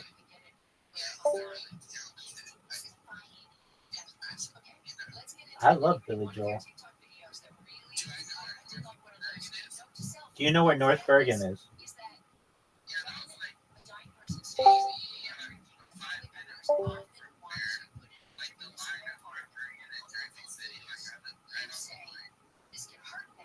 Did you ever know anyone who knew Joey Diaz? You met him? When did you meet him?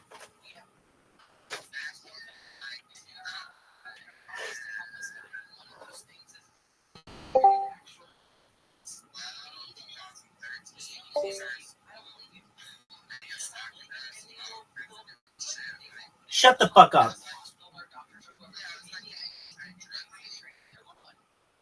Are you serious? I don't believe you.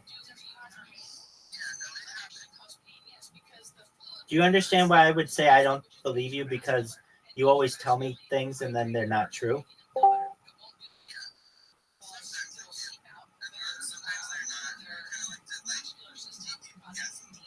Yeah, did Joey Diaz come to your school? No, he fucking didn't.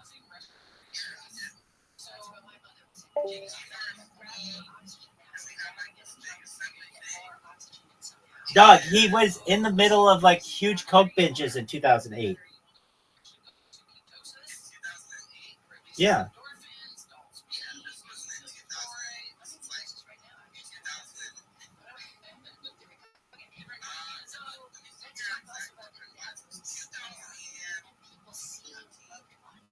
Oh, okay.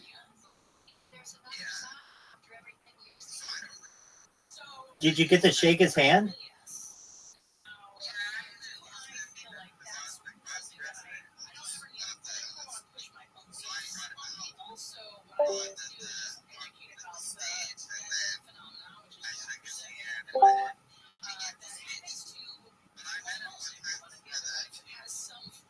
When was that?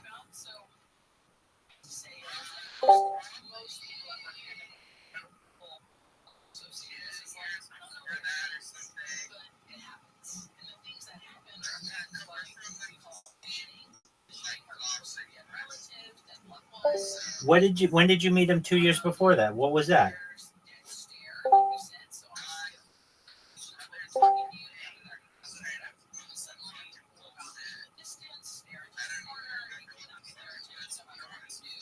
No, think back. What was it?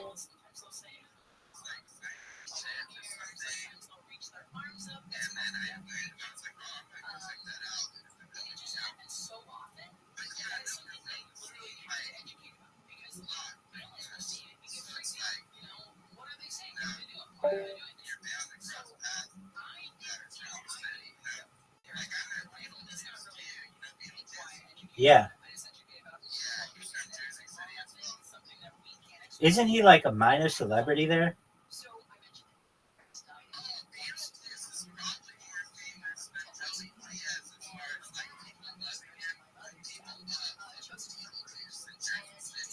That's what I meant to say. Yeah, because of his work on Howard Stern.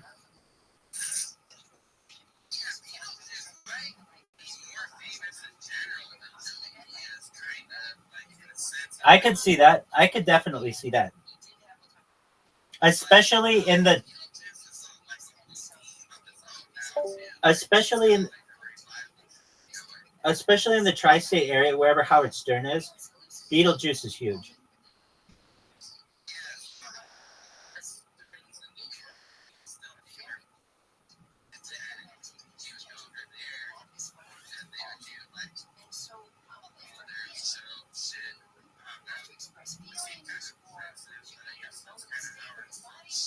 Yeah, dude, it's totally offensive.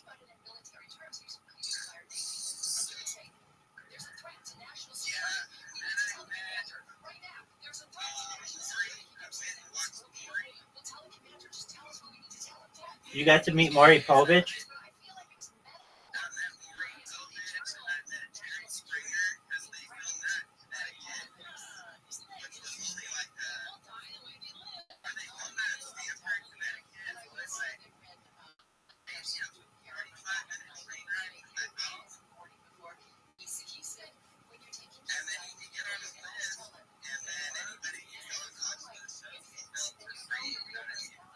Yep. Was it one of those DNA shows?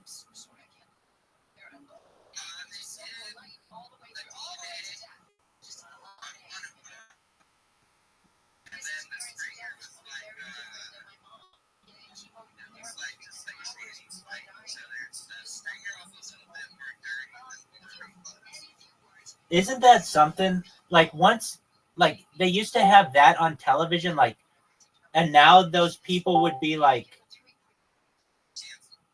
no, not just no. I mean to say, like before they would have like transsexual people fighting each other, and now those people would be called brave or something.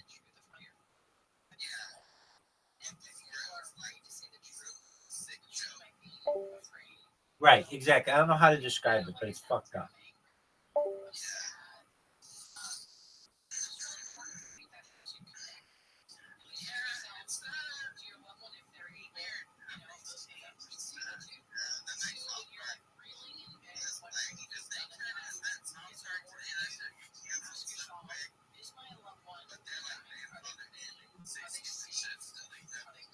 Word dog. Family Guy was canceled.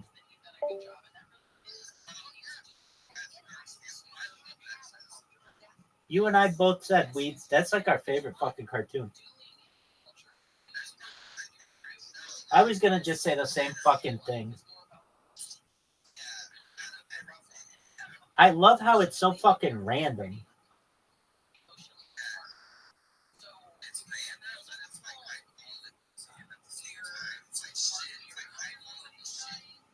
Yep.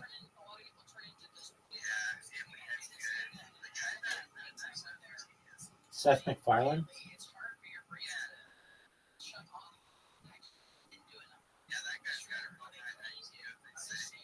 Do you know where he went to school?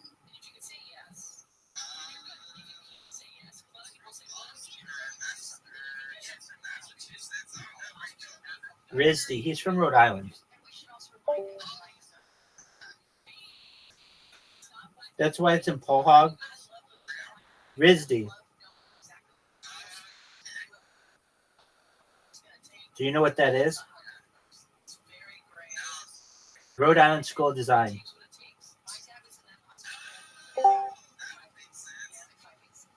Hey, do you know anybody who went to NJIT?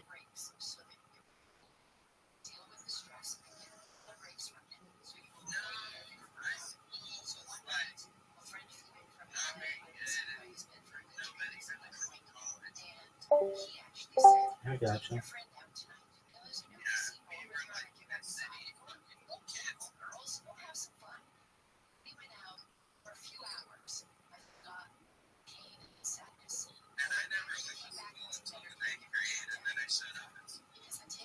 Wait, are you making a joke like you went to online school?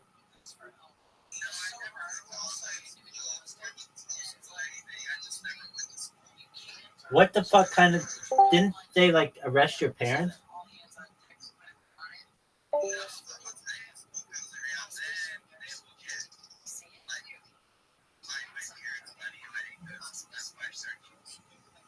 So basically you were quote unquote maybe homeschooled, but they just never taught you anything?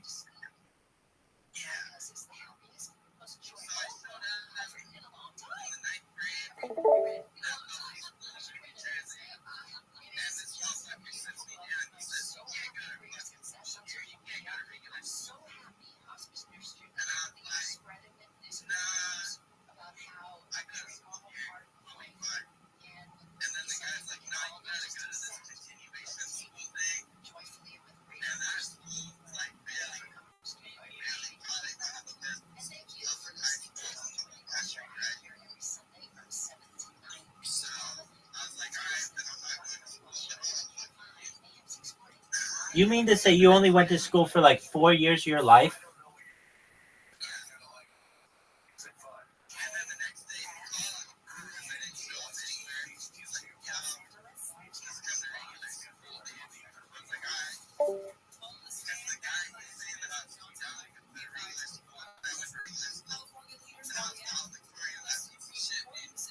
You were valedictorian and class president, right? Why didn't you go to like the Ivy League?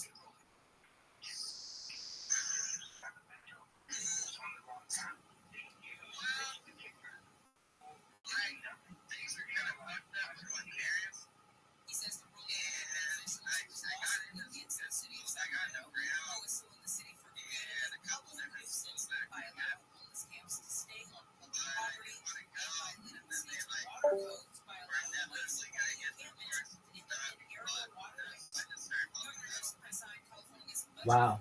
Well, that makes sense to me that you're a very high IQ individual and that under other circumstances it would have gone to the Ivy League.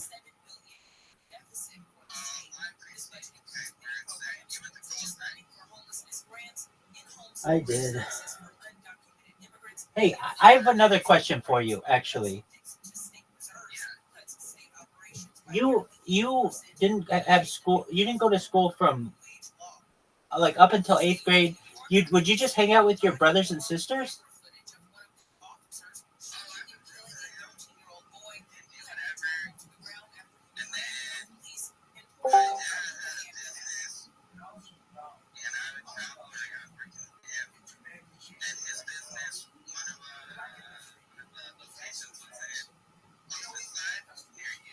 Yeah, I know where that is.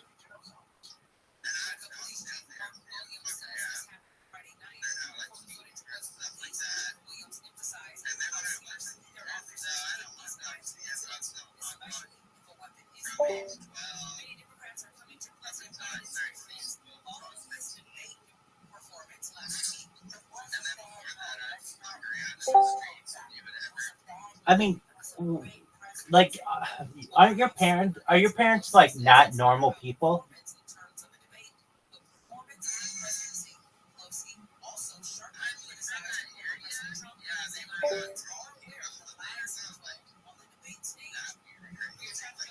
Wait, no, they kind of are. Hold on, let me put it this way. If you have your child not enrolled in school, it's an expectation they should be homeschooled. If your parents aren't homeschooling you, they're weird people.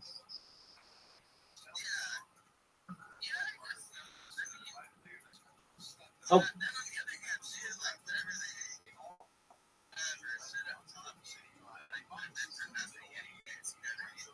Were they abusive? Okay, so I don't mean to say weird in like a negative way, but just they're just not normal. They're just outlier.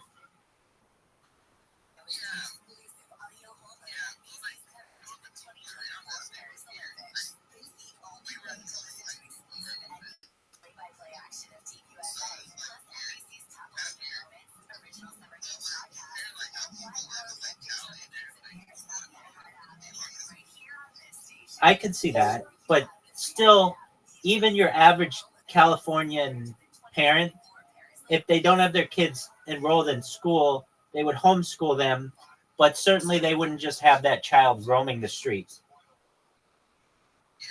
Well, let's be honest. When you grew up, it's a little different than it is now.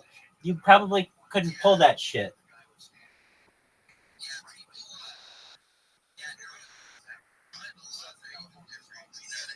Yeah, I do know what you mean. Basically, like before, you could be like a child on your own, and that would just be known as playing in the street or playing with your friends. But now it's seen as like being unsupervised without an adult or a guardian or something.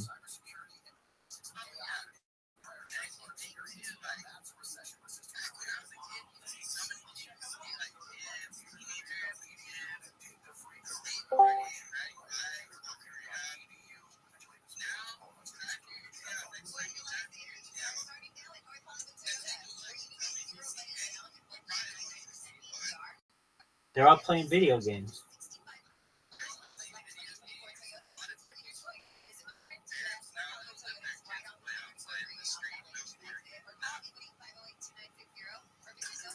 Yeah, it's unfortunate. It's almost like if I had kids, I probably wouldn't want them outside, just because if I would know how. I mean, look, I would want them to be outside on bikes and things like that. But I know what I did as a little kid, and I know the police are going to be more strict nowadays than they were when I was a kid. Like when I was a kid, if you did something wrong, we really didn't ever do anything wrong. But like, here's a perfect example. We like to play the game Capture the Flag. Do you remember the game Capture the Flag? So we play Capture the Flag around like the neighborhood and hide the flag around our neighbors' houses and things like that. Okay, well, back then nobody cared, and the neighbors knew that, like, even if they didn't have kids with whom we were playing, it was like an older couple. They weren't going to call the police on you. There's nothing like that. But nowadays, it's like, well, there's a liability. If these kids are on my property and one of them gets hurt, I could get sued. So they call the police. Then the police come out. They do a report. It's like, dude, it's a bunch of 11 and 12-year-old kids playing a fucking game that's been played for generations, and now you're breaking it up. So then those kids are like, all right, well, shit, now what do we do? All right, let's get on our bikes and go do something else. Now they want to go down to the, like, I don't know, 7-Eleven, let's say. Well, when my friends and I, if we went to, you know, on our bikes just to go get something like a whatever, Slurpee or whatever, you could, in the past, perhaps, just go in there with, like, I don't know, be 11 years old and like have your change and get whatever you want. Nowadays, it's like, oh, you're unsupervised without a parent. You could get in trouble. And then the cops are going to pick you up and they're going to take you to your parents' house and they're going to arrest your parents for being unsupervised. I was thinking,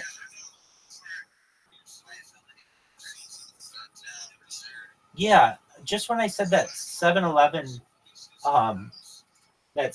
example, I can't think off the top of my head of going to a 7-Eleven, but I can remember going to like a candy store or something with a friend, and it's like well, we used to hear, I never had to do this, or I don't know of anyone in my family who had to do this, but I've heard it like on Joey Diaz referenced this, where if you, like, let's say it's like the 1970s, you could give your kid the money and they could go buy cigarettes for you, or they could buy alcohol for you, because they knew they knew the clerk, and the clerk knew that you weren't going to buy beer for yourself. So basically they'd allow you to be that like delivery person, when today there's no way that would ever happen.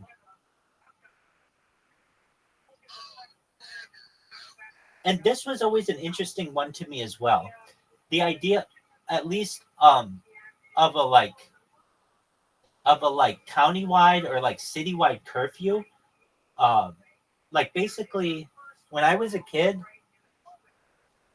if we were at someone's house, like we were always doing something. So like an idea of a curfew was not like, I don't know, like we were at someone's house or we were doing something like, but like nowadays, from what I understand, children have curfews. They have to be in by a certain time. And when before, it would be like be home when the lights go on, when the street lights go on. If your kid isn't home by like whenever 9 o'clock or whatever, you can lose that kid. So it goes back to the original point with the discussion with you, that your parents might have not been, as mainstream as others. And I'm not saying they're not good people by any means. Please don't interpret it that way. Everybody has their own method, but that's a little bit of a different method.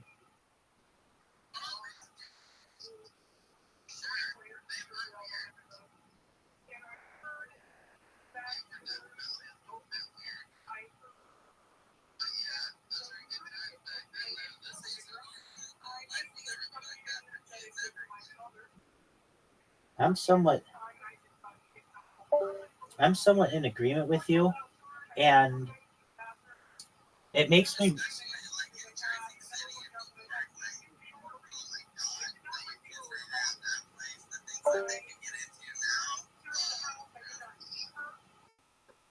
I just hear how, what Joey Diaz says, I make it sound like he's like a voice of reason in this. No, but he grew up in that neighborhood, and so at least I can say that, like he would say, and I guess this was similar. It would be like, in the summer, why are you home? Why aren't you out playing baseball or basketball or running or playing tag? And I can remember being a kid and I would visit my grandparents, and my grandparents would be like, you can't just stay inside all the time. You have to go out and meet people. And I would say, I'm afraid to go meet strangers. I don't live here. This is your house. So they would go and take me from they'd see some kids playing at the end of the street and they'd be like, all right, go on and go ask them if you can play. You know how it is when you're a little kid. And that's what you would do. But nowadays, I just don't think, maybe in some neighborhoods people would do that. But in other neighborhoods, it would be like, don't come over here. We don't want to play with you.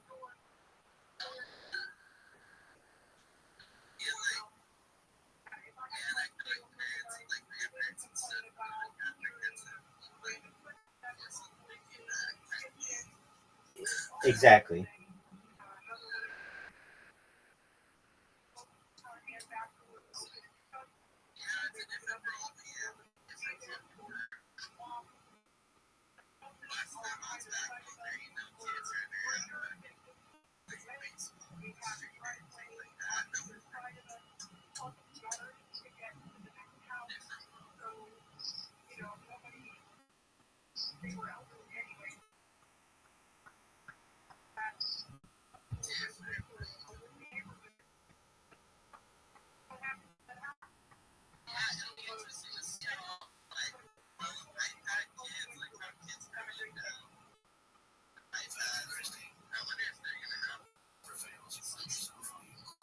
Dog, in my opinion, they're going to be just like your boy toy, Joe.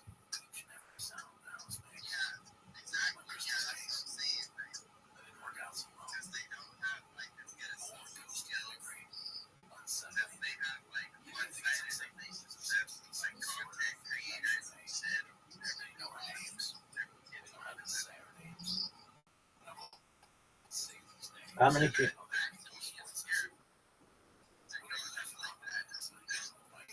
Right. Well, I almost am like, honestly, I'm going to use him as an example because I've never met anyone like him. Someone like Joe who doesn't have that normal kind of upbringing.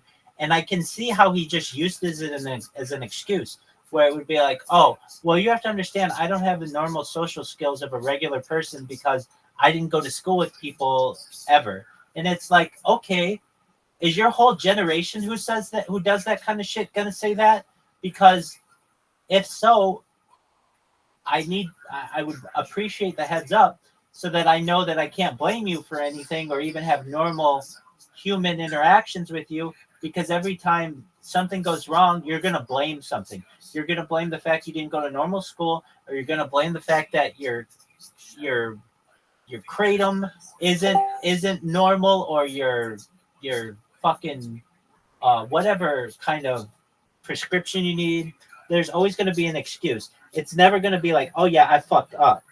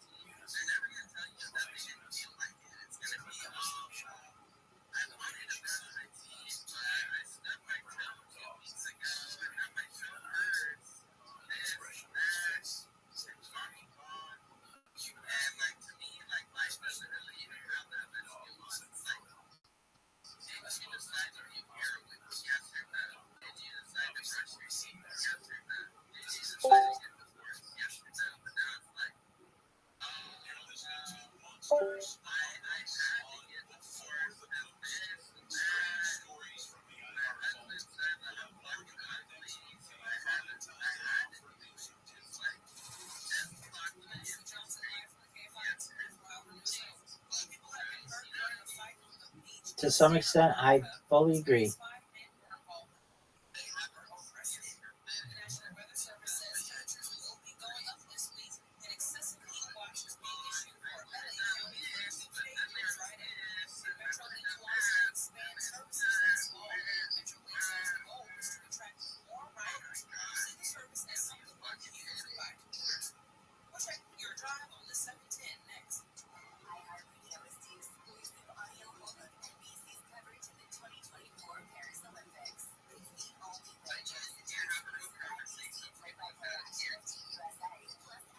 I'm in agreement with you.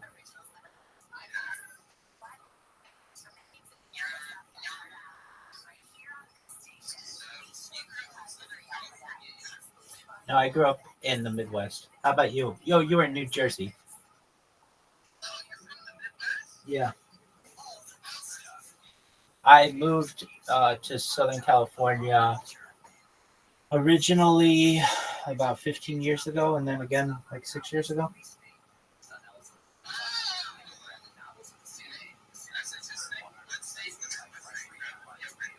I'm from Chicagoland.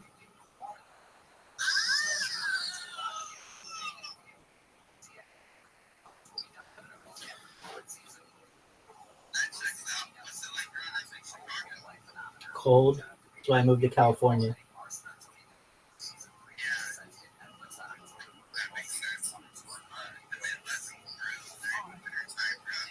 Word dog.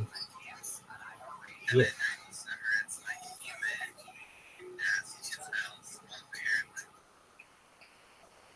Yep.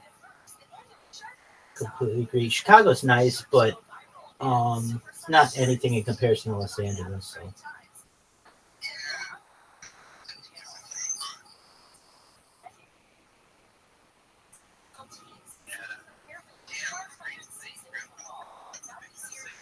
Yeah, it is. I had somebody in here. Somebody was asking about your coin, about Ass Munch being a coin. I forget. I was talking to somebody in here. I don't think it was Caspian Sea, but it could have. But no, it wasn't. It was somebody who knows you pretty well. Oh, maybe it was L. That's who I think it was. And we were saying we were wondering why don't so Ass Munch is a coin, correct?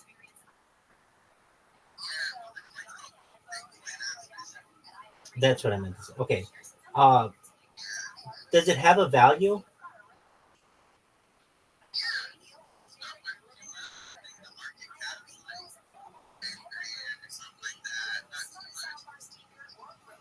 I gotcha. And how many holders do you have? Do you know?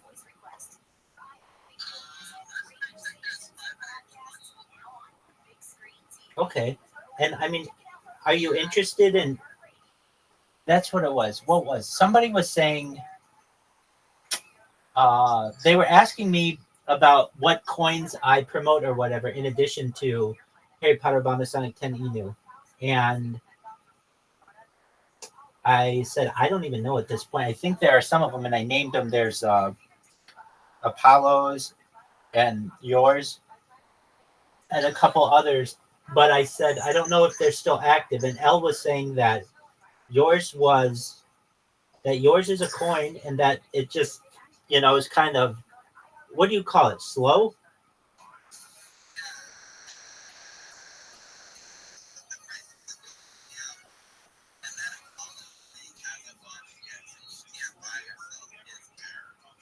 That's right. But I do promote that one, particularly on social media. I've got that thing all over a bunch of social media I have. Oh, I know. How can we help your coin? That was a question that we had.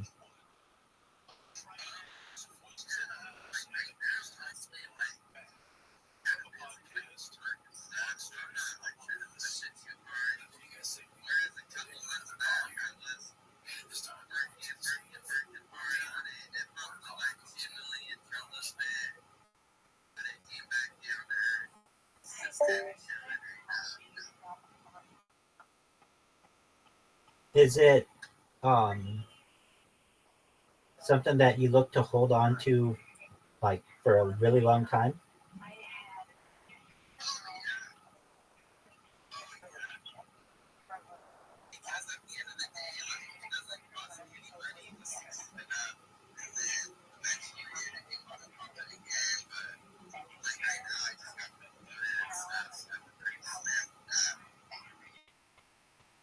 You just got promoted?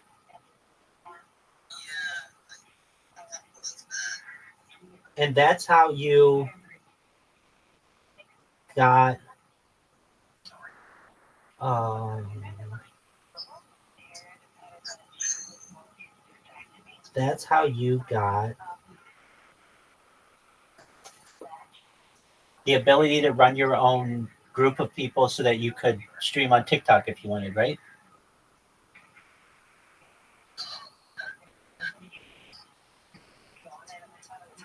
I gotcha. Do you have a TikTok?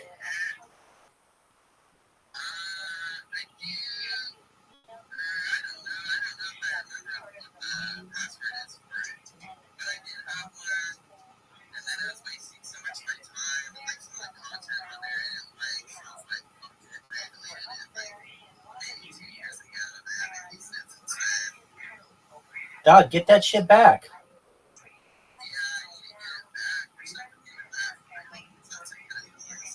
Dude, people do that all the time with woodworking and like shipbuilding. And I'm surprised I've seen welding, really good welding. What do they call it when you are like stacking nickels or something? Stacking dimes, exactly. Um, that's a really popular. That can you stack dimes like really well? Dog, that content is literally like what TikTok wants.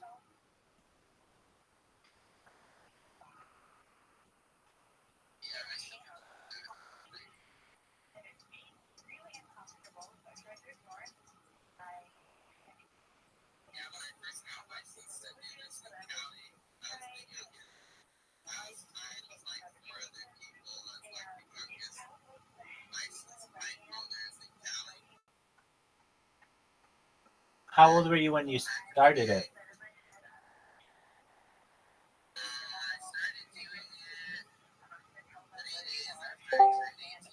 I gotcha.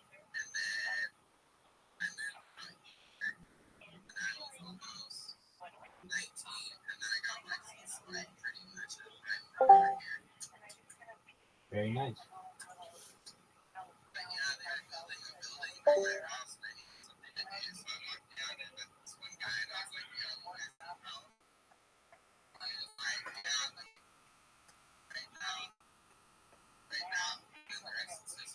No way, you started right away?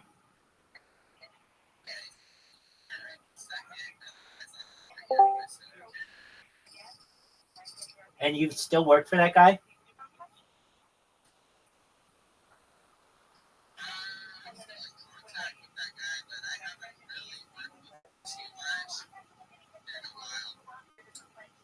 I gotcha. I gotcha.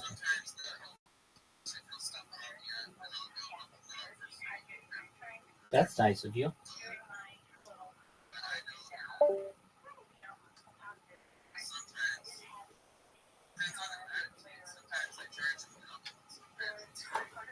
Oh yeah, good on you. Hey, I'll be right back. I have to use the restroom. Dude, you really met Joey Diaz twice? That's fucking amazing. Fucking you know what I'm saying? And that's what the Comedy Store is for me on Tuesday nights. Mm-hmm. I don't have to stick to that fucking pathetic material. I could go up there and talk about the drive, talk about Priuses, and how I hate those motherfuckers doing 40 in the right-hand lane. You know, It's just something that you observed today. Yeah. You know, that's it. That's what I like. That's what Tuesdays was for us years ago. But now you go to the Comedy Store on Tuesday and there's 160 people that are clapping for you like they know who the fuck you are. And you're like, damn it. I wanted to do the joke about the one-legged hooker from 19. You know what I'm saying? Like, the Comedy Store has become a place where I can't do, that 12:45 spot when we first got there. And you had to follow Paul Mooney, Sebastian. And Sebastian, anybody with common sense, you're not going to go up there. Something funny happened to me today. After the third joke, you're going to die at 12:45. So you know what? Take that set list and rip it up and go up there and work them. Cut the crowd in half, get this side alive. Once you get them going, cut it in half again, get this side alive, and then they meet, and now you got them. Now Jeff's on the piano, Maz Gibrani, fuck the yums. You're up there fucking yelling, and now you turn nothing. The Comedy Store at 12:45, that's 4 years of that, they're not going to stop you. That's why they're not going to stop you, because I've seen adversity. It's been staring at me. They just followed Paul Mooney at 12:45. You were there. We had to follow Eddie, Paul, and Andrew.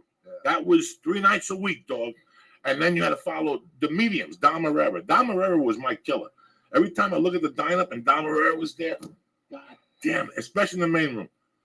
And for me, it was him and AJ Jamal. Who was it for you? Who used to shut your lights out before you got on stage? Oh, God. Well, I mean, it's funny. I used to wait tables at the Four Seasons Hotel, and Eddie Griffin used to literally come in, drink at the Four Seasons Hotel, and then he used to go to the Comedy Store, do his hour, whatever, and then bring me up, not knowing I was his waiter.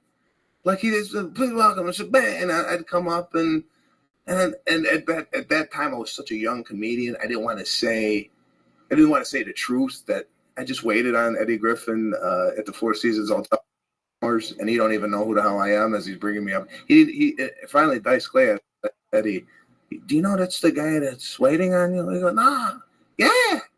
And then we kind of had like a little banter back at the Four Seasons where he used to come in. But yeah, I mean, going there, I didn't even, I would wait. I'd get there at 9 if I wasn't even on the list as a fallout. And I'd sit in the back and I'd just wait for 5 hours if I had to get that last spot. So it was Dice for me. When I had followed Dice, it was because, it was more of a similar look and whatnot. I'm like, oh, man, what am I going to do here? He's going up there. He's talking about, pussy, cunt, this and that. And then what am I going to talk about? Ross? Dress for less? It's like, where's the transition here? So it took, but it made me better, How surreal was it that you're going up behind Dice? Do you have any idea, Lee? Do you have any fucking idea, Lee? No. You have any idea? I didn't talk to the man for the first year. The reason why I'm up on that stage is because Halfway House, when I got out of prison, the Halfway House for New Year's, they locked us down, and I brought everybody brought films. Oh, let's watch this. And I brought Andrew Dice Clay. That beat everything. That was like the full, what is it called? A full house? Yeah. Like they had like Batman rules and this, and then I was like, Dice Man rules, put it on. And my head almost blew off. So you didn't talk to him for a year? A year until I got to the store, until an argument arose one night. Between you and him? No, between him and Scott Day. Were you there for Scott Day? Who's Scott Day? Scott Day was the original talent coordinator. And what happened was, way before you came in, it was Luca and Marino. I just told the story. We'll tell us, then we'll do the shots, and we'll get you out of here. Luca and Marino. Dice came in one night, and Luca's on stage lighting a cigarette. with the lighter in his jacket saying he's the hitman for the Gambinos. And then fucking, I could see Dice in the back on. And then Mike Marino went up. And he saw Mike Marino. And the next day he called Scott Day. Scott Day was hired by, who's the guy in Vegas, the chubby comic that had Louis Anderson. Louis Anderson recommended him. Scott Day was a good guy. Scott Day was a fucking Manaluskado. He could fucking put him down, dog. He'd give me 5 spots a week. I'd bring him a bottle of tequila. It's at 1 o'clock on a Tuesday. You know how your spots come out for the week on Wednesday. In those days, your spot Wednesday. On Wednesday, I'd call at 2, and it'd be all day. Wednesday, Thursday, Saturday, main room, Saturday, original room. Mitzi took care of me. And I would stop and get him a bottle of tequila and bring it over there at 5 o'clock. I mean, a bottle. Guys, not a pint, not a half a pint. A bottle. And I bring it to him and say, thank you, Scott. He put it in his fucking drawer. And by 10 o'clock, when I'd be at the store, he was out of it. And he'd be walking, guys. None of this shit. Oh, how you doing? What's up, dog? Let's go get a drink. Scott, what'd you do with that bottle? It's gone. Shit. And he was walking. He hated Rogan. He thought Rogan was a bully. Really? But one night, Dice called him and said, you're not going fucking home. We're going to take care of this. You got 2 fucking Dice impersonators up there. That's how I became friends with Dice. I was out there, it was 11:30, and he was arguing with Scott Dice, telling him that they're gone. Don't make me go over your head. They're gone. You understand me? You can't be up there doing Dice. And I stopped and I go, listen, you don't know me, bro. I love you. I do this because of you. They're not doing you. They don't have a voice yet. So they're doing their favorite comic. When they get a voice, this will all be over. Yeah, but you don't know what you're talking about. Okay. And I walked away. I didn't argue with him. He called me. He's a man. 3 days later, he goes, I thought about what you said. Thank you. You're right. It's a form of flattery. Yeah. And that's it. We hit it off after that. So that's how I knew he was a good guy. You know, he meant well. You know, Yeah. You went on the road with him for a while. I went to 2.5 years, 3 years almost. We went and did Indian casinos. We did Vegas, Stardust. He's the, hanging out in the parking lot of the comedy store. He came up to me and goes, "What are you doing?" What are you doing this weekend? I said, "No, I'm working at the Four Seasons." Well, how would you like to work Vegas with me? And I go, "Yeah, let me get off." So we go to the Stardust, Wayne Newton Theater at the Stardust Hotel. There I am. What year is this? This is 2003. Wow. So 4 years in, takes me, and I go up and I'm playing. My parents come out from Chicago. My mother's like, "You made it. Shut it down. It's over." I play Wade Newton Theater. She's like, "It's over. You did what you had to do,"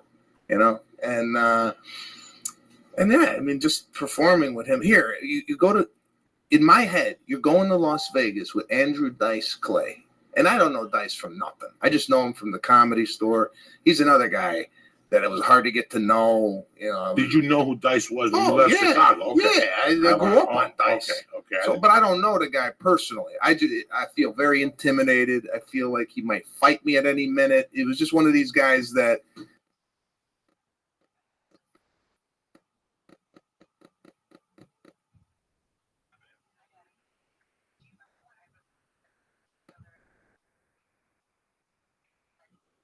Go to the nightclubs. It's going to be great.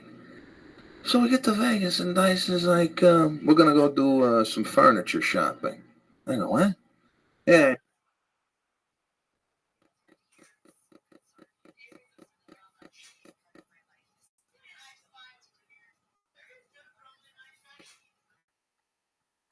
Let's go to a nightclub. We go, a nightclub? No. I got a house. I got kids. So in my head, I was thinking it was going to be this big thing, but here we are. I'm laying on $15,000 couches, and he going, "Is that one good?" I go, "Dice, I got a chair in my apartment right now. Anything I lay on is going to be fantastic." So, we had a good time. He taught me a lot about comedy, ton about comedy. Amazing. It's amazing the education you get. Oh, just sitting in the rooms late night after a show, just. Don't worry about what other people are doing. He told me, don't. You're gonna get your shot. You can't compare your road to anybody else's. Somebody gets a TV show, great for them. you're going to get it. You don't know when it's going to come. You don't know how it's going to come, but it's going to come. So just the only thing you got control of is your stand-up. Keep writing, keep doing your stand-up, and let everything else just go by the wayside. And that's kind of how I did it. And, you know, it just, but yeah, it was good. It was a good learning experience, especially for a young comedian coming up. And it's nice. Nice to have a guy like that take someone like me and pull him up with him. You know what I'm saying? And I try to do that too with some of the guys that I work with, is give them a shot. I do it too. You have to. You have to give back. So let me give some shout outs and we'll close up with something. We'll get the fuck out of here. the glasses are coming out. Yeah, it's all over. I want to give a shout out to my brothers over at Flat Rock Assembly, you bad motherfuckers, working the 3rd, 2nd, and 4th, and 5th shift. They came to the show and gave us shirts at the home of the Mustang. Nice. And where they make the fucking Mustang. So if you're driving a Mustang, it's made by Flat motherfucking Rock Assembly. You're a bunch of savages. God bless you. Thank you for keeping it fucking together with this American tradition, you bad motherfuckers. Graham Tiefler, Villain J, Anita D for short, Death Squad motherfucker, MUFC, Alan Bursell, Kevin Mueller, Andre Silva, and Constantine Rain. I love you guys. Thank you for being family all the time. The other day I was driving, man, and you know, my influences were Pryor and Dice and Lenny Bruce and Lenny Clark, and there's so many guys you like. I like Seinfeld on the Rodney Dangerfield special, and you know, you think of how lucky we've been that people have reached out and said hello and put us in things, and you won the Wild West tour, and you got to do that with those guys, and you think of how great it's been, and then you think about I was thinking about a person like Joe Rogan, man. How I've learned so much comedy-wise, like my traveling, like, you know, the inclusion that people think that we're on the road partying. I was on the road partying as a feature act. As a feature act, I'm out with you. I'm there till 6 in the morning, snorting blow. We'll eat some chick's ass. We'll take pictures. I'm there with you. But once this, I always knew that I was only going to get one shot at this. Yeah. I don't want to blow this. I didn't want to blow this. I don't know what a nightclub is, Sebastian. Nor do I want to know. When I was doing drugs, I didn't like nightclubs. I'm snorting coke. I want my dick sucked. We go in there with bad breath. Hey, what are you doing? No, that's not going to work out. It was a different. I've never been a nightclub guy, although we did see each other at the strip club in Chicago that time, did we not? Was it your cousin, your brother? Do you remember? I was working Riddles, and I went to a strip club with the owner of Riddles, and one of your tribe, your cousin, your brother, came up to me. Was it my cousin? Yeah, long time. Oh my God, that was. Now you worked Riddles. Yeah, you worked Riddles out. That was my bread and butter for years. That was a great fucking room. That's comedy. You know what I'm saying? Brad did that. Brad, his son. Then they opened up one up in right, but it was the guy Ken. Ken was the guy I started with. Oh, maybe it was a different $1,000 for 4 shows, but then the son, the nephew, took it over. Oh, okay, yeah. And he started bouncing checks. I remember they had a fucking midway flight from Burbank. On a Friday, it left at like 6:05. That got you into Chicago at like 10 something. You were at that fucking Chinese place on Harlem at 11:10. You were at a Chinese place in Harlem that's the name of the street, Harlem in Chicago, Harlem Avenue, eating fucking shrimp and lobster sauce and this fucking pork fried rice, tremendous. They had a direct flight, Lee. A direct flight from Burbank. They had like 2 of them. That would go right from there to Midway. They cut those out after fucking 9/11. Motherfuckers. I loved it. See, when my family first came here, they went to Chicago. My Cuban, my mom and dad, my real dad, went to Chicago. Oh, yeah? But something happened. Their action was in New York. So they went to New York and they left a lady that we're friends with in Chicago, and they came back and got it. But my mom always talked about Chicago. I think she was in Chicago on the Valentine's Day massacre. She always talked about that. Yeah, she was in Chicago. That's how long. Her roots were in Chicago too, but they ended up in fucking New York City. So one of the success signs for me was to work Chicago. Like once you work on the road, Chicago, Boston, there's some places you have to work before you have to start talking shit. What? I worked Boston last week, bitch. I don't know. You better check out my IMDb page and shit. Well, what is it like to play Vegas? Because I know from podcasts, Vegas gets like a lot of shit sometimes from comedians when they have to be there all week. But like Paulo went to Vegas, I think a few months ago, and they already had billboards up for next week at South Point. Like that must be pretty. Vegas has to be like one of the coolest places to play. Between me and you, on paper, it is. After the first 2 times, you're like I went into Vegas to catch a rising star. So it was a week at the whatever hotel. Yeah. But after 3 days, there's a bunch of kids hitting you with swords. You never planned this in your list of gold sheets. What's that hotel? That Luxor. Yeah. Catch a Rising Star used to be at the Luxor. Used to be fucking Monday through Sunday. 2 shows a fucking night, okay? So by Wednesday, you're already sick to your stomach. You're eating in the employee lounge. You're eating bread that's got teeth marks in it. You know, like that's why you got to rip that bread at the buffet. Rip that motherfucker. Don't ever let that motherfucker there, because they'll put it right back in the line with your little pubic hair from your mustache and shit. We were eating that stuff. The first time I worked the ribs, Sharippa was so shitty to me. He was so shitty to me. I worked that Friday, Saturday up in the roof, the dirty show, and they give you a card for the employee lounge. But it was like the worst card you could have. Like they wouldn't even give you all the benefits down there. It was like old fucking food, man. Vegas, listen, man, everything, I don't know. I see it differently now. I go on the road to talk to the people from this podcast now and make the connection from social media. And that keeps me alert. If I didn't have that, I couldn't do the road. Mm-hmm. I couldn't be one of those guys that goes out every week with no end. This has no end. Yeah. This is what you're going to do till you're 58. Then you have no insurance. I always wanted for this to be more for me. You know what I'm saying? I didn't want to depend on the road that much. You know, I see the value, but I don't sometimes. Like, I like staying at home. I got shit to do at the fucking house, you know? No, there's a life at home. You know, I mean, you got to live your life. Like too. what you said, you go out to dinner with the wife. That's what you spend your Guinness on. You got to live. You have to live your life in order to produce comedy. At least for me, I have to go out there. I have to do things that people do. You can't live and breathe this comedy, stand up and keep working and this. And you got to go on vacation. You got to do this. You got to do that to draw material from, and it's healthy. Right, and I like what you said about going out and meeting these people that listen to the cast, because, you know, I love the meet and greets. I love them. I love them. A lot of people don't like the meet and greets. But again, I tell people up front, and I tell them on the stage, listen, do me a favor. If you forgot to put deodorant on, don't hug me, because then you leave armpit on my arm, and then people hug me later, and they think it's my armpit. Then they leave done going, we like Joey Diaz, but he had a little wang to him, and then you smell that armpit for the second show. You know what I'm saying? You could smell that sweat. So when you come to my shows, I tell everybody they got to bathe. I want everybody to shower. I don't ask for much. You got to bathe, because I love hugging people. I love, you know what I'm saying? Yeah. But if I hug you and I get that fucking armpit on my arm, I got to go on stage smelling that fucking armpit. It's death. Lee, it's death. So that's all I fucking ask. Sebastian, the biggest thrill for me, going back to the store, I got to be honest with you, Sebastian, was you.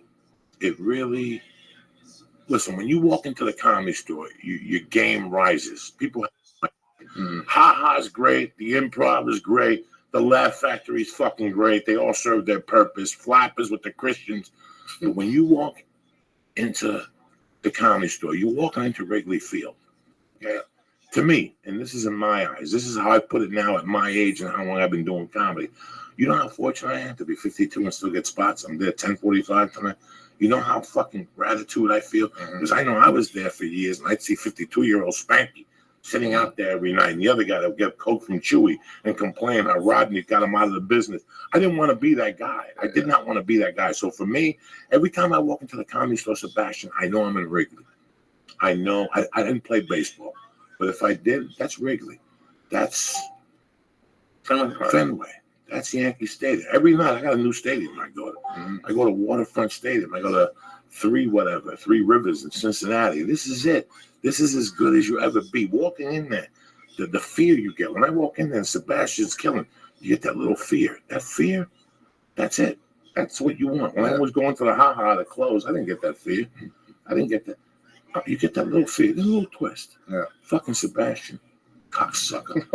And you walk away, you motherfucker. And then you go up there and you kill, because that's the league. That's your heart. That's everything. Dog, how lucky are we that we're still there 15, 16 years later? It's unbelievable. Are you fucking crazy? Are you fucking crazy, Lee? So every morning that I get up, I'm thankful. But to see where you were and where you came from, Sebastian, and where you are today, my God, it's a feather in my cap, bro. because I always pulled for you. I always thought you were funny. I always thought there was something cooking in that fucking guinea mind of yours. I knew there was something up there. I just didn't know what. It wasn't my business. But I always knew that while they were doing, you were one of those guys that they're talking about this, and you're like, yeah, right, good. In your mind, you have that gift that you saw right through the bullshit. That like you didn't suck nobody's dick. You know what I'm saying? You didn't go upstairs in the green room and lick somebody's balls. Yeah. There's people. How many fucking people did we see coming? Oh yeah, it's a revolving door, man. And they had stories and management and agencies and writers, and Liza Minnelli came to see him, and they're fucking gone today.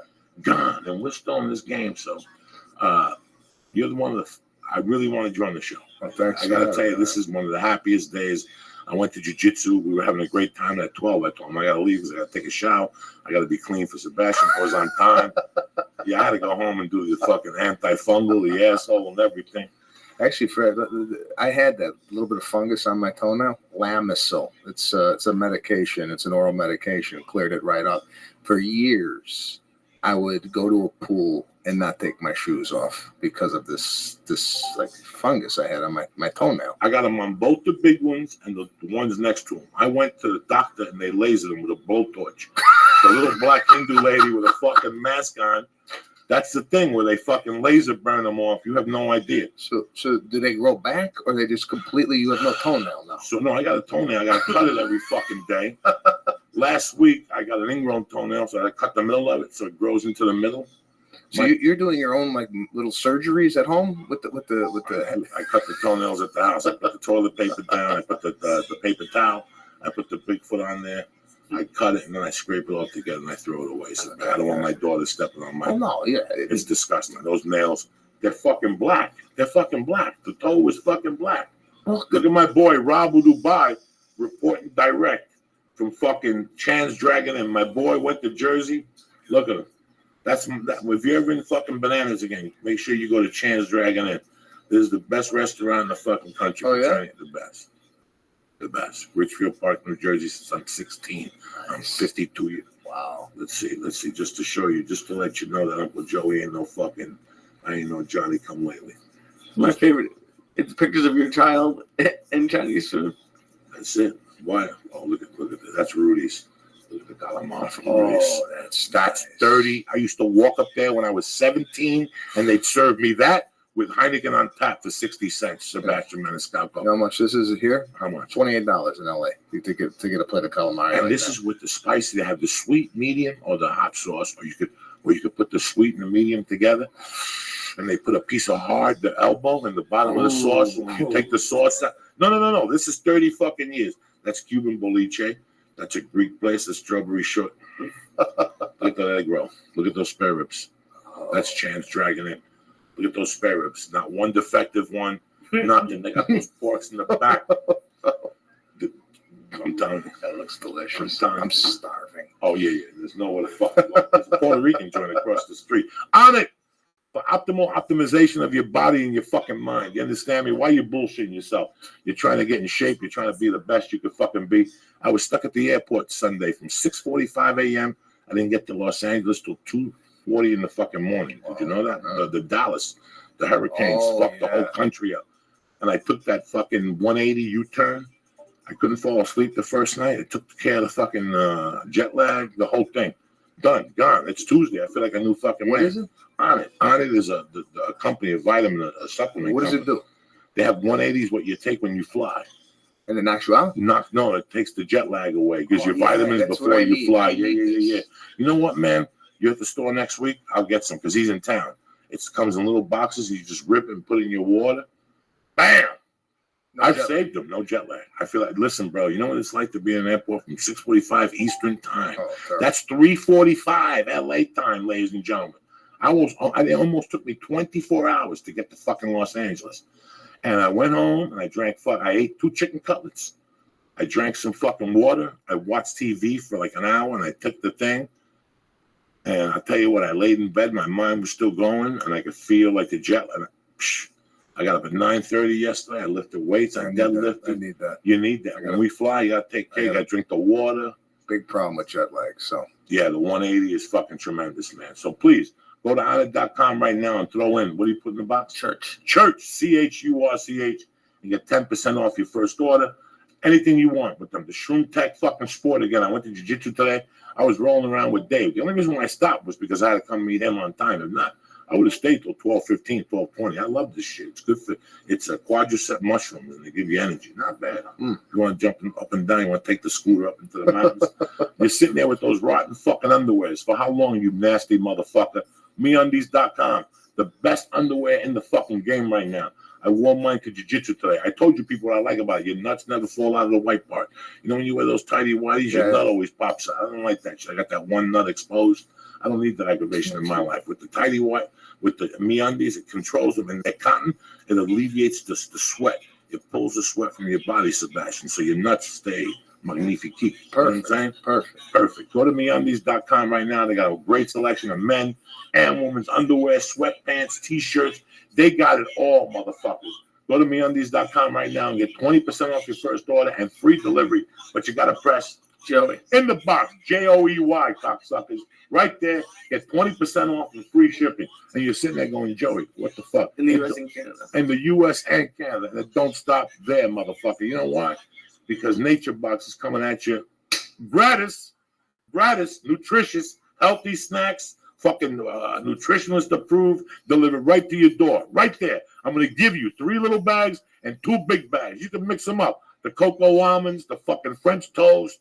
Listen, they put new shit out so much, I'm out of contact with what they even got anymore. But all I know is it's nutritious, it's fucking delicious. When you're stoned to the gills and you're eating those little bags, your mind's gonna blow up. Whether it's the figs, the plantain chips, everything they got is good. And I'm giving you a starter box for free, gratis. It's like a $30 value on the arm. The only thing it's gonna cost you is for shipping, like $2 fucking bucks, right? Not even like $190. $190. So go to naturebox.com right now and press in. Joey. Boom! Joey. Get a free fucking box, 3 little bags, 2 big bags delivered to your door right now, today. It ain't gonna come today, but if you do it today, you'll get it by the fucking weekend, and you can next weekend when everybody else is eating potato chips at those barbecues.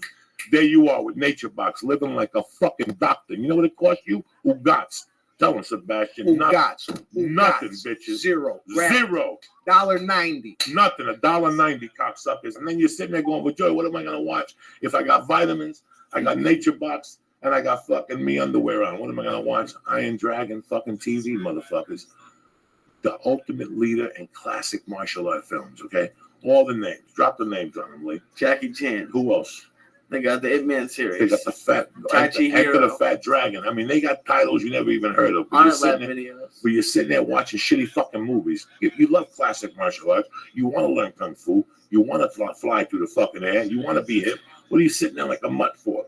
Go to Iron Dragon TV and press in Joey. Boom! And you get 2 free fucking movies today, this week, starting this weekend. So I'm going to give you on it. You're going to get 10% off. I'm going to give you MeUndies. You're going to get 20% off and free shipping. I'm also throwing Nature Box on you, which is fucking gratis like a motherfucker. And IronDragonTV.com, 2 free movies. So if you can't take that, if you can't take a joke, take a shuttle, bitches. I'm always trying to give you cocksuckers love. I want to thank one of the best stand-ups in the game for coming in here today. Thank you for making me. I mean, it's just like you're my nephew. Like, and now I see you, and like, look at this motherfucker knocking these cocksuckers out. Well, thank you for having me. Thank you. What's your podcast, man? It's Pete and Sebastian Show. Get on Stitcher, iTunes. It's my website, SebastianLive.com, and you can find my dates there as well. Where are you this weekend? Home? I'm home, and then after that, I am in Las Vegas at the Venetian Hotel and Resort. When is this? Memorial Day weekend. Me too. Oh, yeah? You're there? We're all there. Rogue, everybody. Rogan's Friday night. I'm at the South Point. You're at the Venetian. Who else is there? Perfect. Just how many shows you got a night? 2. Just two in one night. So you only got one night? One night, Sunday night. Oh, so you only have Sunday night? Come in Saturday, perform Sunday, I leave Monday. So if you want to go to the UFC, let me know. Maybe I'll get Joe to give you a ticket. What do you Saturdays you UFC? I'm there Friday, Saturday, and Sunday, but the UFC is Saturday night. Saturday night. So if you get in there early, I'll maybe we'll get your fucking ticket. Sebastian, all the luck in Thanks, the world. brother. I appreciate it. All works out. Lee, what's up with you, cocksucker? Just going to Vegas with you. It's gonna be. You ain't coming. I cut you off. That's it. I got your now? hotel over at the Hotel 6. That's some dead fucking crack hole for $29.95. Could be coming. I'm very happy. And what do you got this weekend? Anything? Just go couple of pitches from what we talked about last You night. doing any podcast seminars this weekend yet? Not yet. No, but Get this maybe shit together, Cox. maybe in Toronto. I just found out. Maybe in Toronto. You gotta get it together with your little blue shirt on. Let me see. Show Sebastian the crab. How you've been lifting weights lately. I'm about the crap. But Show him the it crab. makes you do Show him this. the crab. Oh, there you go. Like a Tight. fucking I Ali wish. Molly. I love you guys. Thank you, Sebastian. You got it. Lee Sayad, I love you, Cocksucker. Thank you. What do you want to end with, buddy? What we gonna end up? Don't tell me the weekend, because you. How about the fucking Allman Brothers whipping post? There you go. Not live, studio. Okay.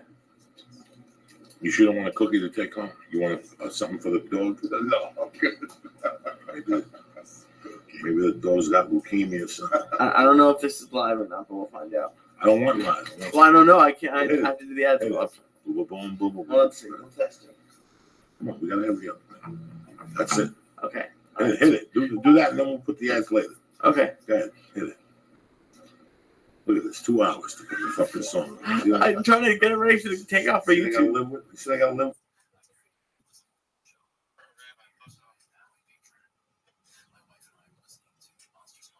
Songs already. How high are you? Yeah, they still got peep shows. Really, they got one up here, and I eat sandwiches across the street. What's the place up here? Roma on Lancashire. Got a great fucking sandwich for lunch. Great sandwich, special sandwich, 2 sides and a soda for like $6. And I go in there with the wife before she got pregnant and the kid. And across the street from there, I was talking to the kids are Armenians. They used to be an Italian deli, but became Armenian.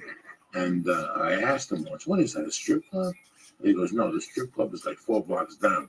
It's a filthy strip club because this place across the street is where you go in and talk to a chick in a booth that's naked or some shit." So I don't know. That's a peep show. That's a peep show. That's a Puerto Rican peep show. Oh, I kept thinking it was when you go in and just shows the dirty movies.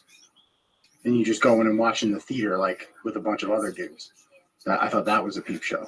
Well, that's like a porno theater. Do they still have those? Anybody know if they still have like old pornography theaters? They gotta have them in New York. They gotta have a few in New York. I didn't see one at like an actual theater, but like a sex store had like some video places in the back. Right, then you go in the back and sit in the booth, and then they have the videos you whack off in there.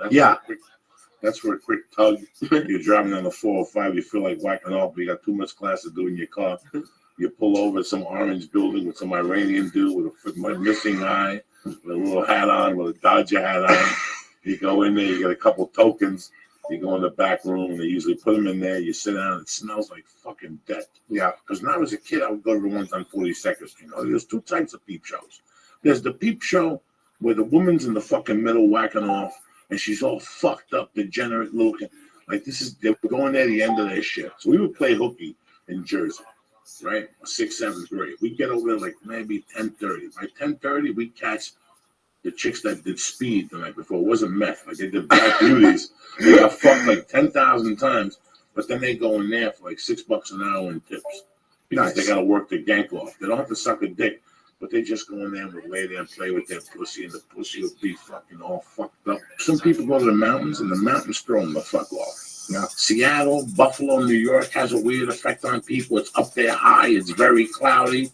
Some people, I'm telling you, and there's people at home listening going, "Joey, what the fuck you doing?"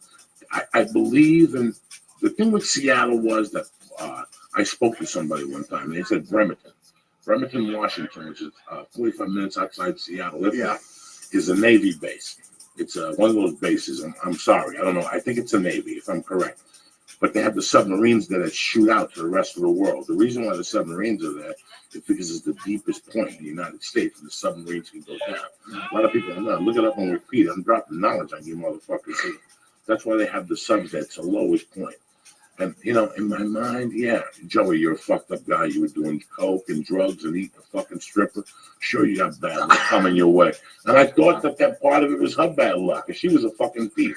A stripper's nothing but a fucking thief. Oh, yeah. They're fucking thieves. I love them. I respect what they do. They're out there. They're a thief without a gun. Their gun is their fucking snatch.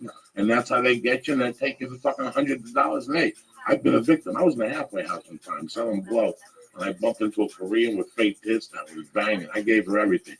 I snorted, but I had my hand in her asshole, like deep in her asshole. Was she a she though? Because the Kareem with fake tits, and you got your hand in her She was asshole. a she drinking. I was eating a pussy at the strip club. Oh, nice. I was in the halfway house. I was 2 months from getting married. I didn't give a fuck at that time. I was 28 years old, 29. I had already done time. I didn't give a fuck. I went in there, so I understand it. I get the whole mentality. For the stripper, the mentality is to take it. You're a fucking trick. You're a trick. Hey, baby, yeah, I'm going to college. I'm supporting my dad. He's wounded. He was a vet.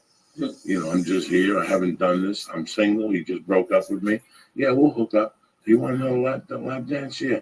We go in the back room where things happen in the back room. What's it cost? $100 fucking. And next thing you know, you're down $1.20, and all you got was your dick rubbed through the fucking jeans. You could have done that yourself with a fake hand and saved money. All you would have paid for is shipping and handling, right or wrong. It's through the jeans too. It's a wild life. I thought part of the bad karma was living with that fucking freak.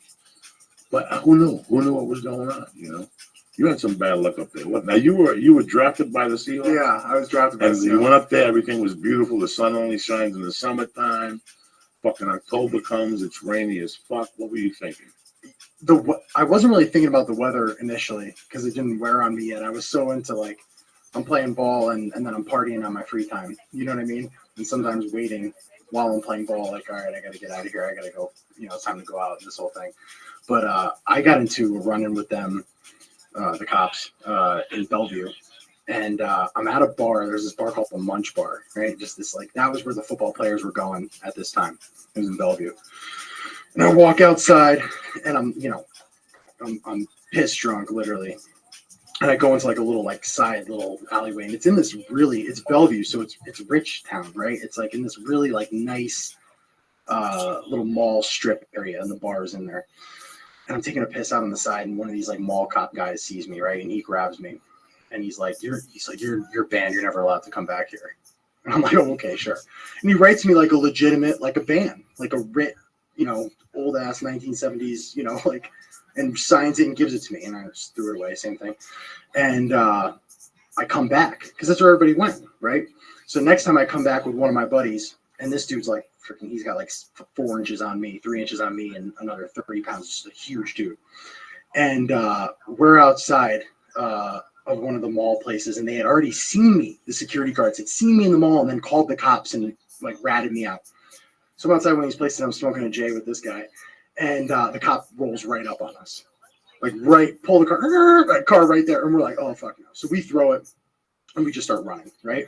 And we're just trucking it, and I'm wearing like freaking like moccasins and like whatever, and he's a huge dude. And honestly, I feel like we're running like a 4.340, like just flying, because I feel like they're gonna tase me. They have the new tasers with the they can shoot you from far away, and that like all cops are carrying these tasers. So I'm like really feeling like I'm gonna get tased. So my back's tight, and I'm like running as fast as I can.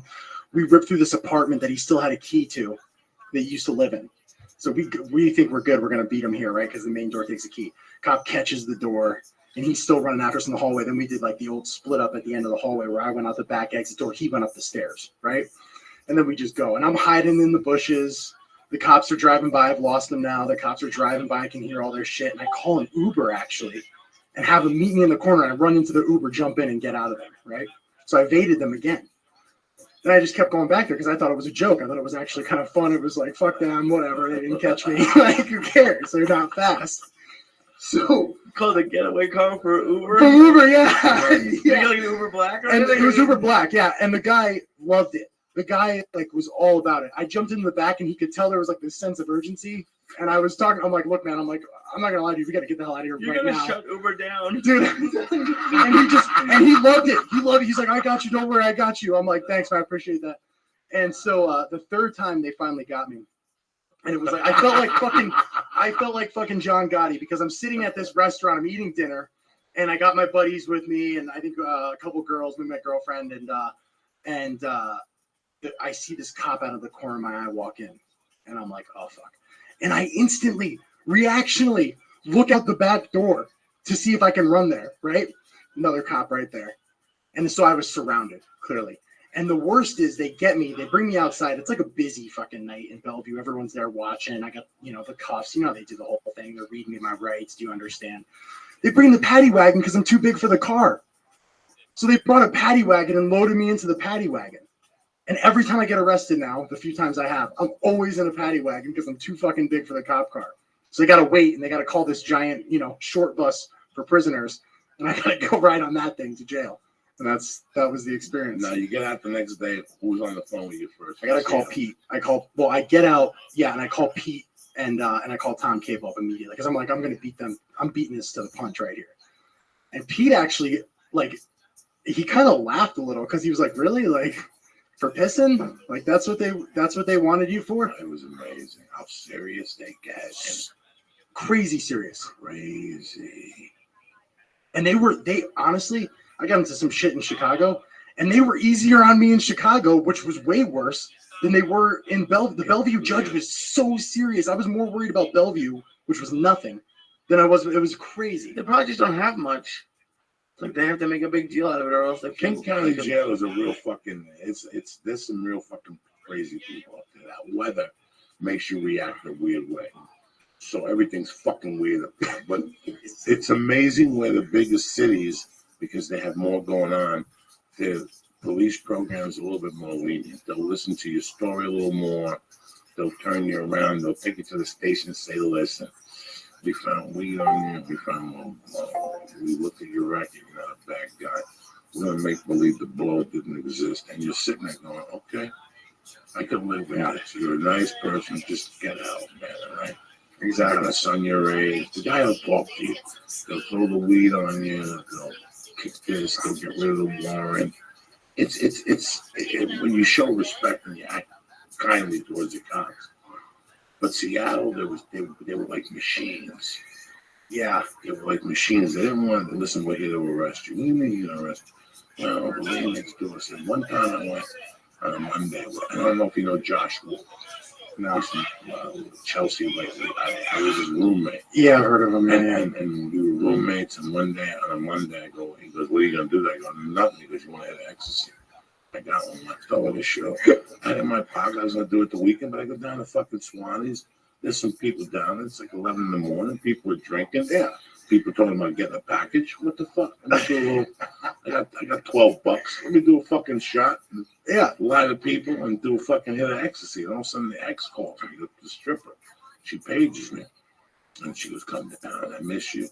I fucking I just did X. I'm ready to get my dick sucked. I get a cab. I go right to fucking Alki Beach. And I get in the thing. I rip her clothes off. We get on the bed. We start fucking. Next thing you know, boom, boom, boom, boom, boom. Seattle police. She told the fucking neighbor. She saw me to call the cops. The cops sees me. They come to the door. There's a restraining order still. We both have on each other. But no, that time I hid under the bed. That's the time I hid under the bed naked. And they drew their guns out because I was so fat the bed kept going up and down. Fuck yeah, fuck yeah. They can't, over that. Over that. They arrested me that time. They fucking took me out of the house shirtless. They fucked up my shoulders. I started getting off on the X while I was getting fingerprinted. This is fucking crazy. Seattle for me was 18 months of fucking craziness. Yeah. But then guess what happened? One Christmas fucking week where Charlie's slow as shit. That week they had like a shitty headliner come in Friday instead of Thursday night. And they had local comics go up on Wednesday and Thursday and do like. And I was one of the guys they picked, and one of the craziest things happened. All this madness. Guy goes, Chunky, my name is whatever. Chuck was his name. Really nice fucking guy. He was like, I need to talk to you about something. Because I'm executive producer of a show named Bronx County. And we got what's his name to direct, some big time director. He ended up on The Sopranos as an actor. And he goes, we're going to have this cop show, and we really want you to play the bartender. This is a true story. And I'm like, this happens to people in LA. This isn't, and the guy's like, we're going to call you January 3rd.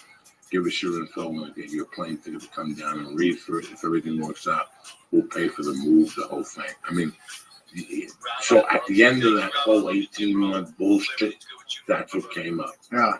And then as I was going to leave Seattle, I got a letter in the mail. Like, I was ready to shoot at this thing. I'm like, yeah, come down. I got a letter in the mail. I got to go to court Friday for probation violation. And they're like, no, they're going to throw you in for 9 months. And I went there and told the judge the truth. And he goes, this is what I'm going to do. Get the fuck out of Seattle. Don't come back for 2 or 3 fucking years. Take the anger management classes and get your life together. Good luck, but don't ever come back. Please. I feel like banned from the fucking state. And that was it. That was 1997 and 98. It was 2 years of hell on top of the 3 I'd just gone through in Boulder with the ex-wife and the kid. Yeah, and they wanted to fucking stab her in the neck and all that shit. So. Seattle is weird, man. Seattle is a weird place. It really is. Now you're going through all this shit playing football. That must be even weird. Listen, man, when you walk in here, I'm an East Coast guy. I grew up with crazy kids, and I know you're a sweetheart of a guy. But you're the type of guy when you go, you go. You're an offensive lineman. When you go, you go. You motherfuckers are crazy. You know what it is? You get really good at the double life. You know what I mean? You get really good at like playing like, and obviously everyone knew like in football, like I was a partier, but you get good at like, you don't know how I party. Maybe I just drink beer, but really, you know, you're in the party life. You're doing whatever you want to do, and then you come to football and you do that shit hard as hell, and you're good. You know what I mean? It's like both sides of the. What it does, it wears on you. You know, it gets like, this shit's kind of hard. I mean, I'm not stopping, but this shit is really kind of hard doing both. You know, catching that if I want to pick up that G-bolt and see the fucking W. It's my whole thing that I realized 7, 8 years after not doing power and shit. I still smoke dope. I love it. It calms me down. If I didn't smoke, I'd stab people. No. And the thing that always bothered me about doing drugs, that people add the blame for drugs for a lot of things. And for me, it wasn't the shit I did on the drugs. It's my behavior off the drugs. That was always for me. When I was on drugs, you don't see me. I didn't do drugs in fucking public. I stopped doing coke in public in 1994. After 94, 93, I was in the dungeon, Jack. I already had beer there. I had food for the next morning. I had everything so you wouldn't see me at all in that condition. The only person that would see me in that condition is if I called a woman at like 2 in the morning to come over. I get cleaned up for her to come over. I back off. I take a shower and wash my asshole. You know, you got to get cleaned up. And I eat the inside of an orange. Does that work? They always said, I used to know this Colombian guy in Jersey called Loco. He used to carry coke and leaves. In 84, he used to fucking get that. We were kids. Inside of them. He always had coke inside the leaves, coca leaves. He would go right to Colombia and come back, and he'd have the leaves with the coke in the fucking leaf, even though it was illegal. Now it's big. People in the States are bringing coca leaves in there. And they're chewing them? And they're chewing them up in the hills of fucking Hollywood. They pay like $2,000 for a fucking leaf. No shit. And people give them a leaf. You know what I just heard about, and it was like close to making me really relapse, was fucking pink coke. Have you heard of this shit? Pink cocaine? Apparently pink cocaine is like the biggest thing right now. It's like the purest shit you can get. That's how it started out in the 80s. It was fucking pink. It was all pink. It was all beautiful. I've never even seen pink cocaine. I'm writing this chapter now, just fucking around. Because sometimes when you're writing something, you focus too much on what you're writing on. So what I did was I got a side chapter, and that's it. It was just cocaine. And I talk about how, you know, I started like people in this country do not want to believe this. Everybody always says, no, marijuana is not a gateway drug. I'm fucking sorry. I got this party started because I smoked a joint and heard Paranoid. Yeah. And that's it. After you hear Paranoid, then you put on Led Zeppelin, the one with the fucking House of the Holy on it and the ocean and all that shit. I was done. I was gone. I was gone after that. So if that sounded that good on reefer, how would it? And I started experimenting with microdot acid. You weren't even itching your daddy. What was that shit like? Because I always think of what the old LSD was so like. I would mess around with these little microdots. They were dot, Lisa. I had a little dot. And purple, brown, blue, green. It all came in weird colors. And it would just jizz you out, but you would hallucinate. And some people said it was rat poison, whatever. Listen, I fucking tripped my ass off. I tripped my ass off. I loved it so much. Like I did at one point, I was just, way before I had done that shit for about a year. I experimented. Me and my friends on Friday nights would take it and walk around. And we would drink 3 beers. I was maybe 13, 14. Yeah. We drink 3 beers, like an 8-pack between 3 of us. Yeah, that's normal. And then we tripped for like fucking 10 hours, and we went home, and I'd watch. Like I had like the map of the NBA, the McDonald's All-Star All-American team on my wall, Michael Corrin, and they started like going. Yeah. I had a picture of Julius Erving dunking, like, and he didn't move, he didn't stop and go, "Hi, how are you?" No, It's never like that. it's just a thing. Yeah. And then after that, in the 8th grade, I got fucking zapped. My friend Billy Lynch, God bless his soul, he was like 3 or 4 years older than me. He said, "You want? I gotta get an extra ticket." This is why I treat you like I do, we say, okay? Because there's no fucking coming back. He took me down to Philadelphia to see the Rolling Stones. This is the summer of 80 fucking, this is the summer of 78. They just put out that, ooh, ooh, ooh, ooh. I'm in the fucking 8th grade. I'm going to be a freshman in high school because I got a free ticket for you. Come Foreigner. It was the opening act. We drove to Philadelphia. He got a hotel room. A bunch of us went. They were like 16, 17. I was 13. A bunch of my buddies went because they had older brothers. They took care of us. And one night, parents came and goes, "Listen, man, I got window pane acid," and that was the devil. Like that or the shit. That was shit. Yeah. It was that and the shit they put in your eyes. I hadn't done the shit they put in my eyes. So first I did the window pane acid leak. And it was like the way you feel. This is why I live. What are they putting in your eyes? No, hold on. We'll get to that later. And then, I would never do that.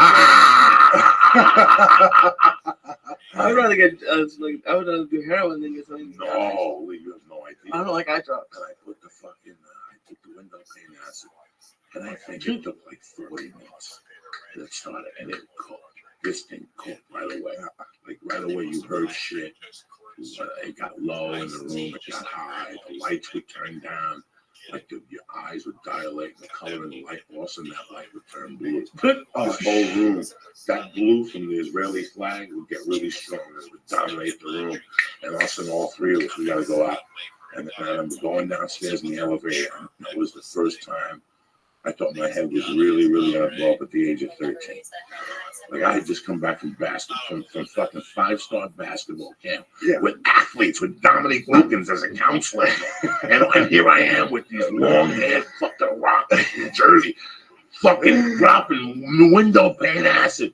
And they take me into that fucking outside thing, wherever Philadelphia. I don't want to give names because then I forget the name of these auditoriums and people fucking chastise me on Twitter. It was where the fucking Eagles played. And we went in there and the fucking stuff. And he came out with like an American flag on him or some shit. And I'm tripping my balls off, thinking this guy's not even fucking American. He's fucking English, but I don't give a fuck. Take that. And he was just great. It was something. And after that, we went to this moat.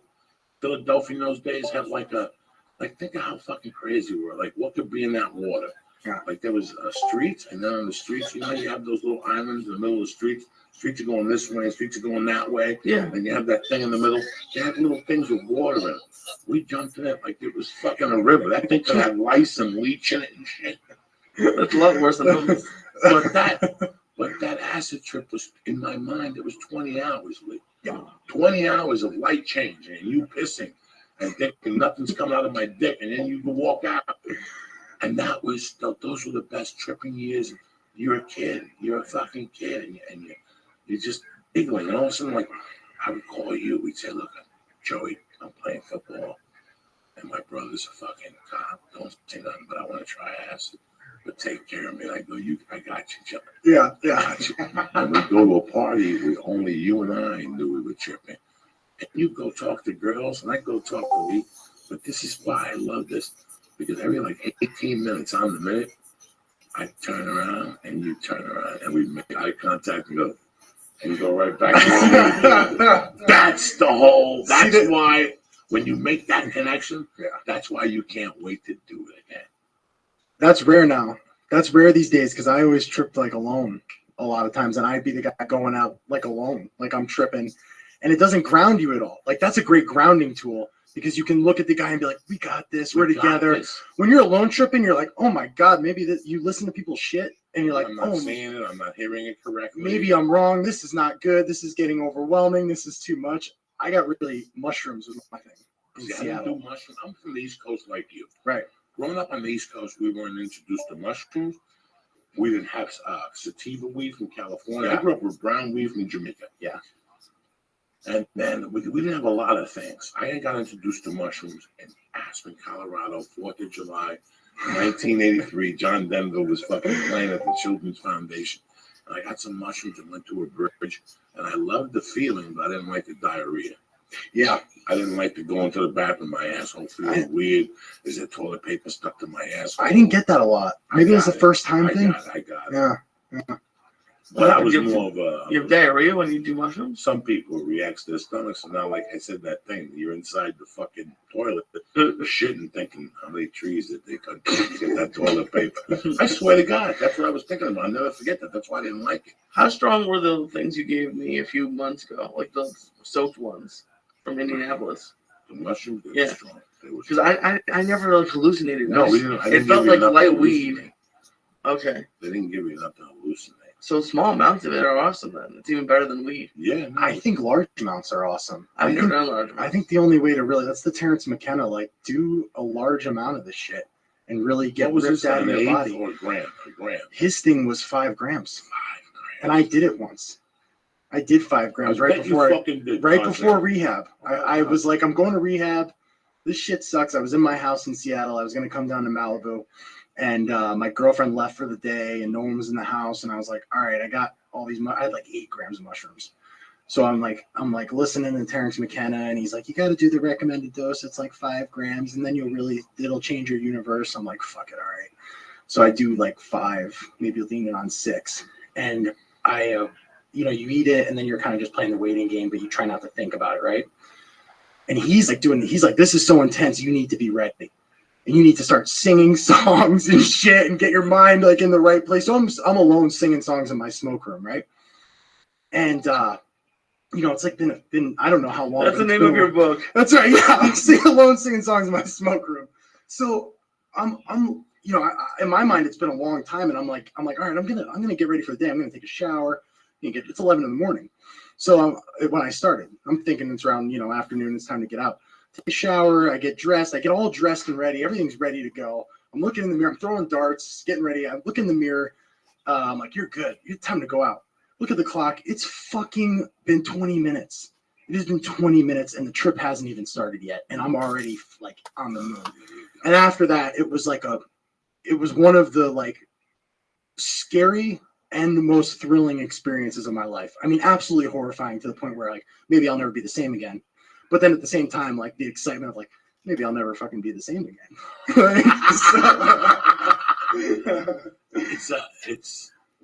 There's a different mindset to tripping and doing that type of stuff when you're younger. Mm-hmm. I mean, you're an offensive lineman. I don't know any fucking, like, yeah, you either meet a Christian offensive lineman or they're out of their fucking mind. Okay, you either meet a Christian or they're out of their minds, and that's how they have to be in their job. I don't know their job, but they're blocking fucking gorillas all day. They're blocking men that are, that they made it to the NFL. They all do 4.2 fucking 40s. Strong as shit, It was something that I could never imagine at the professional level. I mean, and you started at a young age with football. Yeah, at about 8 years old. Yeah. And you were All-American. All-American in college, yeah, the whole thing. Yeah, 3rd round drafted. And how was Wisconsin? 4 years? Oh my 3 God, years? 5 years in Wisconsin. 5 years in Wisconsin. Redshirted. Greatest time of my life. That's where I learned to drink. That's where I really learned how to drink, like the right way. Like, you don't stop. And oh my God, Wisconsin was.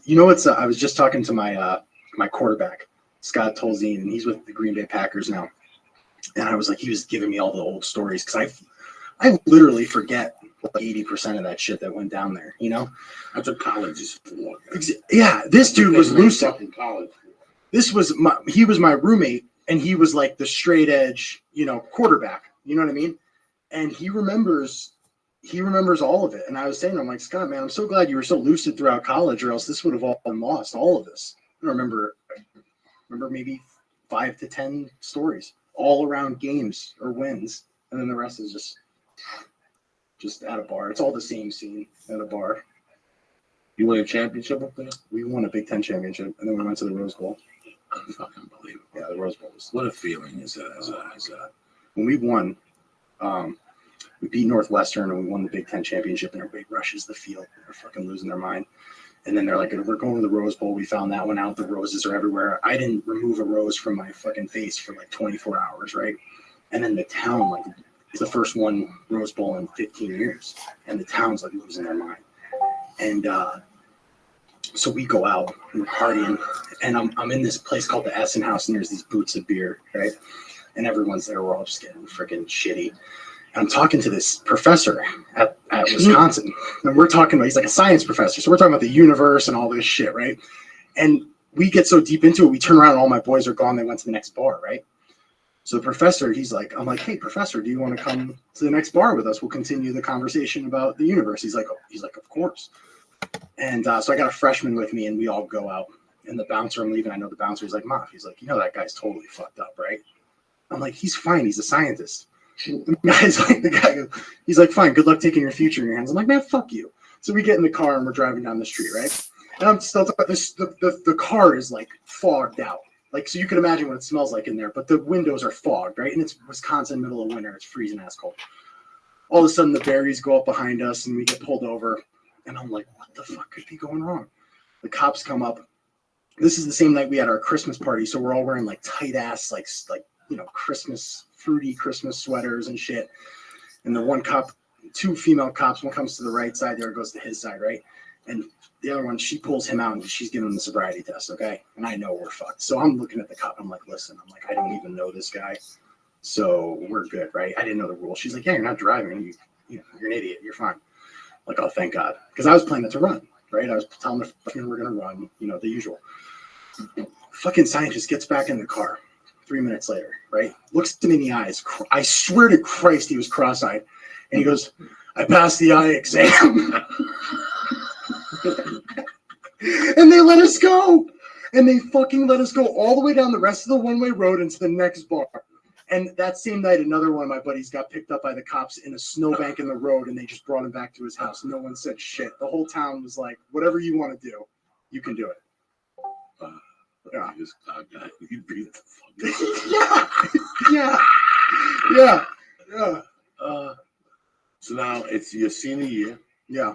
You're getting drafted. You have an agent. Everybody's knocking on your fucking door. Yeah. What teams are you looking at originally? So it's totally on the teams. Like, you have no, who was the last guy? Eli Manning was the last guy to say, oh, fuck this, I'm going to the Giants, right?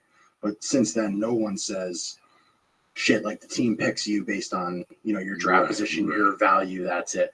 So when I got a call like a week before the draft from Seattle, and they were like, hey, do you have any qualms about coming to Seattle? And I was like, it's the other side of the fucking country. Yeah, no, that sounds good. And then, sure enough, they drafted me. They didn't ask me shit. We were at the combine. They didn't even interview me. Everyone else, you got freaking Jeff Ireland from the Miami Dolphins. He's asking me if I'm an alcoholic and shit, how many problems I have, why I'm so fat all the time. Like, sometimes I'm like 330, 340. What are you weighing now?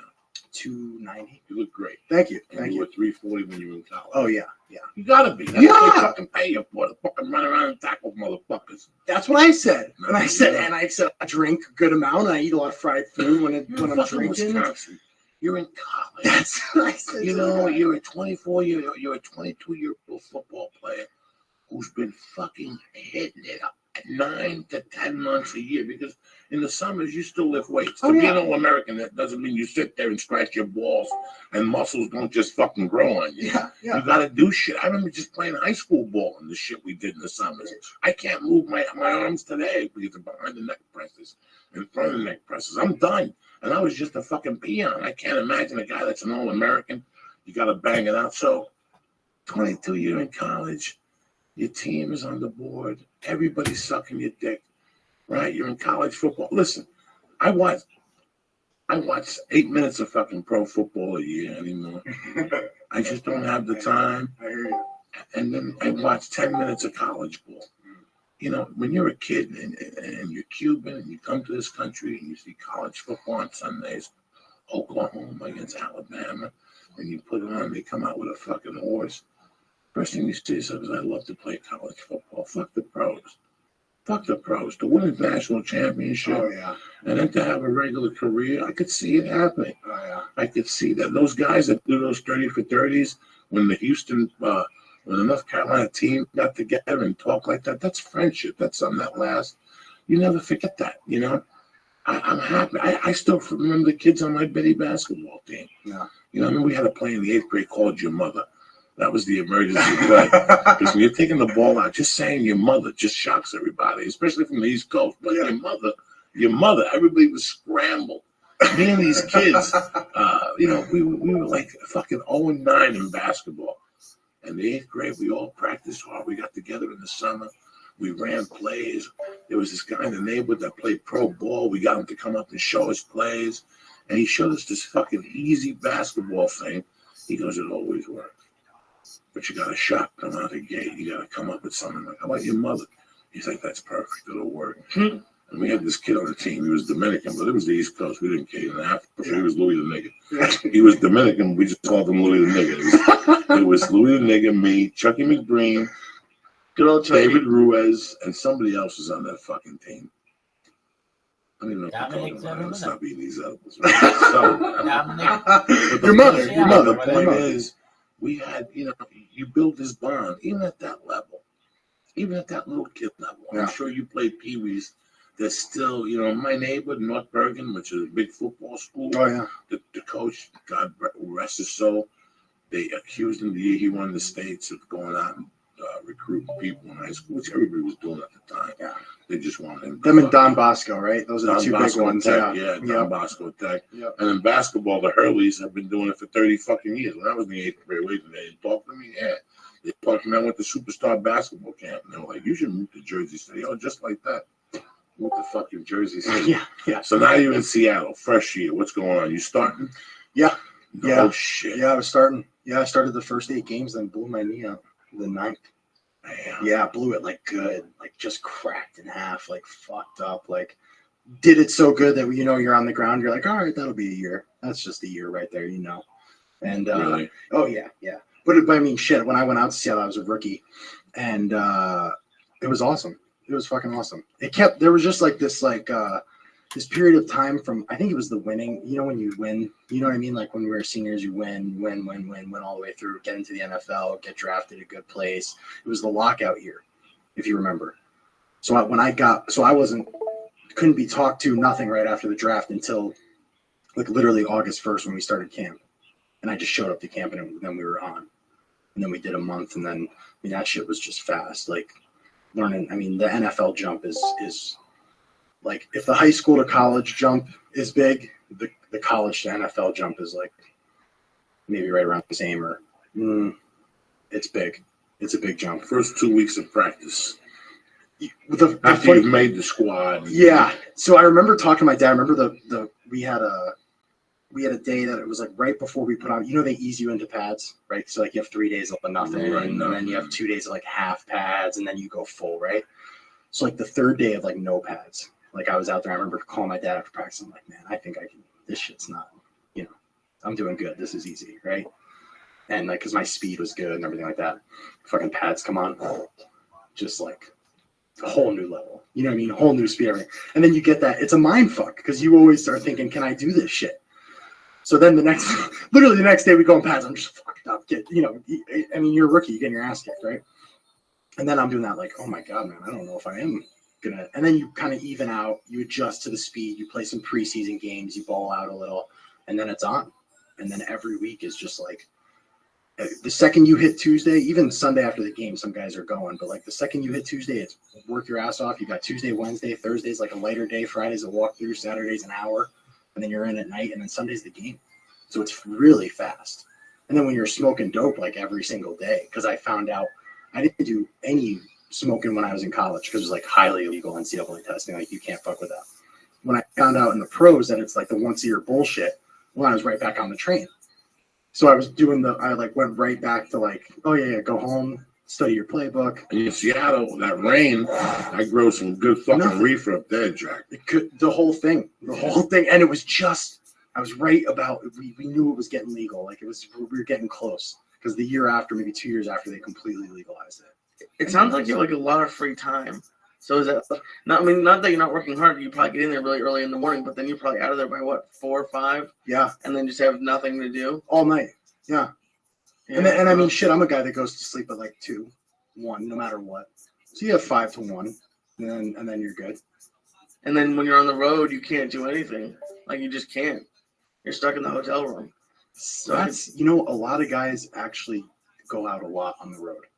A lot of guys will get in, like if you get in on a Friday, guys will go out Friday night, and some guys are crazy enough to go out Saturday night. Yeah, There was a dude who got sent back from the Super Bowl. yeah, Like that an happens. offensive lineman. Oh my god. That happens. I couldn't understand it because when we traveled, we went to the hotel. Like I'd still sneak my shit on, and I'd swing it like the night before or whatever, and then Friday. But I would never go out. Never go out. Saturday night. No, hell no. I wouldn't even go out Friday night. I wouldn't drink. Like I knew drinking was like the devil. No as far as, like- movie, a steak. Yeah, you eat a nice. You know, I rent a movie at the hotel room and eat a nice dinner and the whole thing. But like team provided all that shit. But guys were going out to drink Friday, Saturday night. And I would hear about that shit, like, oh my god, how are you drinking the night before a game or 2 nights before a game? But like some dudes, it's amazing what dudes can, you know. I mean, But listen, showtime is showtime. Showtime. Showtime is showtime. You know, whatever the fuck you did the night before, all ends right there. That's why you made it to that fucking level. Exactly. You know, Joe Namath will go out and get sloshed the night before. That's the word on the street, slosh. That's how people would gamble in those days. They'd go out on Saturday nights and they'd see how late he'd stay out. They'd follow him, and then they'd start making calls. Dog, I'm at a fucking diner with Joe Namath. He's still snorting blow. Bet against him right fucking now. You know, he hasn't stopped. He's snorting blow under the table. And look, the Roberto Duran just walked in. You know, it was crazy. So that's how that thing. And there's some guys. It's funny. I used to work for a sports betting service. And the nights on Friday night, I would go home because he cut you a deal. He'd say, look, you go home Friday at like 4. But if you stay till 9, I'll put a show on and people will call and you guys get those leads. And I'll give you 150 cash. 150 is all I need for an 8 ball. And make dirty events, deliver the 8 ball right to the fucking office. Dirty events? I wouldn't do a bump till I got out there at 9. I'd go home and get slide. I wouldn't do that last line. We had to be in at 7 to sell college football on Saturdays. I wouldn't be in until 7. I would do the last line at 20 to fucking 7. Oh, I'd be so coked up. I'd go in there and just put tissue paper up my nose and pitch. Call people. What's going on, cocksucker? Grab your credit card. Do you know those days I'd go in there whacked? I would do better than the other day of the week because I was unconscious. In the zone, man. I was literally unconscious. So I was working the pitch correctly. I was working all my automatic, you know, like when you go back and forth with people banter. I don't know if it's the same with sports. I didn't play at that professional type level. I think it is. I really do. I never, I guess maybe because of offensive line or whatever, or how I felt, I never risked drinking too close to a game. But when I was in college and in the NFL during the week, we drink all week. And so I'd come into practice just, you know, like just clear vodka sweat, you know? And you would get into the zone where you'd be like, all right, you know, everything's all fucked up. I'm fucked up, but I just got to be right here, right now. And you think like in that like incremental little, oh, I got to do this right now. And honestly, it puts you in the zone and you're good. And maybe that's what it's like with a lot of guys who just fuck it, you know? So now you play there for a season, 8 games, you get hurt. What happened? You come back a year later? Yeah, came back a year later and kind of went back and forth, like was working on the comeback. So I was being like used as like a utility guy, which fucking pissed me off. Right. Because I was a player. Right. And they had a guy, good friend of mine, J.R. Sweezy. They converted him from D-line. So they were giving him a lot of chances early on. And I was being like really steady the whole way through with a fucked up knee. So we finished that year, and the next year I was getting so pissed off about like getting jerked around. I felt I went into Pete's room, his office, and I asked him for a trade. I was like, I think you should just trade me. I was like, because I'm not gonna like, you know, you say that this is all about competition, but I think that's bullshit. And you guys are playing favorites, and I think you should just get me out of here because I'm not gonna be like the best, the trooper. You know what I mean? Right. And he was basically like, no, that's, you know, that's not the reality of things. And then I kept him there for like 30 minutes. Like I wouldn't, like, I'm not going to do like, you're the boss. I'll just, you know, take it in the ass and then be happy about it. So I could tell that really pissed him off. Right. So he waited though for like the best time to trade me, which was fucking 2 weeks into camp, my third year. 2 weeks into camp, and he traded me to the Cleveland Browns, the shittiest team ever, right? And the fucked up thing was I would still be fine if it was the Cleveland Browns because they sucked. I would have walked right in and started and been good. But they were fucking around because they didn't want to pay me my regular contract. So then they went in and they tried to say there was something wrong with my knee. So I'm in the Browns thing, and they put me right when I get in. They fly me there. First of all, they're like, "You're getting traded." That day, that night, they try to fly me out. I was like, "Fuck you guys, I'll fly out in the morning. Okay, I'm not leaving tonight. I got to pack. I got to do shit. I have to smoke 10 blunts. All my weed's here. I got to figure out how I'm going to get it there. I got to call someone in Cleveland. Fuck you." So I get out there, and they bring me right to the hospital and they MRI me. Right to the hospital. Don't even go to the team. I go right to the hospital. I get MRI'd. I meet with the doctor. The doctor is actually like a good doctor and says, "Hey, do you want to meet? You want to see your screenings, your MRI shit? Do you want to see your knee?" I was like, "I would." He shows me all of it. He's like, "You got arthritis. That's normal. Everything else looks fine.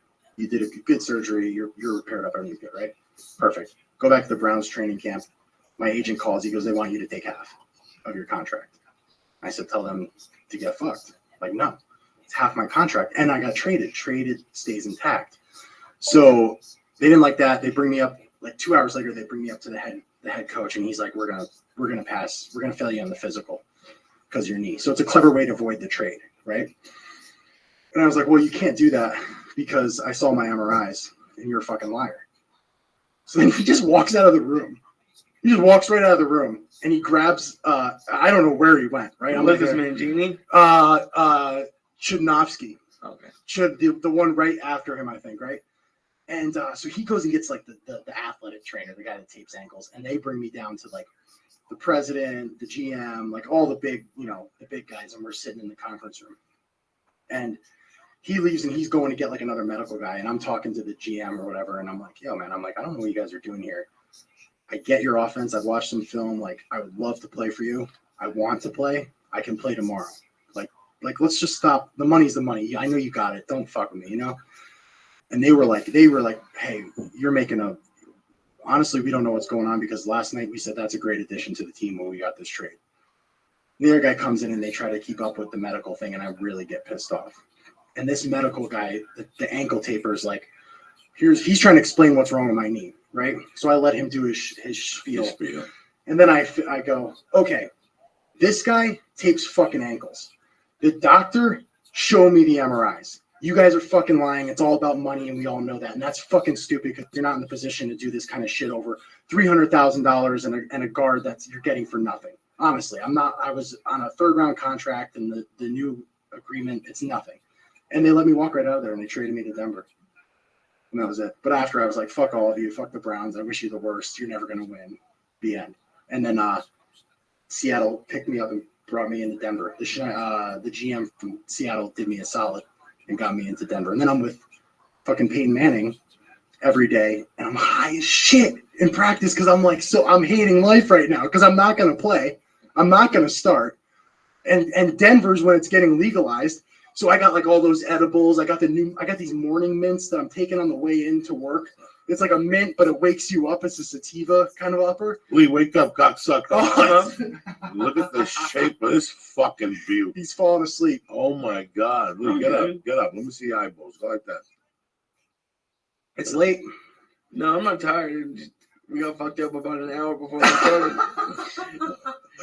You know, I'm rarely the sober guy in the room, man. I'm rarely the sober guy in the room. You are tonight. I am You are tonight. tonight. It's a nice change up. So now you started at Denver.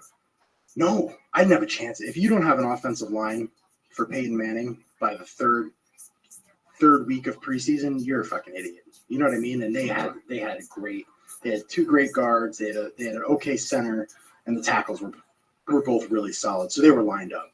And Peyton's, the offense is it's complicated, and it makes it more complicated for offensive linemen. So like where my mindset was, because I was so worn out, I'm just like, man, fuck this whole system, fuck all of it. You know what I mean?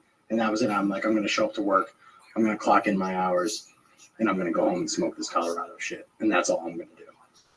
And that eventually hit like a point of like, fuck even that. You know what I mean? And then it was like, that was it. And that's when I eventually just packed it in and left. And I couldn't do it. Retired, just like retired. I went back home to Seattle in the bye week. and I just couldn't do shit. Went back to Seattle. Had a whole bye week, right? Was with my girlfriend, fucking, hanging out, whatever. Took a ton of mushrooms. Okay, about 4 days before, right?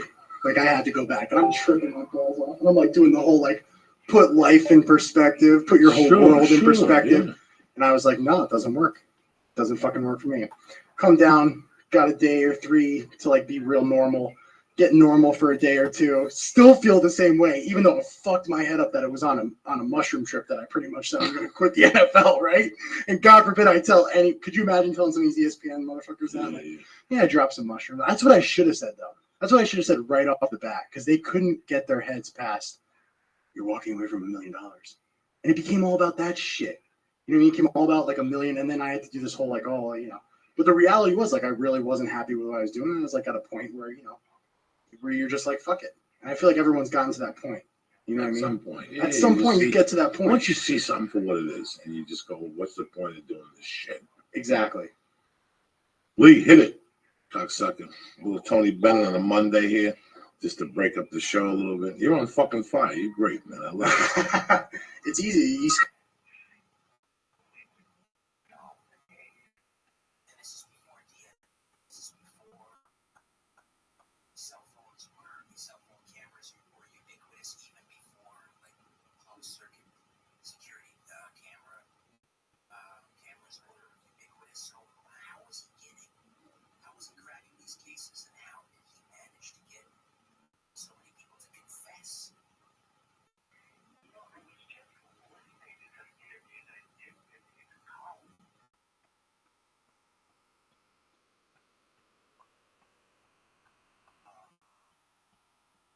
Here real quick. We'll move this right along. Always waiting for Dust, my main man Renee Encarnacion, Tim Woody, North Shore Scott, Jason Seegans, Naughty Nate, Nasty Nate, whatever your fucking name is, Mr. Gonzo, Kern Michael, Constantine Rain, and my main man Juan Vargas. I love you, cocksuckers. Stay black. We're here talking to my main man John Moffat. You retire, you get to Seattle. How do you end up in LA? Oh my God. Well, the first time I ended up in LA was for rehab. Okay. Because I went to Malibu Passages, which was weird as shit because when I was on my little bender, I kept seeing commercials for that dude. Yes. I was an addict for 10 years. Who gives a fuck? You're a pussy. Thank you. You got to go another 10, 15 years before you can open up a rehab. I can open up a rehab. You got to work yourself to that fucking position. We hit the air conditioner. We're sweating up a storm in here. Really? I'm freezing. Do you see me? Yeah, me too. Yeah. Get it together. You're slipping. It's a fucking steam bath. I'm freezing. So you go to rehab. You get your life together. Yeah. So basically, so when I finish, I'm like, I mean, when I left, I was being so blunt and honest as possible. I'm like, look, I'm just not happy. I don't like this shit. I can't do it. Right. And there was no plan B. There was no oh, I'll go into this. I had no clue what I was going to do. So I was like, I like radio stuff. I like this. Maybe I'll just go that way. So thank you, brother. Yeah, thank you. I'm good. No, he might need a water. Yeah, let me get a water, please. I'm good. I'll be peeing till 8 in the fucking morning. I'm freezing cold. How can you be freezing cold? It was a hot day today. It was a cold day today in LA. So look at Lisa, a little flying Jew. Look at her physique. Just savage. The physique. I just went to my first Seder out here too. It was Did fun. you really? Yeah. Oh, I'm sorry. That's the worst one for Jews. How's the food? It was terrible. Is it? That's a bad one. No, they the brisket is good, but there's no bread. It's all matzah, which is disgusting. Nobody's eating carbs. No, the Jews don't like carbs. And then you can't have you can never have shrimp or anything with meat and cheese on the same dish. It's fucked up. It's a fucking nightmare. You know, I noticed that. They separated everything. Yeah, I thought it was just cleanliness, but no, it's godliness. You have to have everything separate: plates, dishes. Interesting. For now, you go to rehab. You come out. You're clean a year now. Yeah, I'm clean. Yeah, and it's been a year. So I basically hit after I left. How old are you now? 28. You're a young fucking man. Yeah. You still got the world by the balls. That's what I keep telling myself. myself. You look great. Thank you. Yeah. I feel good. I feel really good. So. And you're unbreakable with Dave. Yeah. How the fuck did you end up unbreakable with that savage? So I was kind of part of a cleaning up and changing shit up. I was like, all right, I kind of want to train a little bit again. I think when you I left the NFL, and then I went through this, like just a bender, just a great party thing that climaxed in Chicago. Got arrested. How long was the bender? It was a bender within a bender, but the intense bender within the big bender was 6 weeks, and it was 6 different cities. And it was not. I got kicked out of the house basically. Like I couldn't go home in my home in Seattle. We were me and my girlfriend were on like the no go. So I went to like Miami, Las Vegas, New York, Chicago, LA, and then back to Chicago for St. With an ATM card with a smile on your face. I was still getting paid for playoff games. Fuck yeah. The Denver Broncos went to playoffs and they were giving me playoff checks. Fuck yeah. Oh, it was like a doctor. Buy me a drink and give that guy in the corner a drink too. That's what it was. Give all these humps a drink. Peyton Manning scoring touchdowns. I was like the big, and then on top of it, like betting on the games too. Yeah, you don't give a fuck. Fuck yeah, I'm out. I know all this shit. I've scouted all of it, right? So I get the checks and then turn it around a little or just go blow it somewhere. And luckily, my financial advisor that I had when I was playing still had like that. But this money was all like unaccounted for. Fuck you, I'm getting. And every week in the playoffs, you get a new check. Get a new check. It's like $20,000 every week. One was 40. You're just like, what the fuck? I came home to check out. I didn't even know it existed. I couldn't believe my girlfriend even told me. She's like, there's a check in the drawer. Fuck you. I'm like, oh. So I went on and hit all these cities, and then it finally climaxed in Chicago because I had like the Alchemist. I had like 6 different kinds of drugs on me to hit all these different points, and I finally got to the point where I was like, when your mugshot picture is like the worst one in the world, you know what I mean? Like I get in front of them, I'm all fucked up. They don't tell you you're taking a picture. No. Next thing you know, look up, right? You have 1 second to think about it, and I'm like, look innocent for the judge. That's the thought that comes. Which makes no fucking sense at all.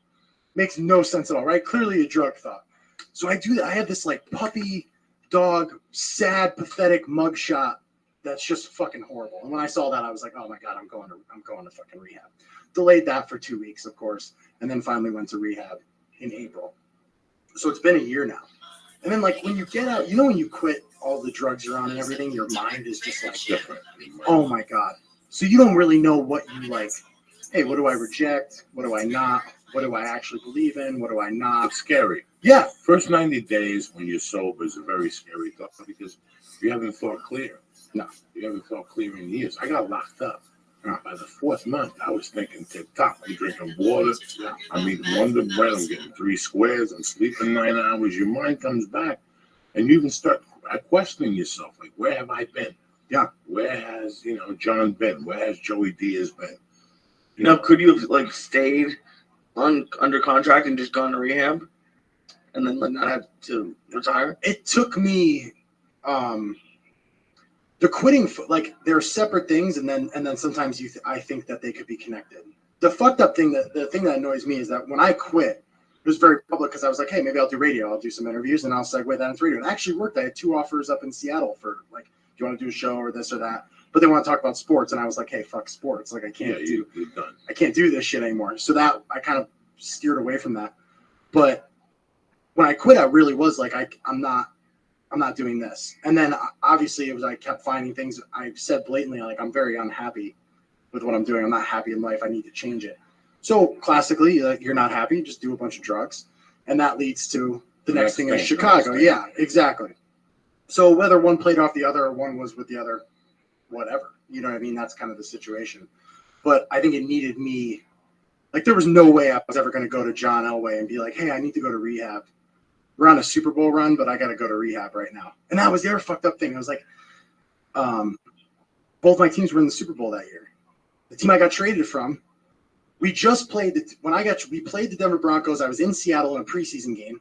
I got traded to fucking Denver, Browns, and then Denver. And that was their first meeting since getting their asses kicked by Seattle, that the team I was on. And Elway's in the front yelling at everybody. And I'm in the back of the room like, Jesus Christ, this is weird. And then they go play each other in the Super Bowl, which was like the other bizarre thing, which I was like, shit, I should really sell both of these playbooks.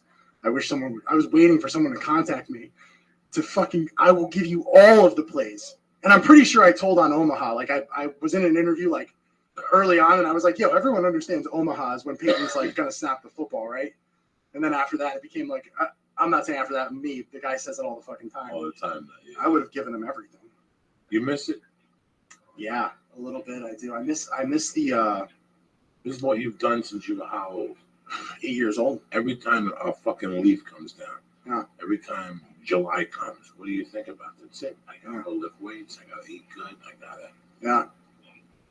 I still remember when football season would come in the neighborhood. You could always tell how the guys that play football, how they changed a little bit. They started running laps, and you have to miss that. It's a part of who the fuck you are, It's so it's kind of, I've always said that playing in a football game is just like getting high, because the whole process is like very similar. Like you and science has even proven that football players are addicted to adrenaline.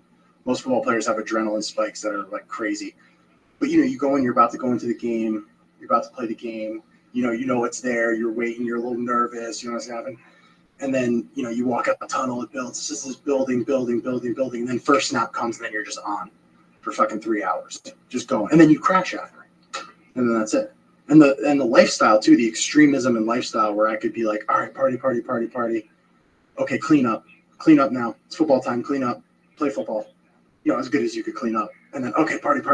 So those two, like that, like extremism, you can see it matches perfectly with addiction. It matches perfectly with, alcoholism, all of it, really.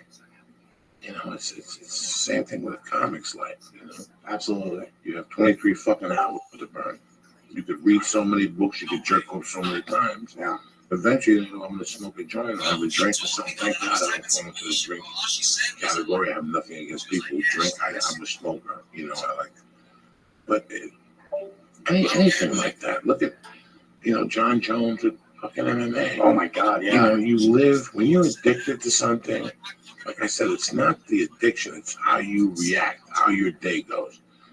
That's why I always tell people when I did coke, I couldn't control my day. I don't know if I'm going to be driving and he's going to cut me off. I'm going to get out and yell at him in the front car and call him a cocksucker. And he's going to shoot me and I'm going to shoot him back. That's your day. You cannot control yourself. I knew, okay, let's say I went to Miami. To do comedy. I get in the night before. Like Tuesday, he has a feature act. I get in Monday night. You think I get there because I cared about the club? No. I got there because I walked right to the club and asked him for a $100 draw. And I called the Colombian and he came over and brought me a package. So I know if I did blow Monday and Tuesday night, I had to take Wednesday night off. I knew this as an addict and as a comic. That if I wanted to do good for the weekend, I'd take like Wednesday or Thursday off.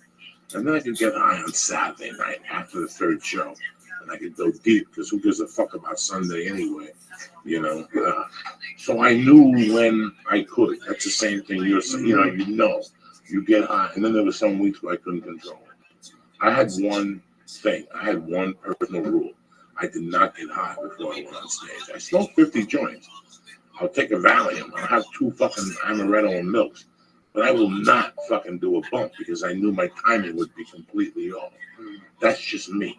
Well, when I was locked up, I would do speed on Monday with these fucking biker dudes in prison, right? And Monday nights we had to play basketball. And I did like 3, and I was in great shape then. I swam every day before I got locked up. I knew I was going to get locked up in Colorado. So I got into swimming and lifting, and I rode a bike. I didn't have a car. I sold the car, and I just rode a bike. And I'll tell you what, I would do 6 or 7 laps with the meth in me, whatever the fuck we would snort it. Yeah. And oh my God, I couldn't play fucking basketball. After a while, I thought my heart was going to bounce out of my chest. It was too much. It would be bouncing alone by itself. Why do I want to be running laps like a fucking yo-yo for? Can you guys explain? Just because for me, I'm the straightest guy ever. I know now I'm super high, but I don't have anything in my life that would I would do that would hurt me. So for someone like me on the outside who, let's say you're a headlining comedian or you're in the NFL, why?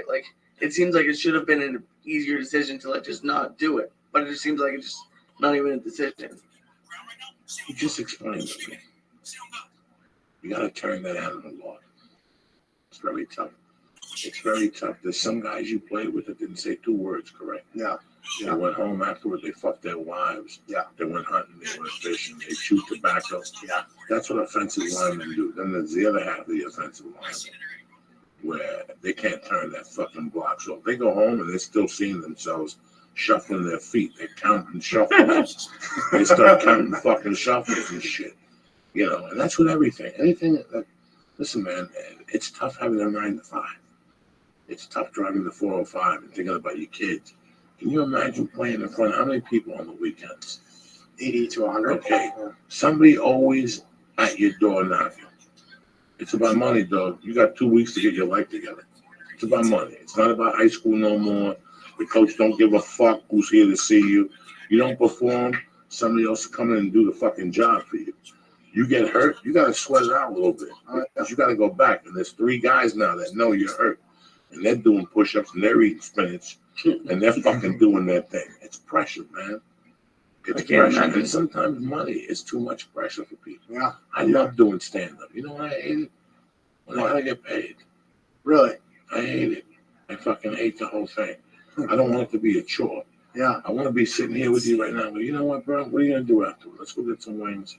There's a stage. I'm gonna crack some jokes. And that's how I make a living. They give me a guaranteed $25 or something. I'd be happy. Yeah. But when I gotta fight with people and I can't even, you know, I thought you played football. In the back of my fucking mind, you went to college, you got your dick sucked, you got a fucking degree, okay? You got drafted, and you went and they gave you a playbook and you played football. No, they give you 200 pages of fucking things to read and team conduct and NFL rules and shit that you can and you can't do. And you start looking at this going, I thought this was football. This is mild communism. For a fucking paycheck, they want me to do that. And okay, I understand the code of ethics. And I understand a lot of things, but in today's world, it's completely different. Well, didn't Goodell like really tighten down everything? That's what I heard. Like when Goodell came in, just made everything awful. It's a corporation now. Yeah. They're making billions of fucking dollars. But guess what? He has a bad game. He misses a block. I have the right now to go on Twitter and call him a fucking cunt. That's what I have the right of. Because I either am a fan of Seattle or Denver's or Cleveland. I have the right. So how many times can I call him a cunt on Twitter before he comes home one day? You know, he has stress, his job, he hurt his knee. Before he goes, hey, fuck you too, you fat fuck. Now guess what? 2,000 people see that. And they show that to the Seattle Seahawks. There's a different code of ethic. And now the internet adds more to it. You know, I used to go on a set of a movie. You went, you ate, you smoked a joint. Now you're going to set of a movie and you're signing 10 waivers telling you, don't take a picture and put it on social media. Don't do this, don't do that. So shooting a movie is becoming something else. Okay, yeah, I like the money and the whole thing, but excuse me, it's becoming something else. And that's what I didn't like about football. Like, I don't understand about, that's what I learned when I did the longest yard. Yeah. Because I come to Brian Bosworth. Yeah. And Brian Bosworth is the fucking essential NFL, you know. Oh, yeah. And he wasn't a drug guy or nothing. He just had issues in the other level. And he didn't like it, and he went head to head with them. And, you know, some people will go, you know what? I'll take this mild communism. I'll support my family and keep my fucking mouth shut. But then you get guys like you that are great guys. You're a sweetheart. But you know what, motherfucker? After the game, I want to go out and fucking cut it up a little bit. Yeah. You know what? Years ago, I have a tight friend who's in bind right now. Today, he's in a big bind right now. He's the that's in jail time. But for a while, he thought he was a real badass. Nice kid. I grew up with him. I love him like a brother. He was bouncing one night at the bar. I'm fucking coked up out of my gills. I'm 60 yards away from this bar. There's a big parking lot. I get out, I look at my friend, I go, hold on. I take my dick out, and within 10 minutes, this kid I grew up with says, what are you doing? And I go, I'm pissing. Meanwhile, his jaw's going. He did 2 bumps. My jaw's going. I thought all was forgiven. And for 2 years, he ratted on me about the pee that time. He not ratted on me. He broke my balls. Every time I'd see him, he'd go, you have no class, peeing. Like, he got so insulted from the pee. Killed his dad. I could see if I pissed on your door, on your mother's leg, on your cat. But I'm peeing in the parking lot. Yeah, 60 yards from the door. I don't,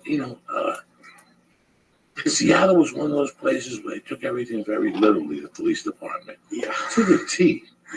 Even if you told the cop, like, I'll be seeing you again, brother, he'll go, you threatened me. No, I can do comedy. Yeah. I know your partner goes in that comedy club. I don't know. You might have, let me go discuss this. Some people just take fucking shit literally, man. That's true. That's fucked up. That could be like there's so much discretion. Like somebody, like if you did that here, would you have gone to jail, or would you like would that have happened? Well, like in a big city, like I said, there's more leniency. There's more understanding. We don't have time to give you a ticket for fucking jaywalking. And you know what? I understand. It's a law, bro. And I didn't know. And all you had to do was pull me over with your three, because there were three guys on bicycles. So I was mesmerized. What's by the up, whole little thing. dick Roll up, lickers? ticket It's from a Rabbi guy on a Rothschild fucking here, everybody's bicycle. favorite Yeah, camp. if they arrested Next you, up they put is you in the Skill handlebars or Gap something. I love this I don't get it. I'll motherfucker. bend I those love fucking everything things. about him. My brother, what His are you stream playing? is You amazing. sober? You look Dad, I healthy. love You're you, getting dog. healthy. What are you playing? You're I don't- 28. You got the world by the balls. I know, I'm just I decided to come down here and get in shape and kind of find a new direction, but really I'm just kind of keeping it easy. I'm still working out and training, so I'm considering it. You know what I mean? I'm considering possibly doing more with the athletics or something like that. I like you say athletics, like I'm gonna go on a fucking dodgeball, right? But it's kind of like I said, like before, when you get out of rehab, you kind of realign your whole world. You know what I mean? And as it's gone, it kind of more changes and realigns. So I take it, one day at a time. I don't plan too far out, and then kind of see where it goes, honestly. Discord. That's all you could do, man. Just being sober, like when you're young and you like to party. When I was 25, I did not understand people who didn't party. No. And I'm not the guy hanging out with Lionel Richie at a club dancing on the ceiling. I'm not that guy. Party, that word meant nothing to me. I just didn't understand how in my mind partying was to break down my mind. I looked at it that way. I would grab a blow, a couple beers, and go home. And I think about shit, and I'll get my dick sucked later on. I make some call. Whatever you went through in those days. And I was just counting myself. It was the addiction. I remember the first year off below while I was talking to you.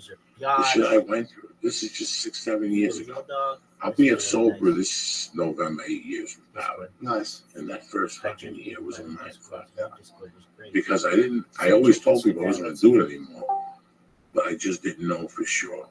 Yeah. But then as the months progressed, every day that I got sober, I thought about how I acted when I was sober and how I could see the change. Like all of a sudden I had money in my ATM account. Yeah. Oh my God, I'd have fucking money in there. Like, how much is it now? 280. I haven't had 280 in my fucking bank account in fucking years. My bank account was between 32 and $100 at all times. I was a grown fucking man. It's something that I can't even imagine today doing a blast. Yeah. I love my reefer. I'm 52. I'm settled already, brother. Yeah. I'm not gonna quit reefer now. It's too. No. It's too. And I think honestly, I think it's good to ease off of everything else, honestly, because you know it and you know what it can do. Like I used it to ease off of everything, and I think it's like a lesser, Lesser evil. lesser evil. Out of all the evils you could do, listen, I'm not gonna knock on your door at 4 in the morning to borrow $50. I'm not gonna I'm not gonna look out the window all fucking night. I'm not gonna put my family out of fucking business because I want to smoke low. This reefer shit, I got into it when I was like 12.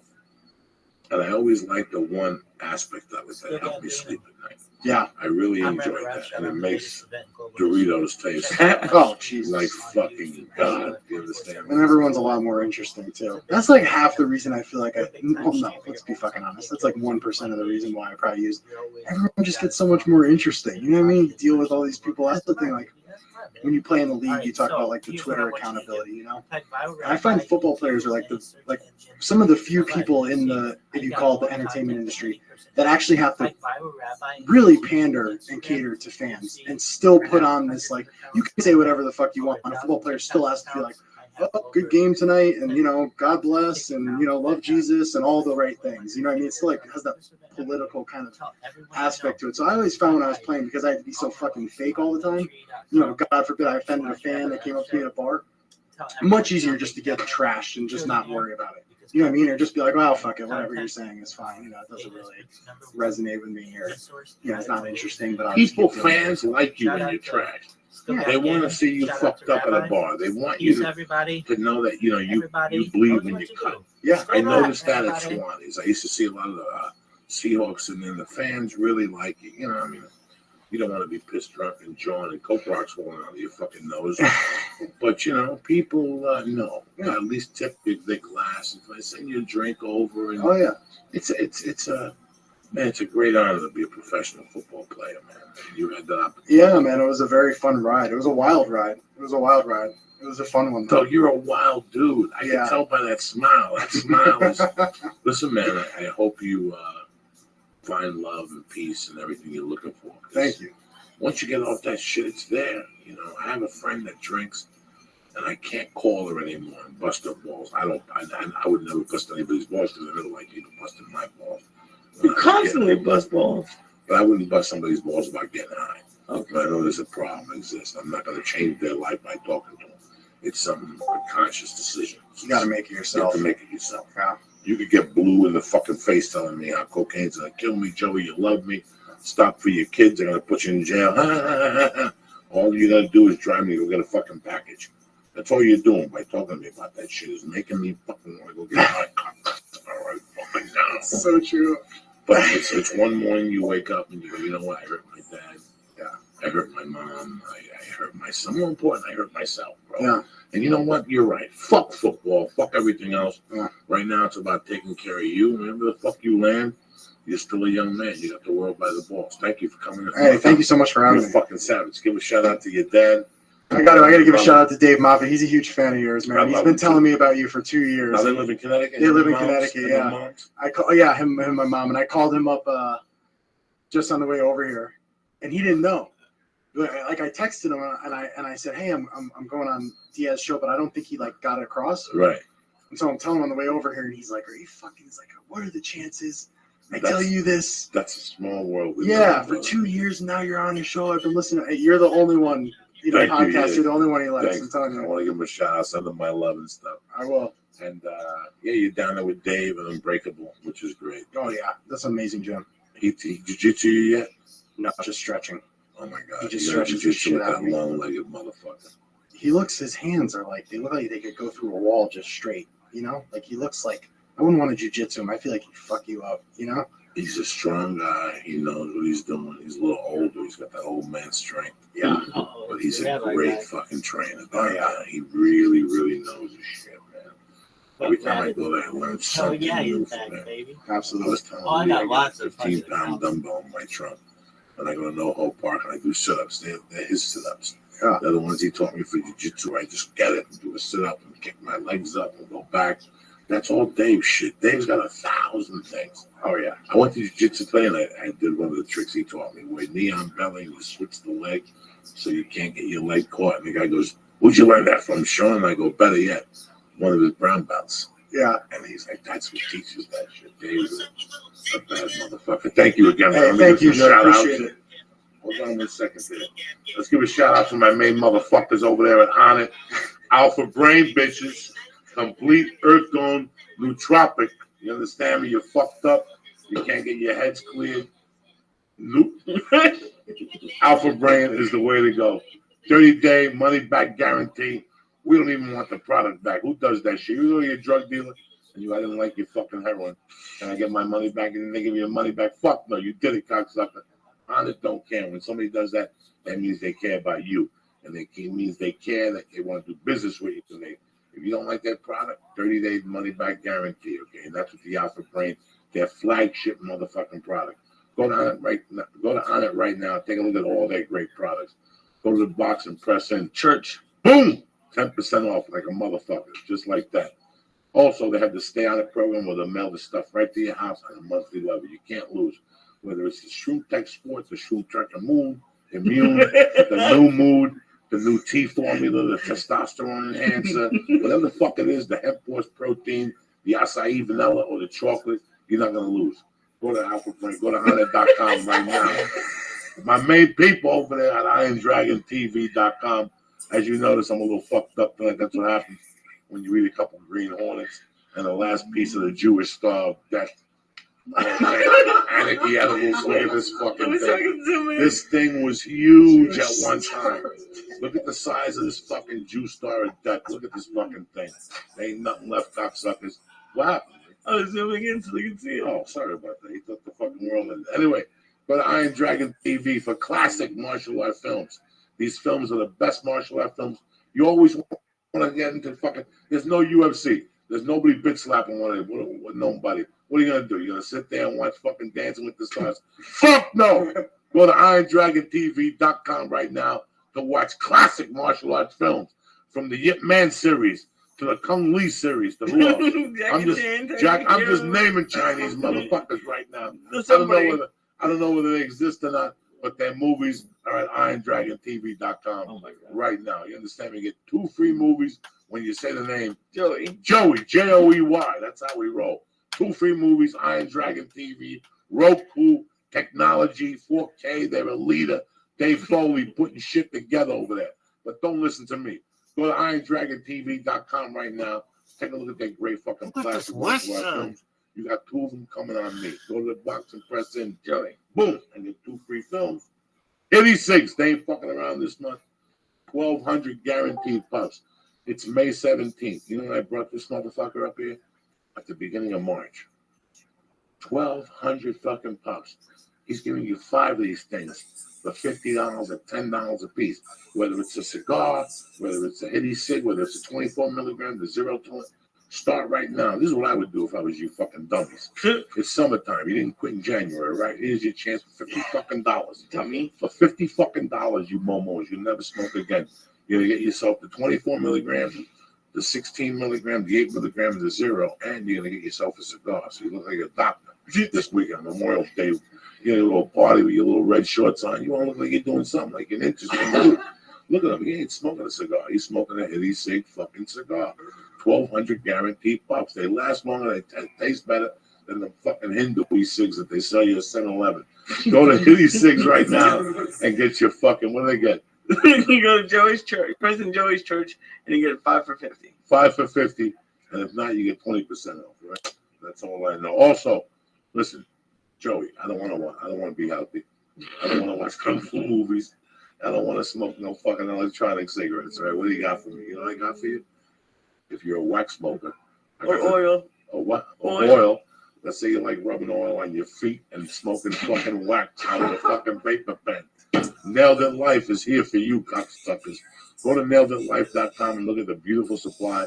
No, the one vapor pen they have, 20% off. It's $50. You get it for $40, and it's guaranteed. You have a problem with your pen, the coil breaks, it's not getting charges. You call Dave, and within 24 hours, he's got the piece for you. Sometimes it's not the price. It's all about the customer service. I don't care about how many 8 balls you do the night before. I care about how you suck my dick the next day. At the end of the day, that's all we're worried about. Go to Onnit.com, IronDragonTV.com. Well, Nailed It Life President Joey Diaz. Hitty6.com and NailedItLife.com. They're great companies. They provide a great service. Thank you very much for supporting us. Again, John Moffitt, bad motherfucker. You know, you can talk to him on Twitter on where? Moffitt74. If you want to help him, whatever you do, let's say you're into staying clean, you want to hike around, Moffitt's always there on fucking Twitter. You know, Facebook. Yeah, I don't really do the Facebook. Just go to Twitter. Yeah, Twitter. And if you smoke dope and do drugs, stay away from Moffitt. Don't make me find out you're on Twitter showing me little raggedy tits. If you're clean and sober and you want to show him your pussy, he's available. Listen, no vegan pussy. Smells like fucking 10 dead Iranians at vegan pussy. The pH is off. The pussy's all whacked up. No vegan pussy at this fucking house, all right? I love you, cocksucker. Stay black. One more time, my main man, John Moffitt. One more time, my main man, Lisa Ayat. Bitches, Las Vegas this weekend. Wash that pussy. Uncle Joey's coming to town. If you're a vegan, eat a steak, bitch. Balance off that little monkey spray. The Ice House next Wednesday night. And then I'm in Oklahoma City with you bad motherfuckers. Stay black. See you Thursday with Auntie Dolores. You got any dogs or cats? Check in. We're going to talk about fucking CBDs for your dog. If your dog, let's say your dog is fucking stupid or retarded, we'll give him a fucking treatable.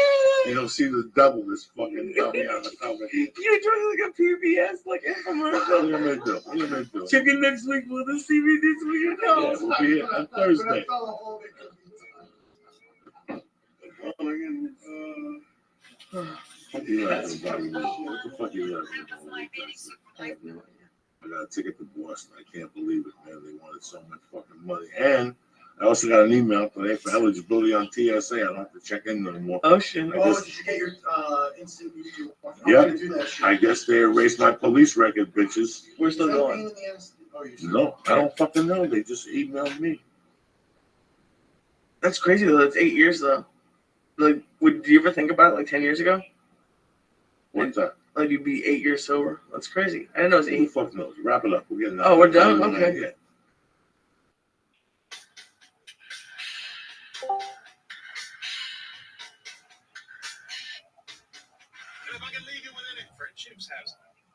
Look at me like I'm fucking retarded.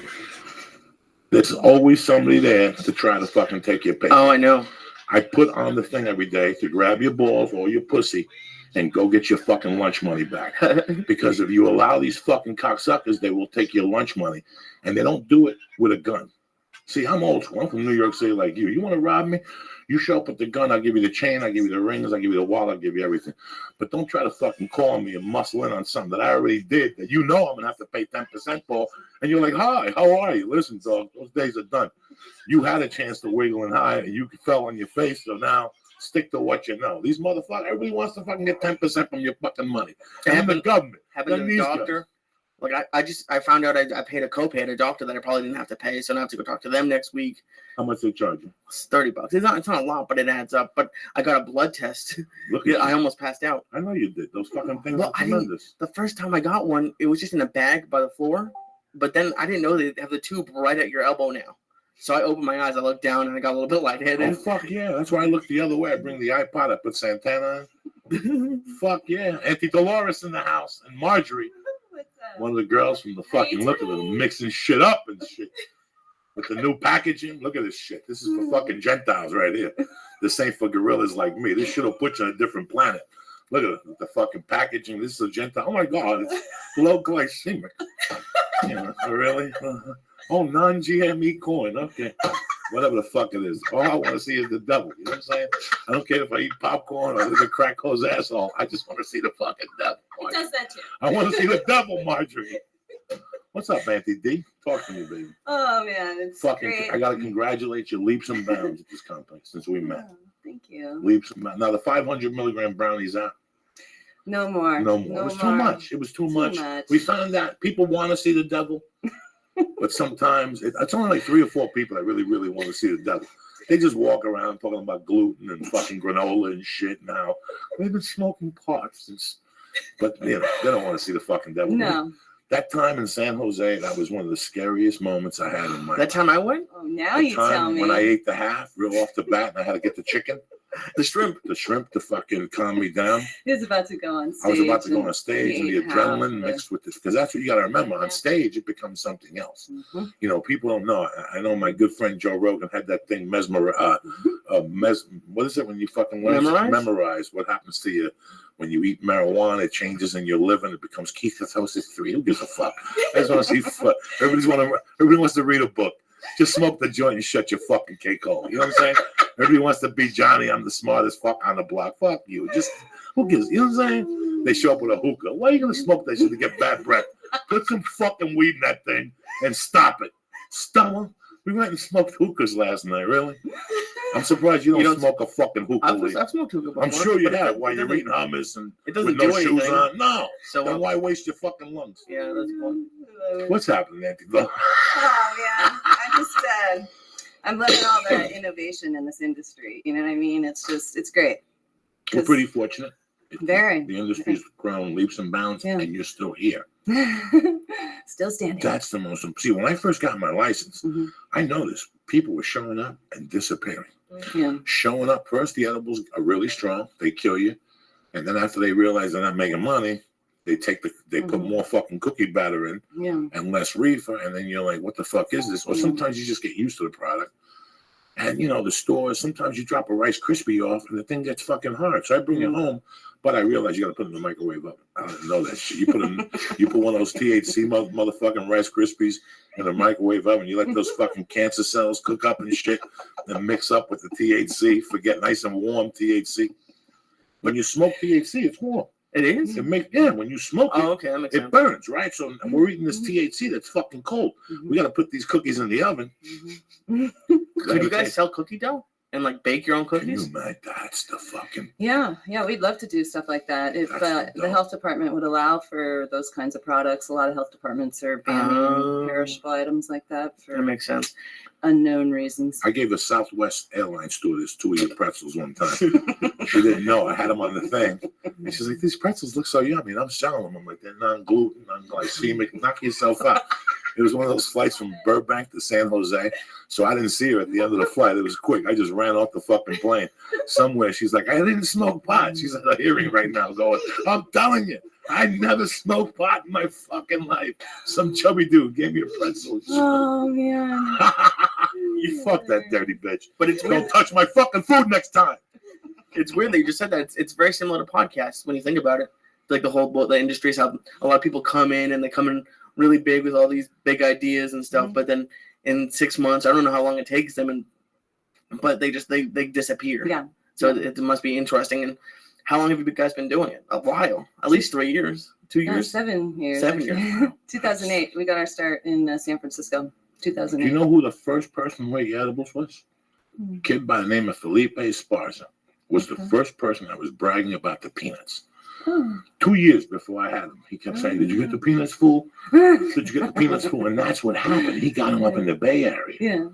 And we kept looking. And then they showed up somewhere. They showed up at Cushmark. Okay. And he called me. This is 2009, 2010 around there. He called me. He goes, they're there. Go to Cushmark. And that's when I started fucking with Auntie Dolores. Yeah. This is, I think, this is the 4th item we added to our menu. So this goes way back to 2010, probably So which 2009. item is that? Chili lime peanuts. That's right. Yeah, Those are they're the so ones. good. They're so Now, let me good. ask you something, Auntie Dolores. We got the new packaging, Uh-huh. which just is amazing. You Oh, know, it thank really, you. there's a lot of people that don't trust. They just don't trust. They just don't trust unless they go see a webpage. And then I wouldn't. In today's fucking, listen, in today's market, if you don't have a webpage, then when are we talking? Yeah. You got to have something. Show me something, a foot. Even if you put your foot and say, I'm fucked up, I'm working on it. I'm good. At least you got something. At least you went to GoDaddy and put the figures together. You know what I'm saying? But don't fucking give me a product and I go looking and there's nothing to read about. That's the selling point. Listen, like I said, I'm a gorilla. I used to buy angel dust on 118th Street and snort it. What do you think? That comes with a fucking stamp from the FDA. This is good. All we cared about what the thing was, Jonestown 2020, killing black people 101, whatever the fuck it was. That's what it was. That was a good brand. That was a good brand, killing black people. No, what was the name of that brand? Black Man Killer. That's what it was called. When I was like 16, there was this THC crystal. That ain't right, man. They used to, what the story on the street was that you take buds and leaves and you put them in water, and what boils, the THC that comes to the side, you scrape that and then you put it through a process and we would snort it. That's what they told you on the street. But it was really gorilla biscuits, aka angel dust, aka fucking animal tranquilizers. You were fucked up for 12 hours. And you know that terrain. I tell a story about I used to work numbers on 118th Street. I went one day, like, no numbers today, it's raining. And I ended up smoking fucking angel dust with a pregnant chick. I didn't know she was pregnant. She had a winter jacket on. And I went to get weed. In those days, they had the weed and they had the trays for $3. You get like, what's a tray? It's like a joint. But it wasn't really a real joint. It was a joint of powder to sprinkle on your fucking joint. What do you think? You got an FDA? You think they had a website? Probably not. No, they had no fucking website. It's coming soon. So people, yeah, real fucking soon. He's probably doing it right now in prison. So it's this is great. This is great because and you have a great product. I mean, 8 fucking years. How many 7. people? Well, 7. going on 8. Yeah, going on 8. Yeah. People have come and gone. Yeah. It's not an easy industry to operate in, by no means. You have to be nimble and adaptive. It's changed so much already, and I mean even in the last year, it's changed immensely. So it's but it's never a dull moment. We gotta find somebody who's dying from Oxycontin abuse in Florida, and just make them eat a bunch of these and give them like $100 to listen to you die. Yeah. Somebody dies and has these next to them, like with a note, and that's when we blow up. That's when the company fucking goes public. A lot of people are weaning off their meds with cannabis, Yes, they are. and a lot of elderly Yes, they folks fucking as well. are, man. Yes, because they're seeing the light. I saw it with that anxiety medication. One day I just said, "Let me try a cookie." I'm like, "Wait a second, something feels weird." I'm sick and tired of smoking. I've been going to jiu-jitsu for 2 years. I still can't last. Mhm. I'm breathing fucking heavy. So I've been thinking lately of maybe cutting back on the smoking. Well, you quit for a few Do you months. vape? Yeah. Huh? But you vape, right? I'll vape from time to time. Mm. These motherfucking vape. Juju This joint. is just tremendous. This is the fucking. That's now, my what's the name of favorite. this? It's called a juju joint. A It's juju joint. yeah, it's a disposable. It's awesome. How many puffs? 150. That's got the 1/4 gram. There's going to be a 1/2 gram model coming out soon, so I'm excited. And they do a CBD pen as well. Now break the CBDs down for me. Let's break this Break shit it down. while we're at it, so people at home, because I don't fully understand it. Okay. My friend James, we tried to break it down to him. I don't know what the fuck I'm saying. Break it down. So you're familiar with THC, Yes, I obviously. am. So that's one compound in cannabis, and there's a whole bunch of them. One of them is CBD, and it's cannabidiol. So it's also pronounced cannabidiol, depending on who you talk to. But it's just got a long list of health benefits, and most of them are substantial, but some of them are really profound, actually. So. And this ain't the stuff you smoke to get high. Break it down for the No, it people. There's a lot of doesn't. Americans that Yeah. think that we're just out here, that we're hippies. Yeah. Really non-psychoactive. In my fucking world, I smoke because I'm insecure, and I've been smoking since New York City, and I love it. I love smoking and reading a book. I love smoking, listening to music. Totally. But for some people, the other end of the spectrum is the medical benefits. Yeah. I've been hearing about, I know what medical marijuana does for a cancer patient, somebody who can't eat and keeps puking. This gives them a little bit of an appetite. It brings a little happiness to them, Mhm. Break down this, because I didn't understand. Like now Yeah. we have it with animals, but what are the benefits to just this, Right. Yeah. just this So- CBD? Like, can I get, Absolutely. and how does it come? Well, it comes in many forms depending on how it's cultivated and processed. And you can also derive it from hemp, which is virtually no THC in that plant. So that's where we get our treats is from. Hemp-derived CBD is what we use for the dog treats. And that's because there's 0 THC in it, and we want to be able to sell this worldwide. And so in order to sell it worldwide, it has to have be under a certain threshold of THC. But our THC-infused products are also medicinal. I mean, THC has health benefits as well. It's just that CBD, because it's not psychoactive, doesn't get you high, but it has a really long list of health benefits. And so people are using it for epilepsy, cancer, any kind of neurological issues at all, including epilepsy and Parkinson's. And then, Crohn's disease. And when I say cancer, I'm talking multiple types of cancer. That was my question. So I've seen like the CNN videos, and it's like oil. Yeah. Is that CBD or is that something different? Well, you can have THC oil. That's what's in this pen. It's a THC-rich oil. It's just Okay. there's different ways to extract it, and what's really popular right now is CO2 extraction. But there's other ways to extract it. It's just and then it has different percentages of active ingredient, and so it's a lot of calculations involved in like the dosage. And How do you do that when you're high? How do you do all that math? You don't do it, it's done for you. Oh, okay. And most of the oils you see that cancer patients are using, there's CBD in that oil. Usually it's some blend of CBD and THC. And there's incredible research going on that it doesn't only help the symptoms of cancer, but it's actually targeting the cancer cells and killing them. It's incredible. What is potentially possible with cannabis. If only the federal government would give us the ability to do more research. Now, why would a guy like me start taking a teaspoon every morning? Would that be beneficial? Like some people take flax oil. yeah. Preventative medicine, totally. And if you, for anxiety, it's great. You said you were on the meds, you kick the meds. And No, I kicked the meds. yeah. Fucking 8. Yeah, it was garbage. I went on that after 2 weeks. I knew that wasn't for me. It was just too creepy, the feeling I got. And that's Yeah, why I I mean, focused more on the medical CBD marijuana. and all the cannabinoids, 100% non-toxic, 100% safe, non-addictive, So there's comes from nature. Okay. I mean, it's I think it's a big secret. It's like the secrets, Totally. cat's out the bag here. And unfortunately, science is way ahead of politics on this issue, and politics needs to catch up with science because there's a huge disparity there, and that's why it's still a Schedule I narcotic. Are there any side effects besides eating too much? Actually, CBD is not as much of a stimulant, an appetite stimulant. And then there's Okay. other cannabinoids that are actually appetite suppressants, like THCV. So if you're looking for a flower that gets you high, but it doesn't get you hungry, go for THC rich, Okay. which is like Jack the Ripper or We've just basically Doug's only Baron. had conversations about THC up until now, which is why I think it's confusing to people because Right. that's all we've really talked about. But the reality is there's just all these other compounds in the cannabis. So they're essentially the same type of compound as THC. They just have different effects. So CBD is one of them, CBN is another, THCV is another.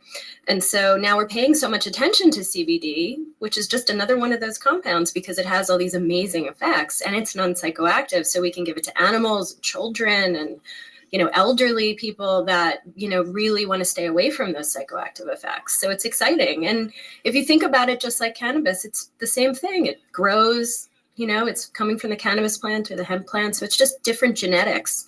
Basically, the plants are bred to have less THC, more CBD. So when the flowers are harvested, the buds, just like you would think of buds that you would smoke, same thing, just has more CBD, less THC. You can smoke it, you can extract it, you can make edibles out of it and get it tested and, It'll give you the effect. Yeah, like if you want it, for instance, I've got some of these juju joints, they have a CBD pen as well. And I mean, if I don't want to get high, but I feel like, for instance, I might feel like toking on a cigarette and I don't want to be smoking cigarettes, but I could toke on a CBD pen. It's not going to get me high. It's going to give me health benefits as I'm using it. And it makes me not smoke a cigarette. That's 4 good goddamn reasons to toke on CBD. Now here's the problem that you have with all these things. Or was it 3? A guy gets cancer. Guy gets cancer in Ohio. Uh-huh. He's conservative, and he goes for treatments, blah blah blah, and all of a sudden it reaches stage 4, and now this is what these motherfuckers are doing. They're reaching for this as the final thing, and it's like a little too late. Like it shows some progress, but it's just a little too late. You caught it just a little too late. Yeah. I read something about a month ago about a guy who just CBD'd it on some cancer, took the sugar out of his diet, and lifted weights or something, and he fucking went into remission. Are you fucking kidding me? Oh, well, if you look at brain scans of tumors, you can see shrinkage. It's clear, and there's cases that are being documented. But then, of course, cancer when pathology is so advanced, sometimes it is too late, but you could still provide a quality of life increase even by giving cannabis at that stage. So either which way, it may not be curative, it might only be palliative, but it's still good. Now, could you do chemo and it wouldn't negate it? Okay. I think I've read in a few different places that chemo patients require more because there's a lot of that substance is running through your bloodstream, and so it's not that far-fetched that you'd need like stronger dose cannabis products and stuff. Over the last 2 or 3 years, I've been reading more and more, about the kids who have diseases and their parents are getting thrown in jail or arrested for giving their children something. I think something happened in Philly. I like to say I can't. I just read these things.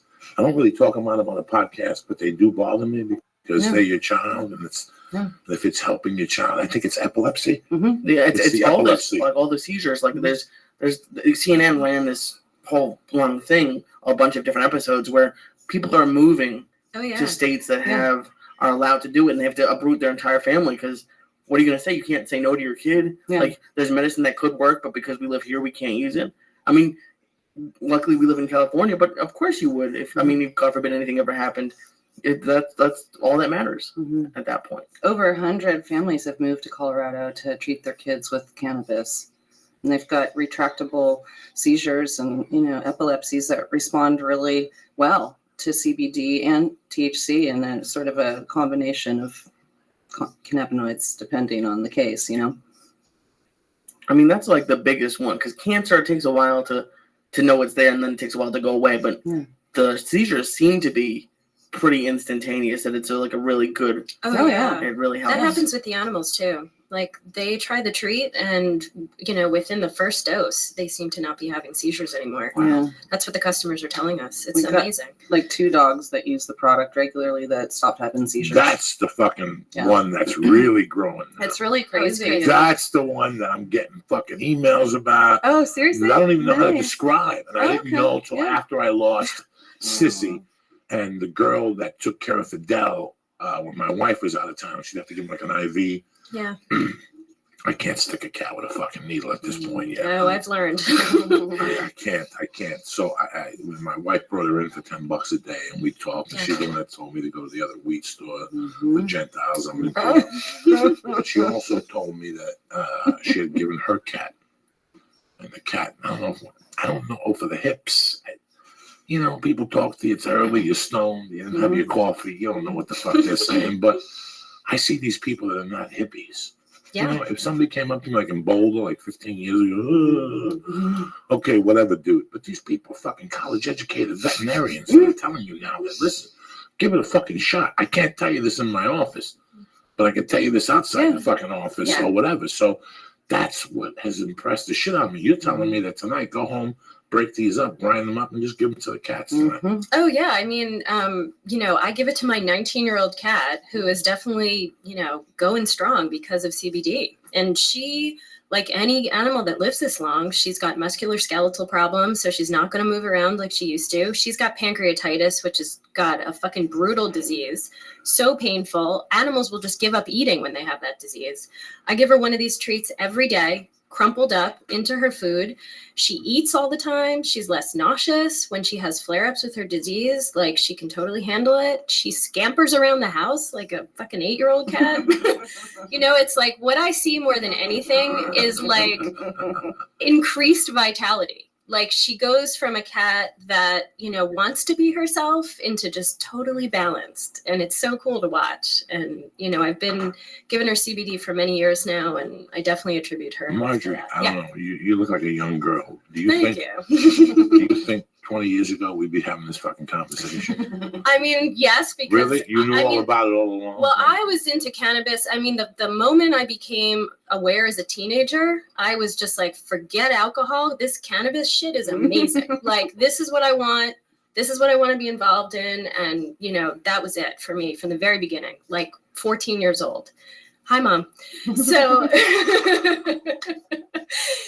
for me, I always knew, and I always knew the medicinal benefits. I mean, did? Yeah, growing up. I fucking knew nothing. Nobody told me nothing. Well, I could That feel fucking it. Puerto Rican on 178th, I got a fucking. Well, that might have the weed you were smoking back then may not have Right, been as no. medicinal, perhaps. No, but nobody spoke about medicinal marijuana to me. I mean, I couldn't articulate it, but like I knew that I was more social. I knew that I was more creative. I knew that if I had pain in my body, it was going away when I was smoking. So I couldn't articulate that when I was 17, but I can now. And I knew then that like that was it. I started making edibles and doing all kinds of things, I got high in the beginning.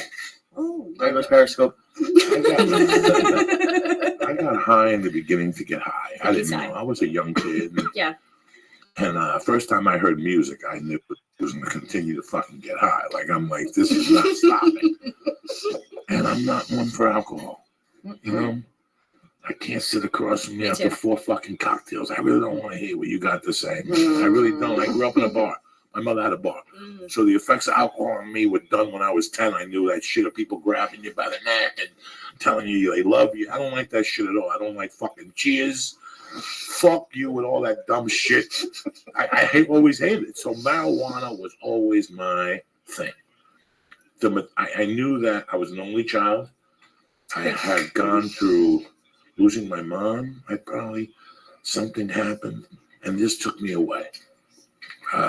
For me, Ari lives in New York, and I could tell, did the phone break? No, it's fine. I live in California, and I'm a New York City boy at heart. And I'm not one of those guys that fucking LA sucks because of the bagels. I really don't give a fuck. All right?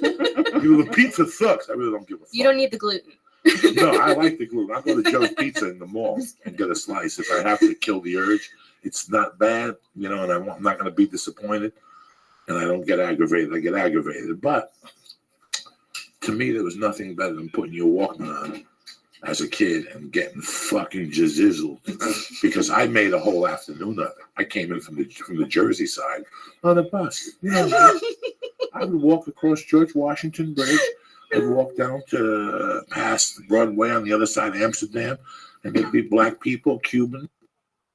And Dominicans, Dominicans, Jamaicans. Yeah, This is yeah. way before the Dominicans. This is 80 fucking 80. We used to go to a pool hall in 178. Walk in.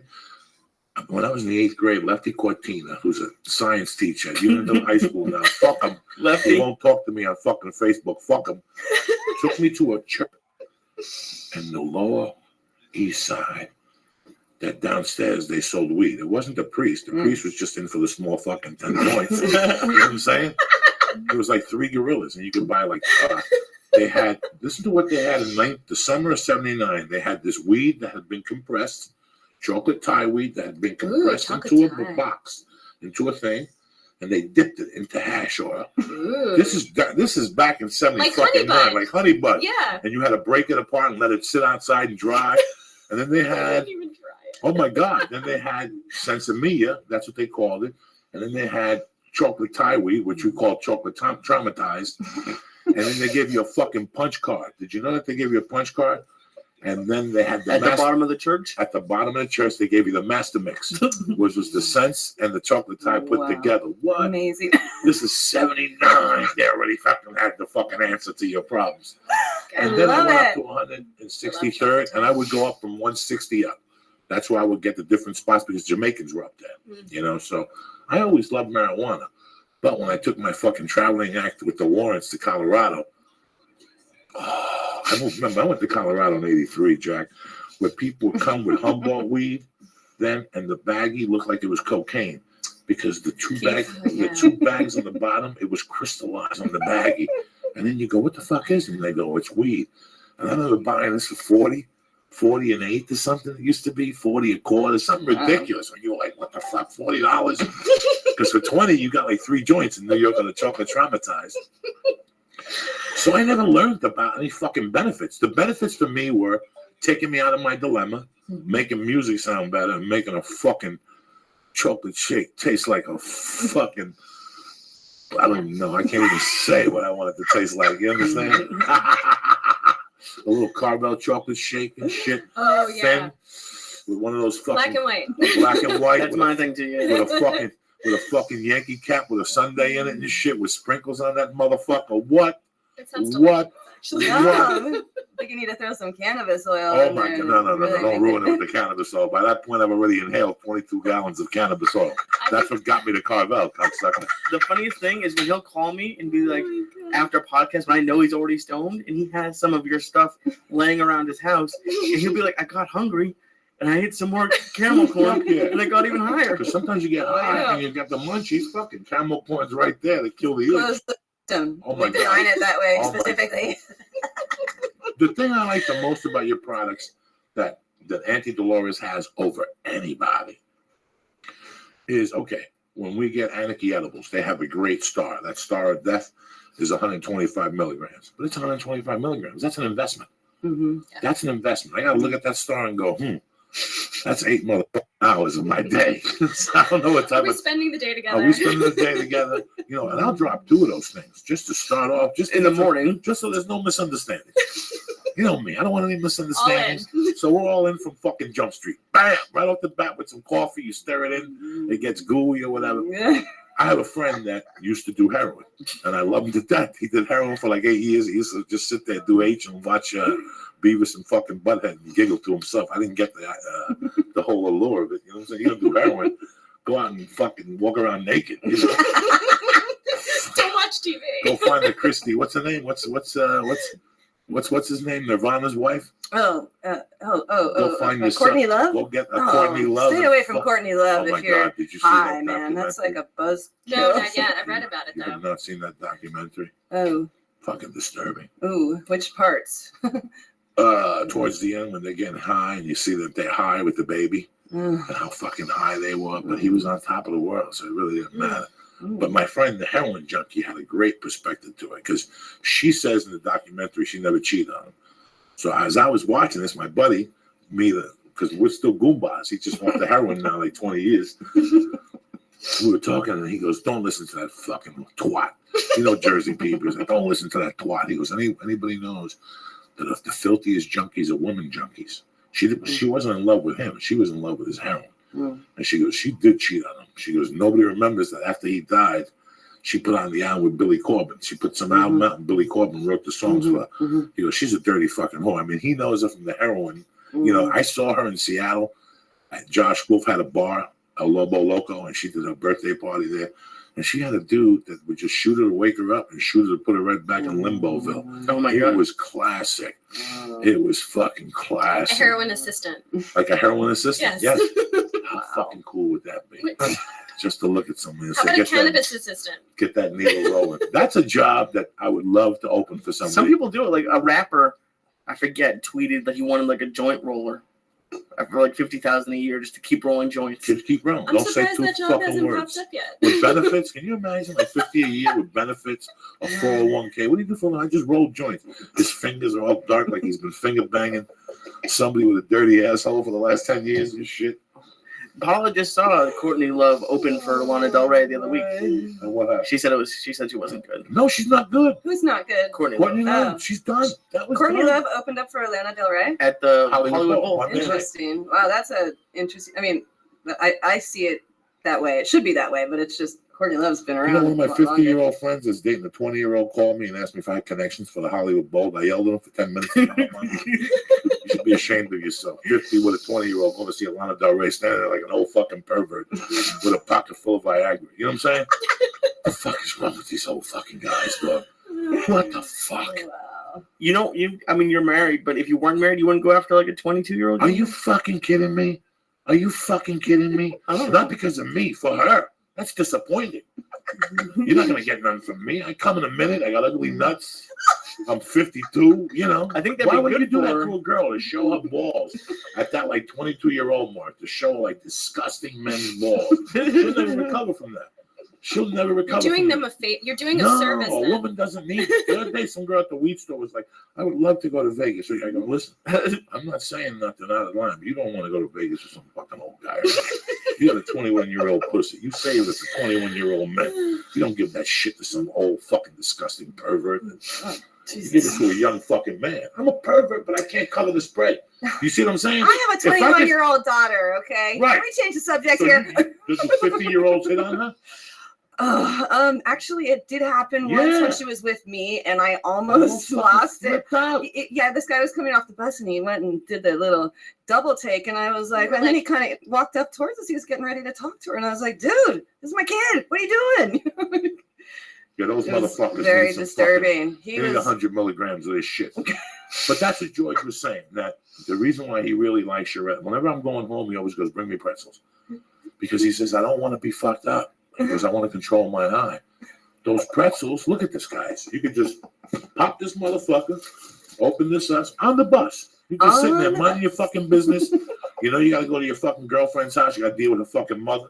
They probably made mashed potatoes. They fucked up the mashed potatoes. You can't understand why. They're nice people. Why do they make prison mashed potatoes? You ever had that situation? You go to somebody's house and you know they're out of a fucking box and you just look God, at I them like, hate really? prison mashed potatoes. I love them. I My went to prison. ex-boyfriend's mother, for 4 years, I had to withstand those Out of a prison fucking- mashed potatoes. Out of a box. And there's some prison mashed potatoes that ain't bad. Like if you get the box but dope it up. How long does it take to make mashed potatoes? Like cream, 2 seconds. butter. I know. So why do they In a make box. No. Oh, no, To but make that's- good mashed potatoes. Listen, there's fucking Ugats mashed potatoes. Then there's good fucking mashed potatoes. All right? These fucking Gentiles garlic mashed potatoes, they put garlic salt. That ain't garlic mashed fucking potatoes. Let me tell you what garlic fucking mashed potatoes are. All right. You get some red potatoes. You chop those motherfuckers up small. You boil those motherfuckers to the end. And then with the peel on them. With the fucking peel on them. That's what old school motherfuckers do. You throw the whammy in it. You cream the garlic. You don't put it in chunks like a fucking animal. You slice that shit thin. What do you call that when you fucking crush it and you mix it with that fucking mashed potato? You put some milk, some fucking mayonnaise, and you salt and pepper. mayonnaise. That's the whole patois. A lot of fucking Gentiles don't know. It's the butter with a taste of fucking mayonnaise. See, I learned that from an old Jew, Cy Lawrence. That's right. He couldn't cook, but he was 400 pounds. Who are you talking about mashed potatoes? A skinny motherfucker with the head or a 400-pound Jew with fucking... Is that the recommended dosage? Absolutely. Just dipping the. One giant pour. Oh man. How frustrating is it Killing for me. you guys? Because you said, like in the 80s or 70s, you were going and buying it in New York. How slowly it moves. Just how slowly it moves. Yeah. Even to get to the point where you are. Yeah. And you probably have all these aspirations for where you want to take your business, but it's just constantly pulling you back. Like, Yeah. that must be why a lot of people quit, to be honest. Honestly, most of the people that are no longer in the game, most of them either were raided and forced to shut down, or they quit. You know, and I understand. I mean, it's really hard. We have to deschedule cannabis. I mean, it's gotten ridiculous now, and so much research has to be done in order to completely legitimize it in for the masses. You know what I mean? Because all of us here are open-minded enough to see the benefits, but there's still a lot of people that are very much influenced by the stigma. I think most of them, like my mom, thinks it's the same as heroin. Yeah. Maybe she doesn't, but that's what she tells me.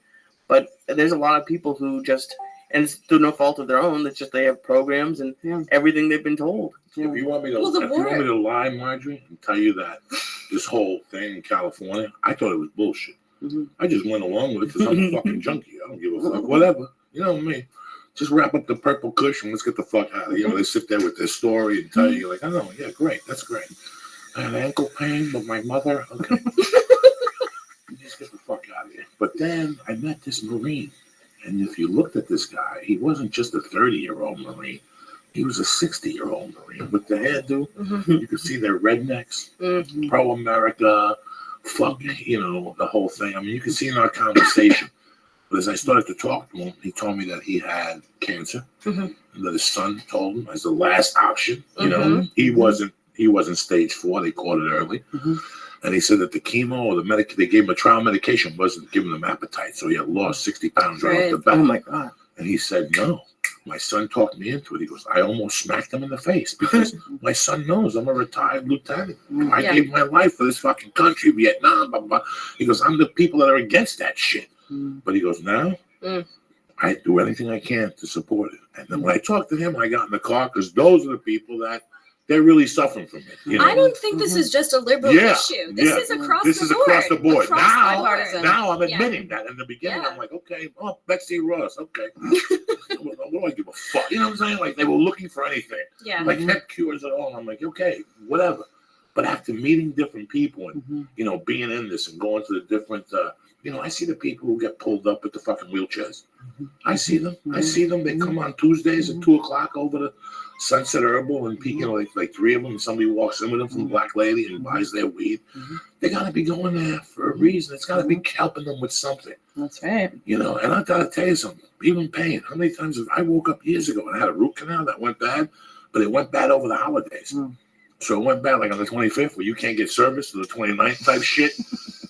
And I remember waking up from pain, taking the leaves, and you know, but smoking weed, and it didn't kill the pain, but it made me forget about it. I've had 4 surgeries over. I know, you know, but I've had 4 surgeries over the past, you know, however many years, and every time I have surgery, I have to use the cannabis right after, and I just completely say no to all the other drugs. You normally have surgery, abdominal surgery. What are they going to put you on? Anti-nausea, painkillers, all kinds of shit that are going to fuck you up even more. Internally. That shit fires you up like a motherfucker.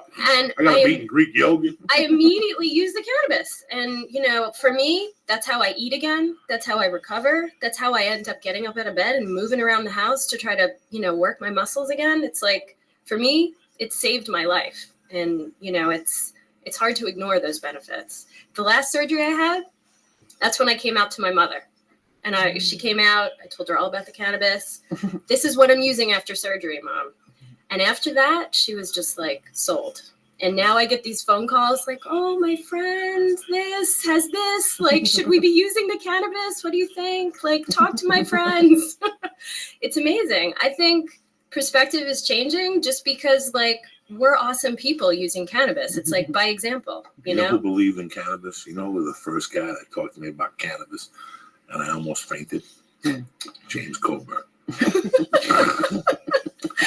I we're shooting Arliss. You know, I love James Coburn, the Magnificent Seven, fucking Hard Times, fucking. He's Speed in Hard Times. You know what James Coburn is? All right, you know what it is? Throw on Hard Times for these fucking little beautiful ladies.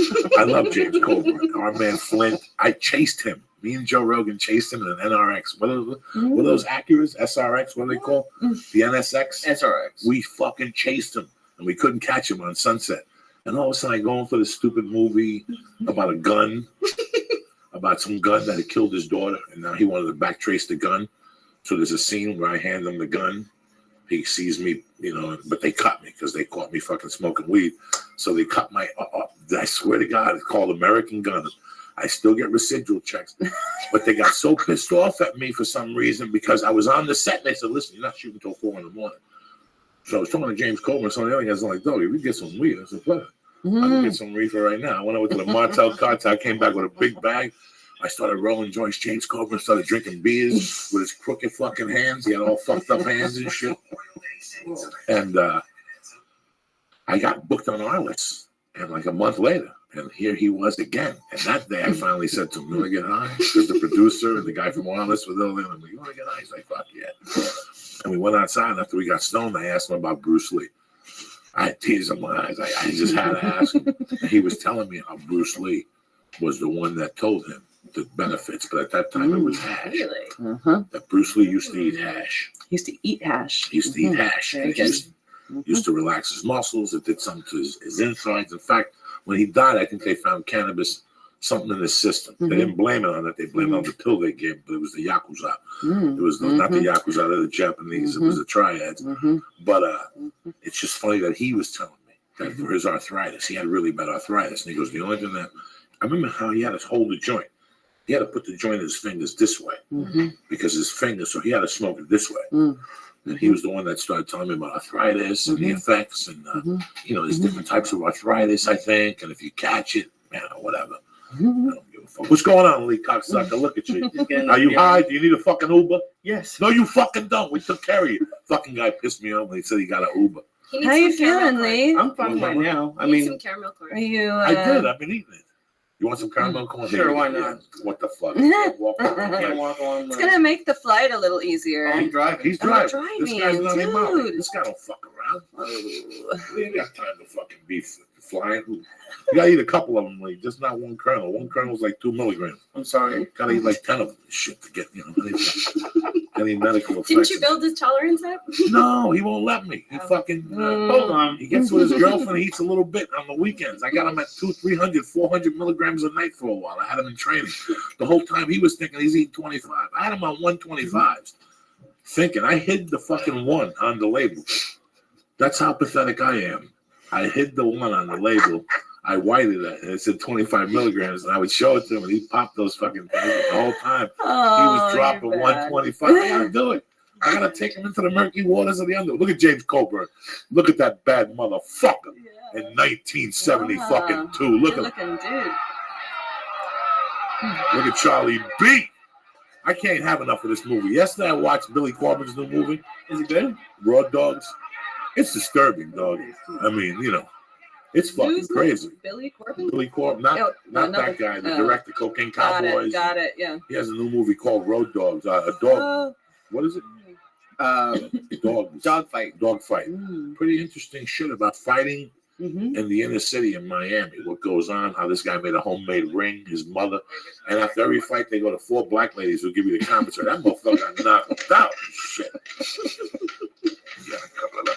And this guy's fucking brilliant. Look at him eating oysters in 1970 like a doctor. Nobody's eating oysters. They're scared they might get a heart on. Look at him. Look at Charles Bronson throwing fucking heat. Anyway, fuck that noise. Let's get back to anti-dodo. So now the dog treats. That's gonna be my nickname. Is this a division of Anti-Dolores? What is going on with the dog treats? How can people find these dog treats now?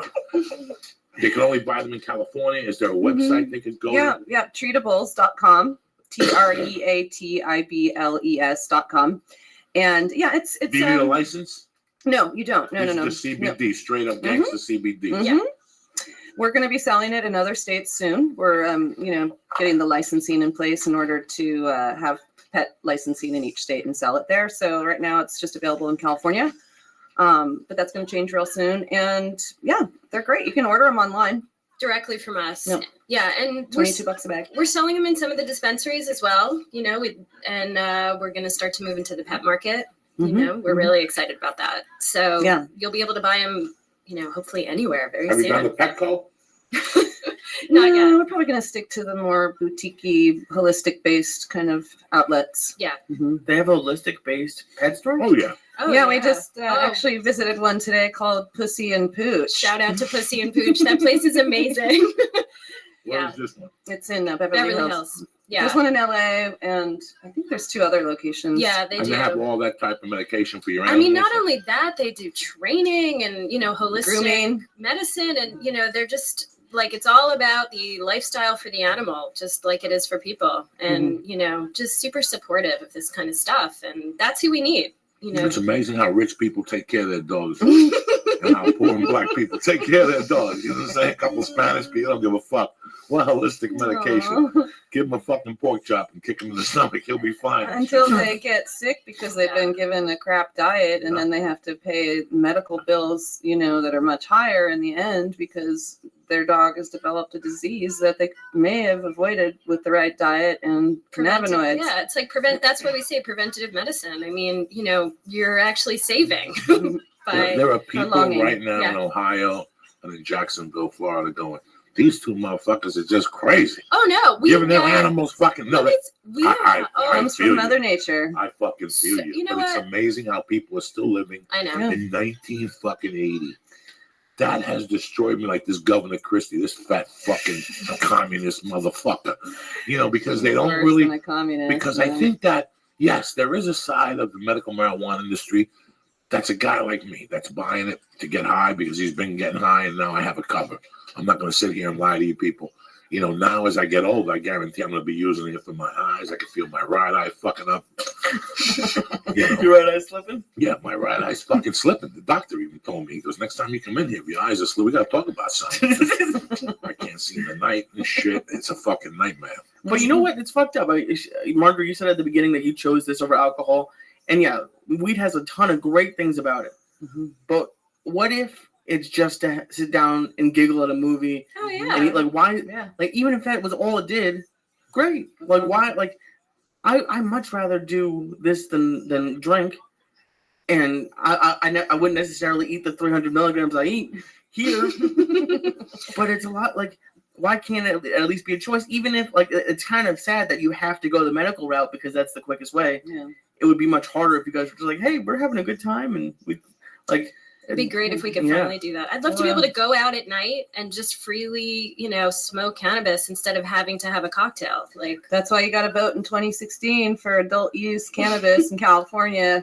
Get out and vote. And what You does got that some mean? time to get What your does shit that mean? together. What So does that mean? It means you can That means smoke it- outside? no, we're gonna have recreational adult use laws in place after 2016, God willing, if everybody goes out and votes, I got which we know covered. they will I because can't they vote. want to be able to smoke weed, you know, freely. Well, maybe not freely. It doesn't mean you can smoke anywhere, but at least you can walk into a shop Access and purchase it with the proper ID, and you don't need to go see a doctor first. could you imagine if there were bars? Like, just like a weed bar, you can go and they would have like Yeah. funny That's my movies. dream. They could That's have my like funny dream. movies, Yeah. and you could all sit down like comfortable chairs, and they have waiters and waitresses bringing you food. think That about would how be happy amazing, there'd be yeah. no fighting. Everyone would just be so happy and hanging out. You know, this is what, you know, listen, I don't know how to change a flat. You know, I just don't know. I don't know how to raise a child. You know, I don't know how. I don't know a lot of things. You know, you wake up one morning and you say to yourself, "What do I really fucking know? What do I really know? If I really had to make a living without the podcast, there's only one thing I know, and that's drugs. I grew up in it. It's a shame. It's a shame. It's a shame." But it's the way life is. I'm telling you, I bought Angel Dust when I was 14. Okay, I'm telling you, I put a joint in formaldehyde and was selling for 20 a piece. I'm telling you, I used to go to Pennsylvania on the weekends when I was 16 and buy Black Beauties Wow. by the hundreds and buy acid, different types, blotter and window pane, and sell it for $3 and make a living when I was a kid because I had no parents. So I know drugs. I was right there when cocaine, what you guys are seeing with weed, how it just fucking took over. I was there with cocaine when people were tripping, and all of a sudden people coming out of bathrooms going, and everybody's like, "Oh my God, they're a movie star." So I saw it all. Weed is the only thing that I've done that hasn't become something else. Mhm. When you start doing coke, you have a great time. You bring girls home. You put coke rocks in their asshole. They suck dick. Your dick is hard. Everything's beautiful. But after a few years, you start getting paranoid. Your dick goes soft. It becomes something else. Now cocaine becomes something else. It does. The addiction becomes something else. When you do heroin in New York, those kids you grew up with, that half of them used to go into the village. Remember, they get Chinese heroin in New York. You know why the Chinese heroin? It's for the kids from the suburbs that are scared of needles. So instead of doing, they shoot that Mexican shit, have to melt it with a spoon. They just go to a club and do 2 bumps. They puke and they get high. You know, I saw all that. That starts cool. You're in the village dancing, and oh my God, is that boy George? You know, all that shit. But heroin always ends up fucking bad. Pills, right? You go to the doctor. You go to the fucking doctor for your ankle. You had surgery. You start eating a couple Oxycontins. One day you go to fucking ballet. Your ankle twist. You keep eating Oxycontins. Now you're addicted. Weed doesn't have that. Weed does for me today. Do I call you at night and giggle and act stupid on the phone, Lee? A 52-year-old man. Almost every night. Should I be ashamed of myself, Lee? But it gives me satisfaction. It's better than being sitting next to some scumbag telling me, you know, here's a double. So let's drink up. You know, George Clooney. I don't want to get, what's her name in a movie? I offer her booze. She's a whore. Who sucks a dick for booze? That went out in 1964. You know, he wants to get the chick with the big lips. What's her name? Pretty Woman. He made that statement. That somebody approached someone. How do you get her in movies? I offer her booze. Oh, that's so cool. Get the fuck out of my face. Are you talking about Julia Roberts? Yeah, that's there you go. Booze. I fucking hate it. I hate it when people come up to me boozy. I want to fucking strangle them. Like it's 2015, you annoying fuck. Nobody annoys you on weed. What do? They bring you cookies. They got lint in their pocket. Speaking of cookies. Oh shit! It's that time, motherfuckers. Let's give some shout outs here real quick for the party starting. My main man Juan Vargas, Benjamin King, Johnny Arch, Harry Henderson, Ty Schwartz, Raised by Wolves, and Kurt Michael. I love you, motherfuckers. Have a great Memorial Day weekend. You understand? Here we are getting fucked up. What's up, Lee?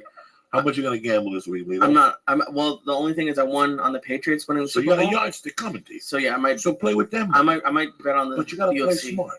I might bet on because the blackjack. Don't do parlays. Bet Don't? them one at a time. Okay. So you're gonna sit in the casino next to me. You're gonna run and one at a time. You're gonna get somebody to get like Edwin San. So don't do a one of parlay. his Filipino cousins that likes to run and sit them with you. No, parlays are suckers bet. You're gonna lose your money right off the bat. Okay. Let's build up a bankroll. Start betting the prelims. Why are you gonna put all your eggs in one basket up front? You're there. You're gonna be in Vegas. Find out what you don't have to sit with. I don't give a fuck if you have to show. You think I give a fuck? As long as we're making money, that's all I give a fuck about. So we'll go over the charts on Saturday, and we'll have you running back and forth like a professional. No betting the whole card. No, because if something happens, now you know something else is going to definitely happen. You follow what I'm saying to you? If Weidman fucking loses, or vice versa. If right now people like, I think the fucking call would be Cormier, Weidman. You know, You think Cormier? I think Anthony Johnson could knock him out like a motherfucker, but if he connects with him, he'll knock him out. But Cormier's a little smarter. Cormier's a wrestler. So is Anthony Johnson. A lot of things could happen there. Cerrone, what happens if the other guy beats Cerrone? Now you have a different card. But you got money. You're playing with their Guinness. What about you bet a parlay early on. Somebody loses early on, you're fucked for the night. And you didn't bet the other guy straight. I'm just trying to teach you how to make. I was also looking at who beat Brendan Schaub, like Arlovsky or whatever. He's like 1,000 years old, but no one thought he was going to beat Schaub, so that one scared me. But he's fighting. What's his name? The big guy, right? Travis Brown or something. Yeah, that's. Yeah, so that's gonna be what's gonna happen there, though. You know what I'm saying? But I had a fucked up thing happen. Well, not fucked up, but I hate trying things. I don't know if it's change or like. What happened with spinning class? You didn't like it? I loved it. All right. We loved it. Did you sweat? Yeah, hell yeah. Did you fucking nutsack get? Did you get Super sweaty. Did you take mama home and give her the stomach? After a shower, yeah. After the shower, that's a waste. You gotta give her a stabbing before the shower, and everything's fermenting. You understand me? Tell him, Auntie Dolores, and that monkey's on fire after spinning. I'm trying to teach this Jew things, but he don't. Spinning monkeys on fire. Fuck wow. I don't know, man. I don't know where we're going with this. That little ballerina suit No you comment. women spin with makes the monkey nice and moisturized. And Wow. you take that motherfucker to the next level. You don't have to. It's like moisturizing the steak, then dip it in water before you put it on the frying pan. You know what I'm saying? You don't like that sweaty muffler? I do, but she wants to take a shower. Who gives a fuck? You tie her up. You don't have rope? What'd you do with the rope I gave you that time? I'll talk back. Out back. It's out back. Look at him. I love tormenting him. Look at his face. He gets over. He knows. Anybody can eat a clean pussy. It's when I got some wang to it. I know, but she likes to shower first. Look at Marjorie. What the You were so cute. Oh my god. I'm like that guy in Goodfellas. I gotta toughen him up. Every day I gotta toughen him up. He can take it. He likes it. He loves it. He's loves Jewish. He's used to this shit. He loves this shit. You know, Jews gotta be like a Walenda. They gotta be walking on a tight wire. If not, their lives ain't good. They're not good. What do you think, Auntie Dolores? What's the next product? Drop something on me. What's coming up? with What do Auntie you think Dolores? we should make? A special Lisa Jewish star. Something that glows in the dark. That just makes you fucking pass out. You can find it on the floor. Lee is fucked up right now. Like he's getting hit in different directions. He's questioning his manhood. Look at him. I'm looking at him, and I've never seen him like this. These edibles hit you different. They hit you when you Well, what don't did I attack have? your senses like that, like gorillas, like we usually do. This takes you to a different level. It's like a slow finger. Look at him. Look at him. Did you just see him transform? I It's did. like, Totally. it's like midnight for the Wolfman. He just Totally. fucking transformed. How many milligrams are the? Who gives a fuck? We go by sound. We just eat fucking milligrams. What do you got to worry about? Who gives a I just fuck? want to know how much I ate. There's nothing to know about. Maybe Auntie Dolores. Listen, I guarantee you, Auntie Dolores it's like the Quaalude people. When we were Yeah. in the 70s, when you ate a Quaalude, sometimes you ate a Quaalude, it was a dud. But then you ate the other one, you got fucked up because they put that mix.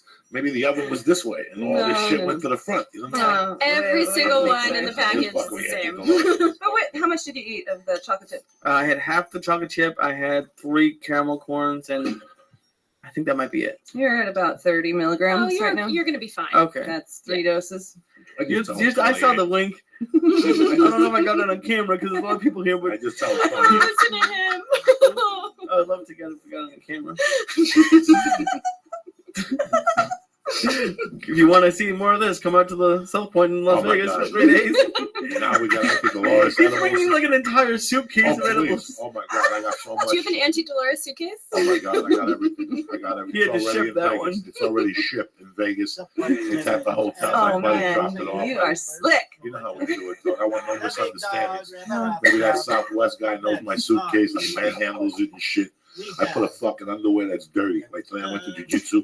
It's sweaty as fuck. There's a skid mark. I put that on the top. You want my weed? With the It's like in the suitcase. right on the Yeah. top. So when they open up that suitcase, that's what we see. You see a fucking little underwear with a little brown skid mark on that motherfucker. They ain't gonna go through your luggage, Margie. If you're gonna You're right. That's a really smart Come on, plan. Who the fuck you think you're dealing with? Some novice or what? I mean, I put my recommendation in, but the underwear is a good idea. But if you put your recommendation here and you're claiming liability, you don't know nothing. Yeah, well, You're part of not me is being an fucking activist about it. Please, you want to be an activist, go save fucking whales or something like that right now. We're looking to get stoned. You want to put your, Oh, and you're man. claiming responsibility. Don't give them shit. You put a fucking dirty panty up there, but a fat one. Like get like some fat chicks and rub your Oh, I fucking, should borrow. Okay, like a got big it. chick like me, like a chick that looks like me. You borrow her on because guys don't want to look at that. Well, I'm going to New York next week. Could I borrow a pair? Don't put your hair underwear. Don't smell them. It'll take you to a different dimension. But that's how you do it. You don't fucking put the You letter. gotta distract the dogs. I put Something. the edibles right on. I put the edibles right on the security thing. Whether I go to Chicago, whether I go to fucking LA, or especially in LAX, I put the cookie right in the security bin. I just take the label off. That's the only problem you got with this. I got no fucking label now. But so what? You take these peanuts, you put them in a baggie, and you put them in your right there on the plane. No. These are gluten free for fucking hippies. I don't know what they. Oh, this has THC in it. Those fucking morons at TSA. What do they know? One time we were stopped on the highway coming back from Long Beach by like a row of cops that must have been doing something, and I had video of him right behind it taking a hit out of the pipe, and I deleted it because I got paranoid that they were gonna come and search my phone. This is what I'm dealing with. Never Because you said- had eaten so much that. You Oh my god, it never stops. Someone asked if like a quarter of a Chiba Chew was enough. Never. A quarter. There's no quarters. There's nothing under 3/4. Yeah, go tell them to go hang out with a Girl Scout troop, selling cookies in front of Albertsons or some shit. We go deep here. The church people, we go deep. Even the anti-Dolores people that run with the church, they go deep. The other side, That's what you guys should do. what's that? Create like a church edible that's like Just Joey call it Diaz. deep. Joey Diaz approved. The You know we're gonna murky go deep. waters of the underworld, 250 milligrams. I love it. That's the perfect I size. love it. Love Germany. Shout out to you. Shout out to Germany. All right, we're gonna close this. So she's got fucking problems. Let's just go with a juice I think that's a Fuck good it. plan. How about a Cuban Shout out flag? to you. Ooh. That's too much ink. Trying much to red. save you money on Yeah, the save your project money. cost. That Save could be your money, expensive. yeah. Good But I for thought you. you wanted it to be glow in the dark. That's for you, because you're Okay. Jewish, not me. I'm just a fucking Cuban dude. You know what I'm saying? Something mixed with water, something that could float. Something Do you like want cereal? Do you want cereal? Everybody. Like kind of floating in Shout out milk? to Rabbi. that would be Shout fun. out Edible to Hardy cereal. Talk. Shout out to Rabbi. Actually, We're these gonna are cut that out. great. We're gonna cut These that out are of the kind of podcast. like those Okay. Cookie Crisp. That's money, though. We have an employee that eats the edibles. They eats the treatables for breakfast. Oh, I got a bag break just in some of case. like I got them in cereal. my fucking in the compressor. In case there's an earthquake, I got one of these too. What do you think you're dealing with? I ate dog bones before when I was fucked up when I was a kid. One night I just ate those dog bones at a party one night just to be an asshole. Mm. Yummy. Lee, what's the matter? I'm just writing down the time. What time? Yeah, no, because I want you to make. I understand. That's a beautiful idea, man. That really is serious. Look at Cereal?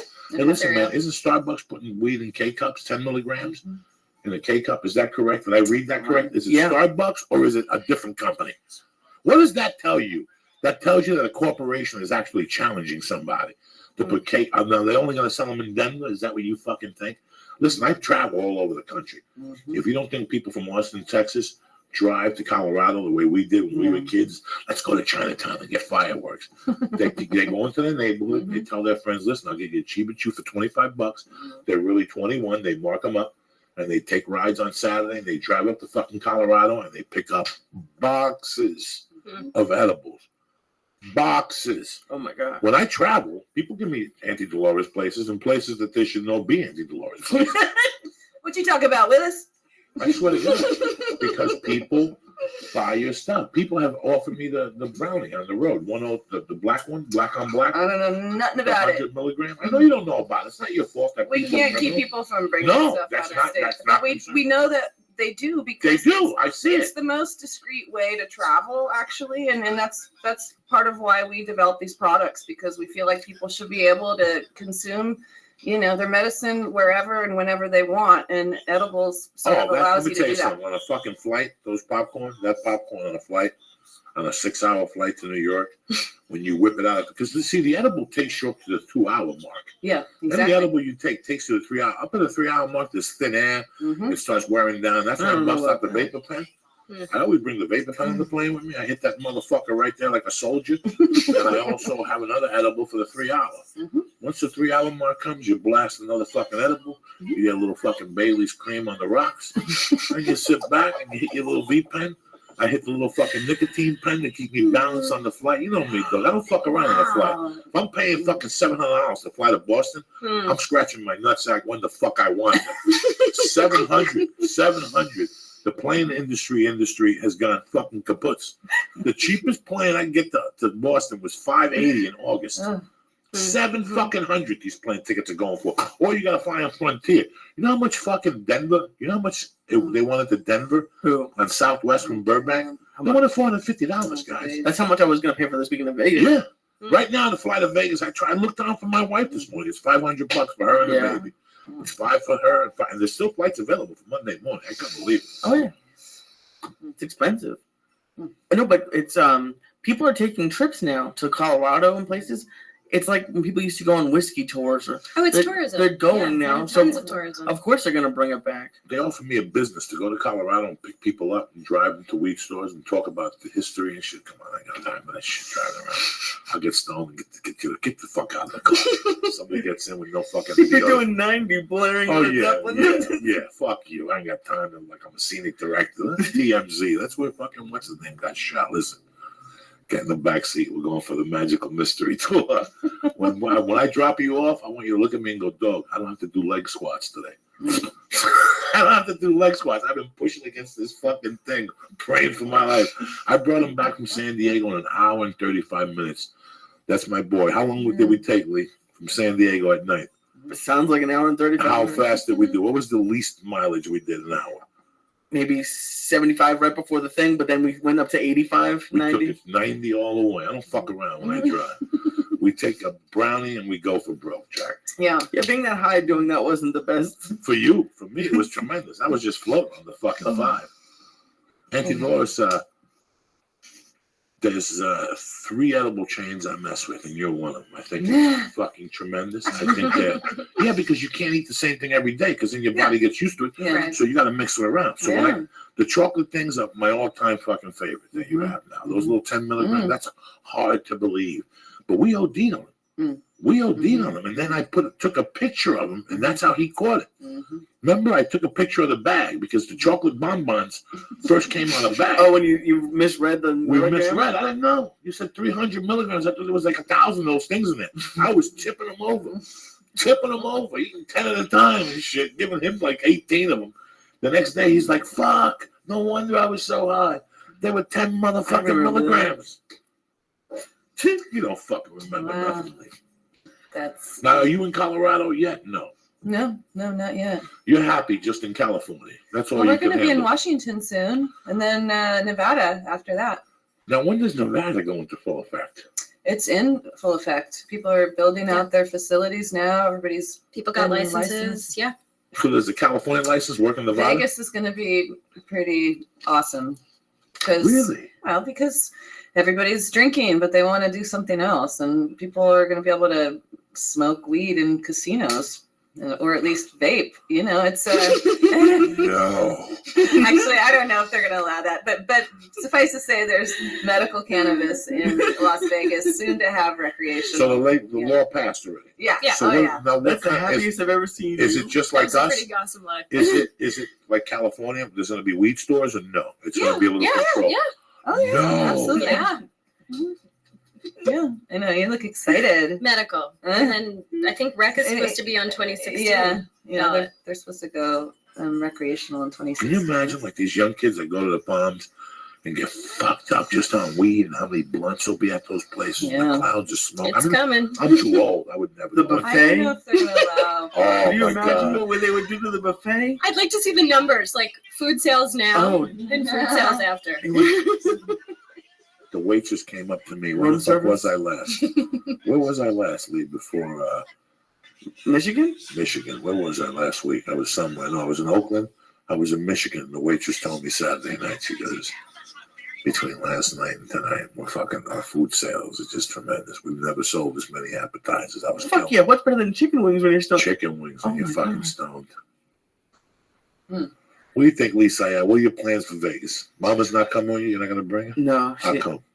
because, I mean, we're not... I don't know, I'm working. Like, I have the... We're working. Huh? You're not doing nothing with me. I'm not. You hang out. You smoke some dope and you go to your room. We'll work. Huh? No, I'm Mama with bringing you. the recording stuff. No, it's fine. You don't want to bring her with you. She don't want to go to Vegas. She'd love to go to Vegas and be in the room with you all weekend. No, it's okay.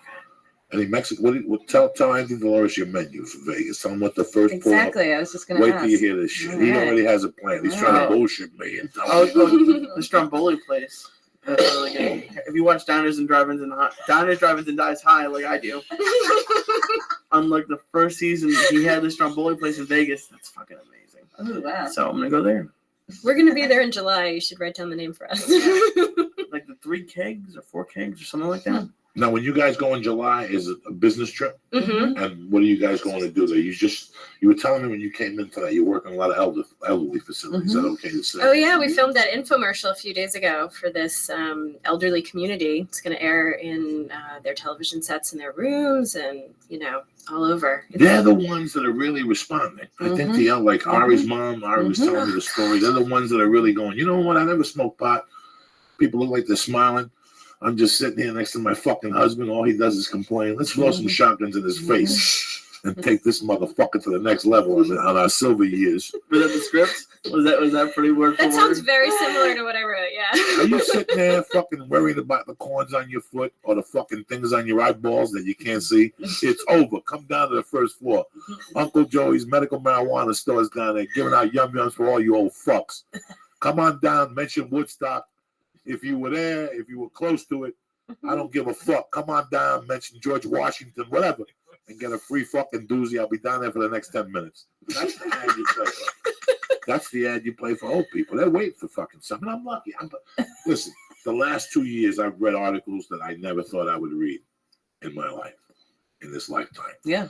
I thought that maybe 100 years. I can't believe how fast it's been moving. Mm-hmm. Once they sparked it and it's moving.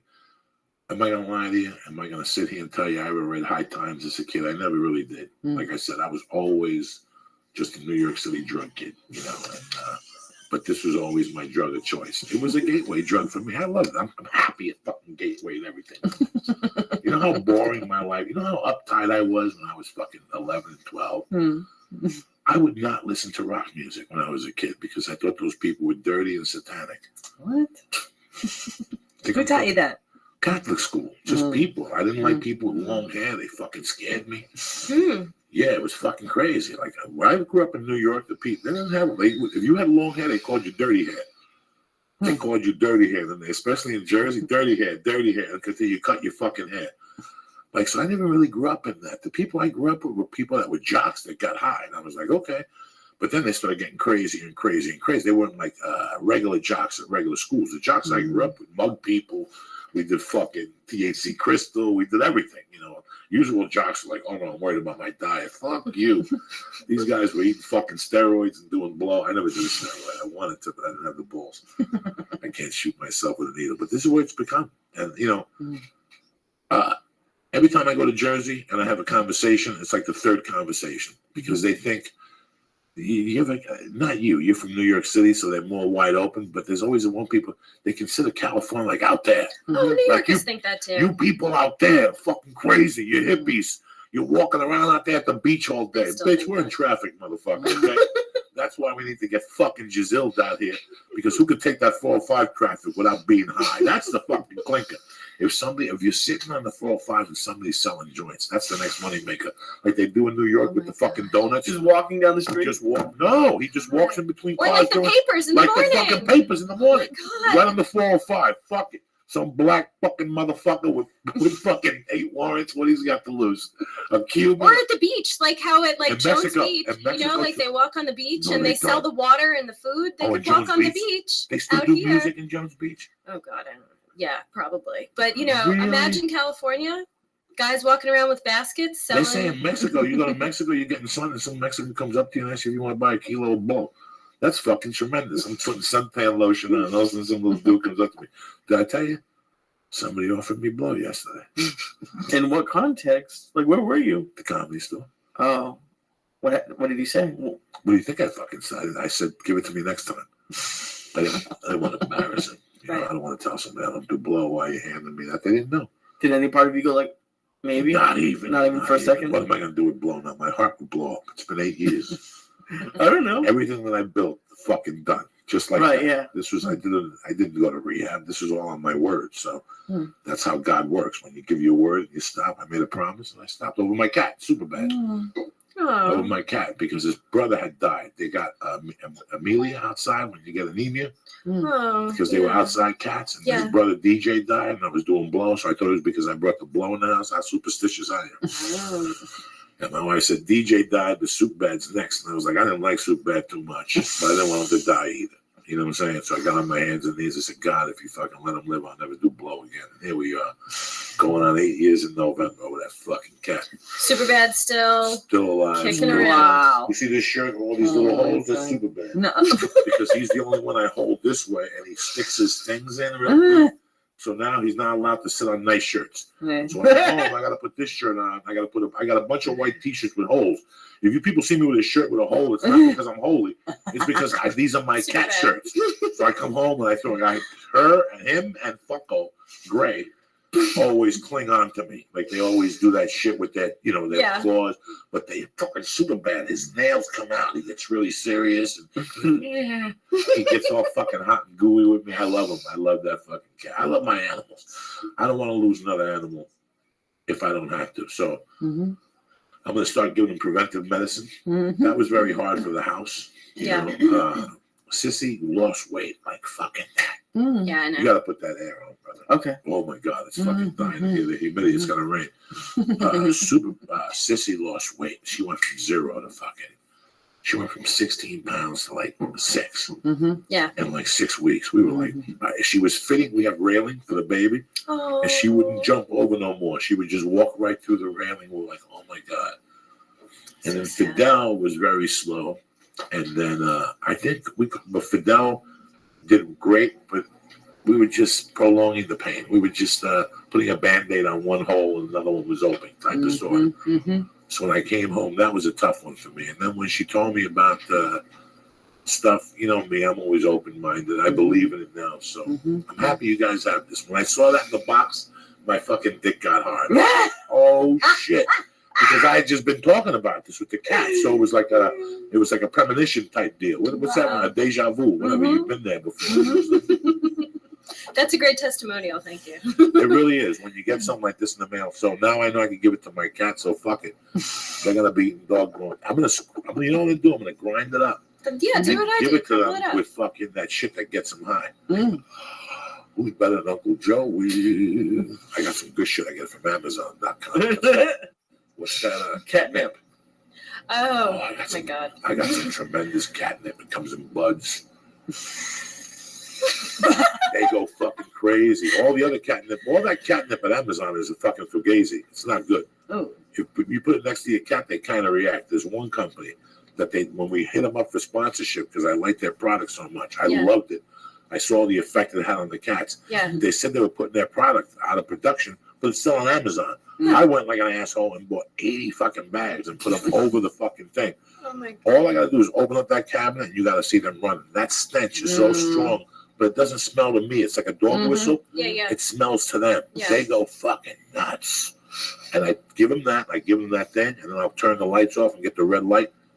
You know how we do it, bro. I'm like the fucking circuit. I'm like Barnum and Bailey for the cats. You're basically like a weed assistant. You for the take cat. the dog. Listen. Well, this is not going to get your cats high. If you love your cats, if you love your animals, you have to be involved with your animals at some level. Yeah. You just can't feed them or whatever. You You have to. Oh, at night. Listen, there's no reason to get high if you don't have fucking. Like, I'm sorry, I'm not wording this right. If I have an animal, it's to get stoned, not with the animal, but by myself and have fun with them. A cat was built for a stoner. When God put a cat on this planet, he said this animal is primarily for stoners that can look beyond the fucking. Some people hate fucking cats. They don't know about the Egyptians and the fucking love they had for it, the voodoo they got, and how it changes your life. And people who have cats fucking live 6 or 7 years longer. They're giving cats to Invicts now in prison. You see that all that shit on fucking NBC on Friday What about night. that homeless dude who has like a cat on his back? On his back. Like, oh, he walks around the neighborhood. Yeah. But, it's just, I believe in the power of the cat. So I want to give my cat the best experience. Like today, I'm leaving for 2 days. So today I took the girls and I brushed all the girls. But I give them intense brushings. I have the metal thing. Then I go the other way.